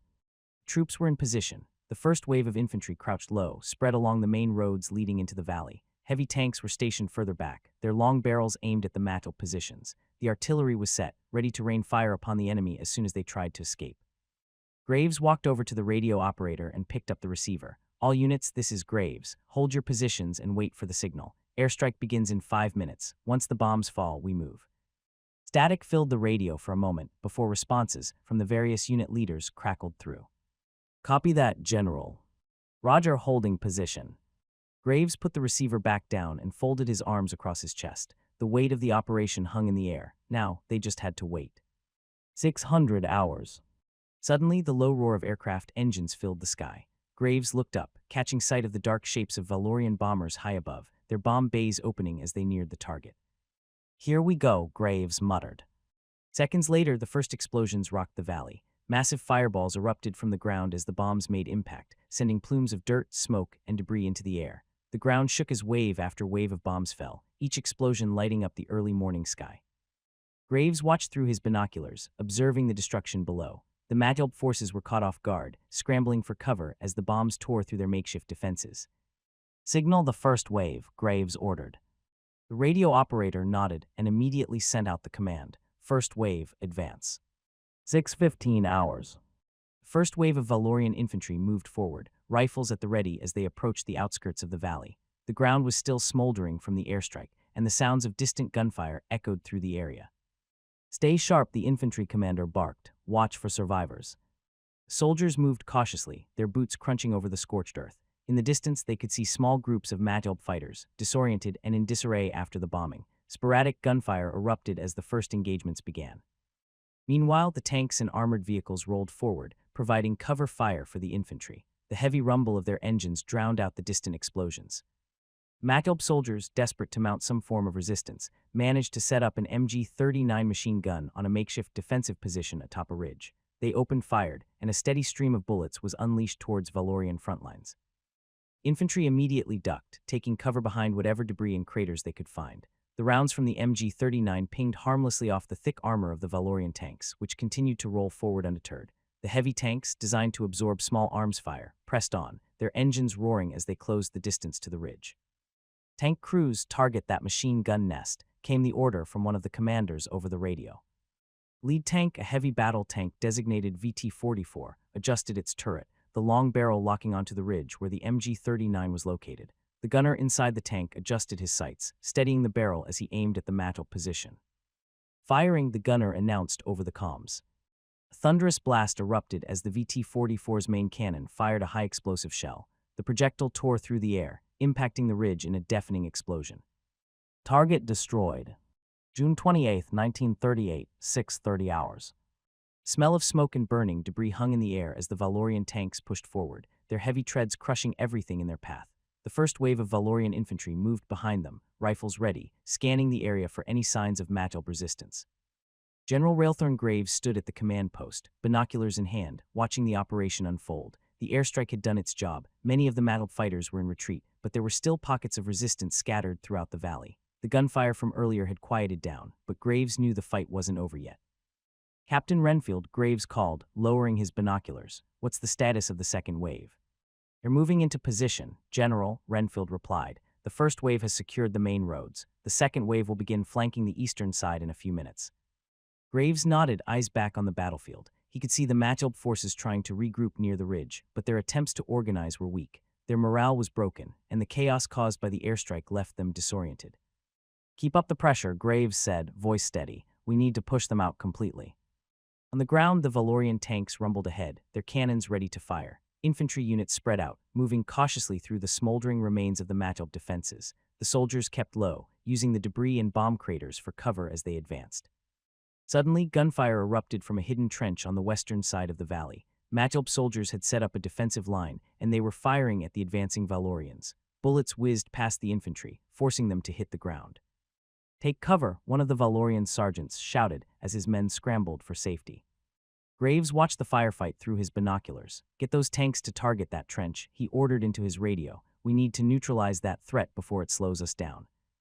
VT-44 tanks adjusted their turrets, aiming at the trench where the Mattelb forces were holed up. A few seconds later, a thunderous echoed across the battlefield as the tanks unleashed their firepower. Explosions rocked the trench, sending up clouds of dirt and smoke. The gunfire from the Mattelb side stopped abruptly. "Trench neutralized," Renfield reported, glancing up from the comms. "The second wave is now flanking the eastern side." Graves looked to the eastern approach, where the second wave of Valorian infantry was moving in. They were advancing quickly, catching the remaining Mattelb forces off guard. The Mattelb fighters, realizing they were surrounded, began to retreat further into the valley. "Signal all units," Graves commanded. "Press the attack. Do not let them escape." General Railthorn Graves watched as the Valorian forces tightened their grip on the Mattelb fighters. The tanks were rolling steadily through the valley, and the infantry advanced without hesitation. Yet, despite the progress, Graves knew this battle could be wrapped up more quickly. There was still a significant number of Mattelb soldiers holed up in the deeper parts of the valley. A thought crossed his mind: the Navy should join the fun. He turned to Captain Renfield. "Get me a direct line to the VNS Titan." Renfield blinked, momentarily surprised, but he quickly nodded and signaled the radio operator. The VNS Titan, a Urfel battleship stationed off the coast, had been in standby mode, waiting for orders. A moment later, the radio crackled to life. "VNS Titan standing by, General Graves," came the voice of the ship's captain. Graves stepped forward and took the receiver. "This is General Graves. I need an artillery strike on these coordinates," he said, reading off the location of the deeper parts of the valley, where the Mattelb fighters were attempting to regroup. "We'll provide spotting from the ground, but I want those shells to drop in 2 minutes. Make it count." "Acknowledged, General. VNS Titan will commence firing in 2 minutes. Over and out." Graves turned to Renfield. "Have our infantry pull back slightly. I don't want any friendly fire. Once the bombardment begins, we'll move forward again." Renfield relayed the orders, and the infantry began to pull back just as the ground-based artillery units repositioned to adjust for the incoming naval bombardment. Graves watched the horizon, waiting for the naval guns to roar. He knew the VNS Titan was armed with 16-inch guns, capable of firing shells weighing over a ton. When those shells hit, it would be as if the heavens themselves had unleashed their fury on the Mattelb forces. 6:50 hours. Suddenly, an explosion rumbled as the first salvo from the VNS Titan's main battery screamed overhead. The massive shells tore through the sky, their distant whistling barely audible before the first explosion shook the valley. A fiery blast erupted in the distance, followed by a series of thunderous detonations. The Mattel positions were engulfed in a storm of fire and debris as the Titans' artillery tore through their makeshift defenses. Graves observed through his binoculars, satisfied with the destruction unfolding before him. That should loosen them up, he muttered to Renfield. The Mattel fighters had no chance against such overwhelming firepower. Naval bombardment continued for another minute, systematically destroying every visible position. As the smoke cleared, Graves could see what remained of the Mattel forces, disorganized, demoralized, and scattered. Some were attempting to flee, while others lay motionless among the wreckage. Second wave, move in, Graves ordered over the radio. No survivors. Valorian tanks and infantry surged forward once more, their momentum unstoppable. The Mattel resistance was now little more than a desperate last stand. As the Valorian troops advanced, the sound of sporadic gunfire echoed across the battlefield. Any remaining Mattel soldiers were swiftly taken down as the Valorians pressed forward with deadly precision. Graves stood tall, watching the operation unfold exactly as planned. The combined might of the Valorian army, air force, and navy had decimated the enemy. Now, it was just a matter of mopping up the remaining pockets of resistance. "This is the end for them," Renfield remarked. Graves nodded, "Yes, and it's only the beginning for us."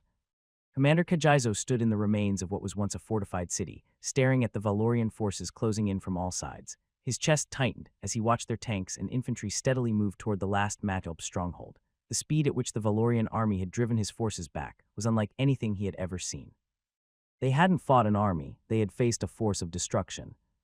Battle was over. Kajizo could see that now. Most of his commanders were dead, his troops scattered and disorganized, and what remained of his army was barely holding the line. The Mattelb forces had been neutralized piece by piece, like a predator picking apart its prey. He turned to the few officers who were left standing beside him. They looked exhausted, beaten, unsure of what to do next. "We're surrounded," Kajizo said, his voice rough from days of shouting orders. "The Valorians pushed us back like we were nothing." One of his younger officers, his face pale and drawn, stepped forward. "What are your orders, Commander? Do we fight?" Kajizo didn't respond right away. The Valorians had been relentless. If they fought, they would all be killed. If they surrendered, maybe there was still a chance to save the lives of the men who remained. But surrender is not in his blood. They have been fighting for independence from Zambesi's control. He wanted to send a message to the enemy that the Mattelb won't go down without a fight. He lifted his head and glanced at the faces of the officers who still stood by his side. They were beaten, yes, but they were also men who had fought bravely, men who had followed him, who trusted him to make the right decision. "You're not going to bow down our heads to foreigners. Zambesi may have bowed, but we will not. We will not," Kajizo repeated with fierce determination, his voice steady and unyielding. "Zambesi may have surrendered, but the Mattelb will never kneel. We stand as one, and if this is where we make our final stand, so be it." A few officers still standing around him exchanged uncertain glances, but Kajizo's fire was contagious. The weight of their losses had pushed them to the edge, but his defiance lit a spark of hope, however small. "Commander, we don't have the numbers," one of the officers started, but Kajizo cut him off. "You don't need numbers, we need will. If we surrender, the Mattelb spirit dies here. If we fight, even if we fall, we send a message that we do not break, not for Zambesi and not for Valoria." His words hung heavy in the air. The officers knew the truth. There was no victory here, only survival or death. But Kajizo's resolve gave them a purpose beyond the immediate. They were not just fighting for their lives, but for their people, their future, their dignity. Kajizo looked out over the ruined city. Smoke billowed in the distance, and the sound of Valorian tanks and boots echoed faintly, growing louder with every passing minute. His time was running short. "Gather what remains of our forces," he commanded, his voice calm but urgent. "We'll fortify the main square and use the buildings for cover. Every soldier who can still fight, position them at choke points. Use the rubble to our advantage. We know this city better than they do." The officers saluted, a newfound sense of duty driving them forward. As they moved to carry out his orders, Kajizo stood tall, his mind racing through the limited options they had. One of the younger officers hesitated. "What about the civilians, Commander?" Kajizo's expression hardened. "Get as many as you can out through the old tunnels. The Valorians will strike hard, and I don't want them caught in the crossfire, but make sure anyone who can carry a weapon stays. We'll need every hand we can get." The officer nodded and rushed off, leaving Kajizo to stand alone for a moment. His heart pounded in his chest, not from fear, but from the weight of responsibility. He had led them into this war, and now, standing at the brink of defeat, he would see it through to the bitter end. Valorian forces were closing in, and Kajizo knew they wouldn't hold them off for long, but they would make the Valorians pay for every inch of ground they took, and if this was to be his last stand, he would ensure that the name Mattelb would be remembered. As the distant rumble of Valorian artillery echoed closer, Kajizo steeled himself. The fate of his people was in his hands, and he would not let them fall without a fight. Prepare yourselves, he whispered to the city around him, to the spirits of the fallen, and to those still left to fight. This is our stand. The weight of Kajizo's words settled over the few officers who remained, a silent understanding passing between them. There was no turning back now. The Majulp had chosen to fight, not for victory, but for dignity. Sound of Valorian tanks grew louder, their engines rumbling through the shattered streets. Kajizo turned, facing the horizon where the enemy's armor would soon breach the final defense. He took a deep breath, the cold air biting at his lungs, and gripped his rifle tighter. Suddenly, one of the officers returned, breathless. "Commander, the Valorians have begun their assault on the eastern side. They're moving fast." Kajizo nodded grimly. "Tell the men to hold their positions. We need to slow them down as much as possible." The officer saluted and ran off. Kajizo could hear the distant pop of gunfire now, sporadic at first but building with intensity as the Valorian forces engaged the Majulp defenders. The battle for the last stronghold had begun. "Hold the line," Kajizo barked to the troops positioned at the square. "We have to buy time for the civilians." He moved quickly to the front, where his soldiers had taken cover behind the ruins of collapsed buildings and piles of debris. The sight was grim. Barely 50 men stood ready to defend against the Valorian onslaught, their faces weary but resolved. Kajizo took his place among them, crouching behind a crumbling wall. "Remember, we fight not just for ourselves but for those who come after. They may take this city, but they will never take the spirit of Majulp." Moments later, the ground began to shake. Valorian tanks, heavy and unstoppable, rolled into view. The first shots from their cannons thundered through the square, sending up clouds of dust and rubble. Majulp soldiers fired back, aiming for the advancing infantry behind the tanks, hoping to slow their advance. Kajizo aimed down his sights and squeezed the trigger, his rifle cracking sharply. A Valorian soldier fell, but more poured forward, their assault relentless. "Focus on the infantry," Kajizo shouted, knowing their small arms would be ineffective against the thick armor of the tanks. Battle raged, but it was clear the Valorians had the upper hand. Their sheer numbers, their superior firepower, it was overwhelming. For every Valorian that fell, 3 more seemed to take their place. Kajizo's heart pounded in his chest as he reloaded, firing again and again. Around him, his men fought bravely, but they were being pushed back. The Valorians had begun to encircle them, cutting off their retreat. Deafening explosion shook the ground as one of the Valorian tanks fired, the shell striking a nearby building and sending it into the ground. The Majulp defenders were running out of time.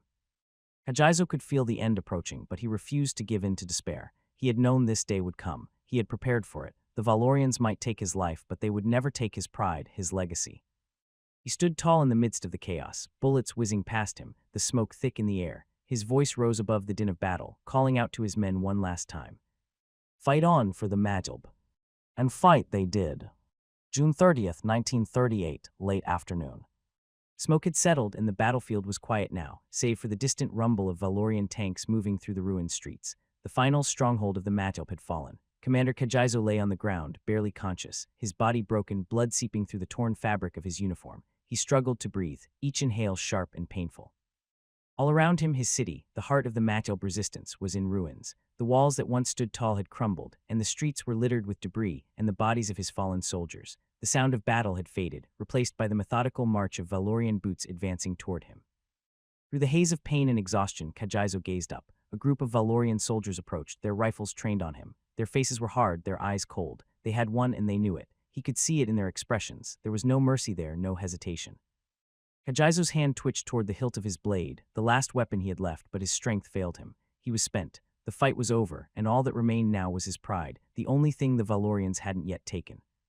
As the soldiers neared, they paused, rifles ready, but one of them raised his hand, signaling for them to hold. It was General Railthorn Graves. General Railthorn Graves stepped forward and scanned the scene before him, the crumbled city, the defeated commander lying in the dirt, the few Majulp soldiers who had survived scattered or captured. The battle was over, but there was no joy in his expression, only a quiet finality. Graves looked down at Commander Kajizo, his eyes hard yet filled with a hint of disappointment. "This could have been avoided," he said, his voice calm but tinged with reproach. "All of this, a waste of lives. It didn't have to end this way." Kajizo coughed, spitting blood onto the ground. His body ached with every breath, but he still managed to lift his gaze, meeting Graves' eyes with a defiant glare. "We fought for something," he wheezed. "We fought for freedom for our people." Graves sighed, shaking his head slightly. "And look where it's brought you. Your men are dead. Your city lies in ruins, all for a fight you could never win." Kajizo gritted his teeth, fighting through the pain that racked his body. "Better to die free than live as slaves under your boot." Graves raised an eyebrow. "Is that what you think, that we came to enslave you?" He gestured to the devastation around them. "Look at this. Was this worth it? You could have surrendered, negotiated, saved your people from this destruction." Instead, you chose pride over reason. And now, what's left not to mention? That you are raiding and massacring Zambesi civilians. They started at first, Kajizo spat, blood mixing with the dust on the ground as he forced the words out. His breathing was labored, every word a struggle. Zambesi, they oppressed us, took our land, our people. Graves looked down at him, his expression hardening. And your answer was to massacre their civilians. You justify slaughter because of old grievances. That's not freedom, Kajizo, that's vengeance. And look where it's led you. Still, it's better than to be controlled by Zambesi. You have no idea who you just supported. We are fighting for what is right. The Zambesi had robbed us of everything, Kajizo wheezed, struggling to hold onto the last shreds of defiance. His body trembled as he spoke, but his eyes remained locked on General Graves, burning with the same fire that had driven him to fight for so long. Graves crossed his arms, his face an unmoved mask of discipline. Well, we'll be the judge of that. For now, our directives from our leadership is to exterminate all the Madlib soldiers. But you, Commander, perhaps there's a chance to spare your life. You fought hard. You could be treated, interrogated, and perhaps used to rebuild whatever is left of your people. You don't need to die here. Kajizo, lying in the dirt, felt his body protesting with every shallow breath. His vision blurred, but his spirit had not faltered. He looked up at Graves. I don't need your mercy, Kajizo rasped, his voice barely a whisper. This is where I belong, with my men, with my city. I will not be a puppet for Valoria or Zambesi. Graves frowned, shaking his head slightly. Stubbornness has brought you nothing but destruction, Kajizo. You could save yourself, maybe even your legacy, but you'd rather throw it all away. Kajizo managed a weak smile, blood staining his teeth. I'd rather die standing than live kneeling. General Graves stared down at Commander Kajizo, silent for a moment, his arms still crossed. His expression was unreadable, but something had shifted. He scanned Kajizo's face, taking in the defiance, the pride that refused to bend even in the face of certain death. Despite the destruction, despite the losses, there was a glimmer of respect in Graves' eyes. Moments later, he noticed Kajizo's breaths growing shallower, his body trembling as the life drained from him. The commander's defiant glare remained, but his strength was quickly fading. Graves could see it, the inevitable end that was closing in on the man who had chosen to fight rather than surrender. You, Graves said, his tone softer now, almost regretful. This didn't have to be your end. You had a choice. Kajizo's lips twitched into a faint smile, blood still staining his teeth. I made my choice. I die as I lived, for my people. Graves shook his head slowly, a sense of finality settling over him. He knew there was nothing more to say. Kajizo had made his decision, and now the consequences were unfolding before them. There was no glory here, only death and destruction. Kajizo's eyes flickered, his gaze briefly losing focus before he found Graves once more. He opened his mouth to speak, but no sound came out. His body tensed, and with a final, shallow breath, Commander Kajizo lay still. His fight was over. What an honorable waste, Graves muttered under his breath, staring at Kajizo's lifeless body. The respect he felt was tinged with frustration. It didn't have to end this way, but it had. Pride, determination, and defiance had driven Kajizo to his death, and now there was nothing left of the Madlib resistance. Valorian soldiers stood quietly, awaiting orders. Graves turned his back on the fallen commander and addressed his men. Bury him with his soldiers. Give them the honor they fought for, even if they fought against us. The soldiers nodded and moved to carry out the general's orders, carefully lifting Kajizo's body from the ground. Graves watched for a moment longer, then turned and walked away. Renfield, Graves called, his voice firm as he continued walking through the debris and ruin of the fallen city. Yes, General. Connect me to the command center in Valoria, Graves ordered without looking back. There was much to be reported, and though the battle was over, the war was far from finished. Renfield nodded, pulling out his field radio and signaling the communications officer to establish the link. As Graves waited, he glanced back once more at the bodies of the Madlib soldiers being carefully placed together by his men. Lines ready, sir, Renfield said, holding out the receiver. Graves took the receiver, his face hardening as he prepared to give his report. This is General Graves. We have secured the final Madlib stronghold. Resistance has been neutralized. There was a brief silence on the other end before a voice responded. Acknowledged, General. His Excellency will be pleased to hear the news. Meanwhile, in Valoria, Julianne entered Alexander's office. Alexander was at his desk, reviewing documents, but looked up as she approached. His expression was sharp, as always, expecting news. General Graves has reported in, Julianne began, standing a few paces from his desk. The final Madlib stronghold has fallen. The resistance is over. Alexander leaned back in his chair, eyes narrowing slightly. Does that mean we have won? Julianne nodded. Yes, Your Excellency. The Madlib resistance has been completely crushed. Most of their leadership has been eliminated. Valoria now controls the entire region. Alexander remained silent for a moment, processing the information. His fingers tapped lightly on the edge of his desk. The fall of the Madlib had been inevitable, but hearing it confirmed was still significant. Good, that meant we have fulfilled our part in the alliance, Alexander said. Has the government of Zambesi been informed of the news? Yes, Your Excellency. A message was sent to the Zambesi government the moment the report came in. They are aware that the Machel resistance has been fully eradicated. Alexander's eyes narrowed slightly, but he remained calm, and their response. They expressed their gratitude and relief. The threat posed by the Machel has been a burden on their control of the region for years. They are prepared to move forward in stabilizing the area under Valoria's guidance. A faint smile tugged at the corner of Alexander's lips. As expected, Zambesi relies on us now more than ever. He rose from his desk, walking slowly toward the large map of the continent hanging on the wall. With this, I'm sure Trisenberg will know about us. July 2, 1938, at Gaborone, Botswana. Prince Theodore Trisenberg's face was grim as he learned of the news about the defeat of the Machel soldiers in the kingdom of Zambesi. They were defeated by Valorians. Not even a week has passed since they intervened, and you're telling me how swiftly they were able to take down the rebellion. Prince Theodore couldn't just believe it. It was too fast for them to process. Although the Trisenberg Empire could do the same feat, the fact that there are others who can do that troubled him slightly. That's correct, Your Highness, Lord Reginald confirmed, but let's not be concerned over their defeat. Our intelligence officers in the Kingdom of Zambesi had piles of reports about Valorian's military capability, and based on those reports, I can safely say that their military is on par with that in the First World. First World is a term that refers to a category of a country that is a superpower. Currently, there are 5 countries belonging to that group: the Rusinia Empire, the Frankise Republic, the Britannia Empire, the Trisenberg Empire, and the United States of Fredonia.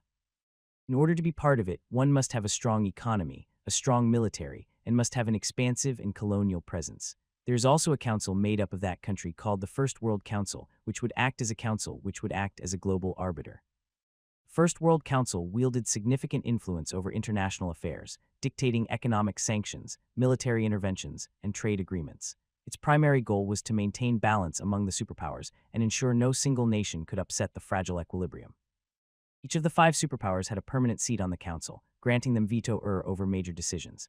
The council's reach extended far beyond diplomacy. It was a political and military force, often deploying peacekeeping missions or imposing blockades to keep rogue nations in check. To be a part of it was to shape global events, and to remain outside it was to be left vulnerable. On par with the First World, how well? That's such a hasty conclusion, Reginald. You are overestimating them too much. Your Highness, if I may, one of our intelligence officers took a photo of a battleship that was on the port city of Maputo. According to the report, the ship is called the VNS Titan, a battleship unlike any we've seen before, Reginald said, handing a photograph to Prince Theodore. Based on the intelligence we gathered, the VNS Titan measures approximately 920 feet in length and displaces around 65,000 tons, making it one of the largest battleships afloat. Prince Theodore examined the photograph, his expression remaining stoic as Reginald continued. The ship boasts 12 16-inch main guns mounted in 4 triple turrets, capable of firing shells weighing nearly 2,700 pounds at a range of over 23 miles. Its secondary armament consists of 25-inch dual-purpose guns. How can you confirm that information? Did an intelligence officer board that ship and casually ask the crew of that ship about its specifications? Reginald shook his head. No, Your Highness. This is an educated guess based on the intelligence we've managed to gather. Our agents could not get close enough to the ship to verify the specifics firsthand. However, using reconnaissance photos and comparing them with known blueprints of similar ships, our analysts were able to estimate its armament, displacement, and size. Prince Theodore's eyes narrowed as he glanced back at the photograph. So you don't have solid proof, just assumptions? Yes, Your Highness, Reginald replied, his tone calm, but our analysts are confident in their conclusions. The VNS Titan's design and armament fit the profile of a super battleship, possibly even surpassing some of our own warships in terms of raw firepower. Prince Theodore clicked his tongue in annoyance, prompting Lord Reginald to halt his explanation. The prince's expression darkened as he considered the implications of this new information.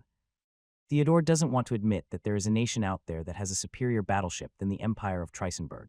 Even if they were assumptions, the specifications are just too good for comfort. The idea that another nation could rival or even surpass Trisenberg's naval capabilities gnawed at him. Theodore had always believed his empire stood at the pinnacle of military and the thought of Valoria challenging that status made him uneasy. Being uneasy is something he found himself uncomfortable with. He doesn't like uncomfortability. He wanted to be at ease at all times. He didn't like when there were others who were better than the Empire of Trisenberg. His pride won't allow him to accept that another nation might be ahead, even in a single aspect of military His brow furrowed and his hand clenched into a fist as he thought through the situation. This cannot stand, Theodore muttered under his breath, turning away from the photograph and facing the window, looking out over the city. What should we do, Your Highness? Should we report it back to the Emperor and act accordingly? Lord Reginald inquired. That question lingered in his mind. For him, reporting that there is a country that might be better than Trisenberg in one aspect would be a problematic ordeal for the Empire. He went here to prove to his father that he can handle this affair, and if he were to report it, that would mean admission of failure.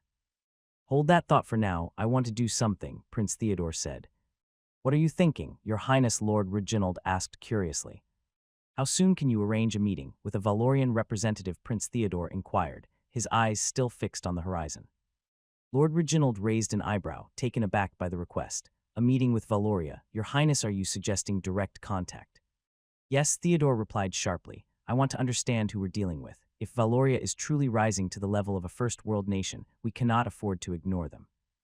Reginald hesitated for a moment, then nodded. It can be arranged, but it might take some time. We don't know how to reach out to them yet, and since they just intervened militarily, their military might be on high alert to the point that heading to their country would provoke an unwanted response. Reginald finished, his brow furrowing. Just get it done, Reginald, Prince Theodore commanded, his tone firm, leaving no room for further discussion. As you wish, Your Highness. July 5, 1938, Zambesi Channel, 1200 HRS. It was a sunny day over the Zambesi Channel, and two fighter aircraft of the Trisenberg Empire were cruising at an altitude of 10,000 feet, the engines humming steadily as they soared above the calm waters below. Do you think this is a good idea, Hans? One of the pilots asked his wingman through the radio, his voice tinged with uncertainty.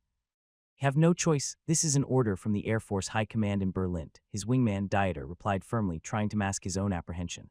The mission had come down from the top brass, fly near Valorian territory and hope for an interception. The goal was simple, to catch the attention of Valoria's Air Force and initiate first contact, a move that was both bold and dangerous. Hans exhaled sharply as he adjusted his controls, the glint of the ocean reflecting off his canopy. I get that, but flying so close to their airspace like this, we could end up being shot down before we even get the chance to explain ourselves. High Command thinks this is the best way to make contact, Dieter said, his tone pragmatic. They want to test Valoria's readiness and, more importantly, see how they respond to foreign aircraft near their borders. Hans stayed silent for a moment, watching the endless blue sky ahead, and if they don't want to talk, then we'll be the unlucky ones, I guess, Dieter replied with a dry chuckle, though the weight of the mission hung between them. But look, Valoria is not known for making rash decisions. If we approach calmly, keep our course predictable, they'll intercept us, not shoot us down. Hans nodded to himself, the logic clear, but the unease remained. Let's hope you're right. Meanwhile, on the Valoria Western sector, in the air defense station near Willamacha in Madagascar, a URFL radar system, the ANFPS-20, was diligently scanning the skies. This long-range radar, capable of detecting aircraft at ranges of up to 150 miles, was the backbone of Valoria's air defense. Its rotating antenna swept the horizon, providing 360-degree coverage and feeding data to the air defense operators stationed within the facility. The ANFPS-20 had a highly sensitive detection capability, able to track the altitude, speed, and heading of multiple targets simultaneously. Its precision made it invaluable for early warning, and today it was about to do exactly that. Contact 2 unidentified flights at bearing 260, altitude 10,000 feet, one of the radar operators called out, his eyes glued to the scope. He adjusted the settings to ensure the readings were accurate, then confirmed his findings, closing in on Valorian airspace at 400 knots. The operator's tone carried a sense of urgency, as this sector of airspace rarely saw unidentified aircraft without prior notice. Are they transmitting any identification signals? Asked by the officer in charge of the station that afternoon. Negative, Lieutenant. No IFF codes are being transmitted, the radar operator replied. Lieutenant frowned. Foreign aircraft flying toward Valorian territory without any identification was a serious breach, and it was his job to ensure that the nation's borders remained secure. Notify the Air Defense Command immediately, the lieutenant ordered. We need to get fighters up to intercept them. Radar operator nodded and relayed the information. Within moments, the superior officer in the Air Defense Command Center was brought into the loop. The situation was clear. Unidentified aircraft were approaching, and Valoria had to respond. In the Department of Defense headquarters, located in the capital city, Valoria, the Valorian Air Defense Network had already been alerted. The defense minister himself was informed within minutes of the radar detection. 2 unidentified aircraft are approaching our airspace, the defense minister's aide reported, standing rigidly at attention. Air Defense Command is deploying interceptors. We're awaiting your further directives. The defense minister, Thompson, seated behind his large oak desk, glanced up from the reports he'd been reviewing, his brow furrowing. The defense minister, Thompson, seated behind his large oak desk, glanced up from the reports he'd been reviewing, his brow furrowing. He placed the documents aside and leaned forward, steepling his fingers as he considered the situation. Unidentified aircraft, no IFF, and heading directly for Valorian airspace, Thompson repeated. Yes, sir, they're not responding to any identification signals, and we don't have any pre-scheduled flights in that area, the aide confirmed. Thompson tapped the desk lightly with his fingers, thinking through the potential scenarios. Do we have confirmation on their origin yet? Not yet, sir. Based on the radar tracking, they seem to be coming from the direction of Trisenbergeld territories, but nothing conclusive. The defense minister stood, walking over to a large map of the region that adorned one of the walls. His eyes traced the route the aircraft would likely take, and his mind began to calculate the possible outcomes. Send up our interceptors. I want a non-aggressive response, but make sure they understand that they are violating Valorian airspace, Thompson instructed. Also, keep me informed at every stage of the engagement. The aide nodded and quickly left the room to relay the orders. Back in the Air Defense Command Center, the orders were being rapidly executed. The squadron of interceptors was being prepared, and within minutes, 2 Valorian fighters were airborne.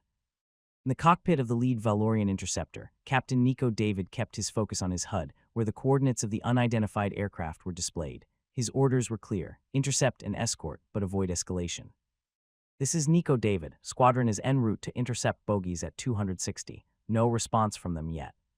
Negative, Captain. No IFF, no radio contact. Proceed with caution but maintain a non-aggressive posture. The voice from Air Command came through clearly. Nico acknowledged the order, adjusting his course to intercept the approaching aircraft. The Valorian fighters closed the distance quickly, and soon, the unidentified planes came into visual range. From the Trisenberg pilot's perspective, "Shit, they found us so accurate," Hans muttered as the Valorian interceptors came into view. "Looks like we got their attention," Dieter said calmly over the radio. Hans gripped his controls tighter, his eyes flicking to the approaching Valorian fighters. "Yeah, but now what do we just wait to see if they open fire?" Dieter kept his tone measured. "Stick to the plan. We don't make any sudden moves. Let them make the first call. Keep the course steady, altitude consistent." "Copy that." Valorian interceptors approached the Trisenberg aircraft quickly, their engines humming as they moved into position. Captain Nico David, flying lead, kept a close eye on his HUD and the 2 foreign planes ahead. They had matched altitude and were now about 1,000 feet behind and slightly above the Trisenberg aircraft. Valorian lead to control, Nico spoke into his radio, his voice calm and focused. "We have visual on 2 unidentified fighters, holding steady at 10,000 feet, speed constant at 400 knots. No sudden movement so far." "Copy that, lead," control responded. "Proceed to establish communication. Remember, non-aggressive stance." Nico switched frequencies to the open channel used for air-door communications. It was time to make contact. "Unidentified aircraft, this is Valorian Air Force. You are approaching restricted airspace. State your identity and intentions immediately," Nico called out, his tone firm but neutral. In the cockpit of the lead Trisenberg fighter, Hans felt a knot tighten in his stomach as the message came through. He glanced at Dieter's plane, flying close by. This was the moment they had been waiting for. "This is Trisenberg Air Force. Call sign Alpha 1, Hans replied, keeping his voice steady. "We are on a reconnaissance mission and mean no harm. Requesting permission to communicate with your command." Nico received the message and exhaled slowly. At least they weren't looking for trouble. He relayed the information back to Control. "Control, they've identified themselves as Trisenberg Air Force. Request permission to communicate with our command." "They can talk to you." Nico David received the response from Control and quickly relayed it back to the Trisenberg pilots. "Alpha 1, Valorian Control has granted permission to communicate directly with me. You are to maintain your current heading and speed. Do not deviate. What is the nature of your mission?" Nico asked. Hans glanced at Dieter's plane again before responding. "Valorian lead, this is Alpha 1. Our mission is diplomatic. We have been tasked with establishing first contact between our nations. We are not here for combat, only to open a dialogue between Trisenberg and Valoria." There was a brief pause on the Valorian side, Nico processing the information. His eyes darted to his instruments, making sure the formation was steady. He didn't want any sudden moves to spark an unnecessary conflict. "Understood, Alpha 1. Stand by while we relay your message to our command." Nico switched back to his secure Valorian frequency. "Control, Alpha 1 states they are on a diplomatic mission, attempting to establish contact between Trisenberg and Valoria. They've confirmed no hostile intent. How do we proceed?" Back at the Valorian Air Defense Command, the atmosphere was tense. This kind of diplomatic encounter was unprecedented, especially coming from a superpower like Trisenberg. Stand by as we report this to the defense minister, the controller responded. In the Valorian Department of Defense Headquarters, the defense minister Thompson was already being briefed. According to our interceptors, the Tricenese wanted to establish a diplomatic channel with Valoria. They are still being held in our airspace as we speak, and they are waiting for our response. Read latest chapters at MVLN Novel. There's a protocol for this scenario, said one of the high-ranking officials present in the room. We need to follow the proper chain of command. Protocol dictates that any foreign diplomatic contact of this nature must first go through the Minister of Foreign Affairs, he explained. The Foreign Ministry will then relay the request to the Supreme Ruler's office. Defense Minister Thompson leaned back in his chair, visibly frustrated by the bureaucracy. And how long will that take, he asked, already knowing the answer. High-ranking official hesitated before responding. Given the circumstances and the urgency, it will still take time, probably hours, maybe more. These things tend to get bogged down in formal procedures, approvals, and assessments. Thompson tapped his fingers on the desk, his expression darkening. The idea of letting this diplomatic opportunity slip through due to endless layers of bureaucracy didn't sit well with him. Every second that passed could sour the delicate situation. Minister, I would suggest a more direct approach, the official continued. Instead of waiting for this to wind its way through the foreign ministry, we could bypass the usual process and send the request directly to His Excellency, Alexander Harold von Trisenberg. Thompson raised an eyebrow at the suggestion, to His Excellency. Given the situation, it might be the quickest way to resolve this matter without unnecessary delays. His Excellency has the authority to make decisions on matters of national security and foreign diplomacy, especially with something as unprecedented as this. You think bypassing the foreign ministry is a better option, Thompson asked, his tone cautious. In this case, yes, sir. Time is critical, the official replied. If we follow the standard protocol, this situation could escalate or, at the very least, lead to misunderstandings. The Trisenberg pilots are waiting for a response, and they might not be able to hold position for hours while we navigate the usual channels. Thompson tapped his fingers on the desk again, the rhythmic sound filling the room. He knew the official was right. Any delay could lead to heightened tensions. The last thing Valoria needed was an international incident with a superpower like Trisenberg. Fine, Thompson said after a moment of thought. Make the necessary preparations to contact His Excellency directly. This has to be handled carefully. Understood, sir, the official responded, already moving to execute the order. Thompson turned back to his aide. In the meantime, keep our interceptors in position, but maintain the non-aggressive stance. I want regular updates on any changes. Yes, Minister, the aide said, stepping out of the room to ensure the orders were carried out. As the Defense Ministry moved into action, the question lingered. How would Alexander Harold von Trisenberg respond to this unprecedented attempt at diplomacy from the Trisenberg Empire, the country that killed and banished him? At Volkshell, Alexander was in his office, enjoying his leisure time with a cup of tea. The soft sound of footsteps on the polished marble floor broke the silence, and Julienne entered the room. She moved gracefully, carrying a silver tray with a single folded note placed delicately on it. Your Excellency, Julienne said. She set the tray down in front of him, presenting the note. This message comes from the Department of Defense. It's regarding a matter that requires your immediate attention. Alexander raised an eyebrow, setting his cup of tea down and reaching for the note. He unfolded the paper, then his brows furrowed. Trisenberg wants to establish communication with us. Trisenberg wants to establish communication with Valoria. Alexander's eyes scanned the words again, and a slow, humorless smile crept across his face. Of course they do. Ever since Valoria had intervened in the conflict between Zambesi and Matulb, Alexander had anticipated this moment. He knew that Trisenberg wouldn't sit quietly and let another superpower rise without reaching out. But this wasn't just any nation, it was the very empire that had discarded him like refuse. They had banished him, exiled him for being the emperor's bastard, casting him aside to protect the purity of the royal bloodline. To them, he was an inconvenience, a mistake. But now, things had changed. He was no longer the outcast prince. He was the supreme ruler of Valoria, a nation capable of challenging their might. Revenge, the thought simmered in his mind, sharp and bitter. He had waited for years to repay them for the humiliation, for the pain of being thrown away like he was nothing. And now they were coming to him, seeking dialogue, perhaps even respect. He leaned back in his chair, the note still in his hand, his eyes narrowing as the possibilities swirled in his mind. They come to us now, Julienne, he said, his voice low, the satisfaction barely concealed. The empire that once scorned me. Julienne stood silently by his side, waiting for his command, ever attentive to his moods. What shall I do with them, Your Excellency, she asked softly. Alexander tapped his fingers on the desk, considering his options. This was more than a simple diplomatic request, it was an opportunity. Alexander's fingers stopped tapping, and his eyes darkened as he thought through the implications. Grant them passage, he said slowly, as if savoring the words, but not without conditions.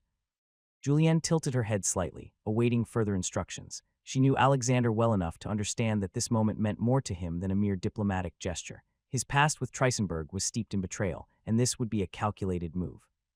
You want to talk? Fine. Let them enter Valorian airspace. But make sure they understand they are under my terms, he continued, his voice cold and deliberate. I want to see who they send and how desperate they are. Julienne nodded, quickly scribbling down his orders on a notepad. Shall I inform the Air Defense Command to escort them to one of our air bases?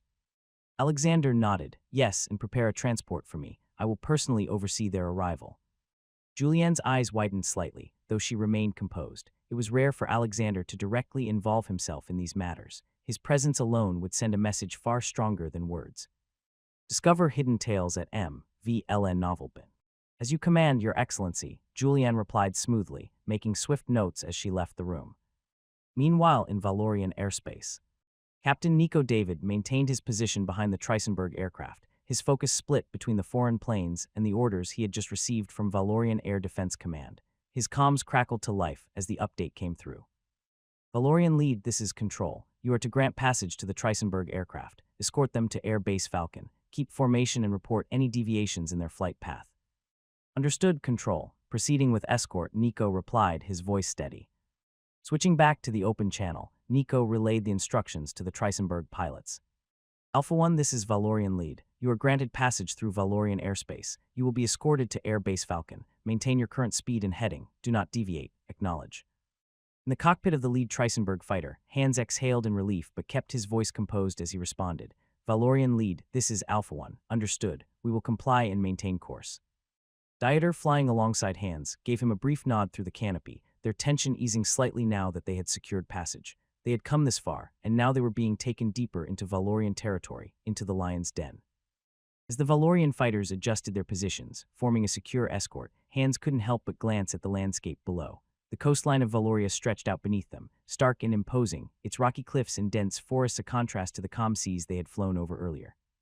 This is it, Dieter said over the radio, breaking the silence. Let's hope their airbase isn't the last place we see. Hans chuckled dryly. Let's just stick to the plan, Dieter. We're in now, and there's no turning back. Two Treisenberg fighters descended toward Air Base Falcon, escorted by the Valorian interceptors that flanked them on either side. The massive airbase loomed ahead, its wide runways and hangars stark against the barren landscape. Even from the air, the scale of Valoria's military presence was evident. Rows of aircraft parked in neat lines, armed personnel strategically positioned, and security forces preparing for the foreign arrivals. Alpha 1, prepare for landing. Nico's voice came through the radio, calm and controlled. You will follow my lead. Do not deviate from the flight path. Hans responded quickly. Understood, Valorian Lead, following your lead. The Treisenberg planes adjusted their speed and followed Nico's descent as they approached the airstrip. The closer they got, the more imposing the base became. Dieter glanced at the ground below, taking in the sight of Valorian troops readying for their arrival. As they descended to the runway, the Valorian interceptors pulled back, allowing the Treisenberg planes to touch down first. The smooth landing brought a brief sense of relief to Hans and Dieter, but they knew the real challenge was just beginning. Welcome to Valoria, Nico said, as the Treisenberg aircraft came to a halt on the tarmac. Ground crews will guide you to the hangar. Follow the directions, and remain in your cockpits until instructed otherwise. Copy that, Hans replied, glancing at Dieter once more. The feeling of walking into the unknown weighed heavily on them both. Valorian ground crews swiftly moved into position as the Treisenberg aircraft came to a full stop on the tarmac. Hans and Dieter sat in silence for a moment, watching the orderly precision of the Valorian soldiers below. It was clear that Valoria was not taking any chances with their foreign guests. Looks like we're about to meet them face to face, Dieter muttered, his eyes scanning the figures below. Stay calm, Hans replied, unbuckling his harness. We stick to the plan. They made the first move by letting us land. That's a good sign. Valorian officer approached, motioning for the pilots to disembark. Hans exchanged a quick glance with Dieter before opening the canopy of his fighter and stepping out. The cool Valorian air hit him, bringing with it the unmistakable scent of oil and fuel from the nearby hangars. He descended the ladder and set foot on the ground. Dieter followed suit, his expression guarded as they were escorted toward a hangar where several Valorian officers awaited their arrival. Upon reaching the entrance of the hangar, the Valorian officer who had met them at the tarmac spoke. A representative will see you in a moment. Please wait here. Two Treisenberg pilots, Hans and Dieter, stood silently just inside the entrance of the hangar, their eyes scanning the room as they waited. The Valorian military presence was everywhere, guards stationed at strategic points, eyes sharp, hands never far from their weapons. The tension in the air was palpable, though the pilots remained outwardly composed.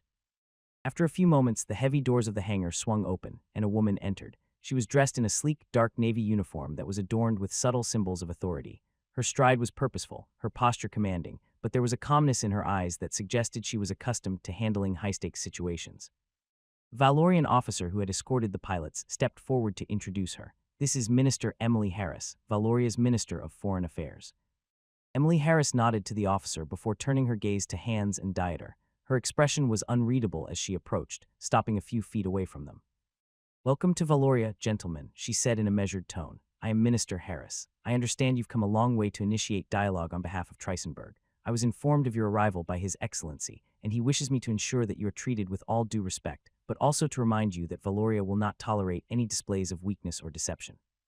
Minister Harris continued, her voice firm but diplomatic. Her eyes scanned the faces of the two pilots, searching for any signs of hesitation. She was no stranger to political maneuvering, and she knew that this meeting was not just about words, it was about her. "But ma'am, please, our intention here is to send a message to your country that His Highness, Prince Theodore Trisenberg, would want to visit your nation and possibly establish a diplomatic tie with your country." When he heard the name of the prince, Emily was suddenly taken aback. The prince had the same surname as His Excellency Alexander Trisenberg. That must be his brother. She had been briefed on the strained family history, where Alexander had been cast aside by the royal family of Trisenberg, exiled and discarded as if he were nothing more than a stain on their legacy. Little did those two pilots know that Valoria was headed by the man their empire had banished, Alexander Harold von Trisenberg, the supreme ruler of Valoria. Emily Harris, the Minister of Foreign Affairs, kept this information to herself as she studied the faces of the two pilots. She cleared her throat, drawing their attention. "As I mentioned, His Excellency has been informed of your arrival. He will make his decision shortly regarding Prince Theodore's request to visit Valoria." Hans, sensing something more beneath the surface, asked carefully, "Will we be permitted to return to Trisenberg with the answer?" Emily's expression remained neutral. "That depends on His Excellency. You will be treated with respect as long as you comply with the protocols we have in place. For now, you will be escorted to a secure location where you will await further instructions." Dieter glanced at Hans, uncertainty flickering in his eyes. Emily gave a brief nod to the Valorian officer standing nearby, who gestured for Hans and Dieter to follow him. As they were led out of the hangar, Emily remained behind for a moment, her mind swirling with the implications of what was about to unfold. This is far more than they bargained for, she thought, watching them disappear from view. They have no idea who they're dealing with. Once the hangar was empty, she crossed her arms, her eyes drifting toward the distant horizon beyond the hangar, where the plane carrying Alexander Harold von Trisenberg, supreme ruler of Valoria, would soon arrive. Sound of an approaching aircraft pulled her from her thoughts. She straightened, watching as the silhouette of Alexander's plane came into view, growing larger as it neared the airstrip. The distinct sound of engines filled the air, and soon, the plane touched down on the tarmac with a smooth, controlled landing.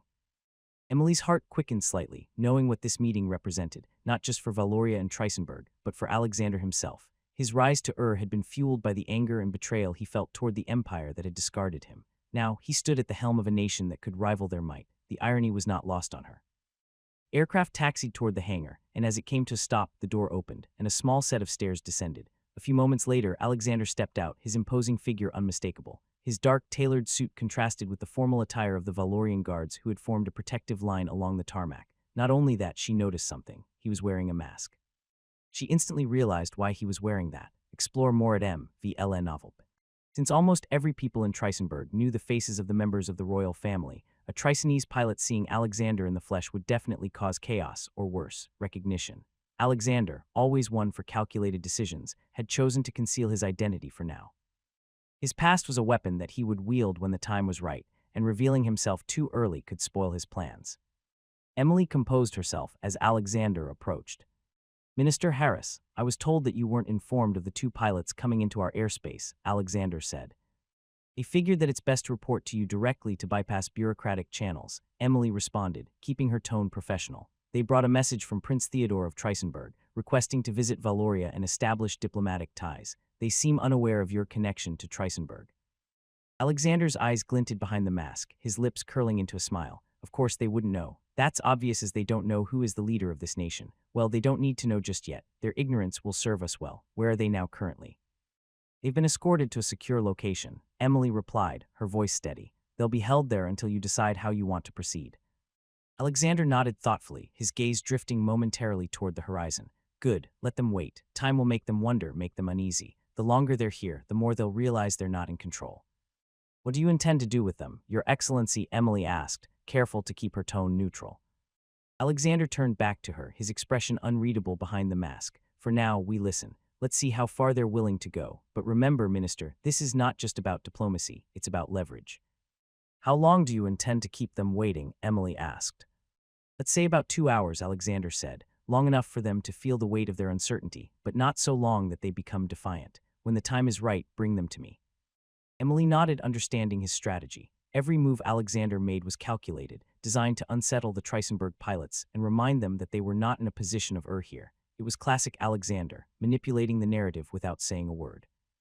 Understood, Your Excellency, she replied. I will ensure everything is prepared for your meeting with them.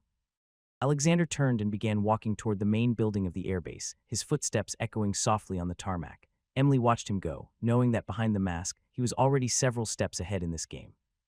As he disappeared into the building, Emily took a deep breath, mentally preparing for the task at hand. She would oversee the treatment of the Trisenberg pilots, ensuring that every moment they spent waiting was carefully controlled. Inside the secure room where Hans and Dieter were being held, the two pilots exchanged nervous glances. The sterile walls and the steady hum of air conditioning only added to their growing sense of unease. Hans checked his watch, noting the time. It's been over an hour, he said, his voice low. What do you think they're planning? Dieter leaned back in his chair, his arms crossed tightly. I don't know, should we ask? Yeah, I'll try that.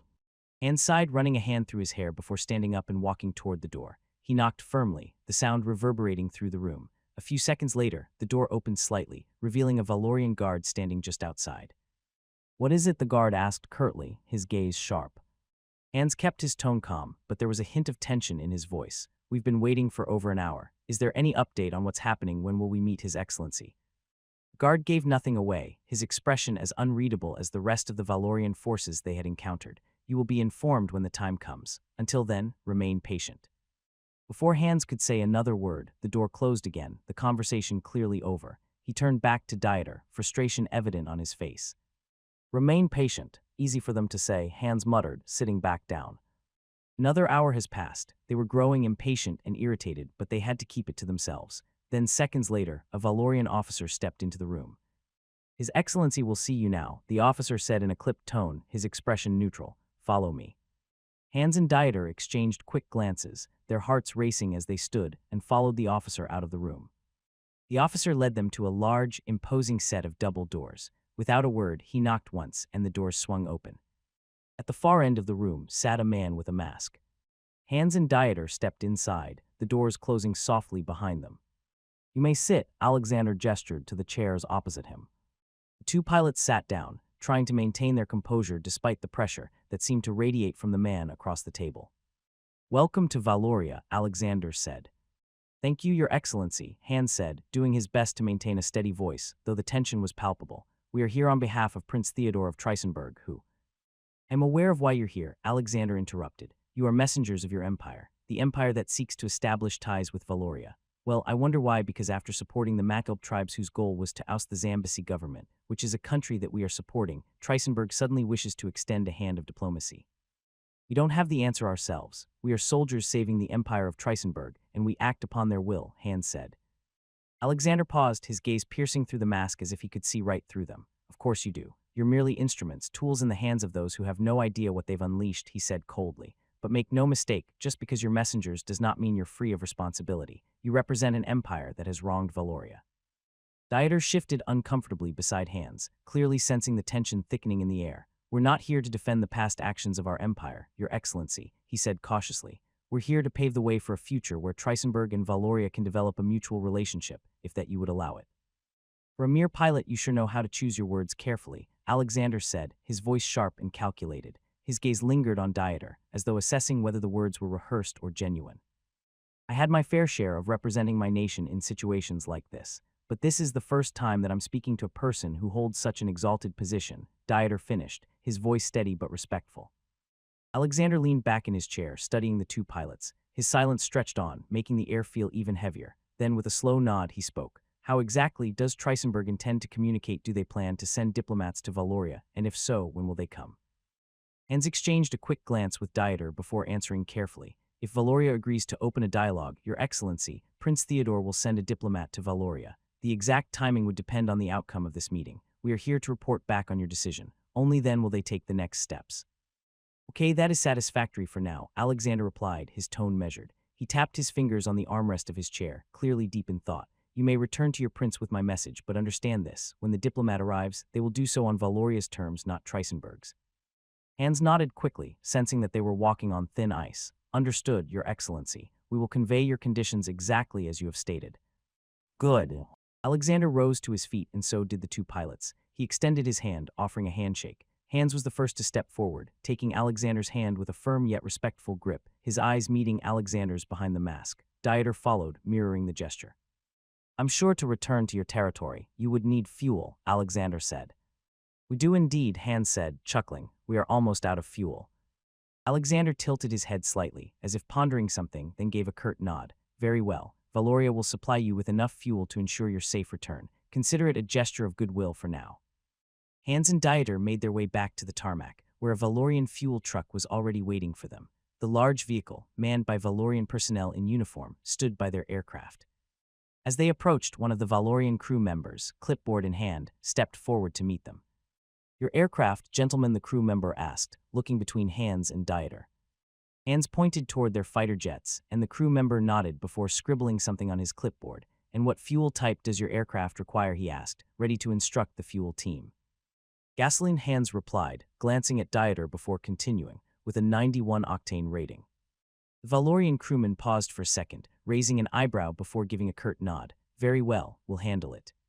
The crew turned and began working swiftly, attaching hoses and monitoring gauges as the fuel began flowing into the aircraft. Hans and Dieter stood a few paces away, watching the process in silence. They also have a truck for fuel, Hans commented. Valoria is truly a country that can compete technologically and militarily against Trisenberg, Dieter replied. Still, they only defeated the Magelb tribes. They are not even civilized, so I don't think so yet that the Valoria might be able to compete against the superpowers, Hans continued, keeping his voice low as he watched the fuel crew work. Dieter nodded thoughtfully, his eyes on the horizon. True, but the fact that they have the resources, infrastructure, and discipline to handle such operations says a lot. We can't underestimate them. Still, how could a country so isolated that popped out of nowhere could have such a technology and military capability? Hans questioned, his brow furrowing in thought. It doesn't make sense. A country like Valoria should have been on the radar long before now. That is indeed puzzling. Your aircraft's fuel level is now full, said the Valorian crewman, stepping back from the aircraft. Hans nodded in acknowledgement, turning to Dieter with a serious expression. Let's get out of here. We have a lot to report back to the prince. Dieter glanced once more at the Valorian airbase, agreed. Hans and Dieter climbed into the cockpits of their respective fighter jets, securing themselves in their seats and airing up the systems. The familiar hum of the engines starting up filled the air as the instrument panels flickered to life. Hans reached for his communication headset, adjusting it before speaking into the mic. Valorian Tower, this is Trisenberg 1, requesting clearance for taxi and departure. Brief pause followed before the response came through. Trisenberg 1, Valorian Tower. You are cleared for taxi to runway 4. Maintain current heading and hold short of the runway for further instructions. Report ready for takeoff. Copy that, Tower. Taxiing to runway 4 will hold short. Trisenberg 1 out. Hans released the comm button, signaling Dieter and the other jet. Both aircraft began to move, their wheels rolling across the tarmac as they headed toward the designated runway. The steady roar of the engines and the gleaming Valorian airbase stretched out before them. Hans couldn't help but glance toward the distant control tower as they taxied, still mulling over the conversation with the leader of Valoria. Once they reached the holding point, Hans keyed the mic again. Valorian Tower, Trisenberg 1 holding short of runway 4, ready for takeoff. Trisenberg 1, you're cleared for immediate takeoff. Maintain heading of 90 degrees once airborne, climb to 10,000 feet. Contact departure control on 125.75. Safe journey. Roger, Tower, cleared for immediate takeoff, heading 90, climb to 10,000 feet, switching to departure on 125.75. Trisenberg 1 out. Hans gave a quick thumbs up to Dieter as he pushed the throttle forward, the propeller in front. The jet roared to life and the aircraft surged ahead with earful acceleration. Dieter followed closely behind, both jets speeding down the runway, their wheels bouncing briefly as they gained speed. Within seconds they lifted off the ground, the Valorian airbase shrinking below them as they climbed into the sky. Trisenberg 1, airborne, Hans said calmly over the radio, feeling the familiar sense of freedom that came with taking to the skies. He adjusted the controls, steadying the aircraft as it reached its climb rate. Trisenberg 2, airborne, Dieter echoed, maintaining formation just behind Hans. Valorian Tower to Trisenberg 1 and 2, radar contact confirmed. Maintain heading 90, climb to 10,000 feet. Contact departure on 125.75. The controller's voice came through with a professional tone. Copy that, tower, switching to departure frequency. Trisenberg 1 out, Hans responded. He tuned into the departure control frequency and keyed the mic. Valorian departure, Trisenberg 1, climbing through 5,000 feet for 10,000, heading 90. Trisenberg 1, Valorian departure. Radar contact established. Maintain heading 90. Continue climb to 10,000 feet. You are cleared to leave Valorian airspace. Hans acknowledged the instructions, checking his instruments as he continued the climb. Dieter's voice came through the radio again. Let's return. A day later, the two pilots were in Vitswana, Gaborone. Hans and Dieter, now dressed in their formal Trisenberg military uniforms, sat in a quiet briefing room awaiting further instructions. 5 minutes later, the door to the briefing room opened, and in walked a senior official from Trisenberg, Lord Reginald. Gentlemen, you are about to meet His Highness Theodore Trisenberg. You are to report to him directly about your findings, Lord Reginald. The prince has been briefed on the basics, but he expects a detailed report from both of you regarding the situation in Valoria. Hans and Dieter exchanged a glance before Hans spoke. Understood, sir. We are ready to present our findings. Reginald nodded and gestured for them to follow. Good, let's not keep His Highness waiting. Three of them exited the briefing room and made their way down a long corridor adorned with the Trisenberg royal insignia. As they approached a set of ornate double doors, two guards in formal attire opened them, revealing a grand chamber with a large table in the center. Seated at the head of the table was Prince Theodore of Trisenberg, dressed in a tailored military uniform, his sharp features giving away nothing. Your Highness, Lord Reginald announced, bowing slightly as he entered the room, followed by Hans and Dieter. The prince stood up and gave a measured nod. Now report. Hans and Dieter stood before Prince Theodore, their postures rigid. The room felt stifling despite its grand size. Prince Theodore's eyes were sharp as they fixed on the two pilots. Report, he commanded. Hans cleared his throat. Your Highness, we were granted an audience with the leader of Valoria. Describe him, the prince interrupted. Hans hesitated for a brief moment, choosing his words carefully. He was imposing, Your Highness, wore a mask that hid his features. His demeanor was calculating. Dieter nodded in agreement. He knew of Trisenberg's support for the Matulp tribes, and he did not hide his disdain. He made it clear they view us as aggressors. The prince's expression darkened, and what terms did he offer? Hans took a deep breath. He stated that if Trisenberg wishes to pursue diplomacy, the next envoy must adhere strictly to Valoria's conditions. Any future diplomat we send will be operating on their terms, not ours. Silence filled the chamber as Prince Theodore processed this information. His gaze shifted between the two men. He must have revealed something about Valoria's intentions or their capabilities. What else did you observe? Dieter spoke this time. Their military base was sophisticated, Your Highness. They provided us with fuel for our return. Their resources seem advanced, perhaps even rivaling our own. The prince leaned back, absorbing their words. And their stance, did they seem open to diplomacy, or was it merely a formality? Hans's jaw tightened. It was hard to read. The leader gave nothing away. He was aware of our intentions but kept his own hidden. Prince Theodore turned his gaze toward the window, deep in thought. We are dealing with an enigma, one that has managed to appear out of nowhere, wielding both and secrecy. And conveniently, Your Highness, they speak the same language as ours, Hans revealed. Prince Theodore's eyes narrowed. The same language, his voice was laced with suspicion. How is that possible, a nation that emerges out of nowhere, speaking our tongue as if they were always a part of our world? Dieter shook his head. We don't know, Your Highness. It's one of the many things that don't add up. Their technology, their military infrastructure, and now this. It all suggests a familiarity with our world, yet they remain shrouded in mystery. The prince turned back to face them, his expression hardening. They appear to know more about us than we do about them. This is no ordinary diplomatic encounter. Valoria is playing a different game, one that we have yet to understand. But still, since they are open for diplomacy, I'll send a diplomat to their country. He paused for the moment as he glanced at Lord Reginald. That would be you. I'm sure you can handle the delicate nuances of this situation, Prince Theodore finished, his gaze unwavering as it rested on Lord Reginald. Lord Reginald inclined his head slightly. I am at your command, Your Highness. I will do whatever is necessary to understand their intentions, and if possible, find common ground. Good, the prince replied. Now that is all I need to know. Arrange it immediately so we can figure out Valoria's true intentions, Prince Theodore continued. His eyes bore into Lord Reginald, leaving no room for misinterpretation. This is not just a diplomatic mission. It's a fact-finding operation. understand what makes them tick, how they view the world, and more importantly, how they see us. I will leave no stone unturned, Your Highness.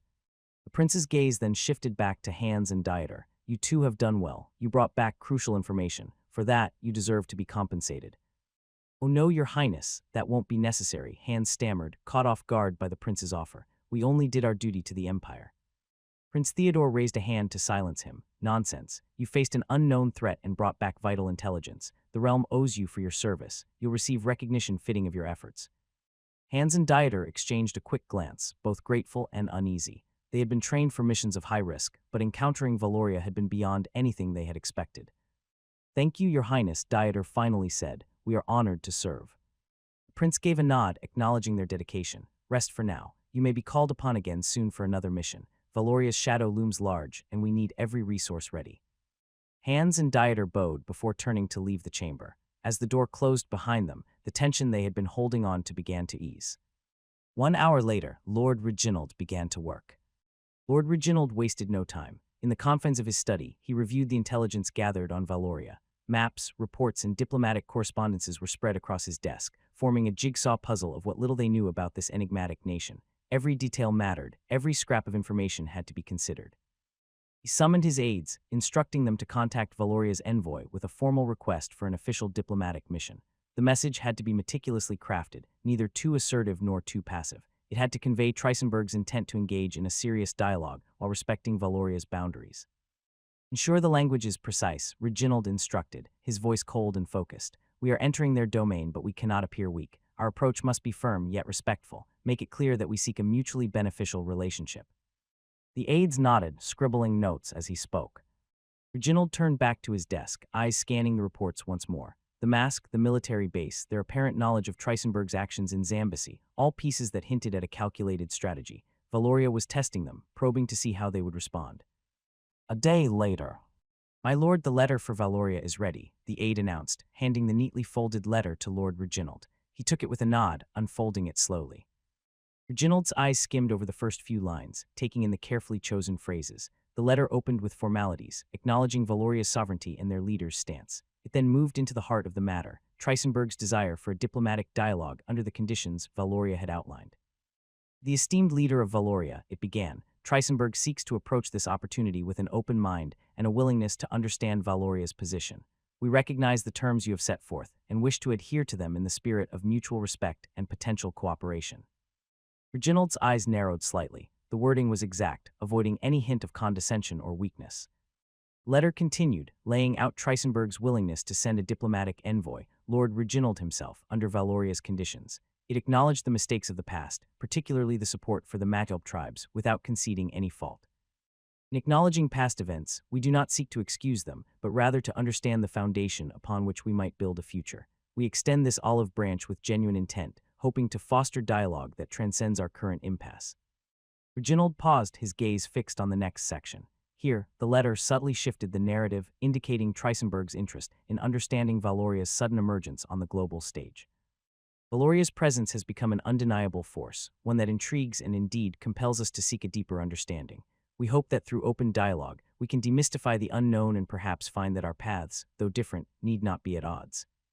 The closing remarks were formal yet firm, a reminder that while Trisenberg sought dialogue, it was not from a position of desperation. We await your response and stand ready to send our envoy at your earliest convenience. May this mark the beginning of a discourse that benefits both our nations. Reginald read the letter twice, scrutinizing every line for hidden meanings or unintentional implications. Finally, he nodded in approval. This will suffice. Send it through the secure channel. Make sure it reaches their hands without interception. The aide took the letter back, bowing slightly before hurrying out of the room to see it delivered. Reginald leaned back in his chair, his mind already racing ahead. Valoria's response would determine their next steps. Would they be welcomed into the lion's den, or would this be the first of many refusals? His eyes drifted to the map of the known world pinned on the wall, the vast stretches of land that had been so meticulously charted, except for Valoria. It was a blank spot on the map, a void surrounded by rumors and half-truths. Reginald knew the risks. If Valoria perceived this letter as a weakness or an intrusion, their next move could be severe. But this was the game of diplomacy, a constant gamble with ever-changing rules. He rose from his chair, his gaze still on the map. What are you hiding? He muttered to himself, as if Valoria itself could hear his question. He would find out soon enough. In Valoria, Julian entered Alexander's office and handed a letter to him. Your Excellency, a letter just came from the Trisenberg Empire, Julian reported. Did you read it? Alexander asked. Yes, Your Excellency, I hope you don't mind. I don't mind at all, Alexander said. In fact, it would save us a lot of time. What did it say? They ask for permission to send a diplomat, Julian stated. Alexander hummed in satisfaction. That was fast. Okay, approve it. Lord Reginald stood in his quarters, the early morning light filtering through the heavy drapes. His belongings were laid out on the bed, a leather-bound journal, various documents, and a small chest containing items that could be offered as gifts to the Valorian leader. His travel trunk stood open on the floor, already half-filled with clothing, maps, and essential diplomatic tools. He placed each item with care, his expression betraying no hint of the unease he felt. He knew what lay ahead. This was not just another diplomatic trip. It was a venture into the unknown, to face a nation shrouded in secrecy and As he packed, he reviewed the details, what he knew, what he didn't, and what he had to uncover. Valoria was an enigma, and it was his task to unveil its secrets. A knock on the door interrupted his thoughts. Enter, he called out. An aide stepped in, bowing slightly. My lord, Prince Theodore wishes to have a final word with you before your departure. Reginald nodded, closing his trunk and securing the latch. I will see him immediately, he replied, turning to the mirror. He adjusted the lapels of his coat, ensuring his appearance was impeccable. This was not just a meeting with the prince. It was the final briefing before venturing into what could very well be hostile territory. He left his quarters, making his way through the winding corridors of the palace. The guards at each post stood at attention as he passed. His footsteps echoed off the marble floors, each step bringing him closer to the prince's chamber. Outside the door, 2 guards stood alert. They opened the doors upon his arrival, allowing him to step inside. Prince Theodore was seated at a large oak desk, his eyes focused on a map spread before him. He glanced up as Reginald entered, gesturing for him to approach.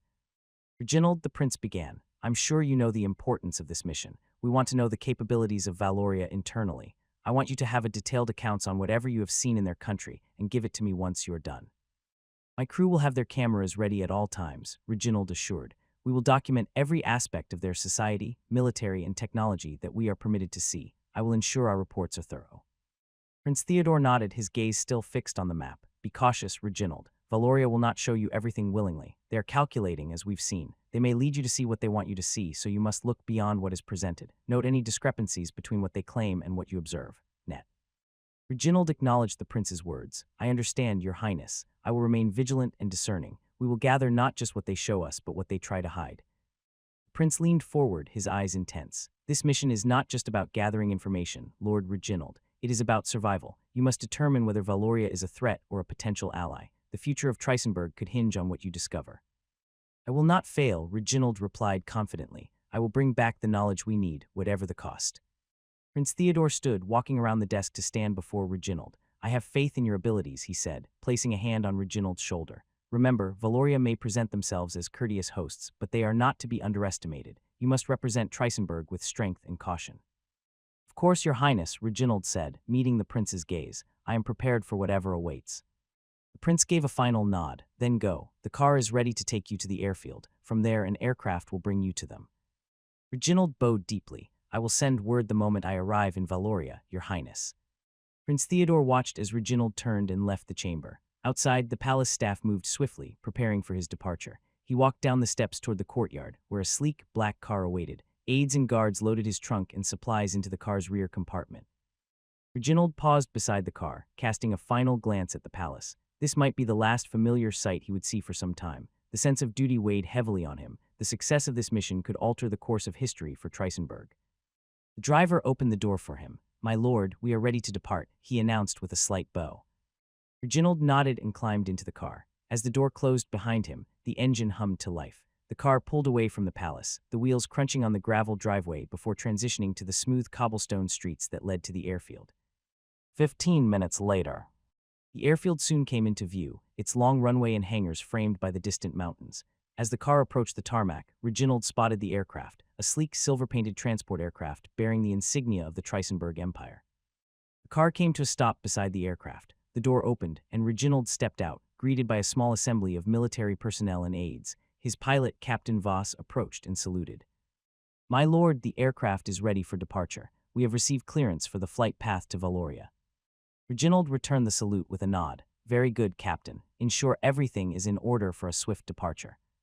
Yes, my lord, Captain Voss replied, before turning to oversee the final preparations. Very well.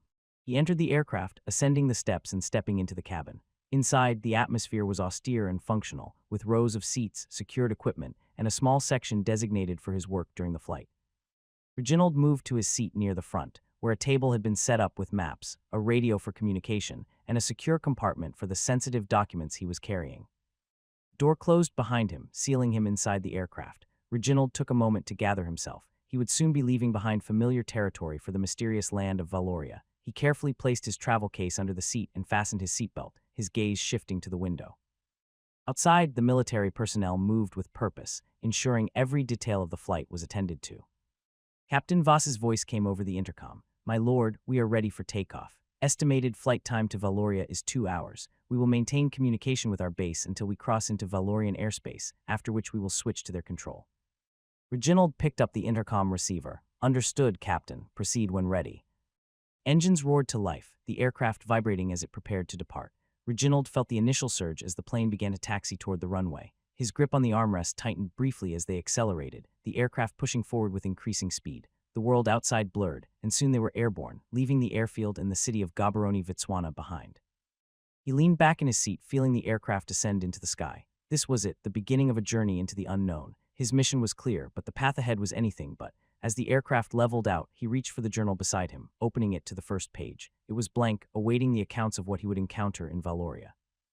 Now all he could do was wait and prepare. He reviewed his notes on Valoria, the brief and vague reports, the scant information they had. He knew what he needed to focus on: their military strength, societal structure, technological advancements, and the enigma of their sudden emergence. Everything had to be observed, recorded, and analyzed. The survival of Trisenberg could depend on it. A soft knock came on the cockpit door. Reginald turned his head as an aide entered, carrying a tray with a cup of tea and a few papers. "My lord," the aide said quietly, placing the tray on the table. "These are the latest weather reports and airspace conditions for our route." Reginald took the papers, glancing over them. Everything seemed in order. "Thank you," he replied. "You may go." The aide nodded and retreated to the back of the cabin. Reginald set the papers aside, reaching for the cup of tea. The warmth of the drink provided a brief comfort, a small solace amid the uncertainty. He took a sip, his eyes returning to the window. Clouds drifted past, obscuring the view below. He knew they were crossing into a realm where every move would be scrutinized. The Valorians would be watching, analyzing his every gesture, every word. He had to be impeccable in his role, neither yielding nor provoking. Diplomacy was a game of balance, and in Valoria the stakes were higher than ever. But he also couldn't help himself but feel excited. As for he was the third person who would see this new nation, Valoria. It's going to be exhilarating. Aircraft began its descent, the clouds parting to reveal the cityscape of Valoria's capital below. Reginald peered through the window, taking in the sight. The city was a blend of old-world architecture and modern structures, its skyline dotted with tall buildings and spires. Roads crisscrossed the landscape, teeming with vehicles that moved in orderly patterns. Captain Voss's voice came over the intercom. "My lord, we are making our final approach to Valoria's capital. Prepare for landing." Reginald secured his seatbelt, his gaze never leaving the window. This was the first real glimpse of the enigmatic nation, and every detail mattered. The aircraft touched down smoothly on the runway, the landing gear rumbling as it made contact with the asphalt. As they taxied to a stop, Reginald noticed the precision of the Valorian airport operations. Each movement of personnel and vehicles appeared coordinated to the second. Aircraft came to a halt near a designated area, where a small welcoming party awaited. Among them stood a woman in a tailored dark suit, her posture dignified yet approachable. She was flanked by a few officials and a group of soldiers, their uniforms crisp and their expressions stern. The door to the aircraft opened, and a flight attendant gestured for Reginald to proceed. He descended the steps, his eyes briefly scanning the surroundings before settling on the woman who stepped forward to greet him. She offered a polite smile, extending her hand. "Lord Reginald, I am Emily Harris, Minister of Foreign Affairs for Valoria. On behalf of our leader, I welcome you to Valoria," she introduced herself. Reginald took her hand, offering a courteous nod. "Minister Harris, it is an honor to be here. I bring greetings from Prince Theodore of the Trisenberg Empire and a hope for constructive dialogue between our nations." Emily nodded, her eyes assessing him with a quiet intensity. "We have arranged transportation to take you to your residence for the duration of your stay. Our leader has requested a private meeting with you tomorrow. Today, you will have some time to acclimate and rest after your journey." "Thank you, Minister Harris," Reginald replied. "I look forward to our discussions." She turned slightly, gesturing towards a sleek black car waiting nearby. "Please follow me." Reginald walked beside her, acutely aware of the soldiers who watched their every move. They reached the car and the driver opened the door. As he settled into the vehicle, Emily took the seat opposite him. The The car door closed with a soft click, and they began to move, departing the airfield and heading towards the heart of the city. Drive was silent for the first few moments, giving Reginald a chance to observe the city up close. Valoria's streets were clean and orderly. The roads were made of asphalt and flanked by well-maintained buildings. People moved along the sidewalks in a calm, orderly fashion, their attire reflecting a culture that valued both function and style. Reginald's eyes darted from one scene to another. There was an air of meticulousness to everything he saw, as if the city itself had been carefully curated to project an image of strength and unity. Even the streetlights seemed to be arranged perfectly. Emily Harris broke the silence. Valoria has undergone significant changes in recent years. We have made great efforts to ensure that our capital reflects the values we hold dear: order, progress, and unity. Reginald nodded, though he kept his thoughts to himself. He was well aware that the image presented to him was likely curated for his benefit. Still, he made a mental note of every detail. "It is an impressive city," he replied. It was indeed an impressive city. A city like this could be seen in the first world nations, especially near their capitals. Indeed, it could rival the grandeur of any first-world capital, Reginald continued, his tone neutral yet probing. He wanted to see how she would respond to this subtle implication that Valoria might have been more advanced than they had previously believed. Emily's smile remained unchanged. Valoria has always been progressive in its approach to development. We have invested heavily in our infrastructure and technology to create an environment where our citizens can thrive.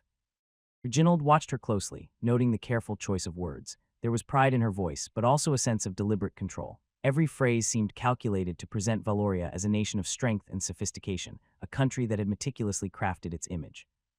As the car continued through the city, they passed through various districts, each showcasing different aspects of Valorian society.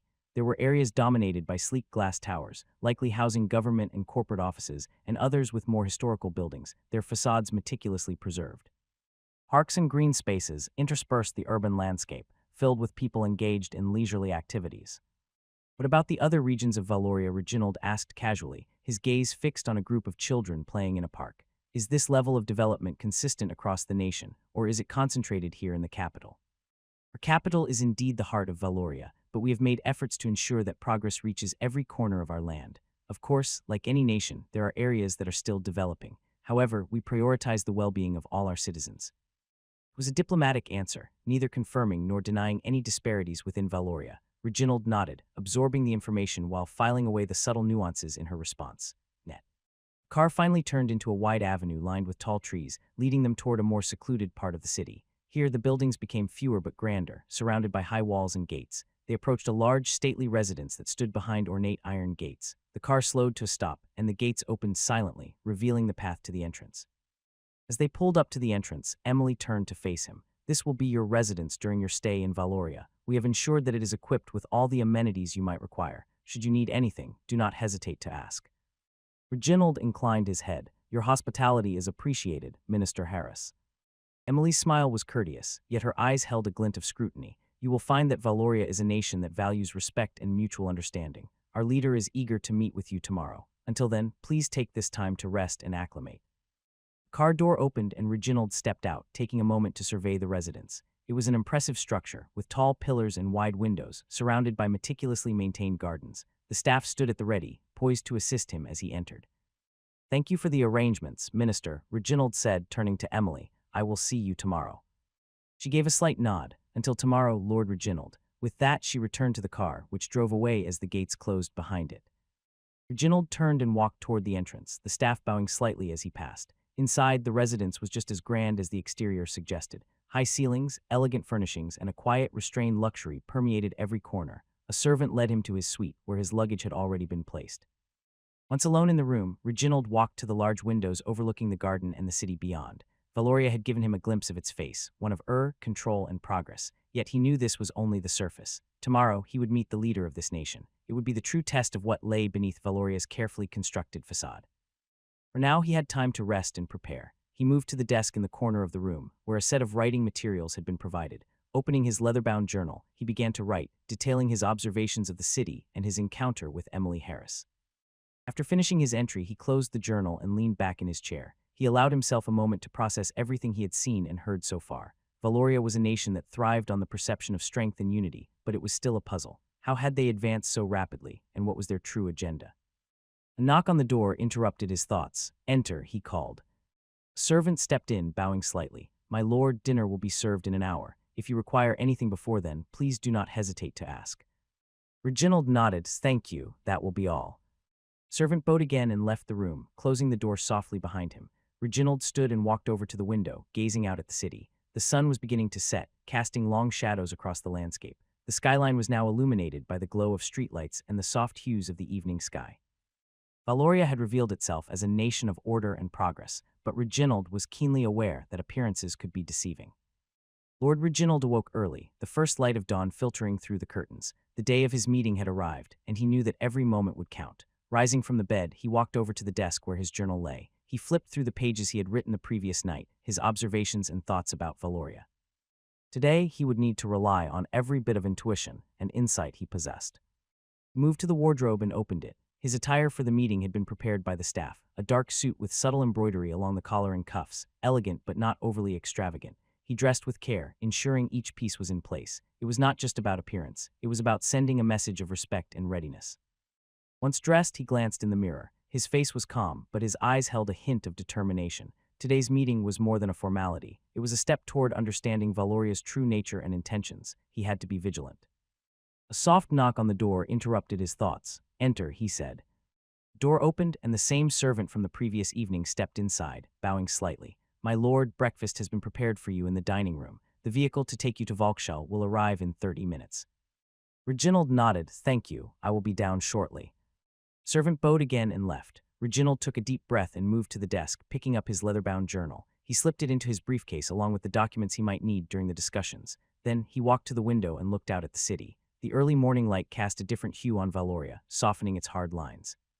Yet even in this serene moment, there was a sense of underlying Turning away from the window, he left the room and made his way to the dining room. Breakfast was laid out, a selection of fruits, pastries, and a pot of tea. The setup was meticulous, just like everything else in Valoria. Reginald took a seat and poured himself a cup of tea, taking a moment to collect his thoughts. He needed to stay sharp, attentive to every word and gesture during his meeting with Emily Harris. He ate quickly but with purpose, knowing that his mind needed to be clear and focused. As he finished, he heard a faint hum of engines from outside. The vehicle had arrived. Setting down his cup, he stood and walked to the entrance of the residence.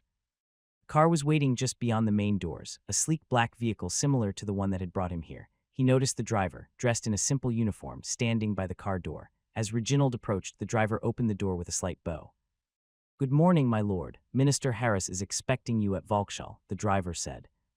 Reginald gave a curt nod and climbed into the back seat. The interior was spacious and understated, designed for comfort without excessive luxury. As the door closed behind him, the car began to move, gliding smoothly through the gates of the residence and onto the main road. Reginald looked out the window as they drove through the city. Valoria was waking up, its streets gradually filling with people and vehicles. Shops opened their doors, and workers went about their tasks. The city's image of order and progress was evident even in the morning routines of its citizens. Yet, Reginald knew there was more beneath the surface, more than what was presented to visitors like him. The drive took them deeper into the city, passing through several districts. Reginald watched closely, noting the architecture, the patterns of movement, and the interactions of people. Eventually, the car turned onto a wide avenue leading toward a grand structure that dominated the skyline Volkshall. It was an imposing building, with a massive dome and neoclassical palaces like the pantheons of the old gods. "It's huge," Reginald exclaimed softly. His mind wondered how they could make such an enormous building. The vehicle slowed to a stop at the base of the steps. Reginald saw Emily Harris standing at the entrance, her posture composed and watchful. She wore a tailored suit, similar to what she had worn the previous day, projecting an air of authority and professionalism. Flanked by several officials and guards, she stepped forward as the car door opened. Reginald emerged from the car, taking a moment to gather himself. He felt the eyes of those around him on every move he made. This was a stage, and every action was being observed and analyzed. Lord Reginald, Emily greeted with a slight nod. "Welcome to Volkshall. I trust your journey was pleasant." "Indeed it was," Reginald replied, matching her formal tone. "The city of Valoria continues to impress." Emily gestured toward the entrance. "Please follow me. The meeting room is prepared, and we have allotted time for our discussions." He followed her up the marble steps, each one resonating slightly as they moved toward the grand entrance. Guards stood at attention on either side, their eyes forward, expressions fixed. Reginald glanced around, taking in the meticulousness with which everything was arranged. It was clear that Valoria took great care in how they presented themselves, not just to their own people, but to outsiders as well. As they entered the building, the temperature dropped noticeably. Inside, the Volkshaw was even more grandiose. A vast foyer greeted them, with a high ceiling adorned with intricate frescoes. Massive chandeliers hung overhead, casting a muted glow over the marble floors and the dark wood paneling that lined the walls. Emily led him through the foyer and into a wide corridor. They passed several rooms with tall, closed doors. The silence in the corridor was almost unnerving, broken only by the soft click of their footsteps. Finally, they approached a set of double doors guarded by 2 soldiers. At Emily's nod, the guard stepped aside and opened the doors, revealing the room beyond. Meeting room was less ostentatious than the rest of the building, but it was no less impressive. A long, polished table dominated the center of the room, surrounded by high-backed chairs. At the far end of the table, a large window provided a sweeping view of the city outside, its buildings stretching out toward the horizon. "Please have a seat," Emily said, indicating a chair near the middle of the table. "We will begin our discussion." Reginald took the seat Emily had indicated, placing his briefcase on the floor beside him. Emily settled into a chair opposite him, laying a folder on the table. "The purpose of today's meeting," Emily began, "is to discuss the establishment of diplomatic ties between Valoria and the Trisenberg Empire." "That is correct." Reginald couldn't help but reflect on how drastically the relationship between their nations had changed. Not long ago, Valoria and Trisenberg had been locked in a proxy conflict, supporting opposing factions in the Kingdom of Zambesi. Now, here they were, discussing the possibility of partnership. "As I have observed while I arrived and had the opportunity to explore your nation, I must say that your country would benefit from partnering with us, as we can open the window for you to the outside world. I assume that we were the first world nation that made contact with you." "Yes, that is correct," Emily confirmed, "aside from the Kingdom of Zambesi, of course." "So your only first diplomatic ties are with a Black Continent nation. That is not a good start, but since it's closer than to your home, I'd say that it is understandable," Reginald continued, choosing his words carefully. "It was convenient to establish a relationship with a country that is closer to us," Emily admitted. "But Valoria is ready to take on the world and introduces itself by starting to make friends with one of the strongest nations." "The strongest nation," Lord Reginald corrected. "At least that's what all they say about Trisenberg." Emily acknowledged his correction with a slight nod. "Indeed, Lord Reginald, Trisenberg has built a reputation as a formidable Valoria seeks to engage with nations that possess both influence and integrity. We believe that through this partnership, we can learn from each other and contribute to global stability." Reginald leaned back slightly, contemplating her words. "Ms. Harris, can you answer my curiosity? Where did you come from? According to our latest data, the place where your nation resides was nothing but the sea." Emily's eyes flickered briefly. "Lord Reginald, I understand your curiosity. However, the details regarding Valoria's origins are classified information." Reginald raised an eyebrow. "Classified? That seems like a rather convenient way to avoid answering a fundamental question." Emily met his gaze calmly. "I assure you, the classification is not meant to avoid transparency, but to maintain the security and sovereignty of Valoria. Our history is complex, and there are aspects of it that we are not yet prepared to disclose. What matters now is our future, and how we proceed from this point onward." Reginald studied her, searching for any hint of evasion or uncertainty. Emily Harris was a seasoned diplomat, revealing only what she intended to. There was a wall there, firm and unyielding. He knew pushing further would likely yield little. "Very well," he said, adopting a neutral tone. "I suppose every nation has its secrets." Reginald decided to push forward with a new line of questioning. Something had been nagging at him since his arrival. He leaned slightly forward, keeping his gaze fixed on Emily. "I hope you won't mind another question, Minister Harris," he began. "Who exactly is your leader, and how is it that you speak Trisenese so fluently? It's a rather curious coincidence." Emily remained composed, though Reginald noticed a brief pause before she replied. "Our leader prefers to maintain a level of anonymity, at least for the time being. What I can tell you is that they are a visionary who has led Valoria through a period of rapid development and change."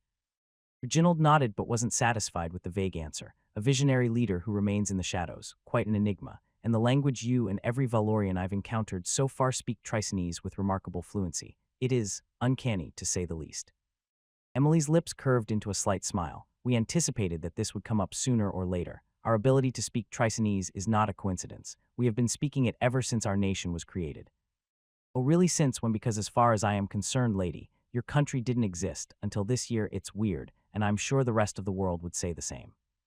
That is not the room for that discussion. Emily's eyes narrowed ever so slightly at Reginald's boldness. For a brief moment, the room's air seemed to thicken, the polite diplomacy giving way to a more charged atmosphere. She held his gaze, her previous warmth replaced with a steely edge. "Not every nation has an up-to-date understanding of global geography. What is known or unknown to the world is often dictated by the narrative set by those in Reginald didn't break eye contact. A narrative interesting choice of words, Minister. Valoria's sudden appearance raises many questions, questions that demand answers if we are to proceed with any meaningful dialogue. You speak of narratives as if this is all a story to be crafted, one that you control. Net. Emily leaned back slightly, her expression unreadable. Every nation has its story, Lord Reginald. Valoria is no different. We do not owe our history or origins to anyone, least of all to satisfy foreign curiosity. Our concern is the future, how we engage with the world moving forward. Reginald felt a surge of frustration. She was deflecting, maneuvering around his questions with the grace of a seasoned diplomat. So Valoria is content with being an enigma, he pressed. You appear out of nowhere, with a leader who prefers anonymity, speaking our language as if it were your own. It's as if your nation was plucked from thin air. This isn't about satisfying curiosity, Minister Harris. It's about understanding who we are dealing with. Emily's eyes hardened. You are dealing with a sovereign nation, Lord Reginald, a nation that has chosen its path, one that does not require validation from Trisenberg or any other. Our leader's anonymity is not a sign of weakness but of strategic foresight. They believe in the strength of Valoria as a collective, not in the glorification of a single figurehead. Reginald leaned forward, his voice lowering. Strategic foresight or strategic concealment, there's a fine line between the two. And forgive me for being blunt, but nations do not simply appear. There are protocols, recognition by other states, integration into the global community. Valoria has bypassed all of that, and yet you expect us to engage with you as equals. Emily's calm demeanor cracked, her gaze now piercing. You misunderstand, Lord Reginald. Valoria does not seek permission to exist. We do not require approval or validation from your empire or any other. We stand as we are, and whether you accept it or not, we will proceed on our terms. Reginald felt his pulse quicken. There was an undercurrent in her words that suggested and resolve, a reminder that Valoria was not a country to be trifled with, but he couldn't let this go so easily.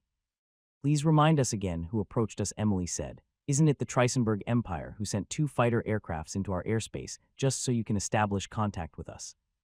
Reginald's voice hardened. That was true, yes, but given the circumstances, can you us a new nation emerges out of nowhere, occupies a strategic position, and refuses to offer a clear account of its origins? Any responsible would have done the same.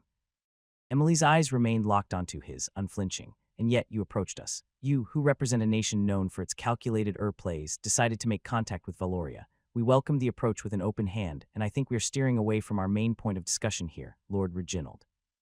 The point is not about Valoria's origins or how we came to be, but rather how we move forward. You initiated this contact because you saw something in Valoria that piqued your empire's interest. Now you are here, so let us talk about the future rather than fixating on the past.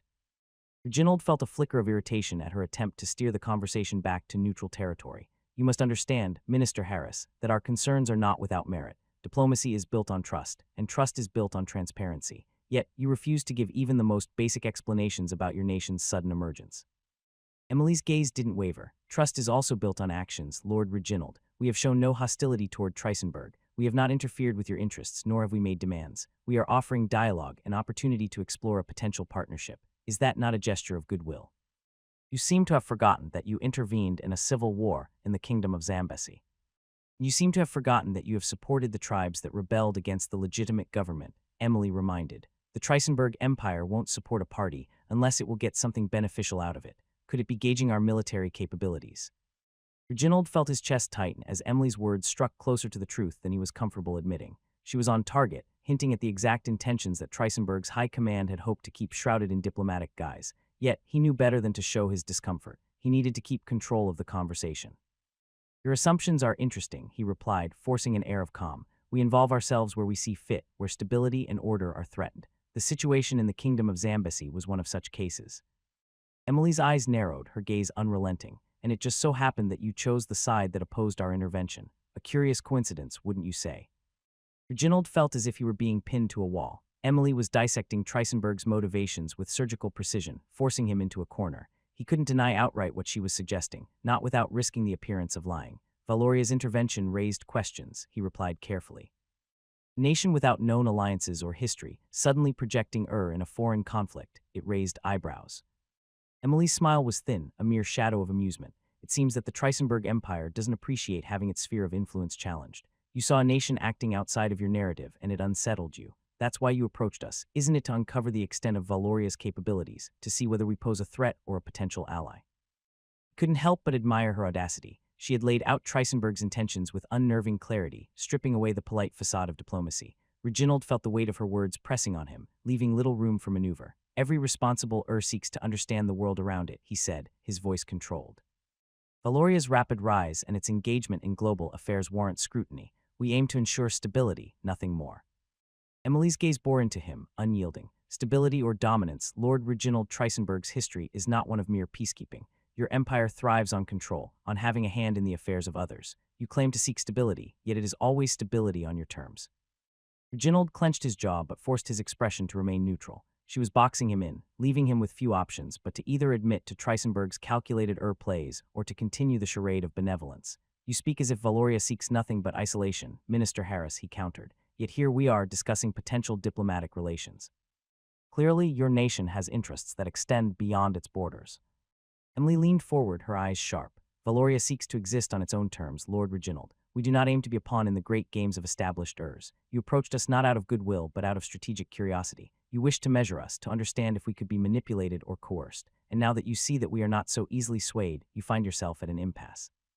Reginald felt the sting of her words. She had laid bare the core of Trisenberg's strategy with a bluntness that left him momentarily off balance. You misunderstand, he said, though the assertion rang hollow even to his own ears. Trisenberg simply aims to secure a stable world order. Emily's expression remained hard. A world order dictated by you. But Valoria does not fit neatly into your plans, and that unsettles you. We are not here to be dissected and catalogued like some unknown entity to be exploited. We are here to assert our place in the world, whether you find that convenient or not. Reginald felt the tension rise, a simmering clash of wills that left no room for compromise. Emily Harris was more than a diplomat. She was a sentinel guarding the secrets and sovereignty of a nation that refused to be anything less than equal. She had backed him into a corner with her insight, making it clear that Valoria saw through Trisenberg's intentions and would not yield an inch. Net. Then you're determined to remain a mystery, he said, the words coming out more clipped than he intended. A that emerges from the shadows, speaking in riddles and offering vague assurances. Emily straightened, her voice steady and firm. We offer clarity where it matters, our actions, our willingness to engage with you, our openness to dialogue. If that is not enough, then perhaps it is not Valoria that is the problem, but the expectations placed upon us by those who seek to define our place in the world. Reginald knew she was right, at least in part. Trisenberg had approached Valoria with an agenda, one based on the assumption that any emerging could be assessed, understood, and if necessary, contained. Yet Valoria had defied those expectations at every turn. They had exposed the very arrogance that lay at the heart of Trisenberg's foreign policy. Then where do we go from here, he asked, his voice carrying a note of resignation. You have made it clear that Valoria will not be coerced or pried open. What is it that you seek from this engagement? Emily leaned back, her gaze never leaving his. We seek a dialogue based on mutual respect, not on veiled threats or attempts at subjugation. We are willing to discuss partnership, trade, cooperation, but it will be as equals, not as an entity that must justify its existence to the Urs that be. Reginald felt cornered, the realization settling over him like a heavy cloak. Emily had turned the tables, shifting the dynamic in a way that left him with few cards to play. He needed to salvage something from this exchange, to not appear as if he had been completely outmaneuvered. Very well, he said, keeping his voice as steady as possible. Trisenberg will consider Valoria's terms, but understand this, trust is not given freely, it must be earned. Emily's eyes softened, though they still held that sharp edge. We understand that all too well, Lord Reginald. Trust is built over time. We are prepared to take those steps, but not at the cost of our sovereignty. He inclined his head slightly, a gesture of acknowledgement if not agreement. Then let us see where this path leads, Minister Harris. Emily nodded. Indeed, let us see. Emily held Reginald's gaze for a moment longer, then glanced at the folder in front of her, closing it with a deliberate motion. I believe we've covered enough ground for now, Lord Reginald, she said calmly. It's clear that both our nations have much to consider. As such, we'll take a short break before proceeding further. Reginald masked his relief with a curt nod, grateful for the pause. He needed time to regroup, to analyze the exchange and figure out how to approach the next part of their dialogue. Emily had cornered him effectively, and he knew he needed to be more careful in how he navigated the conversation moving forward. Emily stood, signaling the end of the current round of discussions. We have prepared refreshments in the adjoining room, she continued. You may take this time to collect your thoughts. I will return shortly.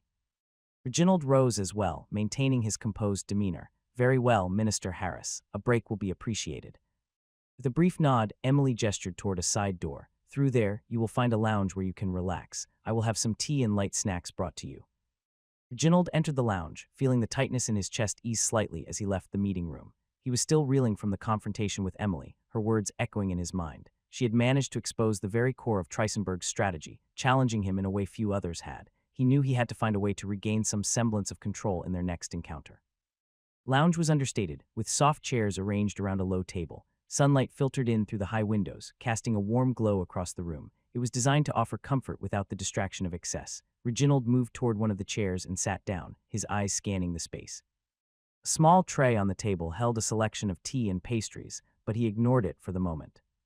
He leaned back, closing his eyes briefly. The conversation with Emily had not gone as he had hoped. She had turned every question back on him, deftly steering the dialogue away from revealing anything significant about Valoria. It was as if every word she spoke was part of a larger game, one where the rules were known only to her. Reginald realized he needed to change his approach, to find a way to navigate this labyrinth she had constructed. A soft knock on the door interrupted his thoughts. One of the Valorian staff members entered, carrying a pot of fresh tea and a set of cups. "Your refreshments, Lord Reginald," the attendant said with a polite nod, setting the tray down on the table before quietly leaving the room.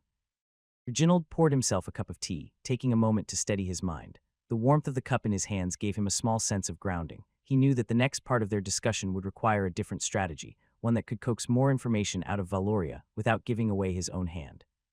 He took a sip, letting the tea soothe him. Emily had made it clear that Valoria would not be bullied or coerced. If he was to make any headway, he would need to present Trisenberg as a partner rather than a threat. That meant finding common ground, something that could benefit both nations without forcing Valoria into a corner.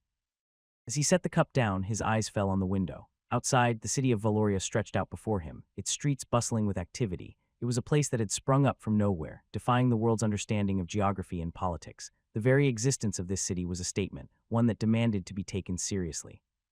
He had to admit there was a certain respect he felt for Valoria's boldness. They had carved out their place in the world with a kind of audacity that Trisenberg had not anticipated, but with that respect came wariness. The unknown was dangerous, especially when it was as shrewd and calculated as Emily Harris.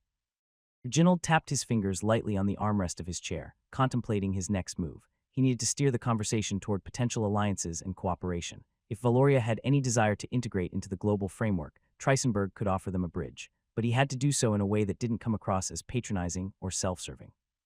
A new line of thought began to form in his mind. Perhaps he could explore Valoria's interests, their long-term goals. If he could understand what they wanted, what they truly aspired to achieve, he might find a way to align their goals with Trisenberg's. The challenge would be in presenting it without appearing manipulative.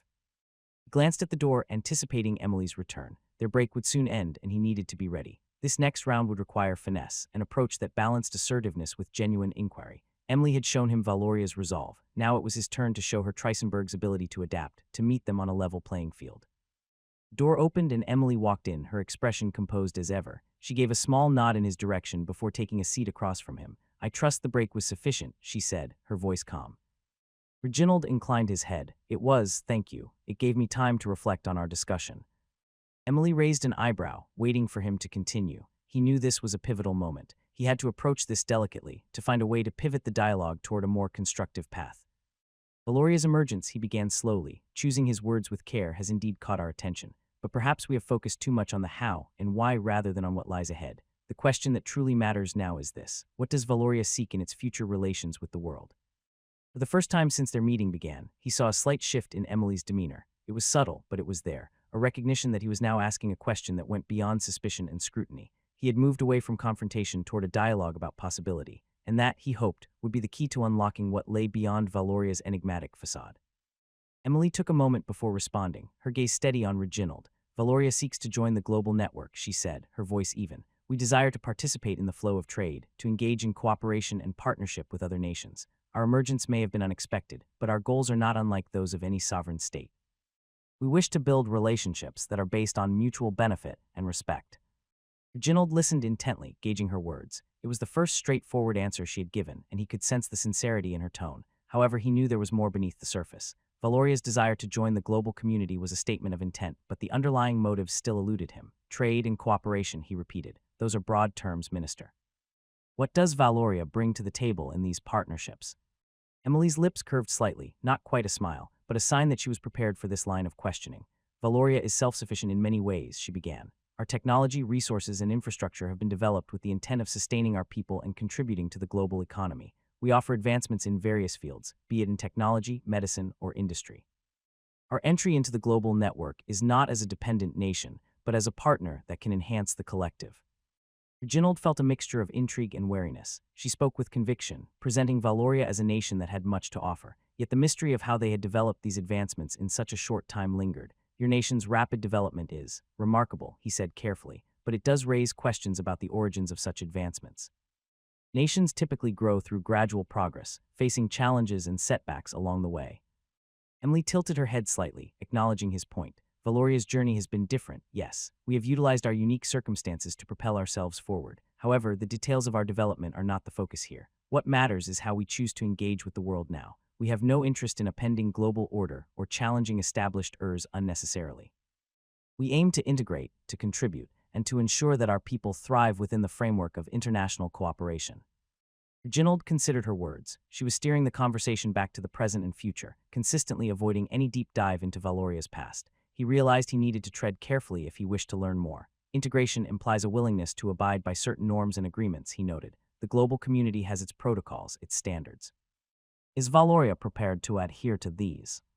Emily met his gaze, her expression calm. We are aware of international standards and protocols, Lord Reginald. We have not emerged to challenge these structures but to work within them, where it is just and equitable. We understand that cooperation comes with responsibilities, and Valoria is prepared to meet those responsibilities. Her words were a subtle assertion that Valoria did not seek to play by different rules, but was also unwilling to be dictated to. It was a stance of readiness to engage without compromising their sovereignty. Reginald found it difficult to pin her down. She offered just enough to imply openness while guarding Valoria's deeper secrets. Your approach seems well considered, he replied and added. Yet global integration is not without its complexities. The balance of the interests of established nations, these are not easily navigated waters. Valoria's sudden entrance will naturally attract scrutiny and skepticism. How does your nation plan to address this, beyond words? Emily leaned forward slightly. By our actions, Lord Reginald, we understand that trust is not built overnight. Valoria will demonstrate through its conduct that we are a nation committed to peace, stability, and cooperation. We will engage in trade agreements, contribute to international forums, and participate in global initiatives. These are not just words, they are the blueprint of our foreign policy. Reginald studied her, noting the unwavering confidence in her demeanor. Valoria had indeed laid out a clear desire for engagement, but he could sense the underlying strategy. They were stepping onto the world stage not as a fledgling state seeking guidance, but as a demanding recognition on its own terms. Emily was crafting Valoria's image as a nation of equal standing, one that would neither be swayed by coercion nor act recklessly. Then we shall see how Valoria's blueprint unfolds, Reginald said finally. Trisenberg will watch with keen interest, and if your actions align with your words, perhaps there is a path forward that benefits us both. Emily nodded, accepting his words without triumph. That is all we ask, Lord Reginald, an opportunity to prove our intent. The global network is vast, with room for those who wish to contribute positively. Valoria intends to be such a contributor. There was a pause, the conversation settling into a quieter intensity. Both of them knew the stakes. Emily had presented Valoria's ambitions not as a demand, but as a statement of purpose. Reginald had been given enough to mull over, to carry back to his superiors. It was a delicate dance, one where neither side had fully revealed its hand, yet both had acknowledged the need to coexist in the world that lay ahead. Emily stepped into the quiet room where Julianne waited, her friend already seated at a small round table. The room was cozy, with soft chairs and warm lighting casting a gentle glow on the space. A delicate porcelain tea set was arranged neatly on the table, accompanied by an assortment of sweets, macarons, tiny cakes, and fruit tarts. Julianne was sipping from her cup, her usual calm demeanor present as always. She glanced up as Emily approached, offering a welcoming smile that made it clear this was a break from the more formal setting of diplomatic talks. Emily, Julianne greeted, setting her cup down with a soft clink. I trust your meeting with Lord Reginald went as expected. Emily eased into the chair across from her, allowing herself a moment to relax. As expected, and then some, she replied, a hint of amusement in her voice. He was more prepared than I anticipated, but still predictable. Julianne arched an eyebrow as she reached for a small cake, taking a bite before asking, how so? Kept pushing for information on our origins, Emily explained, pouring herself a cup of tea. The fragrant steam rose in delicate spirals, carrying the scent of chamomile. It's obvious they want to understand our and where it comes from, but I turned it around on him, made it clear that Valoria's focus is on the future, on trade and partnerships. He couldn't quite get past that. Julianne nodded, understanding. It's a classic move. They want to know if we're a threat or a potential ally. His strategy is transparent, but I have to give him credit for persistence. Indeed, Emily agreed, taking a sip of her tea, but he didn't get what he wanted. I kept the conversation on Valoria's goals and our readiness to engage with the world. He seemed frustrated by the end, though he tried not to show it.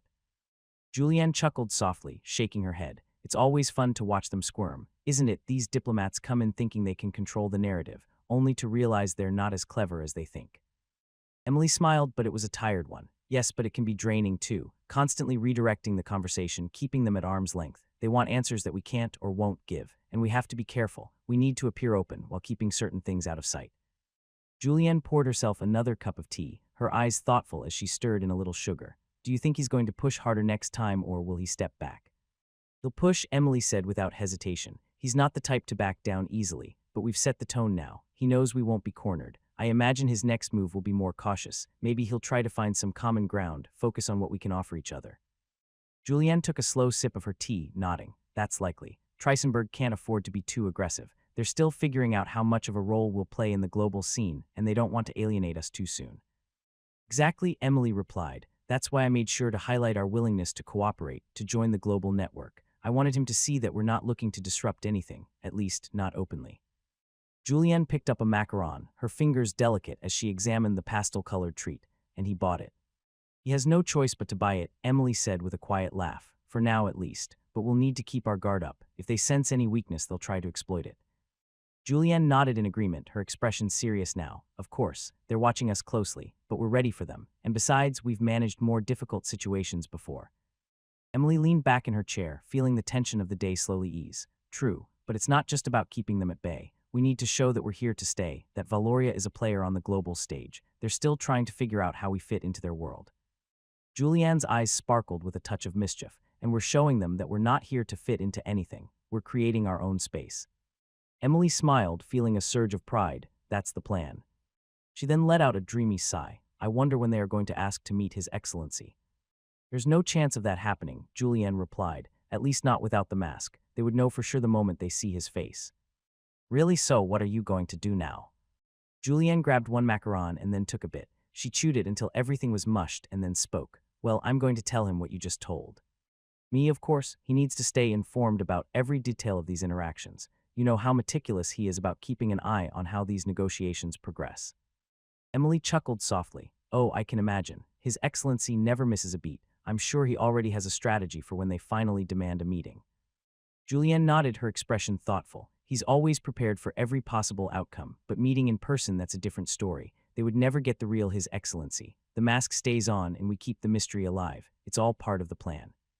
Emily swirled her tea, watching the ripples move across the surface. It's brilliant, really. The more they can't figure us out, the more cautious they become. It keeps us one step ahead. Julienne took another bite of her macaron, savoring it for a moment before replying. Exactly. They think they're gathering intelligence, but all they're really doing is chasing shadows. And by the time they realize that, we'll already be too deeply embedded in the global system for them to stop us.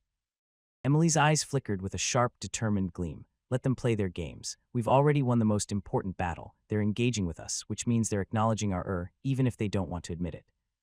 Right, Julienne said, her tone matter-of-fact. The second they opened the door to negotiation, they gave us a seat at the table. Now it's just a matter of making sure we stay there. Comfortable silence settled between them as they continued to sip their tea, both lost in their own thoughts. The friendship between them was more than just personal, it was strategic. They both understood the stakes, and they both knew that the future of Valoria depended on how well they could navigate the murky waters of diplomacy. This is it for now, Emily said, setting down the cup of her tea. I will have to make the unexciting part of the day productive. Emily sighed. There's a pile of documents on my desk that need my attention. Julienne smiled knowingly, leaning back in her chair. The endless sea of forms and reports, I presume diplomatic correspondence, trade agreements, logistical plans. Exactly, Emily said, shaking her head. I need to review the economic cooperation drafts with 3 potential partners, make sure everything aligns with Valoria's interests before they reach His Excellency's desk. Then there's the follow-up on the infrastructure projects. Those reports need to be compiled and sent to the engineering teams. And I still have to go through the security clearance forms for the new personnel we're bringing in for the next phase of development. Julienne let out a small laugh. Ah yes, the glamorous side of It's not all tea and strategic discussions, is it?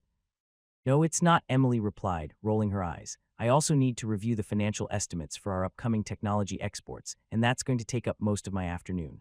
I can't overlook any detail, especially since we're dealing with some of our most important resources. One mistake in the numbers, and we could lose leverage during the trade talks. Sounds like you'll be drowning in paperwork all day, Julienne said, her tone sympathetic but amused.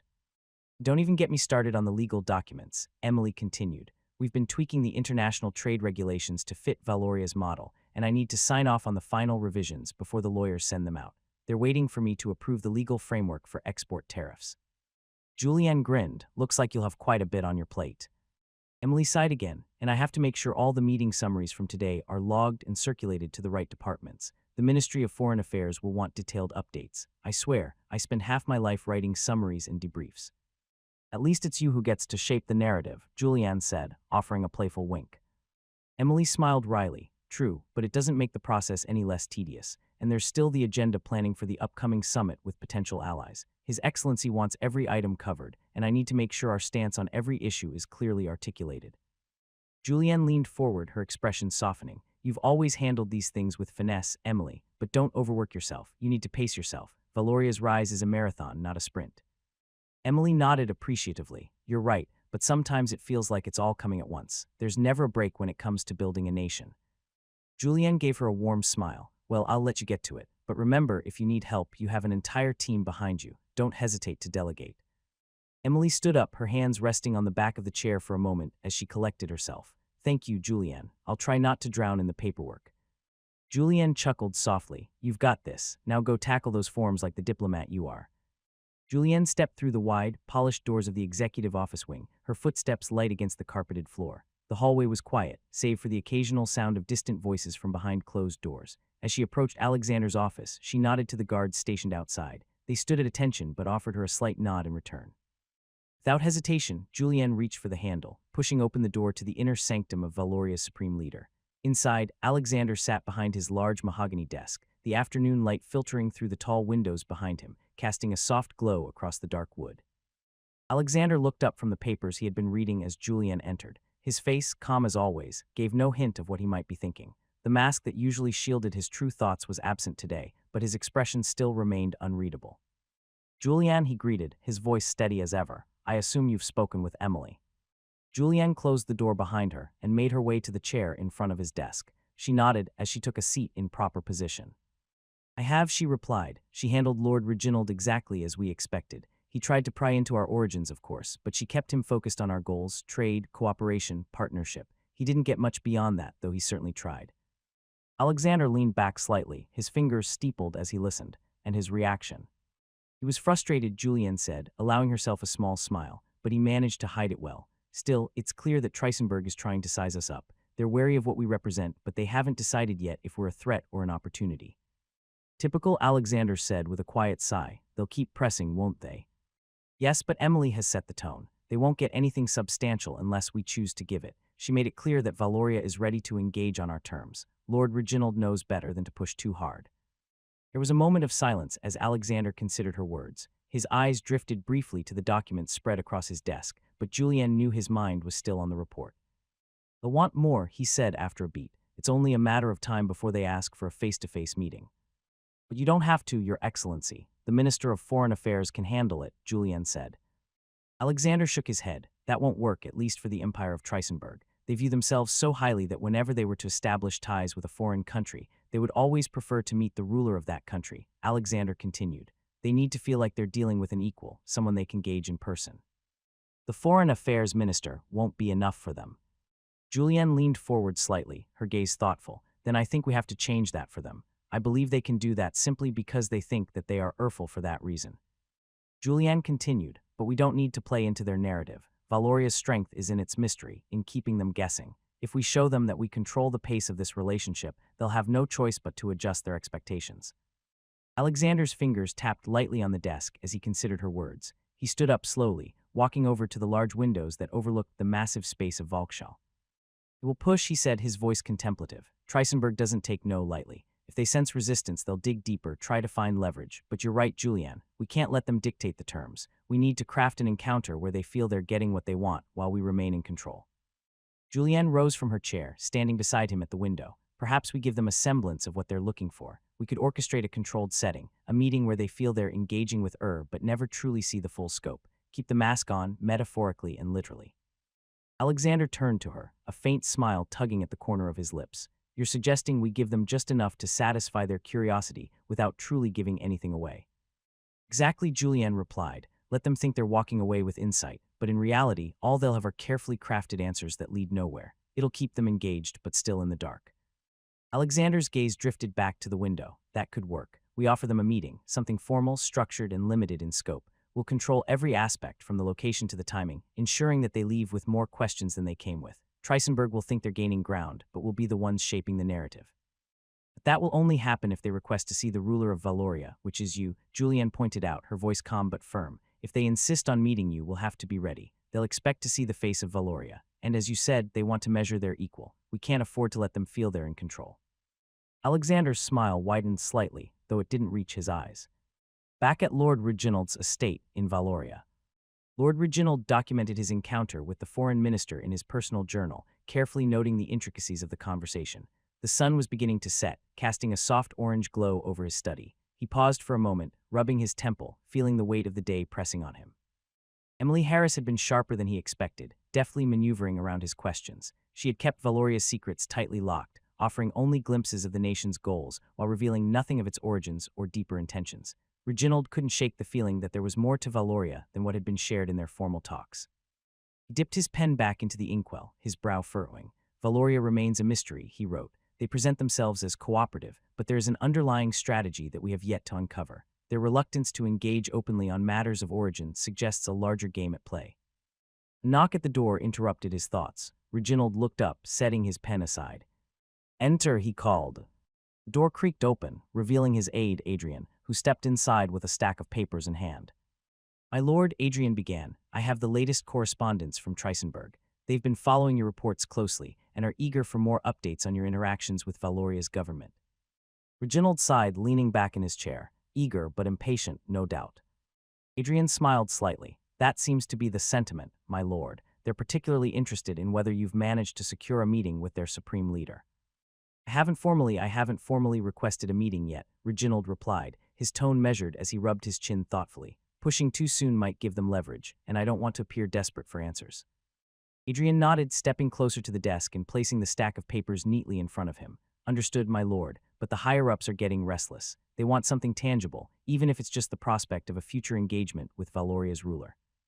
Reginald let out a slow breath, his eyes narrowing as he considered his options. "They don't understand the complexity of this situation. Valoria thrives on ambiguity, on keeping us guessing. If we rush, they'll close ranks even further. But if we take our time, show patience, we might eventually gain the upper hand."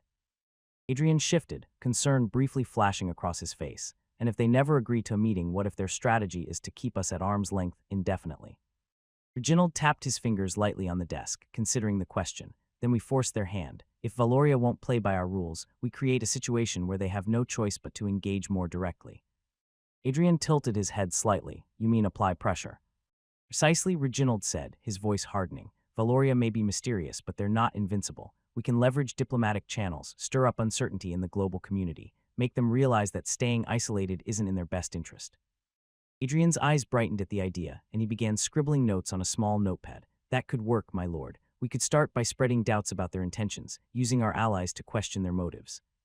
Reginald stood up from his chair, walking over to the large window that overlooked his estate's well-kept grounds. "We need to tread carefully, Adrian. Valoria has shown they are not easily manipulated, but they also cannot afford to be seen as unwilling to cooperate." Adrian remained quiet for a moment, watching his lord with steady attention. "Shall I begin drafting the necessary communications to our allies?" Reginald nodded slowly. "Do it, but keep it subtle. We don't want Valoria to catch wind of this too soon. Let's plant the seeds of doubt and watch how they react." Adrian bowed slightly before leaving the room to carry out his orders. As the door clicked shut behind him, Reginald turned back to his desk, his eyes falling once more on the journal he had been writing in. A day later, Lord Reginald stood by his desk, staring out at the rolling grounds of his estate as the sun dipped lower, casting long shadows across the manicured lawns. The air in the room felt thick with the weight of his next decision. His fingers drummed lightly against the wood, a habit he picked up during moments of deep thought. Adrian's suggestion still lingered in his mind: apply pressure. But now was not the time for overt force. He turned slowly and moved back to his desk, where a blank sheet of fine parchment waited in front of him. His fountain pen rested beside it, poised for action. It was time to make his next move. If Valoria continued to evade a formal meeting with their ruler, Trisenberg would lose the upper hand in this diplomatic chess game. A direct approach was now required. Sitting down, Reginald dipped the pen into the inkwell, watching as the dark liquid clung to the nib. Then, with a precise hand, he began writing. To the esteemed government of Valoria. After our recent and fruitful discussions with your Minister of Foreign Affairs, it is clear that both of our nations are entering a crucial moment in our relations. Trisenberg deeply respects Valoria's position on matters of trade, cooperation, and partnership. However, as a nation that prides itself on transparency and direct leadership, we feel it is essential to further these conversations at the highest level possible. It is for this reason that we formally request a face-to-face meeting with the ruler of Valoria. Our intention is to engage in meaningful dialogue that will benefit both our nations and solidify a long-lasting and prosperous relationship. We believe that such a meeting would not only cement the mutual respect between our nations, but also provide the necessary clarity and understanding that can only be achieved through direct, personal interaction. We await your response with great anticipation and hope that this proposal will be met with the same spirit of openness and cooperation that Valoria has displayed thus far. With sincere regards, Lord Reginald Ashworth, Envoy of Trisenberg. He paused after signing the letter, scanning its contents. The language was diplomatic, carefully neutral, and yet firm enough to signal that Trisenberg was expecting an engagement. There was no room for Valoria to retreat into further evasiveness. If they refused, it would send a clear message to the global community that they were unwilling to meet as equals. Reginald folded the parchment carefully, sealing it with a precise drop of wax and the stamp of his personal crest. He summoned Adrian with a brief knock on the desk. Moments later, Adrian stepped into the room, his eyes falling on the sealed letter. "Is this the formal request?" my lord, Adrian asked. "It is," Reginald replied, holding the letter out to him. "Make sure it is delivered directly to Valoria's Foreign Office with no delays, and I expect a swift response." Adrian bowed slightly, taking the letter with both hands. "I'll see to it immediately." Adrian made his way out of the residence, and then to the diplomatic vehicle, where he ordered the drive to take him to the Ministry of Foreign Affairs headquarters. The diplomatic vehicle weaved through the bustling streets of Valoria, heading toward the Ministry of Foreign Affairs. Adrian sat in silence, the sealed letter resting on his lap as he watched the cityscape roll by.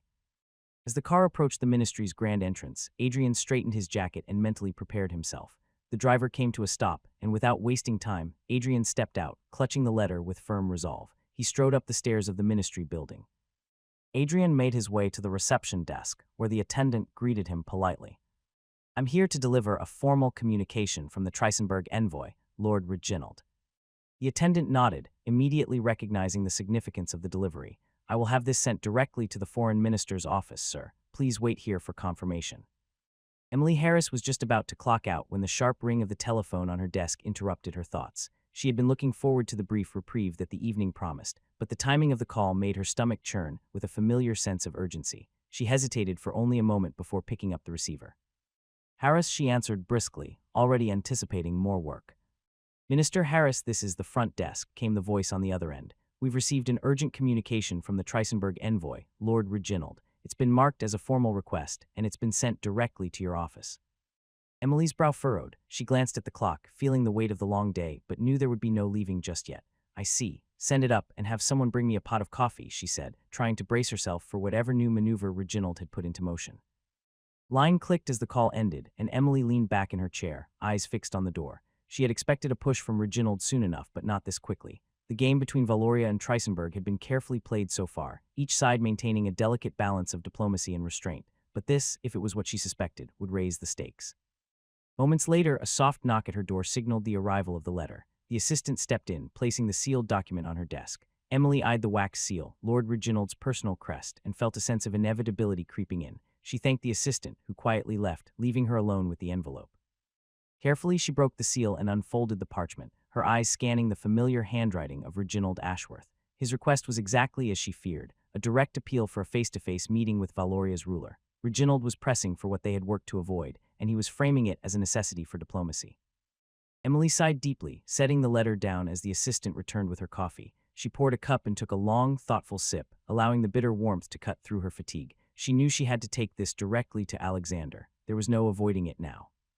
Grabbing the letter, Emily dialed a number she knew by heart, her fingers moving instinctively over the keypad. The phone rang twice before Julianne's familiar voice came through on the other end. "Julianne here," she answered. "Julianne, it's Emily," she began, her voice carrying the seriousness of the situation. "We've received an official request from Trisenberg. They want to meet His Excellency formally in person." There was a brief pause on the other end as Julianne processed the news. "I expected they'd push for it eventually, but this soon." "Yes," Emily replied, glancing down at the letter once more. "Reginald's letter is diplomatic, but it's clear that they view this as a critical step forward. They're framing it as essential to cementing the relationship between our nations."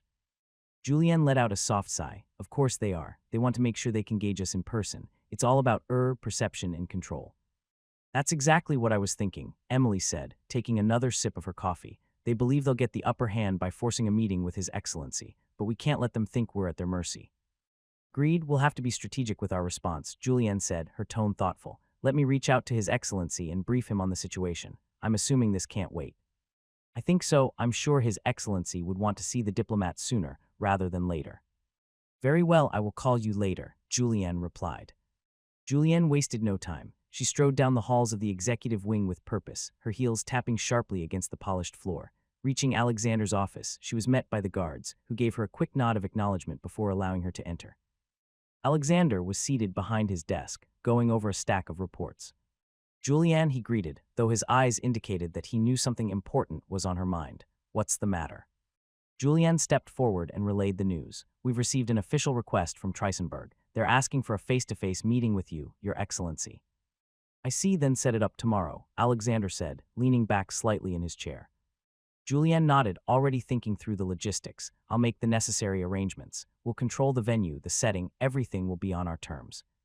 Good, Alexander replied. Trisenberg will try to assert dominance in this meeting. We must show them that while we're open to diplomacy, we are not to be underestimated or manipulated.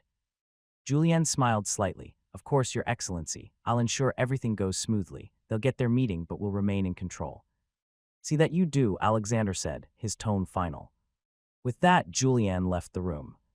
Following morning, Lord Reginald sat at his desk, the familiar landscape of his estate bathed in the soft morning light. He tapped his fingers rhythmically on the polished wood, his mind focused on the upcoming diplomatic maneuvers. The formal request he had sent to Valoria was a gamble, one he hoped would shift the balance in Trisenberg's favor. A knock on the door interrupted his thoughts. Enter, Reginald called, turning in his chair to face the door. Adrian stepped in, carrying a letter sealed with the Valorian crest. His expression was carefully composed, but Reginald could sense the importance of the message he carried. Adrian crossed the room swiftly and placed the letter on the desk. My lord, the response from Valoria has arrived, Adrian said. Reginald nodded and gestured for Adrian to leave, his eyes already fixed on the seal. Once alone, he reached for his letter opener and carefully broke the wax. The parchment inside was smooth, the writing elegant and direct. To Lord Reginald Huxley. The esteemed government of Valoria has reviewed your request, and His Excellency is prepared to grant an audience. The meeting has been scheduled for tomorrow at a designated location within Volkschall, and we trust that this will allow for a productive and forthright discussion. We look forward to furthering the relationship between our two nations. Yours respectfully, Julianne Carter, Chief of Staff to His Excellency, Supreme Leader of Valoria. Reginald read the letter twice, his mind already shifting to the preparations needed for this meeting. Valoria had agreed, and now the real test would begin. He leaned back in his chair, his eyes scanning the text once more, parsing every word for meaning. The meeting would take place tomorrow. That alone told him they intended to control the encounter from the outset, but it was a step forward. They were willing to engage, and that was enough to set his plans in motion. After a brief moment of reflection, Reginald called for Adrian again. Prepare for travel, Reginald said the moment Adrian reappeared. Adrian nodded, already anticipating the next set of instructions. Shall I notify the team? Yes, and ensure the diplomatic party is briefed. We need to be at our sharpest. Valoria has finally opened the door, but will need to step carefully. Understood, my lord, Adrian said before leaving the room. A day later, Lord Reginald found himself standing at the foot of Volkschall, the grand structure looming over him with a majesty he hadn't fully anticipated. Despite all his diplomatic travels, all the architectural wonders he had witnessed throughout the world, nothing had quite prepared him for the sheer scale of the Valorian seat of He took a moment to absorb the scene in front of him. The Volkschall towered above him, an enormous dome crowned the building, its curvature dwarfing even the grand royal palace of Trisenberg. It was a structure that seemed to defy human limitations, built to evoke awe and, more importantly, dominance. Every stone, every column seemed designed not only to inspire but to intimidate. Good heavens, Reginald muttered under his breath as his eyes traveled up the immense columns that framed the entrance. The royal palace of Trisenberg, with its ornate design and regal splendor, was significant in its own right, but this was another level entirely. Standing in the shadow of Volkschall, the palace back home suddenly seemed small. Adrian, standing at Reginald's side, remained silent but shared the same look of wonder. It's unlike anything we've seen, Adrian finally whispered, his voice barely audible. Reginald nodded, still processing the sheer magnitude of it all. They certainly know how to send a message. As they approached the massive entrance, the ornate doors swung open with a quiet, well-oiled efficiency. a small delegation awaited them at the threshold, led by a sharply dressed Valorian official who extended a polite but measured smile. Lord Reginald Huxley, welcome to Volkshall, the official greeted, bowing slightly. His Excellency is expecting you. Please follow me. Reginald took a deep breath, adjusting his coat. This was the moment he had been preparing for, and while the grandiosity of the Volkshall was designed to unsettle, he could not allow himself to be rattled. Trisenberg was still a formidable nation, and this was merely a show of Valoria's strength. Finally, they were led into an antechamber, where they were told to wait momentarily before being brought into the presence of His Excellency. Lord Reginald, the official, spoke smoothly. His Excellency is ready to see you now. Please follow me. Reginald squared his shoulders, casting a brief glance at Adrian before nodding to the official. Lead the way. They walked down a long corridor, each step echoing slightly in the vast space. The walls were lined with portraits of past Valorian rulers, each one gazing imperiously down at those who passed. The path led them to an imposing set of double doors, guarded by two stone-faced soldiers in ceremonial garb. Without a word, they opened the doors, revealing the inner sanctum of Valoria's supreme leader. The room was vast, yet despite its size, it held a sense of intimacy due to the low lighting and strategic arrangement of the furniture. At the far end of the room, seated behind a massive, meticulously crafted desk, was His Excellency. Lord Reginald tilted his head to the side, momentarily taken aback by the sight before him. The ruler of Valoria, seated behind the grand desk, was far younger than he had anticipated. His mental image of a seasoned leader in his 60s or 70s was instantly shattered by the reality before him. The figure of appeared to be in his late 20s or early 30s, his posture commanding despite his youthful appearance. So young, Reginald couldn't suppress the thought. And what's with the mask? He couldn't quite fathom the need for it. Lord Reginald Huxley, the masked ruler, spoke, his tone smooth and composed, but with a resonance that stirred something deep within Reginald's memory. It is a pleasure to finally meet you in person. Voice was familiar, unsettlingly so. Reginald's mind immediately began sifting through past encounters, trying to place where he might have heard it before. He couldn't pinpoint the exact moment, but there was no doubt it struck a chord. He had heard this voice somewhere, but the masked figure in front of him didn't match any of the faces that came to mind. It is an honor, Your Excellency, Reginald replied, keeping his tone steady despite the unease that rippled through him. His diplomatic instincts kicked in as he suppressed any outward signs of discomfort. The ruler of Valoria gestured for him to sit. I trust the journey to Volkshall was not too burdensome. Your city is remarkable, Reginald said as he sat, choosing his words carefully, a testament to Valoria's strength and grandeur. Supreme Leader inclined his head slightly, as if acknowledging the compliment but not lingering on it. We have much to discuss, Lord Reginald, he continued, the familiarity tugging once more at Reginald's thoughts. I understand that Trisenberg is eager to establish a partnership, one that promises mutual benefit. Reginald nodded, adjusting his posture to lean slightly forward. Indeed, Your Excellency. We believe that our two nations, through cooperation, can achieve a balance of that benefits us both, especially in these uncertain times. Trisenberg has much to offer in terms of resources and expertise, and I am confident Valoria will see the value in aligning our interests. Ruler's masked face remained unreadable, but his voice carried a subtle edge. And yet, does not simply balance, Lord Reginald. It shifts, it demands. Valoria does not seek to share but to secure its future in a way that ensures its dominion. Reginald was momentarily taken aback by the directness of the statement. There was no attempt to soften the intent. Valoria didn't view this as a partnership of equals, but as an opportunity to consolidate its strength. It's an idealistic view, Your Excellency, but I have to remind you that you are a nation that popped out of nowhere.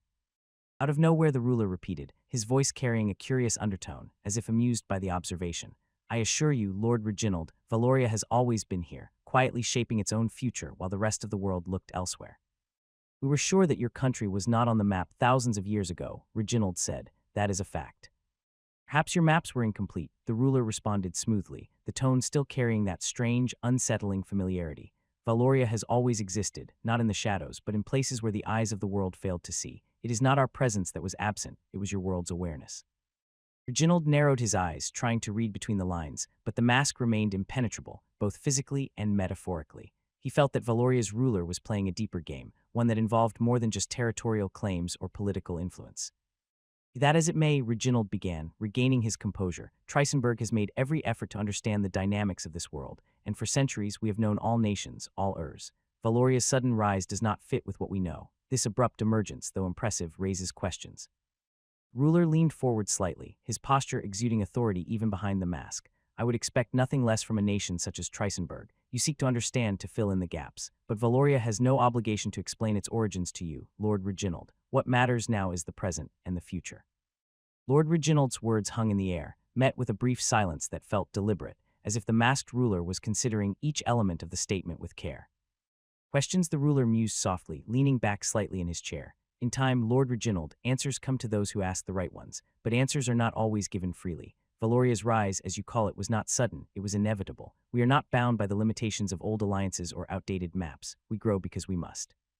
We act because we can. Reginald held the ruler's gaze, despite the mask obscuring any real sense of emotion. He sensed the challenge behind those words, a subtle declaration of independence that carried with it an implicit warning. You speak of inevitability, but I wonder, Reginald said, his voice calm but firm. In this world, nothing is truly inevitable. There are choices, consequences, and balances of Trisenberg seeks cooperation, but we do not turn a blind eye to ambition.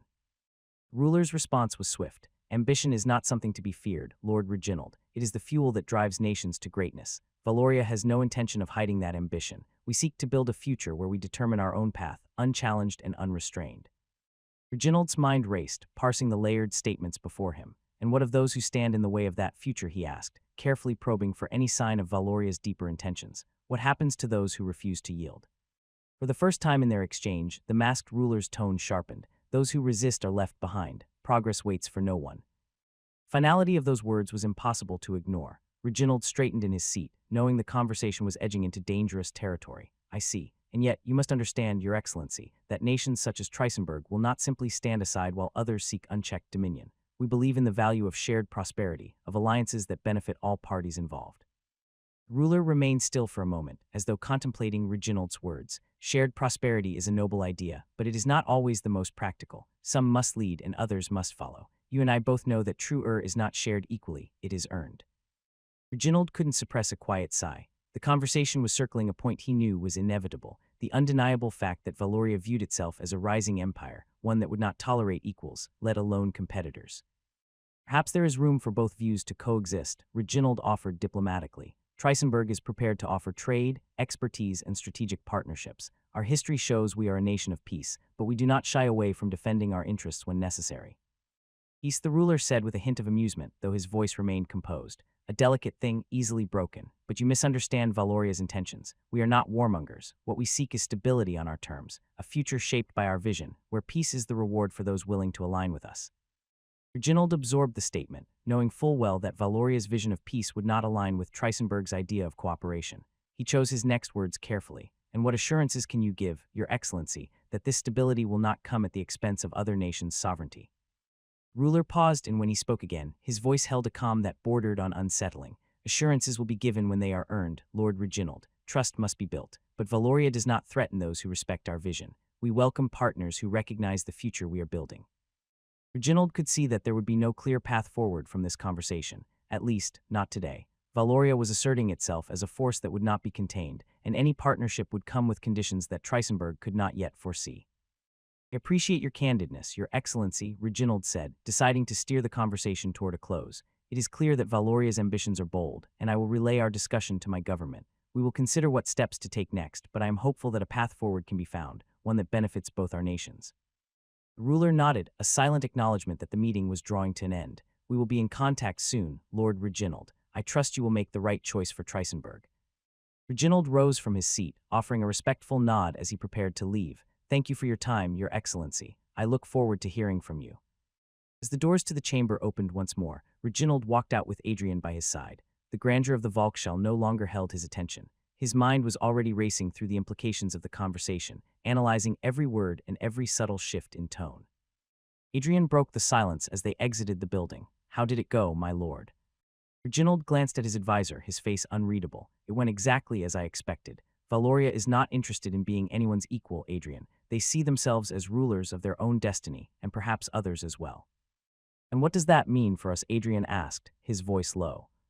It means, Reginald replied, his gaze focused on the horizon, that Trisenberg must prepare for a world where Valoria will not settle for anything less than dominance. Ride back to the residence felt longer than usual, and despite the luxury of the interior of the vehicle, Lord Reginald found little comfort in it.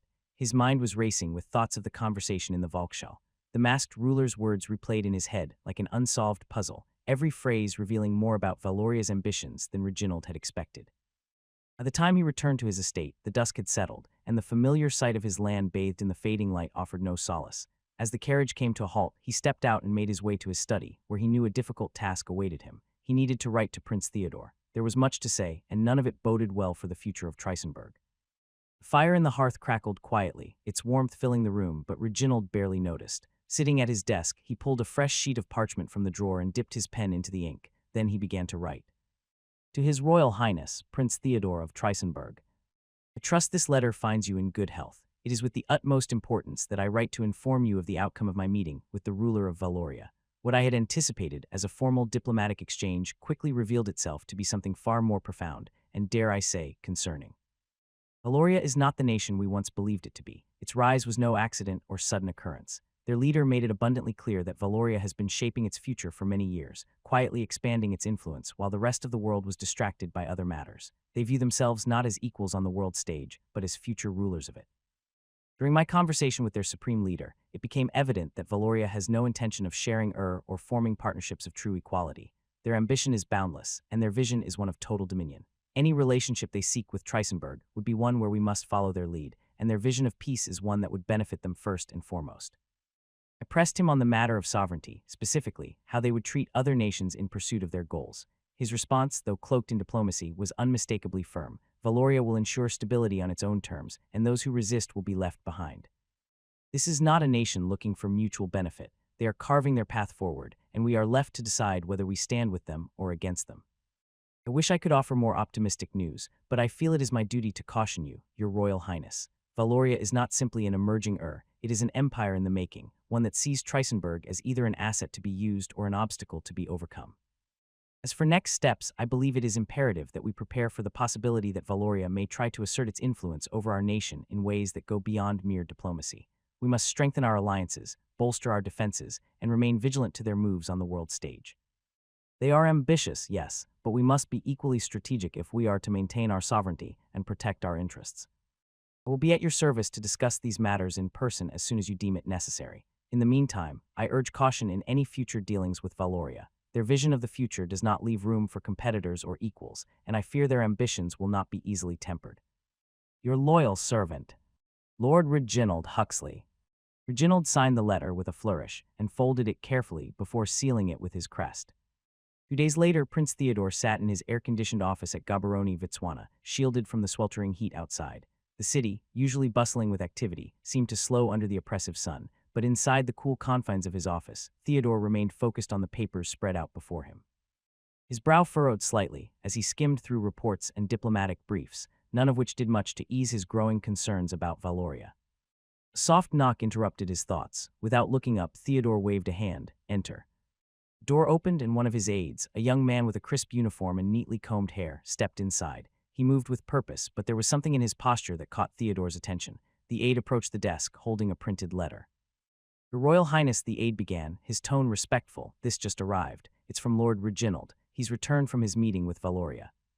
Theodore glanced up, immediately sensing the importance of the message. He gestured for the letter, and the aide handed it over with both hands. The prince unfolded it, the creases still fresh, and began to read. His eyes moved quickly over Lord Reginald's familiar handwriting, but the more he read, the more his expression darkened. The aide remained silent, waiting patiently. Theodore's fingers tightened slightly on the edges of the letter as he reached the final lines, detailing Valoria's unyielding ambition and thinly veiled threats. He placed the letter on his desk, exhaling slowly, his mind racing with thoughts of what this meant for Trisenberg and for the world.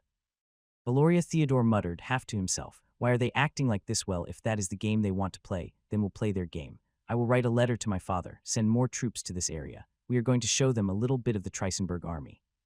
Prince Theodore sat down at his desk, the decision already forming in his mind. His fingers tapped lightly on the surface of the desk as he considered the wording for his letter. It had to be direct, clear, and leave no room for misinterpretation. Valoria's unchecked ambition could not be met with mere words. It needed a show of strength. The Trisenberg Empire would not be intimidated. Pulling a fresh sheet of parchment from his drawer, Theodore dipped his pen into the inkwell and began to write.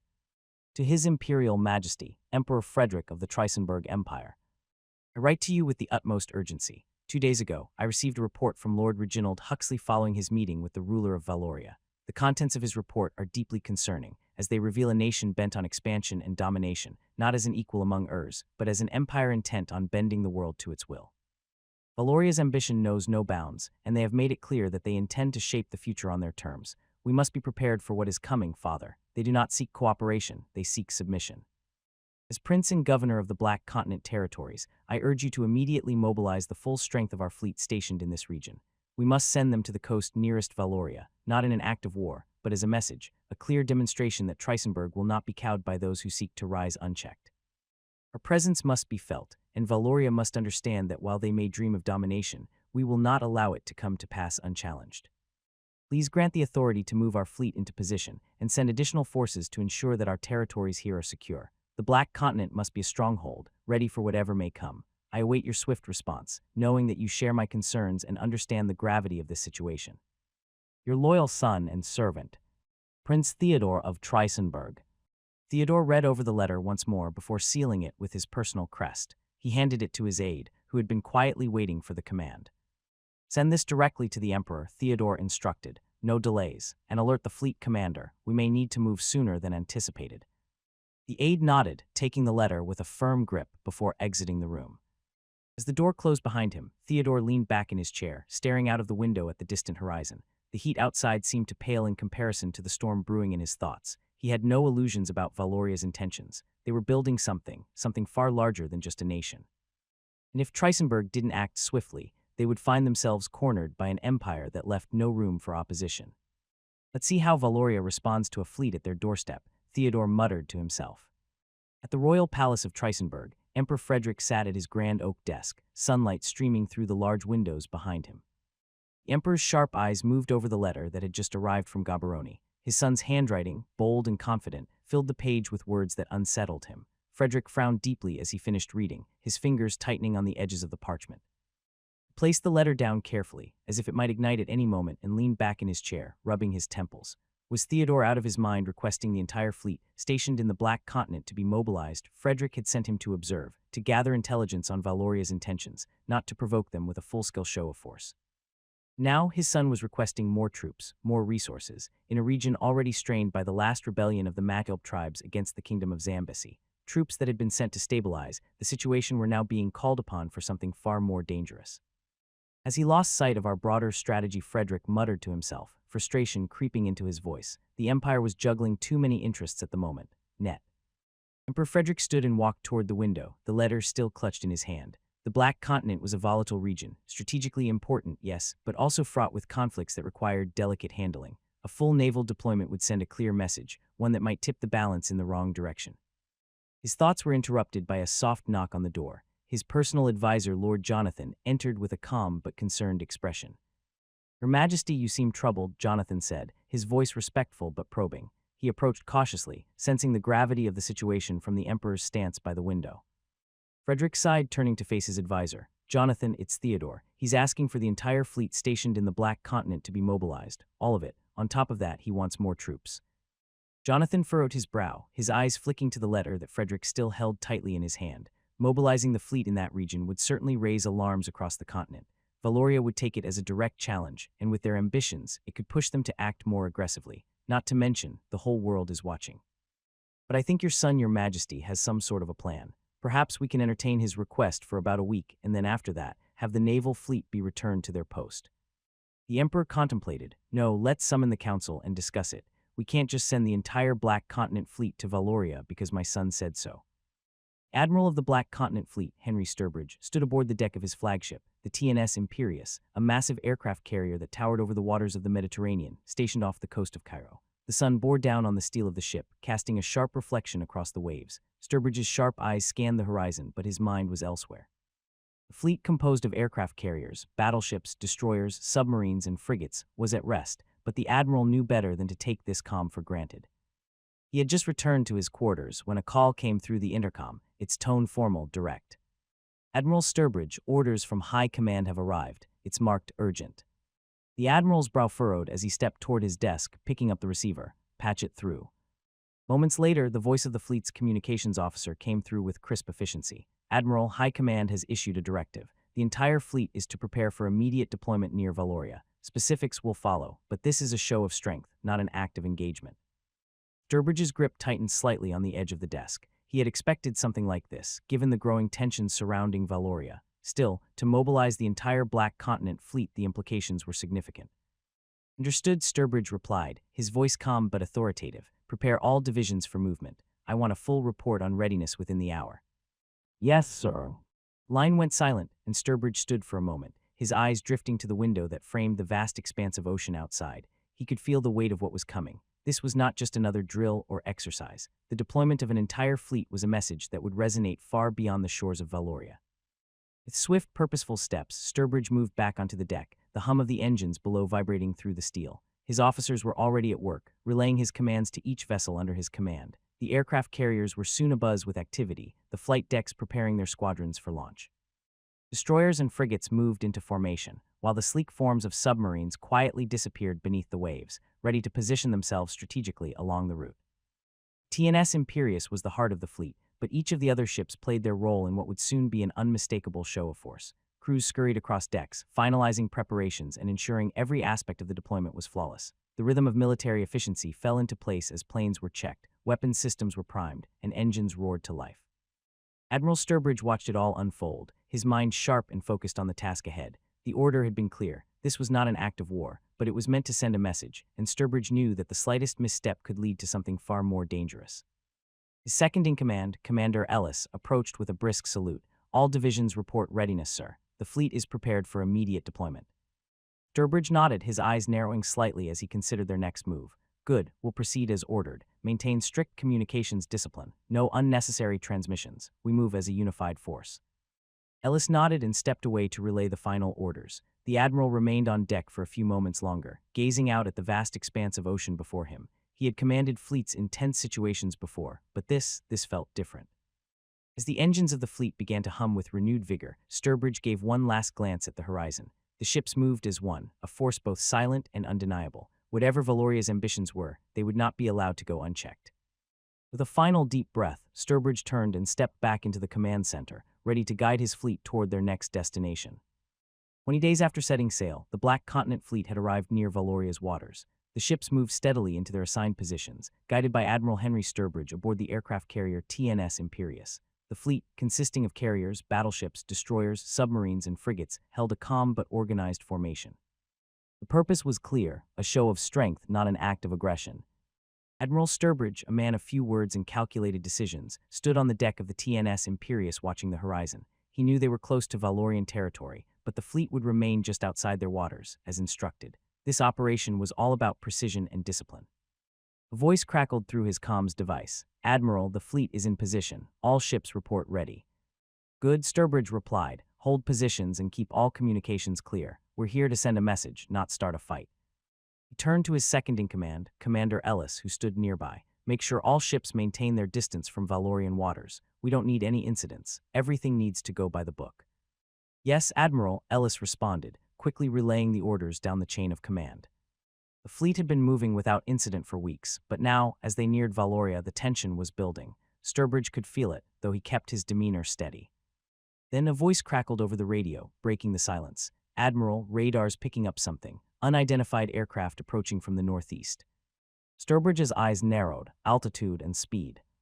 Low altitude, moderate speed, sir, came the response, not a commercial flight pattern. Without a word, Sturbridge grabbed his binoculars and strode to the edge of the deck. His experienced eyes scanned the sky, searching for any sign of movement. After a few moments, he spotted it, small at first, a distant speck in the sky, but it was unmistakably approaching. Valorian insignia came into focus as the aircraft drew closer, flying just outside the fleet's airspace but making its presence known. Sturbridge lowered his binoculars and handed them to Commander Ellis. Valorian aircraft, Sturbridge said, his voice calm but firm. They're watching us closely. Ellis nodded, peering through the binoculars. What are your orders, Admiral? Hold our position. Don't engage, Sturbridge replied. Send a message to the fleet. Maintain radar lock, but no one makes a move unless I give the order. As Ellis moved to relay the instructions, Sturbridge remained on the deck, his eyes following the aircraft as it circled overhead. The Valorian plane made a wide arc around the fleet before heading back in the direction it came from, but Sturbridge knew this was just the beginning. They're testing us, Ellis said as he returned, seeing how we'll react.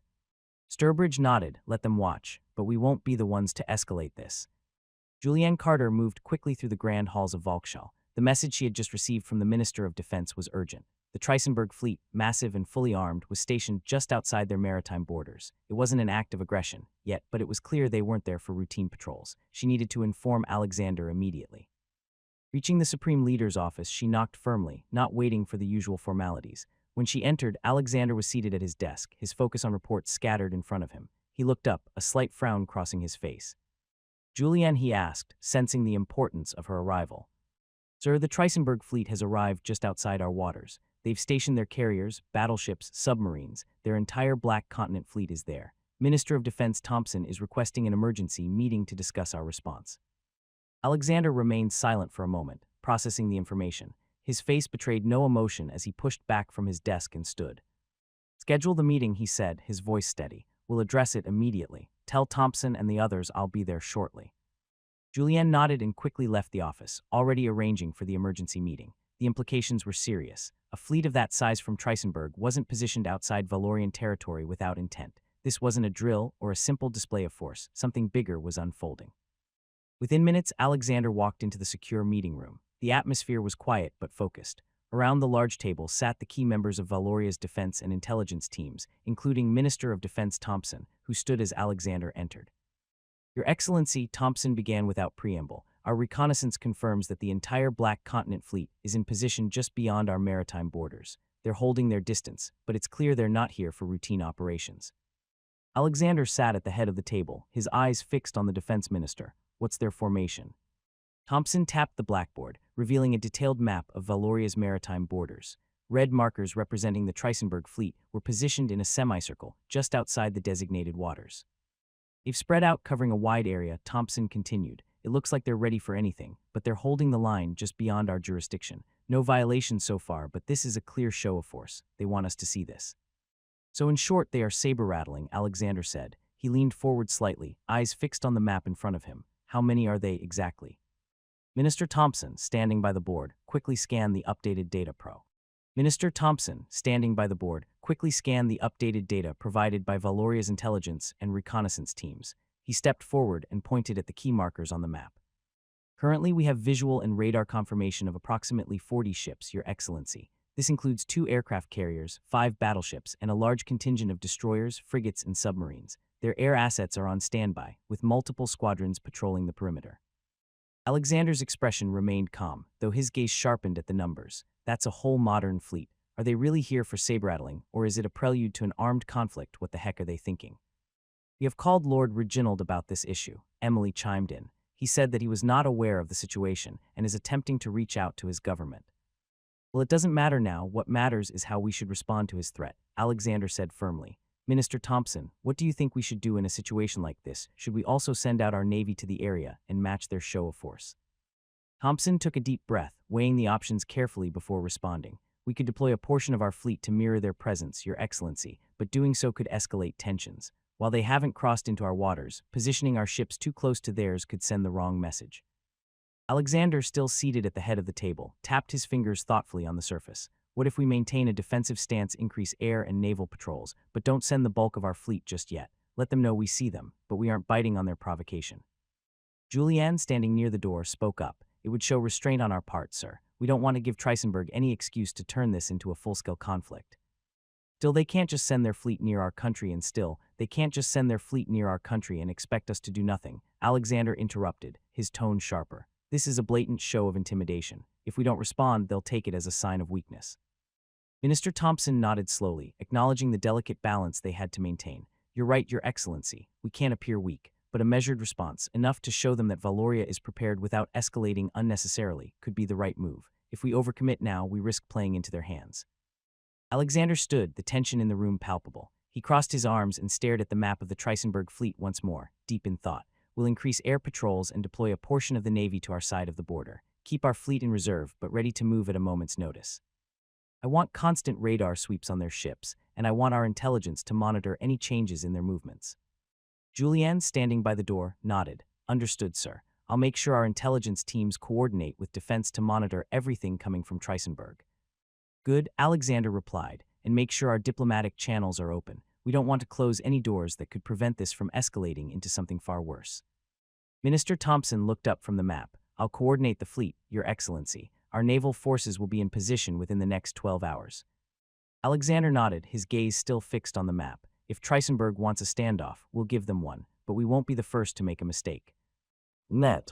The room began to empty as Thompson and the other defense officials left to execute their orders. Julian remained for a moment, watching Alexander as he continued to study the map, his eyes narrowing as if trying to see beyond the immediate threat. Valorian naval fleet, under the command of John Ellis, commander of the home fleet, maintained a calculated pace as they advanced toward the Trisenberg forces. This wasn't just a routine operation, and Ellis knew it. With the Valorian government watching closely, every decision mattered. Ellis stood on the bridge of the VNS Titan battleship, surveying the horizon where the Trisenberg fleet hovered just beyond Valorian waters. The situation was tense, but it had not yet escalated into conflict. His orders were clear: respond, but do not provoke. Status on their position, Ellis asked, his eyes still fixed on the distant ships.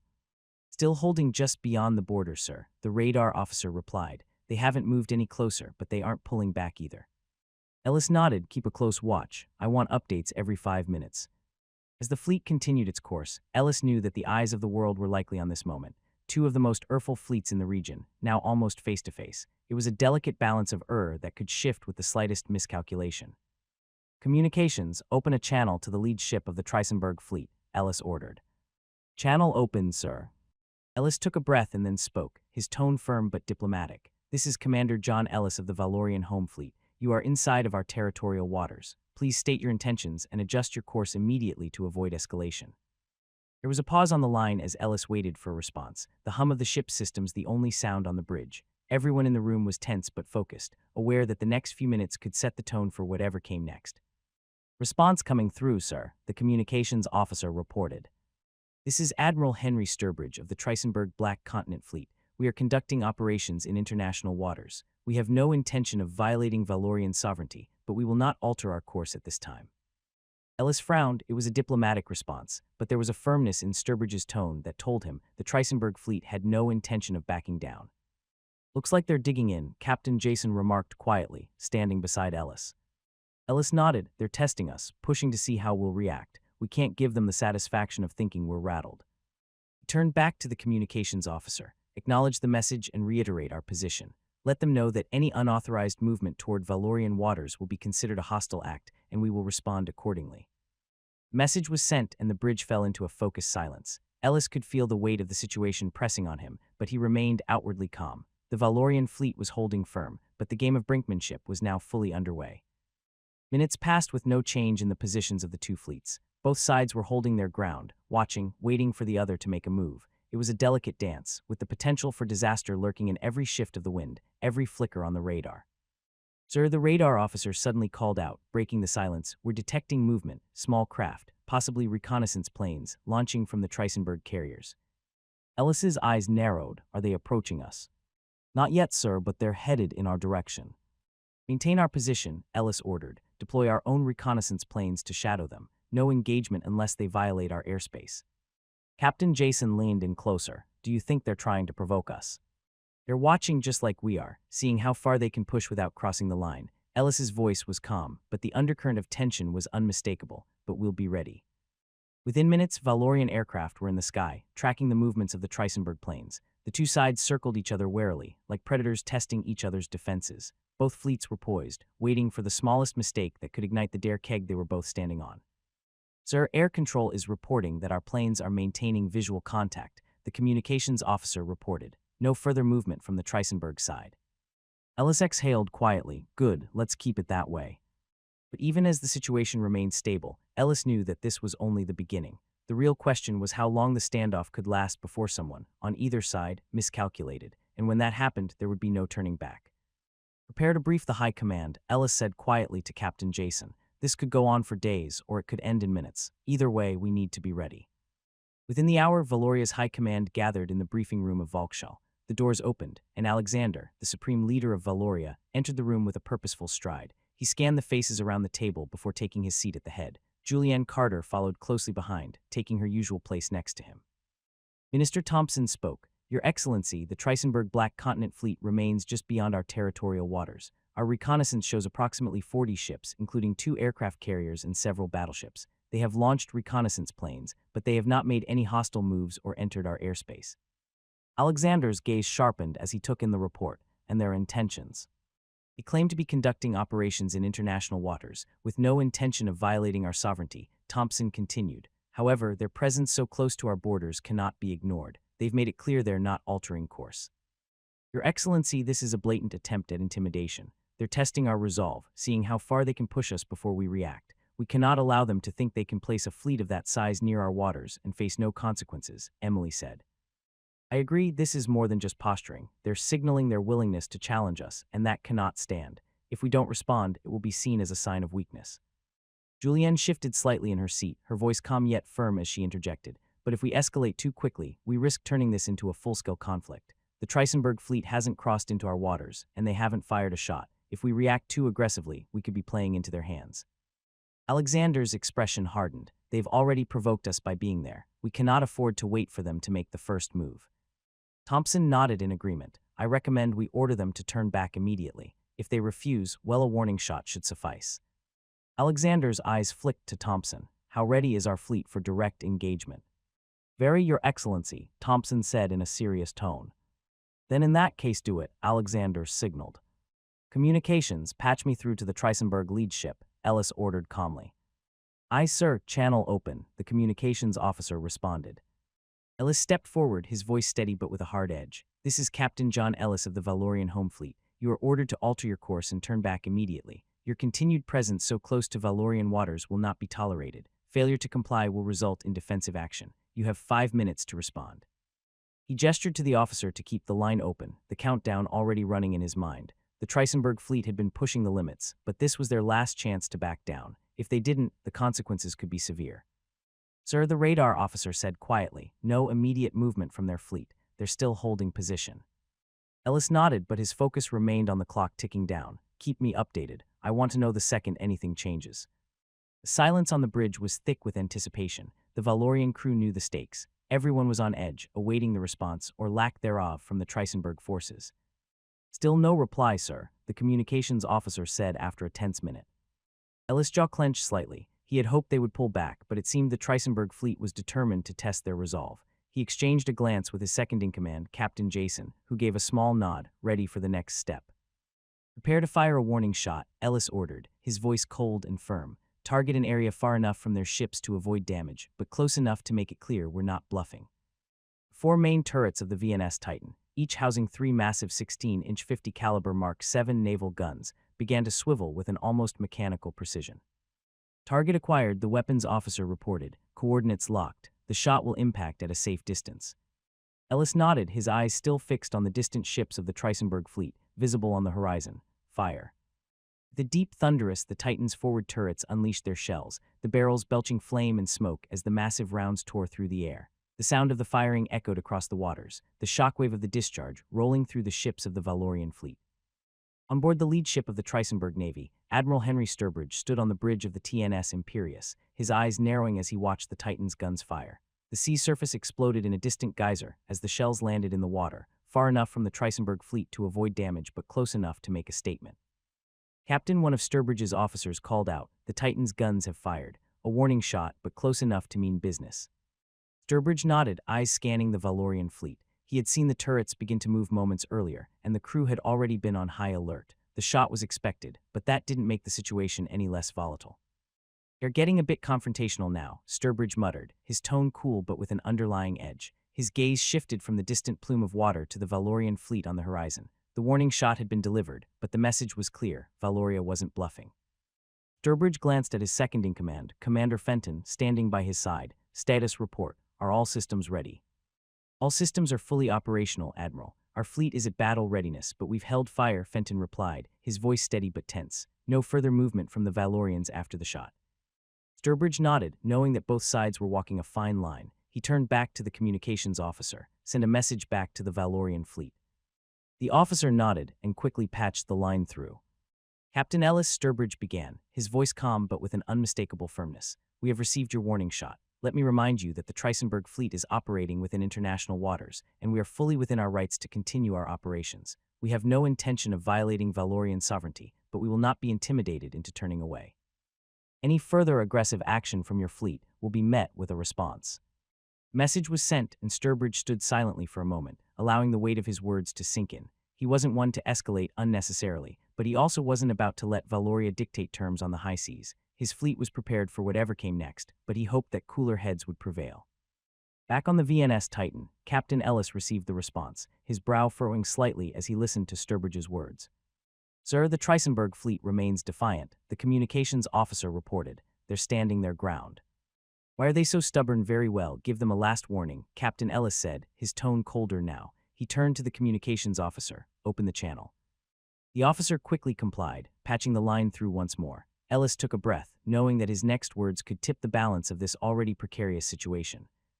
"Admiral Sturbridge, this is your final warning. You are ordered to turn your fleet around and vacate the area immediately. Failure to comply will result in direct action. I repeat, any further refusal to leave the vicinity will be considered a hostile act, and we will respond accordingly." Message echoed across the bridge of the Titan, the tension rising as everyone waited for a response. Time seemed to slow as Ellis stared out at the horizon, his thoughts racing. He didn't want this to end in violence, but he also couldn't afford to appear weak. Minutes passed, the crew remained at their stations, eyes fixed on their instruments, waiting for any sign of movement or a reply from the Trisenberg fleet. "Sir," the radar officer called out, "no movement from the Trisenberg ships. They're still holding their positions." Ellis's expression hardened. "They're leaving us no choice." Before he could issue his next order, the communications officer turned sharply. "Incoming message from the Trisenberg lead ship." "Put it through," Ellis ordered, keeping his voice calm despite the tension mounting in his chest. Sturbridge's voice came through, calm but resolute. "Captain Ellis, the Trisenberg fleet will not turn back. We are operating within our legal rights in international waters, and we have no intention of escalating this further. However, if your fleet chooses to act aggressively, we will defend ourselves. This is not a challenge, but a statement of fact." Ellis clenched his jaw. Sturbridge was standing firm, and the window for diplomacy was rapidly closing. He turned to Captain Jason, who had been standing silently by his side. "Prepare for potential escalation. Move our fleet into a tighter defensive formation, and increase readiness levels across all ships." "Aye, sir," Jason replied, relaying the orders quickly. "I think they're going to engage on us, Captain," Commander Fenton said, his voice edged with concern. His eyes were fixed on the Valorian fleet in the distance, watching as the ships shifted into a more aggressive stance. The warning shots from the VNS Titan had made it clear that Valoria wasn't bluffing. Admiral Henry Sturbridge stood silent for a moment on the bridge of his ship, the weight of the situation pressing heavily on him. He could feel the tension rising, the sense that they were on the edge of something dangerous. The Valorian fleet had given their final warning, and he knew that if they didn't comply, there was a very real possibility that Valoria would follow through with force. "They're preparing for something," Sturbridge muttered, his brow furrowing as he glanced over the radar screen. The Valorian ships were now moving into a tighter formation, clearly gearing up for potential escalation. "They're not playing around." Fenton nodded, the same realization sinking in. If we don't comply with their demand, it's only a matter of time before they fire again, and this time it won't be a warning shot. Sturbridge sighed, weighing the options in his mind. The Trisenberg fleet was in international waters, operating well within their legal rights, but Valoria was posturing aggressively, and the situation was deteriorating fast. Continuing to stand firm could spark an all-out confrontation, one that neither side seemed fully prepared for, yet neither side was backing down. "I think we should turn around," Sturbridge said. "But Captain, we don't have an order to move from the High Command." "I know, but the High Command is far out of reach. We can't wait for their orders, as the Valorians might attack at any moment." "We'll get court-martialed for disobeying direct orders," Fenton finished, his voice low but heavy with the weight of the situation. He knew the risks as well as Sturbridge did. A decision to retreat without explicit authorization would be seen as insubordination of the highest degree, but staying could cost them the fleet and their lives. Sturbridge's gaze shifted back to the radar. The Valorian fleet was moving into an unmistakable posture of aggression. Their intent was clear. He had to act. "If I don't make this call, there won't be a fleet left to court-martial," Sturbridge said firmly, his voice filled with conviction. "Sometimes, command means making decisions in the heat of the moment, not waiting for orders that might never come. The situation has changed, and we need to live to fight another day." Fenton hesitated but gave a reluctant nod. He knew Sturbridge was right, but it didn't make the choice any easier. Sturbridge took a deep breath, then turned to the communications officer. "Patch me through to the fleet." The officer complied quickly, knowing that every second counted. "This is Admiral Sturbridge. We are executing a tactical withdrawal. All ships are to maintain formation and proceed to the fallback coordinates at once. No one is to break ranks. I repeat, this is a withdrawal, not a retreat. We are preserving the integrity of the fleet." His announcement was swiftly met with protest. "What are you doing, Sturbridge? We don't even have instruction from the High Command." You are acting on your own accord, one of the senior officers on the bridge interjected, his tone sharp with disbelief. Admiral Sturbridge turned to face him, his expression stern but calm, unwavering in his decision. I am acting in the best interest of this fleet, and the safety of the men aboard these ships, Sturbridge replied firmly. We are not retreating because we're afraid. We are withdrawing because engaging in an unnecessary conflict here could cost us everything, and for what pride no. We are not going to give them the excuse they are looking for. The officer fell silent, though it was clear the tension on the bridge was palpable. Every crew member knew that disobeying a direct order from the high command would have severe consequences. Yet they also knew that Sturbridge wasn't wrong. The Valorians were poised to strike, and pushing forward without clear orders could lead to a devastating clash. Commander Fenton, seeing the dissent in the room, stepped forward. Admiral Sturbridge is right. We are in international waters, yes, but the Valorians have made it clear they are prepared to escalate. It's a delicate balance, and we need to make sure we don't cross a line we can't come back from. The tension in the room remained thick, but slowly, the officers began to realize the wisdom in the decision. One by one, they nodded their agreement. Sturbridge turned back to the communications officer. Connect me to the Valorians. The communications officer nodded and quickly patched through the line to the Valorian flagship. Captain Ellis Sturbridge began this as Admiral Sturbridge of the Trisenberg fleet. We are complying with your request for withdrawal. Our fleet is now altering course to avoid further escalation. However, let me make this clear. We are doing this to preserve peace, not out of fear. We hope that your fleet will respect this action and maintain distance. There was a pause on the line, the silence heavy as the message sank in.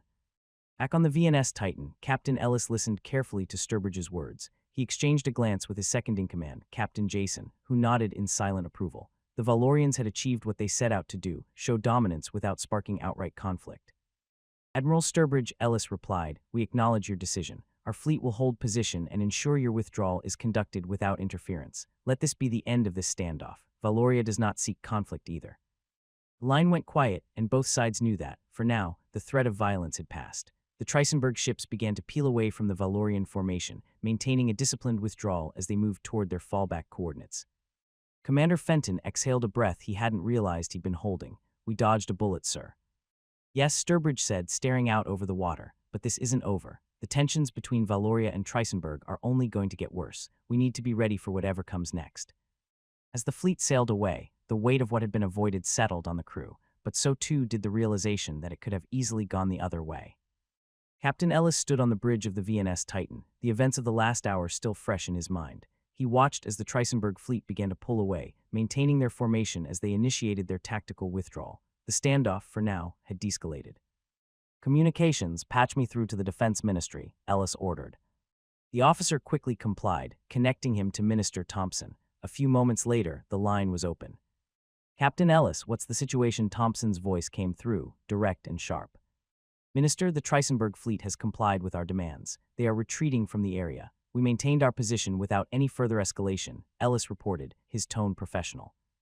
Thompson was silent for a beat, processing the information, and they didn't engage at all. No, sir, they understood the consequences if they didn't comply. Admiral Sturbridge made it clear that their withdrawal was in the interest of avoiding conflict, not a sign of weakness. They're aware we won't tolerate any further posturing. Good, we achieved our objective without firing more than a warning shot, Thompson said, his tone approving. This could have gone much worse, but it seems Sturbridge knew when to back down. Ellis nodded as if the minister could see him. Yes, sir. The situation was close, but they made the right call. Our fleet is still in position, and we're monitoring their retreat to ensure it's completed without incident. Excellent work, Captain. I'll brief the Supreme Leader. Valoria cannot afford to let such provocations slide, and today we showed that. Understood, sir. What are your orders moving forward?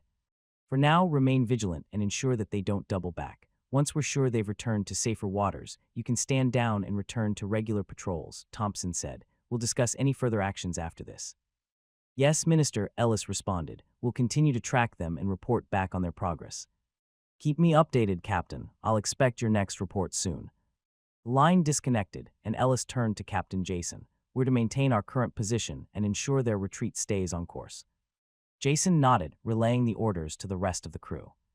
Minister Thompson moved quickly through the halls of Volkshell, his mind racing with the events of the past hour. The Trisenberg fleet had backed down, but the standoff had brought Valoria dangerously close to open conflict. He knew the Supreme Leader, Alexander, would want to know the details immediately.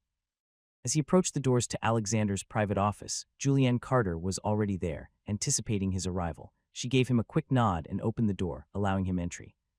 Inside, Alexander was seated at his desk, reviewing reports. His sharp eyes flicked up as soon as Thompson entered. Without waiting for an invitation to speak, Thompson stepped forward.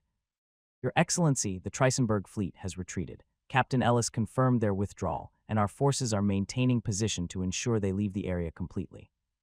Alexander's gaze remained steady, his expression unreadable, and they didn't engage. No, Your Excellency, Thompson replied. Admiral Sturbridge complied after our final warning. He made it clear their decision to retreat was to avoid conflict, not out of weakness, but they understood the consequences if they didn't comply. Alexander sat back in his chair, his fingers tapping lightly on the armrest. That's good to hear, but I don't want this from happening ever again. I don't want you to be shocked when there is an enemy nearby. As the Minister of Defense, you should be more prepared for situations like this. Our fleet did well, but we can't afford to rely on last-minute warnings. I want stricter protocols for identifying potential threats long before they get this close. Minister Thompson straightened. Yes, Your Excellency. I will initiate a review of our naval intelligence and surveillance systems immediately. We'll make sure we detect any foreign fleet movements well in advance. Good, Alexander replied, his eyes narrowing slightly. I want round-the-clock monitoring of all areas near our maritime borders. If there's even the hint of another fleet moving in our direction, I want to know about it long before they reach our waters. Understood, Your Excellency. I'll coordinate with the Intelligence and Naval Command to ensure we have early warning systems in place. Alexander nodded in satisfaction. Good, now if you don't have anything to report, you may leave now as I am waiting for Lord Reginald. I am interested on whatever reasons he had come up with to protect Trisenberg's action.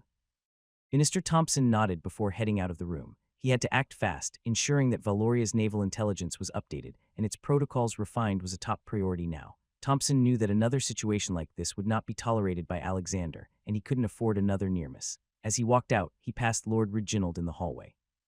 Lord Reginald, his face neutral, gave Thompson a brief nod as they crossed paths. He continued toward Alexander's office, aware that he would soon have to explain the Trisenberg fleet's provocations and Valoria's response. Inside the office, Alexander's piercing gaze met Lord Reginald the moment he entered. Your Excellency, Reginald began, bowing slightly in respect before stepping forward. Lord Reginald, Alexander said, his tone sharp but controlled, I assume you're here to explain why the Trisenberg fleet felt it was acceptable to post up so close to our borders without any warning. Reginald hesitated for only a second, then nodded. Yes, Your Excellency. Trisenberg's actions have caused serious concerns, and I've been in touch with our leadership. I was told that they were just exercising their rights to conduct naval exercises in international waters, as per the law. They did not intend to provoke or challenge Valoria's sovereignty.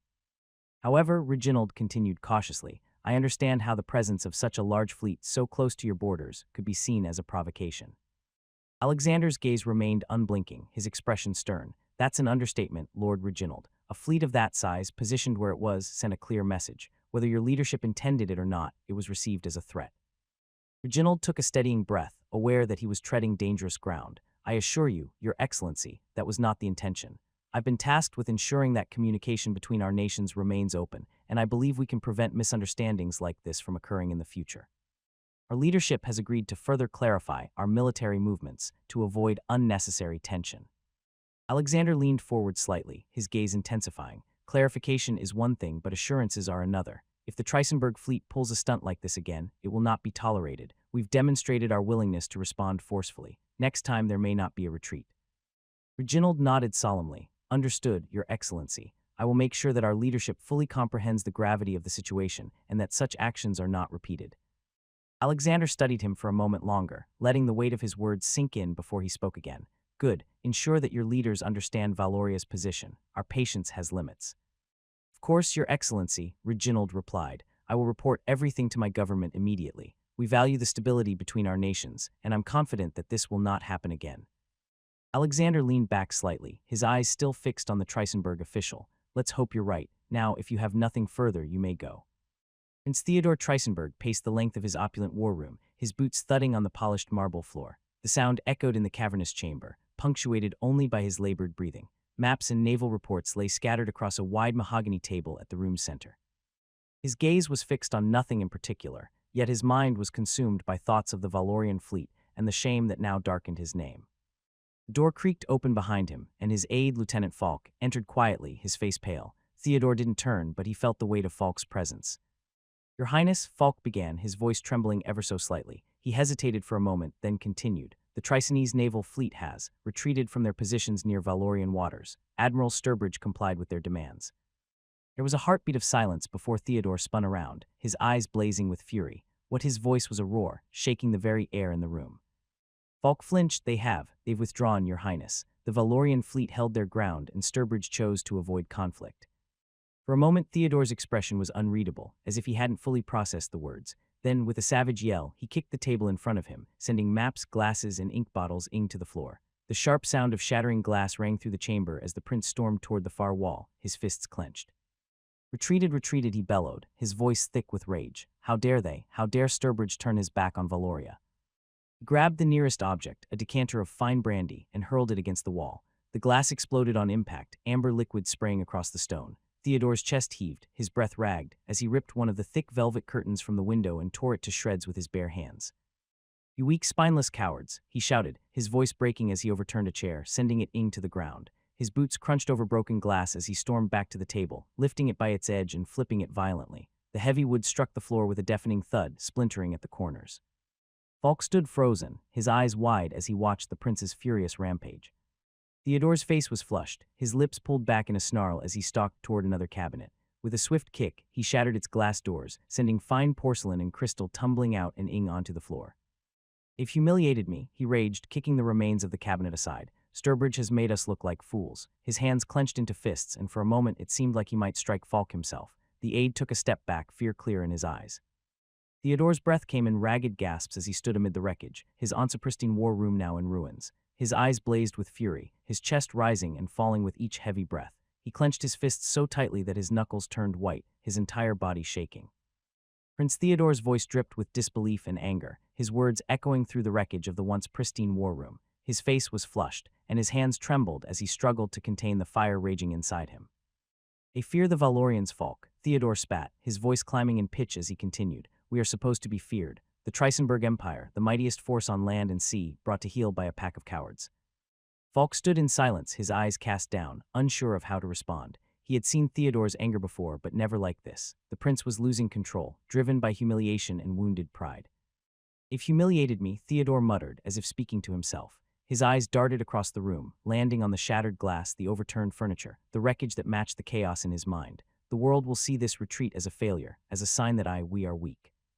The prince slammed his fist down on the nearest piece of furniture that was still intact, a small wooden cabinet which groaned under the impact. Sturbridge should have fought. He should have gone down in flames rather than tuck tail and run. "He's made us look like cowards, Falk." Falk finally dared to speak, though his voice was barely above a whisper. "Your Highness, the Admiral acted in the interest of preserving the fleet, ensuring what?" Theodore snapped, cutting him off. "That we look pathetic, that the Valorians now think they can push us around whenever they please." This was more than just a naval standoff. This was about showing the world that Trisenberg bows to no one. Theodore grabbed a nearby chair and threw it across the room, watching it splinter as it hit the wall. His chest heaved, his breath coming in quick, shallow bursts. The once-powerful prince now seemed on the verge of collapsing under the weight of his own fury. "Do you think the other nations won't hear about this?" Theodore continued, pacing back and forth. "By the time the sun rises tomorrow, every kingdom, every ruler, every damn ambassador will know what happened today, and they'll mock us, me." The prince's voice cracked, betraying the insecurity that lurked beneath the anger. It wasn't just about the empire, it was personal. Theodore's pride had been wounded, and the sting was unbearable. "They'll whisper about how the great Prince Theodore couldn't even handle the Valorians at sea. They'll say I'm not fit to lead this empire." "No one would dare say that," Falk interrupted, his voice firmer now. Theodore spun around to face him, eyes blazing. Is it really?" He stepped closer, his voice lowering to a dangerous growl. "Because today it feels like my authority was questioned. Today I feel like a prince who had his crown stolen by a foreigner." Falk swallowed hard, unsure of what to say. Theodore turned away. "This is humiliating. How could I even face my father? I even requested a fleet, and look what that fleet has done." "Nettle." "He fucking turned around and ran," Theodore seethed, his voice low but trembling with barely contained rage. He raked his hands through his hair, tugging hard at the roots as if the physical pain could somehow drown out the shame burning in his chest. "How am I supposed to look my father in the eye after this?" His tone was raw, filled with bitterness. Falk remained silent, sensing the storm still brewing within the prince. He had no answer for Theodore, no way to calm the fury that had consumed him. Theodore, pacing like a caged beast, suddenly stopped and slammed his fist into the nearest wall. All those years of building an empire, of showing strength, all wasted in one moment because of that coward Sturbridge. His knuckles were scraped and bleeding now, but he barely noticed the pain. His eyes were wild, darting around the room as if searching for something else to destroy. "I'll make them pay for this," he muttered, almost to himself. In the grand halls of the Winter Palace, Tsar Ivan Alexandrovich stood before a map of Europe, his eyes scanning the lines and symbols marking naval fleets and military positions. His military advisor, General Vasily Rostov, approached, a fresh dispatch in hand. "Your Imperial Majesty," Rostov said, bowing slightly as he handed the document over. "The Trisenberg Empire has mobilized its naval fleet. Their destination remains unknown." Ivan's brow furrowed as he took the report, quickly skimming the details. "Unknown," he echoed, his voice sharp with suspicion. "A fleet of that size doesn't move without reason, and certainly not without a target." Rostov nodded in agreement. "Their ships have set sail from the Black Continent and are heading into the open sea, but our intelligence has yet to determine where they're going." The Tsar stood silent for a moment, the weight of this new development settling over him. "We must be cautious. If Theodore is planning an attack, it could throw all of Europe into chaos. Or worse, he may be positioning himself for a greater expansion."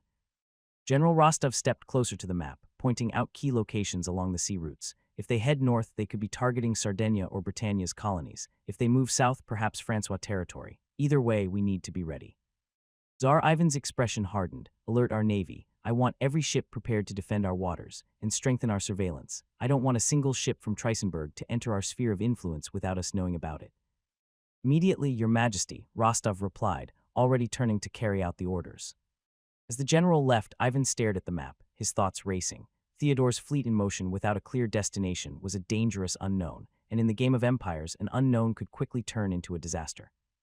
In the Élysée Palace, President Charles Moreau stood at the window, gazing out over the bustling streets of Paris. Behind him, his Minister of Defense, Henry Lefebvre, cleared his throat, breaking the silence. "Mr. President, we've just received word that the Trisenberg Empire has mobilized their entire naval fleet. Their course is still undetermined." Moreau turned slowly, his eyes narrowing. "Theodore is on the move then," he muttered, more to himself than to Lefebvre. "That doesn't bode well." "No, it does not," Lefebvre replied, stepping forward with a fresh report. "The size of the fleet suggests a major operation, but without knowing where they're heading, it's impossible to predict his next move." The president walked back to his desk, sitting heavily in the large leather chair. He tapped his fingers on the surface, his mind already working through the possible scenarios. Theodore wouldn't mobilize his fleet without a plan, but the fact that we don't know where they're going is troubling. "Could he be targeting one of our colonies in the southern seas?" Lefebvre suggested. "Or perhaps he's moving toward Britannia's holdings." Moreau considered this, then shook his head. "It's possible, but Theodore is too proud to make a direct move against Francois territory without a clear advantage. No, he's scheming something else." "Shall we prepare our navy?" Sir Lefebvre asked. "Not yet," Moreau said, leaning back in his chair, "but keep a close watch on the Trisenberg fleet's movements. If they get too close to our borders, I want to know about it immediately, and have our diplomats start probing for information, discreetly, of course." "Understood, Mr. President," Lefebvre replied, already moving toward the door. As the defense minister left, Moreau glanced out the window again. The unknown destination of the Trisenberg fleet weighed heavily on his mind. Theodore's ambitions were no secret, and if this fleet was the beginning of something larger, Francois would need to be ready to act. Emperor Lorenzo di Montaigne sat in his study, his hand wrapped around a crystal glass of fine wine, swirling the liquid as he listened to his Admiral of the Navy, Giovanni Bartoli. "Your Imperial Majesty, the Trisenberg fleet has left port and is currently en route to an unknown destination. Our intelligence suggests it's a significant mobilization, possibly a show of force." Lorenzo raised an eyebrow, setting his glass down on the table. "Theodore, showing off again," he remarked, his voice laced with a touch of amusement. "He always did enjoy making a spectacle." "Indeed, but this is no simple exercise," Bartoli said, his tone more serious. "A fleet that size could threaten any number of nations in the region. We can't rule out the possibility that Sardinia is a target." The emperor waved a hand dismissively. "Theodore wouldn't be foolish enough to attack us directly, not while our navy stands as one of the strongest in the Mediterranean." "Even so," Bartoli pressed, "we should prepare. If they're heading south, Sardinia could be in their sights." Lorenzo's expression grew more thoughtful as he leaned forward. "Have our naval forces patrol the waters more closely. If Theodore's ships come near Sardinia, I want them to know they're being watched, but don't engage yet." "Yes, Your Majesty," Bartoli replied, bowing before exiting the room. Alone in the study, Lorenzo picked up his wine glass again, taking a sip as he gazed into the flickering flames of the fireplace. Theodore's fleet was moving, and no one knew where it would land. For now, all Sardinia could do was watch and wait. In the heart of London, Prime Minister Edmund Hastings sat at the head of the table in the war room, flanked by his top military advisors. The air was thick with concern as Admiral Jonathan Windsor addressed the group. "Prime Minister, we've confirmed that the Trisenberg fleet has been mobilized. Their destination is still unknown, but the size of the force suggests they're not simply conducting drills. Hastings steepled his fingers, his face impassive. Theodore never moves without a purpose, he said quietly, and this fleet of his has the potential to stir up more than a little trouble. Do we know if they're heading toward any Britannian colonies? One of the advisors asked, his voice tinged with anxiety. Not yet, Windsor replied, but we've already increased patrols near our territories. If they approach, we'll be ready. Hastings nodded. Good, but I want more than that. We need to be proactive here. Theodore is testing us, seeing how we'll react. We can't appear weak. The admiral nodded, though his face remained serious. What are your orders, sir? Continue monitoring their fleet, Hastings said firmly. If they make any move toward our colonies, we respond with force. But until then, we keep our ships on high alert. I'll not give Theodore the satisfaction of thinking he can outmaneuver Britannia. In the Oval Office, President William Harcourt sat behind his desk. The latest intelligence report spread out before him. His Secretary of State, James Harlow, stood nearby, watching as the president absorbed the information. So the Trisenberg Empire has mobilized their entire fleet, Harcourt asked, his brow furrowed. Yes, Mr. President, Harlow replied. Their course is still unclear, but it's a significant force. We don't know if they're planning an attack, but the situation is tense. Harcourt sighed, leaning back in his chair. This could get ugly. If Theodore is planning something, it'll ripple across the world.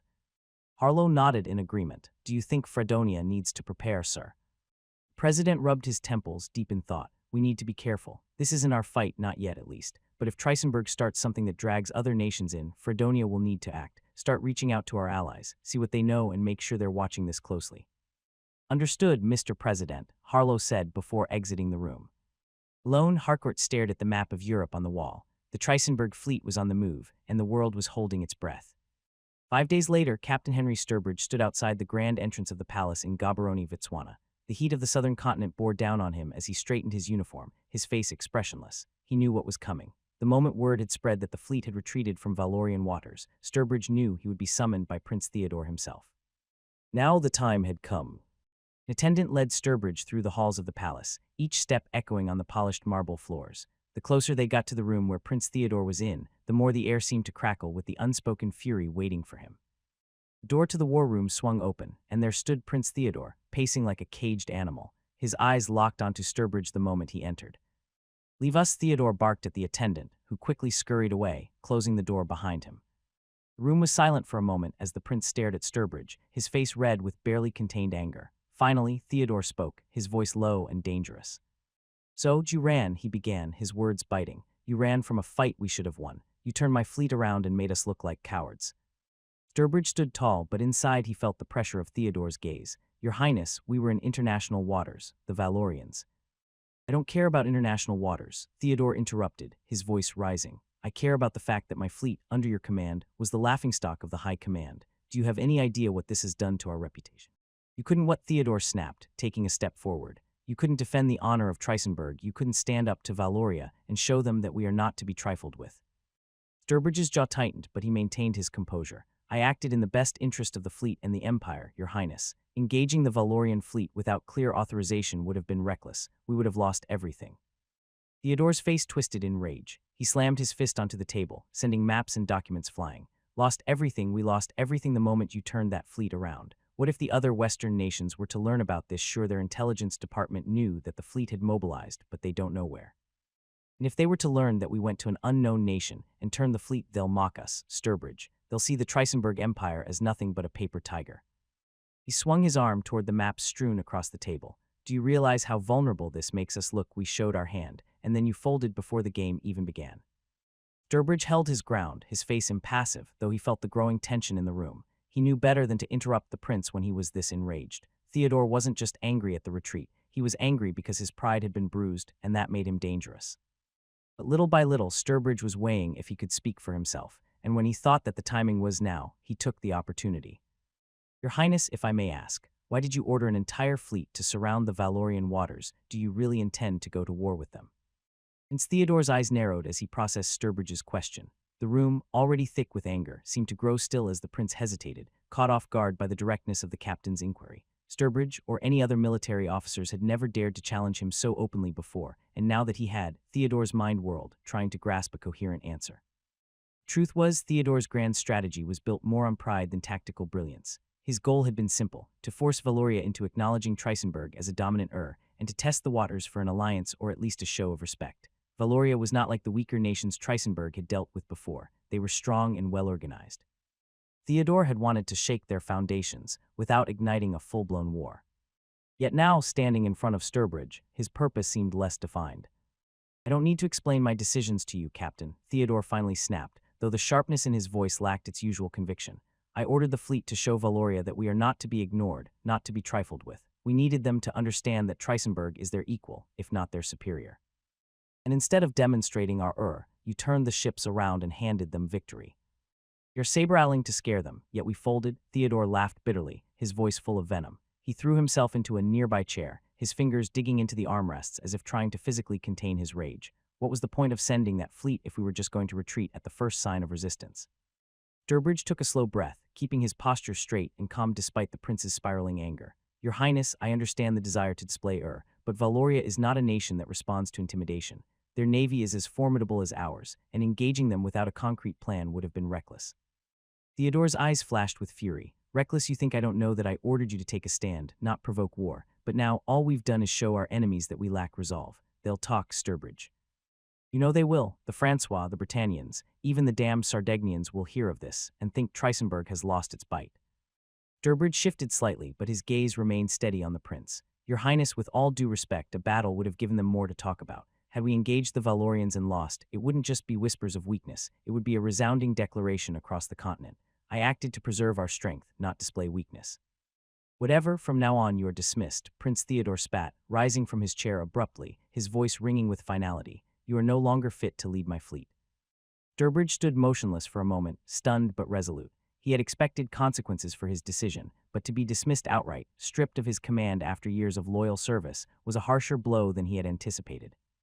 November 5, 1938, Prince Theodore of Trisenberg sat in a sleek black car, watching the towering spires of Volkshall come into view. It was a structure built to inspire awe, and it did. He knew that today marked a pivotal moment for his empire. The many meetings between Lord Reginald and Valoria's leadership had culminated in this day. Finally, Theodore would meet with the enigmatic leader of Valoria in person. Streets leading up to the Volkshall were lined with Valorian soldiers, their uniforms crisp and their faces stern. Theodore studied them closely as the car slowed, his thoughts racing. This was not just a diplomatic meeting. It was a chance to salvage his pride after the humiliation of the naval retreat. He would not let Valoria see him as anything less than the rightful leader of Trisenberg. The car stopped at the grand entrance. Theodore's personal aide, Lieutenant Falk, opened the door for him, nodding briefly. Without saying a word, Theodore stepped out, straightening his military jacket. The large stone steps of Volkshall stretched before him, leading to the heavy wooden doors at the top, already swung open in preparation for his arrival.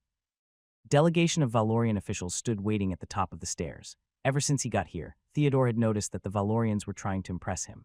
Every detail, from the pristine uniforms of the soldiers to the imposing architecture, was a calculated show of and sophistication, but Theodore wouldn't be so easily swayed. He had come here for more than just displays of grandeur. He had come to assert his nation's strength. "Your Highness, Prince Theodore."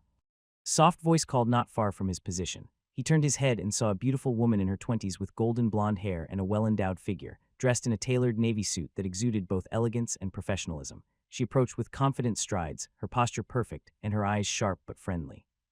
Theodore raised an eyebrow, momentarily caught off guard by her presence.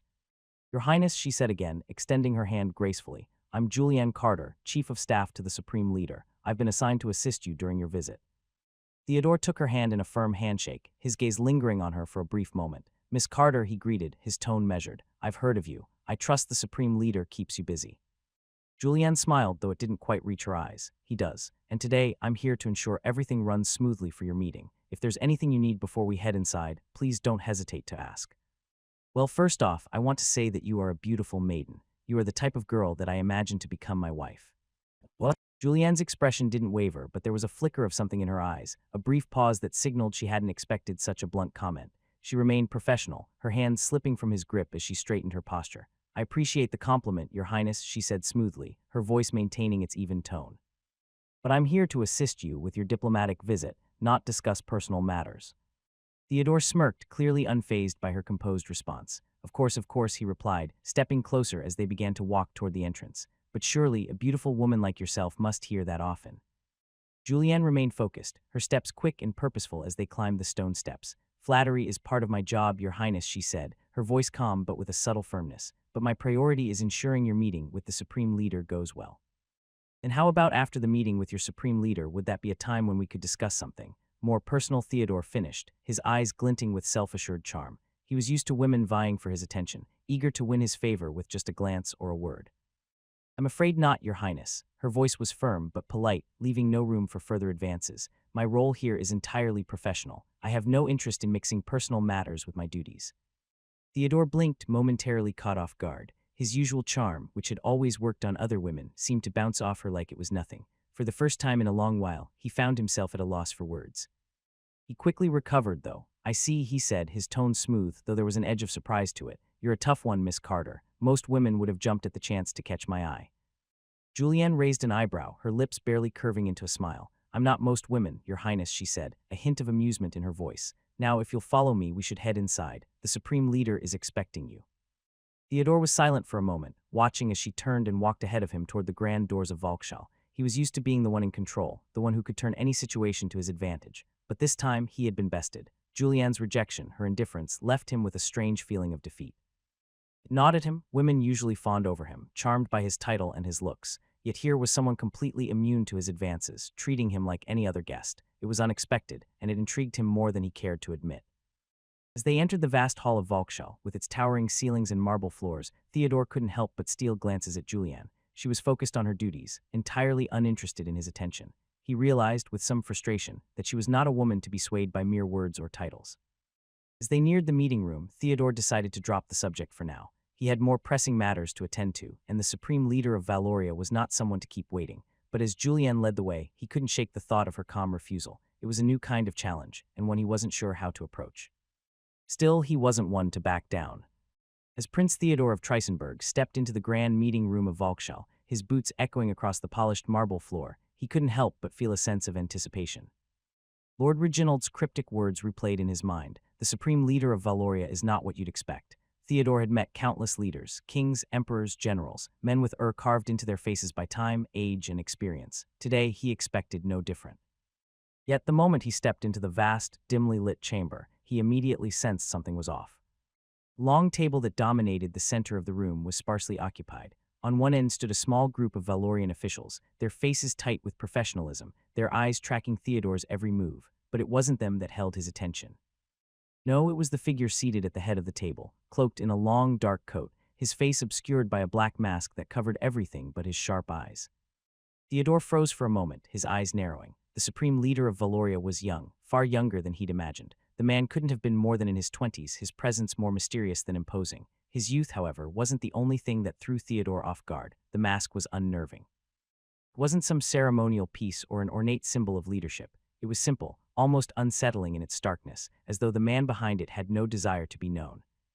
The masked figure stood, his movements fluid, controlled, but there was an undeniable to them. Theodore could feel it, the authority that this man commanded, even without revealing his face or speaking a word. Prince Theodore, the Supreme Leader's voice was deep, smooth, and yet devoid of warmth. "It is an honor to welcome you to Valoria." Prince Theodore's heart skipped a beat as the Supreme Leader's voice echoed through the chamber. That voice, it was unmistakable, familiar, and yet impossible. He had not heard it in months, but its resonance stirred memories he had long buried, his bastard brother.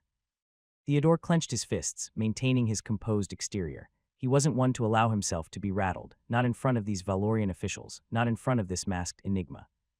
"It is an honor to be here," Theodore finally replied, forcing the words out with a calmness that betrayed nothing of the turmoil swirling inside him. His eyes, however, remained fixed on the masked figure, studying every movement, every detail, as if seeking a sign, a clue to the identity hidden beneath the mask. The Supreme Leader of Valoria tilted his head slightly, as if amused by Theodore's lingering gaze. "I sense that something troubles you, Prince Theodore. You seem distracted." The faintest hint of a smirk curled beneath the mask, though it was hard to be sure.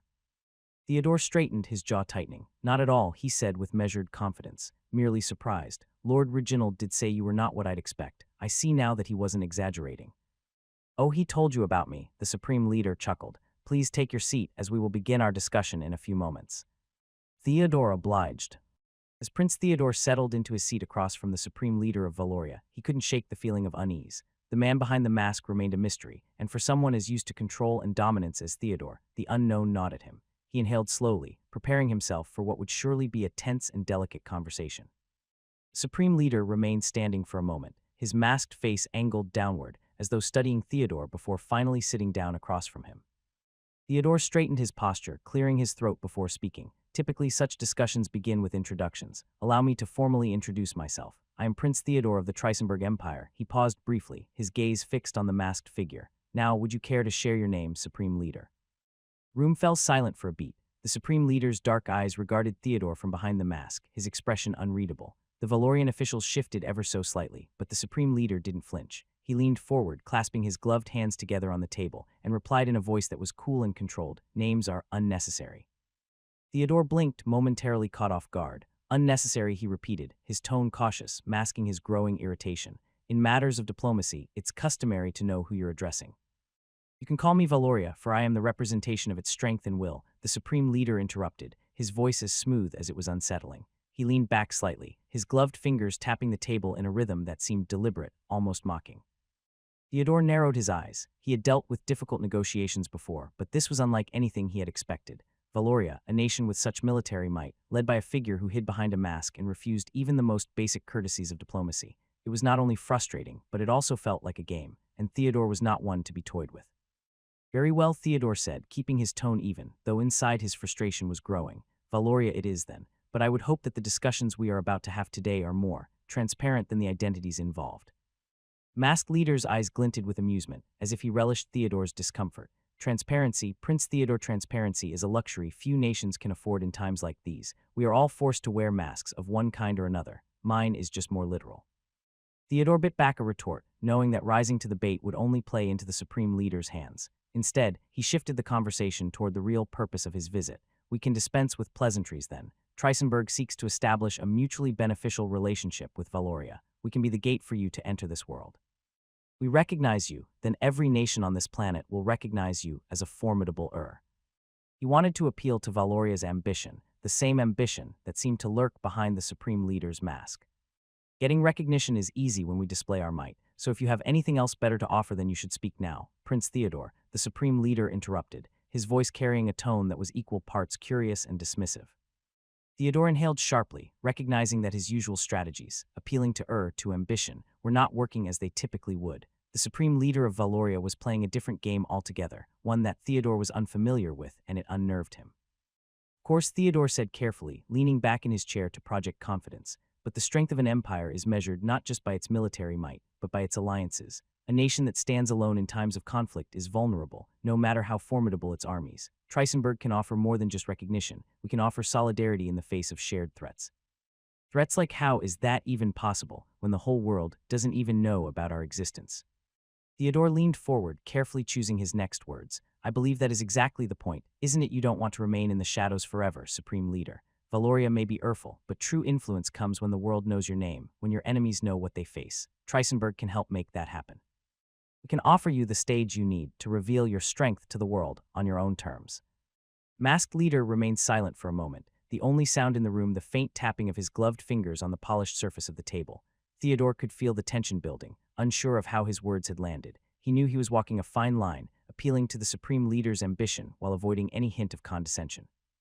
Finally, the Supreme Leader spoke, his voice as calm and measured as ever. "You assume, Prince Theodore, that Valoria wishes to be known, but perhaps you are mistaken. Perhaps we find strength in being the unseen force, the hand that moves the world without being detected." Theodore's brow furrowed, "And yet here I am, sitting in this room, speaking with you. If Valoria truly wished to remain hidden, why meet with me at all?" A flicker of something passed behind the Supreme Leader's eyes, though his mask concealed whatever emotion might have accompanied it. "Curiosity," he replied simply, "an opportunity. You offer something intriguing, but that does not mean I am compelled to accept it." Curiosity, Theodore pressed, feeling as though he was finally gaining some ground. "Or is it the opportunity to shape the world in your image? A nation like Valoria cannot exist in isolation forever. Whether by choice or by force, the world will eventually turn its gaze upon you. And when it does, wouldn't it be better to have allies standing with you rather than against you?" Supreme Leader regarded Theodore for a long, silent moment, as though weighing the sincerity of his words. "You make a compelling argument, Prince Theodore. You are getting good at this. Very well, let's start this mutually beneficial partnership."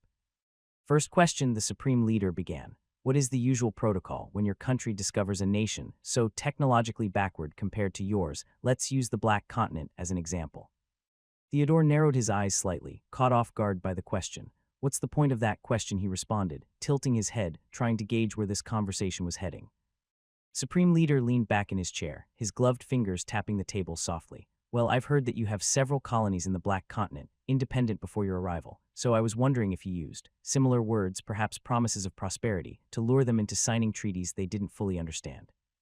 Theodore's lips twitched in irritation, though he kept his tone calm. Our actions in the Black Continent were no different from any other nation's endeavors. We brought stability, technology, and resources that they could never have accessed otherwise. It was a mutually beneficial arrangement. Mutually beneficial, you say, the Supreme Leader mused. I wonder if they would describe it the same way. Theodore's patience was thinning. You don't think they would? Then you misunderstand the situation. These treaties were drafted for the betterment of all involved. We offered them advancement, protection. Without us, they would still be isolated. Isolated, yes, but free, the Supreme Leader countered smoothly, his eyes glinting behind the mask. Is that not the greatest resource of all, to govern one's own future, without the hand of an outsider dictating the terms? What's so bad about it? Literally every superpower is doing the same. Don't tell me Valoria is above such things, Theodore said, his tone edged with impatience. He leaned back in his chair, crossing his arms as he awaited the Supreme Leader's response. Supreme Leader's eyes, still partially obscured by the mask, flickered with something close to amusement. Ah, but you misunderstand, Prince Theodore, he said, his voice soft but cutting. Valoria doesn't need to engage in such practices. We do not need to lure anyone into agreements they don't fully comprehend. We make sure they know exactly what they're getting into. Theodore raised an eyebrow. So you're claiming moral superiority over the rest of us? How convenient. Supreme Leader let out a small chuckle. Not moral superiority, no, just clarity. When we enter into agreements, it's because both sides understand what they stand to gain and what they might lose. There is no veil of false promises or paternalistic guidance, as you call it. We make no illusions about what we seek. Theodore uncrossed his arms, leaning forward slightly. And what is it that you seek? Supreme Leader, territory influence. You can dress it up however you like, but in the end, it's the same game we all play. For the first time, the Supreme Leader's tone became sharp, losing some of its casual detachment. Valoria seeks control, Prince Theodore, but control of our destiny, not of others. We do not conquer or colonize. We dominate in ways that are far more permanent.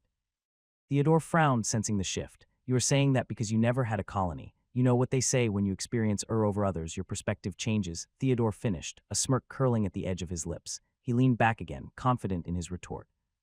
He continued, let's use an example, Kingdom of Zambesi. Do you think that they have the same morals as you? What are you going to do if they do things that are different from your way of living? Would you attempt to control them? I heard they are worse than the Matlb tribes. I wonder what they are doing to the Matlb tribes after their unsuccessful revolt. Supreme Leader remained still, the only movement coming from the subtle rise and fall of his chest. The silence lingered, thick and deliberate. Theodore's words hung in the air, challenging the very philosophy that Valoria had presented, a nation that claimed moral clarity and dominance without conquest. You seem to enjoy your hypothetical questions, Prince Theodore, the Supreme Leader finally spoke. This is the game that you want to play, so I'll play along, Prince Theodore said. Now, when are we going to start talking about partnership? Are we going to continue our game? Supreme Leader sighed. Well, the purpose of that question earlier is to make sure that you understand that even if we signed a partnership with you, it doesn't change anything. We just gained a status between us. It won't be you colonizing my country. Even if we want to colonize you, we have no interest in controlling Valoria, Theodore said, his tone sharp but controlled. Our goal is not domination over every nation we encounter. We seek mutual benefit, as I've said, but let's not pretend that we're equals in this arrangement. Trisenberg is already an established and Valoria, while formidable, remains unknown to the world at large. You're here because you know that eventually you'll need allies. The Supreme Leader chucked in amusement. Very well, let's go on with the discussion. You dictate your terms and I will dictate mine. Theodore leaned forward, feeling as though the conversation was finally moving in the right direction. Very well. As I mentioned earlier, Trisenberg is willing to recognize Valoria as an emerging and provide the necessary backing to help integrate you into the global stage. We can offer trade agreements, technological exchanges, and military cooperation, should you require it. The Supreme Leader remained still, his masked face giving nothing away, and in return he asked, his voice calm but demanding clarity. In return, we expect Valoria's support in matters of international diplomacy and economic growth. We seek your assistance in stabilizing key regions, like Zambesi and other territories where unrest may grow, and aligning with our interests when it comes to future geopolitical concerns. You would be a key ally, one that Trisenberg can rely on in moments of conflict or expansion. Supreme Leader tapped his fingers lightly on the table. I see. You offer influence and trade in exchange for my nation's allegiance to your agenda. You wish to use Valoria to further Trisenberg's reach into other territories, using my support as a tool of dominance. His tone was neutral, but the words cut sharply. Theodore frowned. Support, yes, but this isn't about dominance. It's about stability. Together, we could prevent unnecessary conflicts and promote a world order where both our nations thrive. World order, the supreme leader repeated, his voice soft but laced with meaning. Is that not a more elegant form of conquest rather than brute force? You shape the world in your image through diplomacy and alliances. But make no mistake, Prince Theodore, Valoria does not bend to others' visions. We carve our own path. Theodore shifted in his seat, growing frustrated. If that's true, then what do you want from this partnership? You've spoken much about independence and control over your destiny, but you're here, speaking to me. Clearly, you see the value in what I'm offering. The supreme leader was silent for a moment, before leaning forward. What I want, Prince Theodore, is something you may not be prepared to offer. Theodore's eyes narrowed, and what would that be? True equality, the supreme leader said, his voice unyielding. If we are to form this partnership, it will not be under the assumption that Trisenberg is the dominant force. Valoria will not play second to anyone. Our terms will be our own, and we will not be puppets in someone else's game. Theodore bit his lip, considering his next move carefully. I can't promise equality in the way you see it, but what I can promise is respect. Trisenberg will not treat Valoria as a subordinate, but as an equal partner in our endeavors. However, you must also recognize that we are an established and with that comes certain expectations. Supreme Leader's gloved hand rested on the table as he stood, his eyes locked onto Theodore's. Expectations or not, Valoria does not serve. We will agree to this partnership on the condition that our autonomy is never in question. Any attempt to influence our decisions will be met with immediate withdrawal. Theodore nodded slowly, understanding the gravity of the Supreme Leader's words. Agreed. Trisenberg will not interfere with Valoria's internal matters, but we expect the same in return. When the time comes for us to act, we will do so as equals, supporting one another. Silence hung between them, heavy with the weight of their newfound understanding. The Supreme Leader extended his hand once more, this time more purposeful. Then let us seal this partnership, Prince Theodore, and shape the world as we see fit. Theodore took the offered hand, shaking it firmly. To our future, he said, his voice carrying a tone of both resolve and uncertainty. As their hands parted, Theodore realized that while they had reached an agreement, this was only the beginning, and Theodore doesn't know what he is getting himself into. After the meeting, the Supreme Leader left the meeting room and was quickly followed by Julienne behind. It was a long walk back to his office, and as soon as he arrived there, he let Julienne enter and then closed the door. I'm sure that Prince Theodore Trisenberg will be accommodated with Valorian hospitality, the Supreme Leader asked, glancing at Julienne. We have prepared a special suite for him in the eastern wing of Volkschal, Julienne replied and continued. We have prepared a special suite for him in the eastern wing of Volkschal. Supreme Leader, still standing near the door, let out a sigh as he moved toward his desk. His presence, usually so commanding with the mask on, seemed to shift as the weight of the long meeting settled over him. Good, he said, his tone softer now. He'll be occupied for a while at least. Julienne watched him closely, knowing that what came next was something rarely witnessed by anyone. As the Supreme Leader sat down at his desk, he reached up with both hands and began to remove his mask. There was a brief moment of silence as the sleek black mask, which had obscured his identity for so long, came free. Underneath, Alexander's face was revealed, but the face was not full of satisfaction. Instead, it was neutral, like something was bothering his mind. Your Excellency, I was amazed that you could hold a conversation with Prince Theodore, knowing your history with him. Alexander doesn't need a reminder. Prince Theodore was one of the people that banished him from Trisenberg and killed his mother, the only family he had. The fact that he could remain seated in the entirety of their discussion was feat in itself. And during that discussion, he had been fighting his intrusive thoughts. He wanted to punch him right where he was seated and beat the shit out of him. But Alexander had learned to control his rage, to wield it like a weapon when the time was right. You know what he did, Alexander muttered, his voice low but filled with simmering anger. The way he stood there, acting as if none of it ever happened, I almost lost it. Julienne stepped forward, her eyes filled with understanding. You didn't lose it, though. That's what matters. You kept your composure, and in the long game, that's far more ireful than any impulsive strike. Prince Theodore is blind to the threat in front of him, and that's your greatest advantage. Alexander leaned back in his chair, his eyes closing briefly as he allowed the weight of the moment to settle. It's difficult, sitting across from the man who took everything from me, who laughed as I was cast out, knowing I could destroy him right now if I wanted to. But that would be too easy, wouldn't it, Julienne said, her voice quiet but firm, and it wouldn't be enough. Theodore's death is not your end goal. His downfall, the downfall of Trisenberg itself, is what you've been working toward all these months. Alexander's eyes snapped open, cold and determined. You're right, killing him now would be a mercy. He doesn't deserve that. He deserves to see everything he's built crumble around him, just like he did to me. Julienne smiled faintly, satisfied with his resolve, and you've already begun to lay the foundation for that. Trisenberg's is built on alliances, on its ability to dominate and manipulate weaker nations. but when those alliances falter, when their control slips, the empire will fracture. And since we have partnered with Trisenberg, the world will now know that there is a nation that exists next to the southern tip of the Black Continent. Alexander nodded. For now, let's discuss how we will control Theodore. His movement around the Volkshell must be limited. I don't want him wandering into places that could give him too much information or insight into what we're really planning. Keep him in check, but make it seem as though he has the freedom he believes he deserves. Julien nodded, already understanding what needed to be done. We'll restrict his access to the areas we control, but we'll make it subtle. He'll believe that he's seeing the inner workings of Valoria, when in reality, he'll be kept far from anything truly important.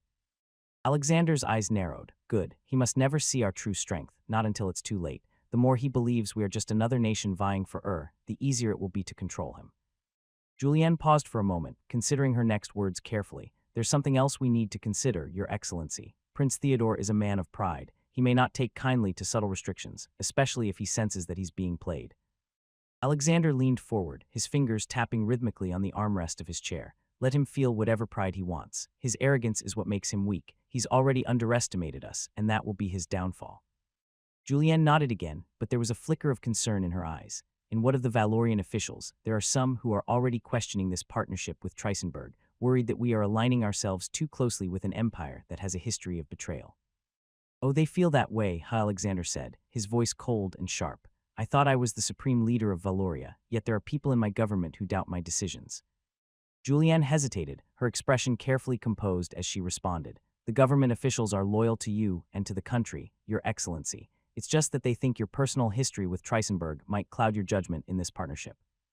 Alexander's fingers tapped on the desk as he considered her words. He knew there was truth in them. Some of the officials had been murmuring for weeks, questioning why he would consider forming an alliance with a nation that had once exiled him. He could sense their unease, their whispers of concern growing louder the closer the partnership with Trisenberg became. They think I'm acting out of revenge, he murmured, his tone laced with bitterness. They believe I would risk Valoria's future for the sake of personal vendettas. They don't fully understand the scope of your vision. They only see the surface. But you know better, and those who doubt will either come to see the truth in time or be dealt with accordingly.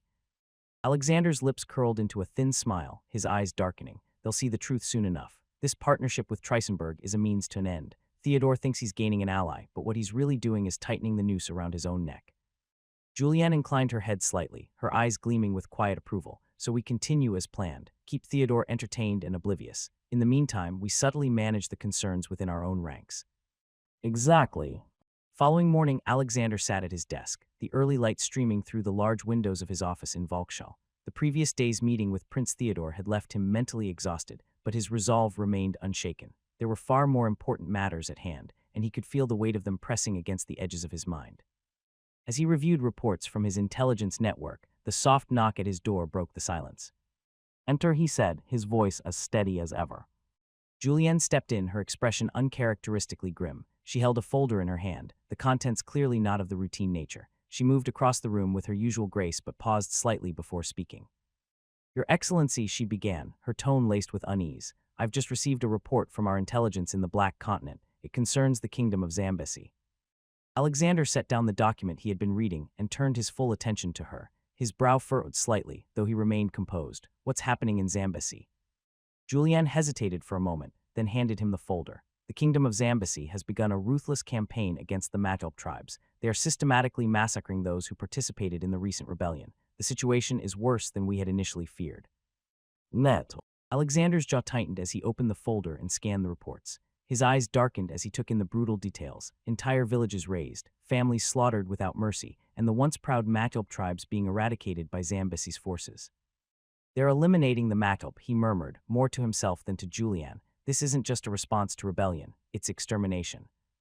Julien nodded, her face somber. It seems they're determined to send a message. There are reports of forced marches, public executions, even children being taken as hostages or worse. Alexander sat back, a dark shadow passing over his features. So the kingdom of Zambesi has revealed its true nature. They're doing this to solidify their hold on to crush any hope of future rebellion. While he was talking, Alexander remembered the words from Theodore about the Zambesi not aligning with any nation's morality, their ruthless nature, and their disregard for outside influence. Theodore had hinted at the darker side of Zambesi, perhaps even knowing more than he let on during their meeting. Alexander's fingers tapped lightly on the edge of his desk as the implications sunk in. Theodore's comments weren't merely to test him, They were a warning, or perhaps a challenge, to see how Valoria would react in the face of such atrocities. Having such an ally with that kind of action would definitely stain the honor and dignity of Valoria, and to prevent that, Alexander knew swift action was required. He looked up from the report, his gaze locking onto Julianne. "Do we still have our forces in Zambesi?" Alexander asked. Julianne nodded, her expression still grave. "Yes, Your Excellency. The expeditionary forces that we sent there to repel the Madhope forces are still there. They've reported no direct threat to our personnel, but the situation is volatile." "Good," Alexander replied, his mind racing through the next steps. "I want our ambassador to Zambesi to deliver a message to their government immediately." Julianne nodded, already anticipating his command. "And what should the message convey, Your Excellency?" Alexander stood, his face hardening with resolve. "Inform them that Valoria strongly condemns their actions against the Madhope tribes. Tell them that if they do not cease their extermination campaign at once, they will lose Valoria's support." Julianne didn't flinch at the firmness in his voice. She had worked with Alexander long enough to understand that, when he set his mind on something, it would be executed with precision and conviction. "Understood. I'll ensure the ambassador delivers the message with the gravity it deserves." Julianne, Alexander added, his tone softening just a fraction. "Make sure we position ourselves as the moral authority in this. We will not stand idly by while innocent people are slaughtered. If Zambesi doesn't stop, we will be prepared to take further action." Julianne bowed her head slightly, her voice unwavering. "Of course, Your Excellency, will act swiftly." She turned to leave. Alexander stared out of the window, his hands clenched behind his back. The Madhope's plight was a dark chapter unfolding in the shadows of global politics, but it presented Valoria with a unique opportunity. By positioning his nation as a force of moral integrity, Alexander could further distance Valoria from the games played by other empires like Trisenberg. Beneath the layers of political strategy, there was something else, an unspoken fury burning within him. The more Zambesi's ruthlessness became apparent, the more Alexander saw the parallels to his own past, the way his family had been torn apart by those who wielded without mercy. Now it was his turn to wield and he would do so with precision. As the door clicked shut behind Julianne, Alexander returned to his desk and picked up the intelligence reports once more. 2 days later, in the bustling capital of Zambesi, Ambassador Victor Reinhardt sat in his office, focused on the letter that had arrived from Valoria. The situation had grown tense, and he knew this task was far from routine. The supreme leader had issued a clear directive, and Reinhardt's job was to deliver the message firmly. He glanced over the letter one more time, making sure he understood the tone and intention behind every word. It was straightforward. Zambesi's actions against the Madhope tribes had to stop, or Valoria would withdraw its support. With the atrocities continuing, Reinhardt knew this would not be an easy conversation. Reinhardt made his way to the Ministry of State, where Minister Kama was waiting. The streets of Maputo felt uneasy, with rumors of the massacre spreading. Upon arrival, he was quickly escorted to Kama's office. The minister, known for his tough stance, greeted him with a neutral expression. "Ambassador Reinhardt," Kama said, gesturing for him to sit, "what brings you here today?" Reinhardt handed over the sealed letter without hesitation. "Minister Kama, I bring a message from the supreme leader of Valoria regarding the situation with the Madhope tribes." Kama opened the letter and read it carefully, his expression hardening as he took in the contents. Once he finished, he looked up, his tone sharp. "So Valoria condemns our actions and expects us to stop." Reinhardt stayed calm, replying evenly, "Valoria respects your right to govern, but the ongoing massacre of the Madhope tribes is unacceptable. If it continues, Valoria will have no choice but to withdraw its support for Zambesi." Kama's face tightened. "You think you can threaten us? We handle our internal matters as we see fit." Reinhardt held his ground. "This is not a threat, Minister. It's a decision. Valoria will not be associated with these actions. You must stop the killings or lose our backing." For a moment, there was silence as Kama weighed his options. Losing Valoria's support would weaken Zambesi, but Kama wasn't one to back down easily. Finally, Kama spoke. "I will inform the king." Minister of State Chuma requested an urgent meeting with King Mwanga of Zambesi. As the day wore on, the royal palace was filled with a sense of urgency, and whispers of discontent circulated through the halls. Chuma's request had been sent directly to the king, bypassing the usual chain of command, signaling the seriousness of the situation. In the grand hall, King Mwanga sat upon his throne, his expression weary from the weight of the escalating crisis. His eyes drifted over the assembled council as the doors opened, and Chuma, the Minister of State, entered, his face set with a grim expression. Without wasting a moment, he approached the king and bowed. "Your Majesty," Chuma began, his voice low but firm, "there is a matter that requires your immediate attention. It concerns our recent alliance with Valoria." King Mwanga raised an eyebrow, leaning forward slightly. "What is it?" Chuma spoke plainly. Chuma glanced at the other advisors before stepping closer to the king, his voice lowering. "Valoria has sent us a demand. They are urging us to halt all operations against the manhwaedit tribes. If we do not comply, they will reconsider their support for us." King's face hardened at the news, and he rose from his seat. "Valoria is threatening to abandon us." His voice was laced with frustration, and he began pacing slowly across the hall. "We are fighting to preserve our kingdom, Chuma. The manhwaedit rebellion threatens to tear us apart. How can they expect us to simply stop?" Chuma sighed, shaking his head. "It seems they are concerned with their international image, Your Majesty. The reports of the brutality against the manhwaedit tribes have reached their leaders. They do not wish to be associated with what they see as an extermination campaign." Mwenga stopped pacing and turned sharply to face Chuma. "Extermination? We are defending ourselves from insurgents. The manhwaedit tribes have risen against us, and they are the ones slaughtering our people." "That may be, Your Majesty," Chuma said softly, "but Valoria sees the situation differently. They are concerned with how the world perceives their involvement. If we continue our current course, we risk losing their military and economic support, and without Valoria, we are left vulnerable, both to internal rebellion and external threats." King's fists clenched at his sides as he stared down at the marble floor, lost in thought. The manhwaedit rebellion had pushed Zambesi to the brink, and the idea of halting the fight against them felt like a betrayal of his own people. Yet, without Valoria's backing, the kingdom's chances of survival would diminish significantly. "How long have we fought to keep Zambesi united?" Mwenga asked quietly, as if speaking more to himself than to Chuma. "How many lives have we sacrificed to preserve our kingdom?" Chuma watched the king carefully, choosing his words with care. "Too many, Your Majesty." "Do they have any idea how many of our people were killed during their rebellion? They are thousands, men, women, and children. It is only natural for us to do the same to them." "You are right, Your Majesty," Chuma acknowledged and continued, "but Valoria's leaders do not see it that way. To them, this is not about justice or retaliation. It is about optics. They fear being seen as complicit in what the international community might label as genocide." King Mwenga's eyes narrowed as he listened, his frustration boiling beneath the surface. "Optics? We are fighting for the very survival of our kingdom, and they are concerned with how it looks. Do they think they can dictate how we defend our own land?"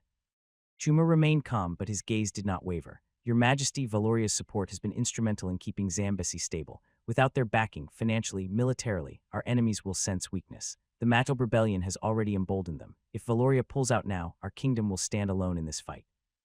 King's pacing grew more agitated as he considered the implications. The truth was undeniable. Valoria had been crucial in keeping the kingdom from collapsing under the strain of internal conflict and external threats. Losing their support now, at this critical moment, could spell disaster.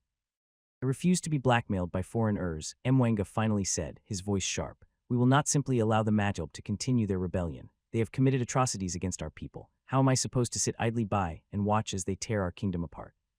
"So would that be a no, Your Majesty?" Chuma asked, seeking clarification. "Yes, that would be a no," King Mwenga repeated with a firm nod. "Tell that Valorian diplomat we will not stop. This is our right to defend our land and people. If Valoria wishes to abandon us over this, then so be it. We cannot, no, we will not, bow to foreign pressure while our enemies slaughter us." Chuma remained silent for a moment, weighing the king's words. He had expected this response, yet the stakes were higher than they had ever been. Without Valoria's support, Zambesi would be isolated, vulnerable to both the manhwaedit rebellion and external Urs eager to exploit their weakened state. "Your Majesty, I understand your resolve," Chuma began cautiously, "but I must remind you of the precarious position we are in. Valoria's support is the cornerstone of our current stability. If they withdraw, the manhwaedit may not be our only concern. Other nations, seeing us weakened, may move against us.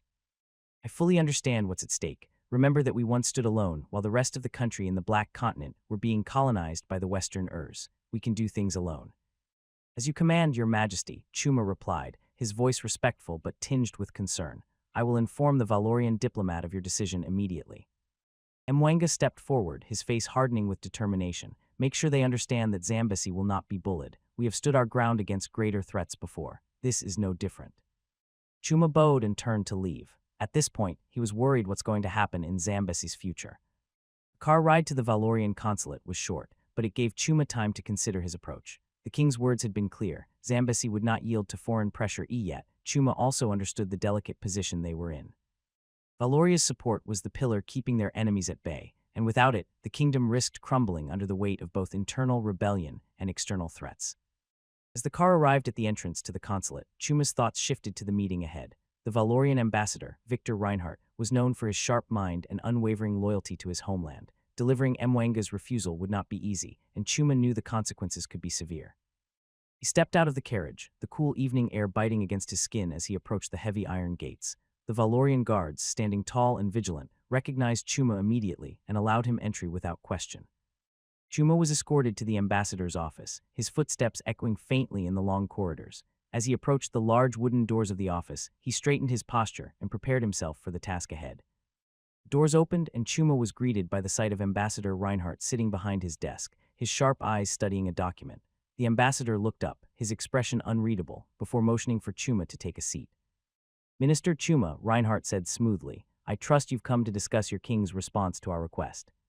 Chuma sat down, his hands resting lightly on the armrests of the chair. "Indeed, Ambassador Reinhardt, I have come to deliver King Mwang's decision."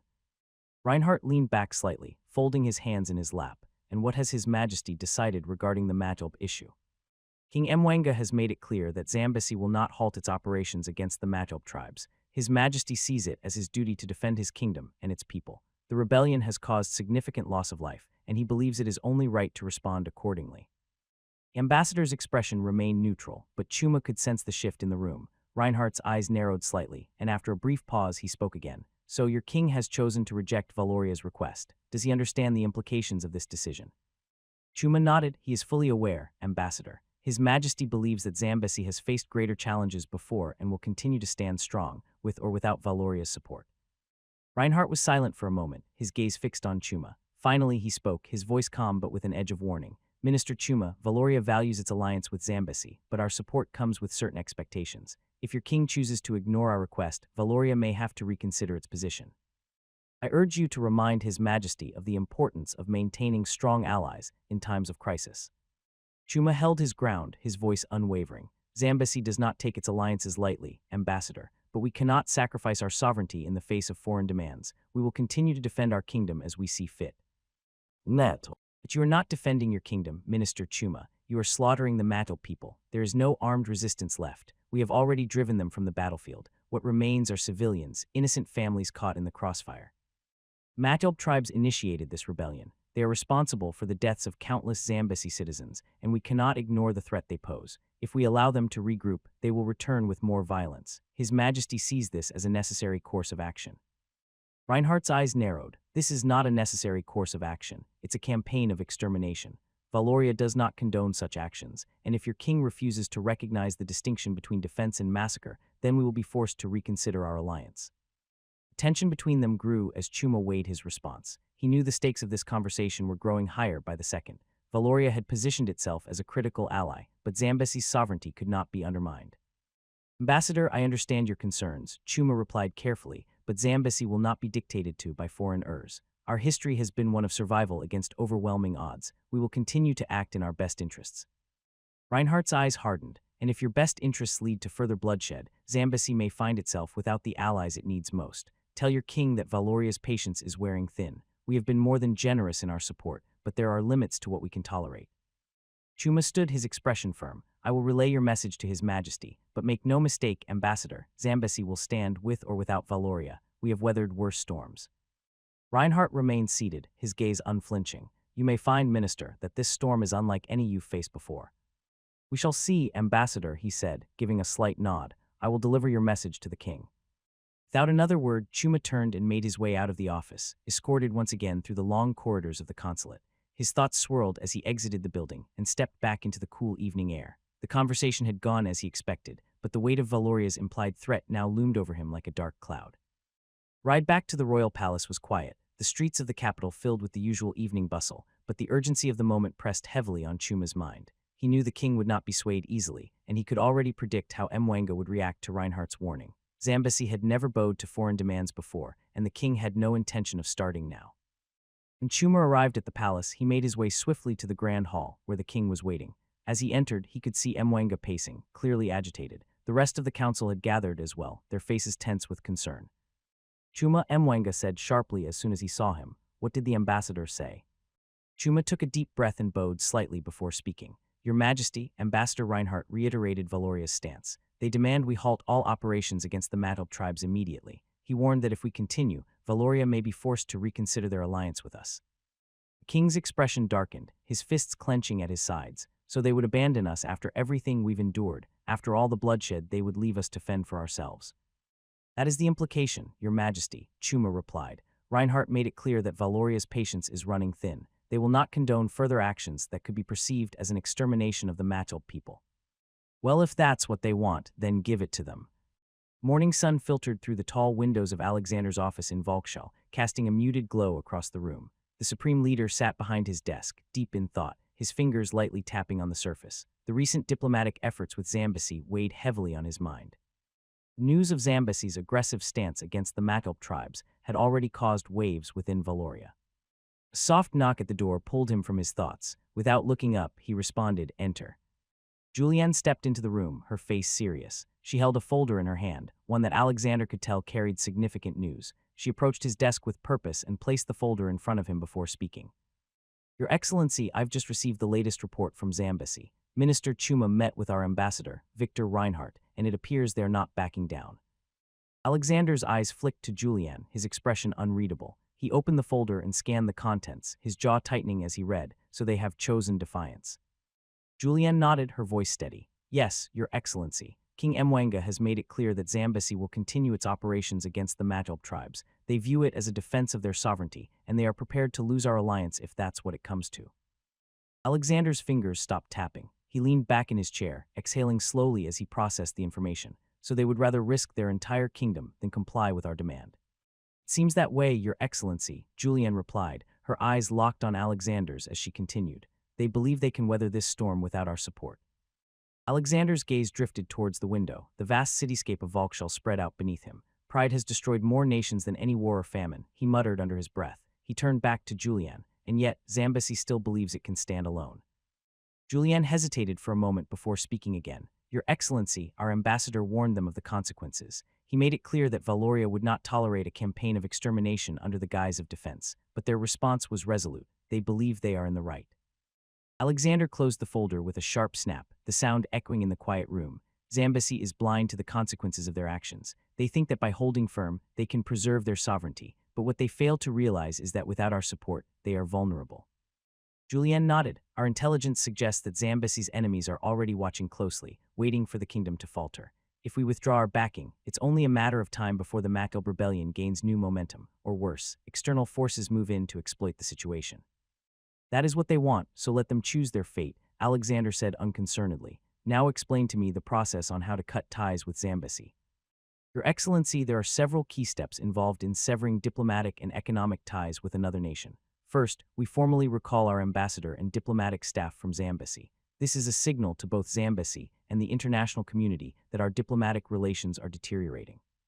We issue an official statement, citing Zambesi's refusal to halt the Makelp operations and emphasizing that Valoria cannot, in good conscience, support such actions. This public announcement is crucial for shaping global perception in our favor. Next, we freeze all ongoing aid and suspend trade agreements. This includes halting financial support, development projects, and technological exports. Zambesi relies heavily on Valorian resources, particularly in infrastructure and military aid. By pulling back these assets, we significantly weaken their ability to sustain both internal governance and external defense. And begin the withdrawal of our military advisors and suspend any pending military assistance packages. If Zambesi requests further military equipment, we either deny it outright or use delays in logistics to stall indefinitely. Our defense contractors will cease all cooperation, and our intelligence assets within Zambesi will be discreetly relocated. This step ensures that Zambesi is left increasingly vulnerable to both internal strife and external threats without our protective umbrella. That is basically the whole process, Your Excellency." Alexander listened intently as Julianne outlined the steps for severing ties with Zambesi. His fingers resumed their light tapping on the desk, signaling the gears of his mind working through the implications. "Good," he said after a moment of contemplation. "Initiate the first step immediately. Recall our ambassador, Victor Reinhardt, and his staff. Make the announcement clear and concise. Zambesi's refusal to halt the Makelp operations forces our hand. We do this not out of pettiness, but out of principle." Julianne nodded. "I'll have the orders drafted and sent within the hour, Your Excellency, and the public announcement." "Prepare it," Alexander said. "I'll review the final draft before it's released." Julianne made a note, her focus unwavering. "Understood. I'll coordinate with the Foreign Affairs Ministry and the Public Relations team to ensure everything is in order." Alexander rose from his chair and moved to the large window, gazing out at the city below. "Once the announcement is out, ensure that the aid freeze and military disengagement begin immediately. I don't want them thinking they have time to persuade us otherwise." Julianne left Alexander's office with a sense of urgency in her steps. She immediately made her way toward the Foreign Affairs Ministry, where the machinery of Valoria's diplomatic and political operations was always in motion. Upon entering the ministry's main hall, she was greeted by the familiar hum of activity. She didn't waste time as she made her way directly to the offices of the Foreign Affairs Minister, Emily. Inside the secretary's office, Julianne briefed her on the directives from Alexander. "We need the recall of Reinhardt and all diplomatic staff in Zambesi," she stated clearly. "This is to be done immediately, with no delay. I will send an official communique to our embassy there, and it will be followed by a public announcement. Wait, His Excellency cutting ties with the Zambesi government." "That's correct, Emily, and he wants it done as soon as possible," Julianne said. "Okay, if His Excellency wills it."